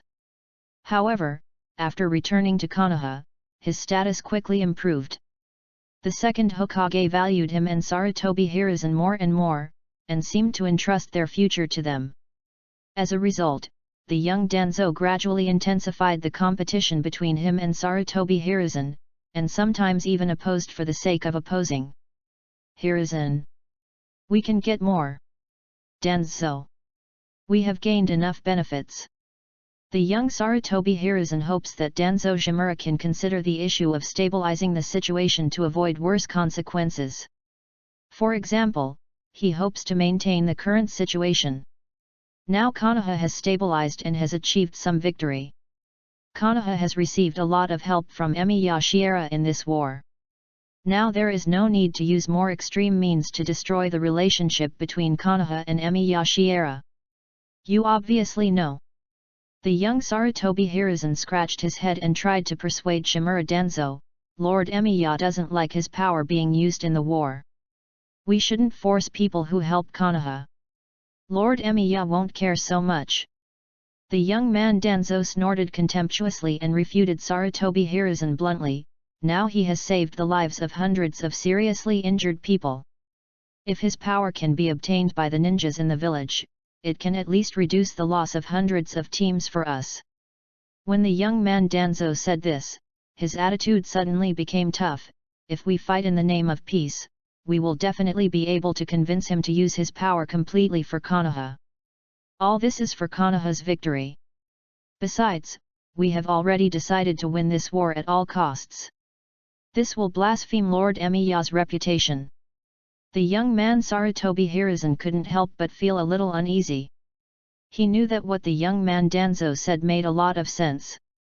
The other party's approach was beneficial to Konoha and might even make many people tempted. But Konoha has not reached such a dangerous moment yet. Why do we have to resort to such extreme measures now? However, these two young men are only members of the Hokage Guard, and they cannot make a decision on this matter, because the only one who truly has the power to decide on this matter is Tobirama Senju. Let's take a look at this first. Senju Tobirama picked up a battle report in his hand. His face was so gloomy that it seemed like water was about to drip. His face looked a little ugly. According to the information sent by the perception team, the opposite Iwagakure village has assembled at least more than 4,000 troops on our side. How can there be so many people? Mito Kato-en, a member of the Hokage's guard team, widened his eyes in disbelief. Konoha tried its best to gather less than 1,000 troops on the northern border. How could they fight against such a multiple difference in numbers? Especially since the enemy's ninja troops might be more numerous than the battle report, it was a bit frightening to hear. This is normal. The young Sarutobi Hiruzen had expected this, and sincerely talked about what he found when he followed Emi Yashiera to travel around the ninja world. The land of Earth has many mountains and rivers, and rarely experienced wars during the Warring States period. It has a vast territory and a large population. The complex terrain of the land of Earth also means they don't have to waste too much military power on defense. They have at least 5,000 ninja troops that can be used to participate in foreign wars. I heard that they also have a special force composed of bloodline limit ninjas. The people in the tent fell silent. Obviously, the enemy's troops are too numerous. Unless the first Hokage, Hashirama Senju, is still alive, it would not be easy for them to win the war with the land of Earth based on their words alone. Besides, the ninjas of the land of Earth are not bad. In this kind of battle situation, a Konoha ninja needs to be able to fight against at least a ninja team from the land of Earth. This is a bit too much to ask of a Konoha ninja. The young man Danzo seemed to have found support and shouted, "For Konoha, we can let more people get the power of Lord Emiya. Only in this way can we win the war. That's one way to do it." But we ultimately need to gain Lord Emiya's approval of Konoha's will for peace, rather than resorting to some dark means. The young Sarutobi Hiruzen looked at Senju Tobirama and made a better suggestion. When Danzo and I followed Lord Emiya, the people of the Uegakure village owed Lord Emiya a big favor. Can we ask Lord Emiya to use this favor to help us reach a peace agreement with the other party? This can also avoid more sacrifices. It doesn't matter if I fail. At least let Lord Emiya see that we have worked hard for peace. He who loves peace deeply will also recognize our attitude towards peace. End of this chapter.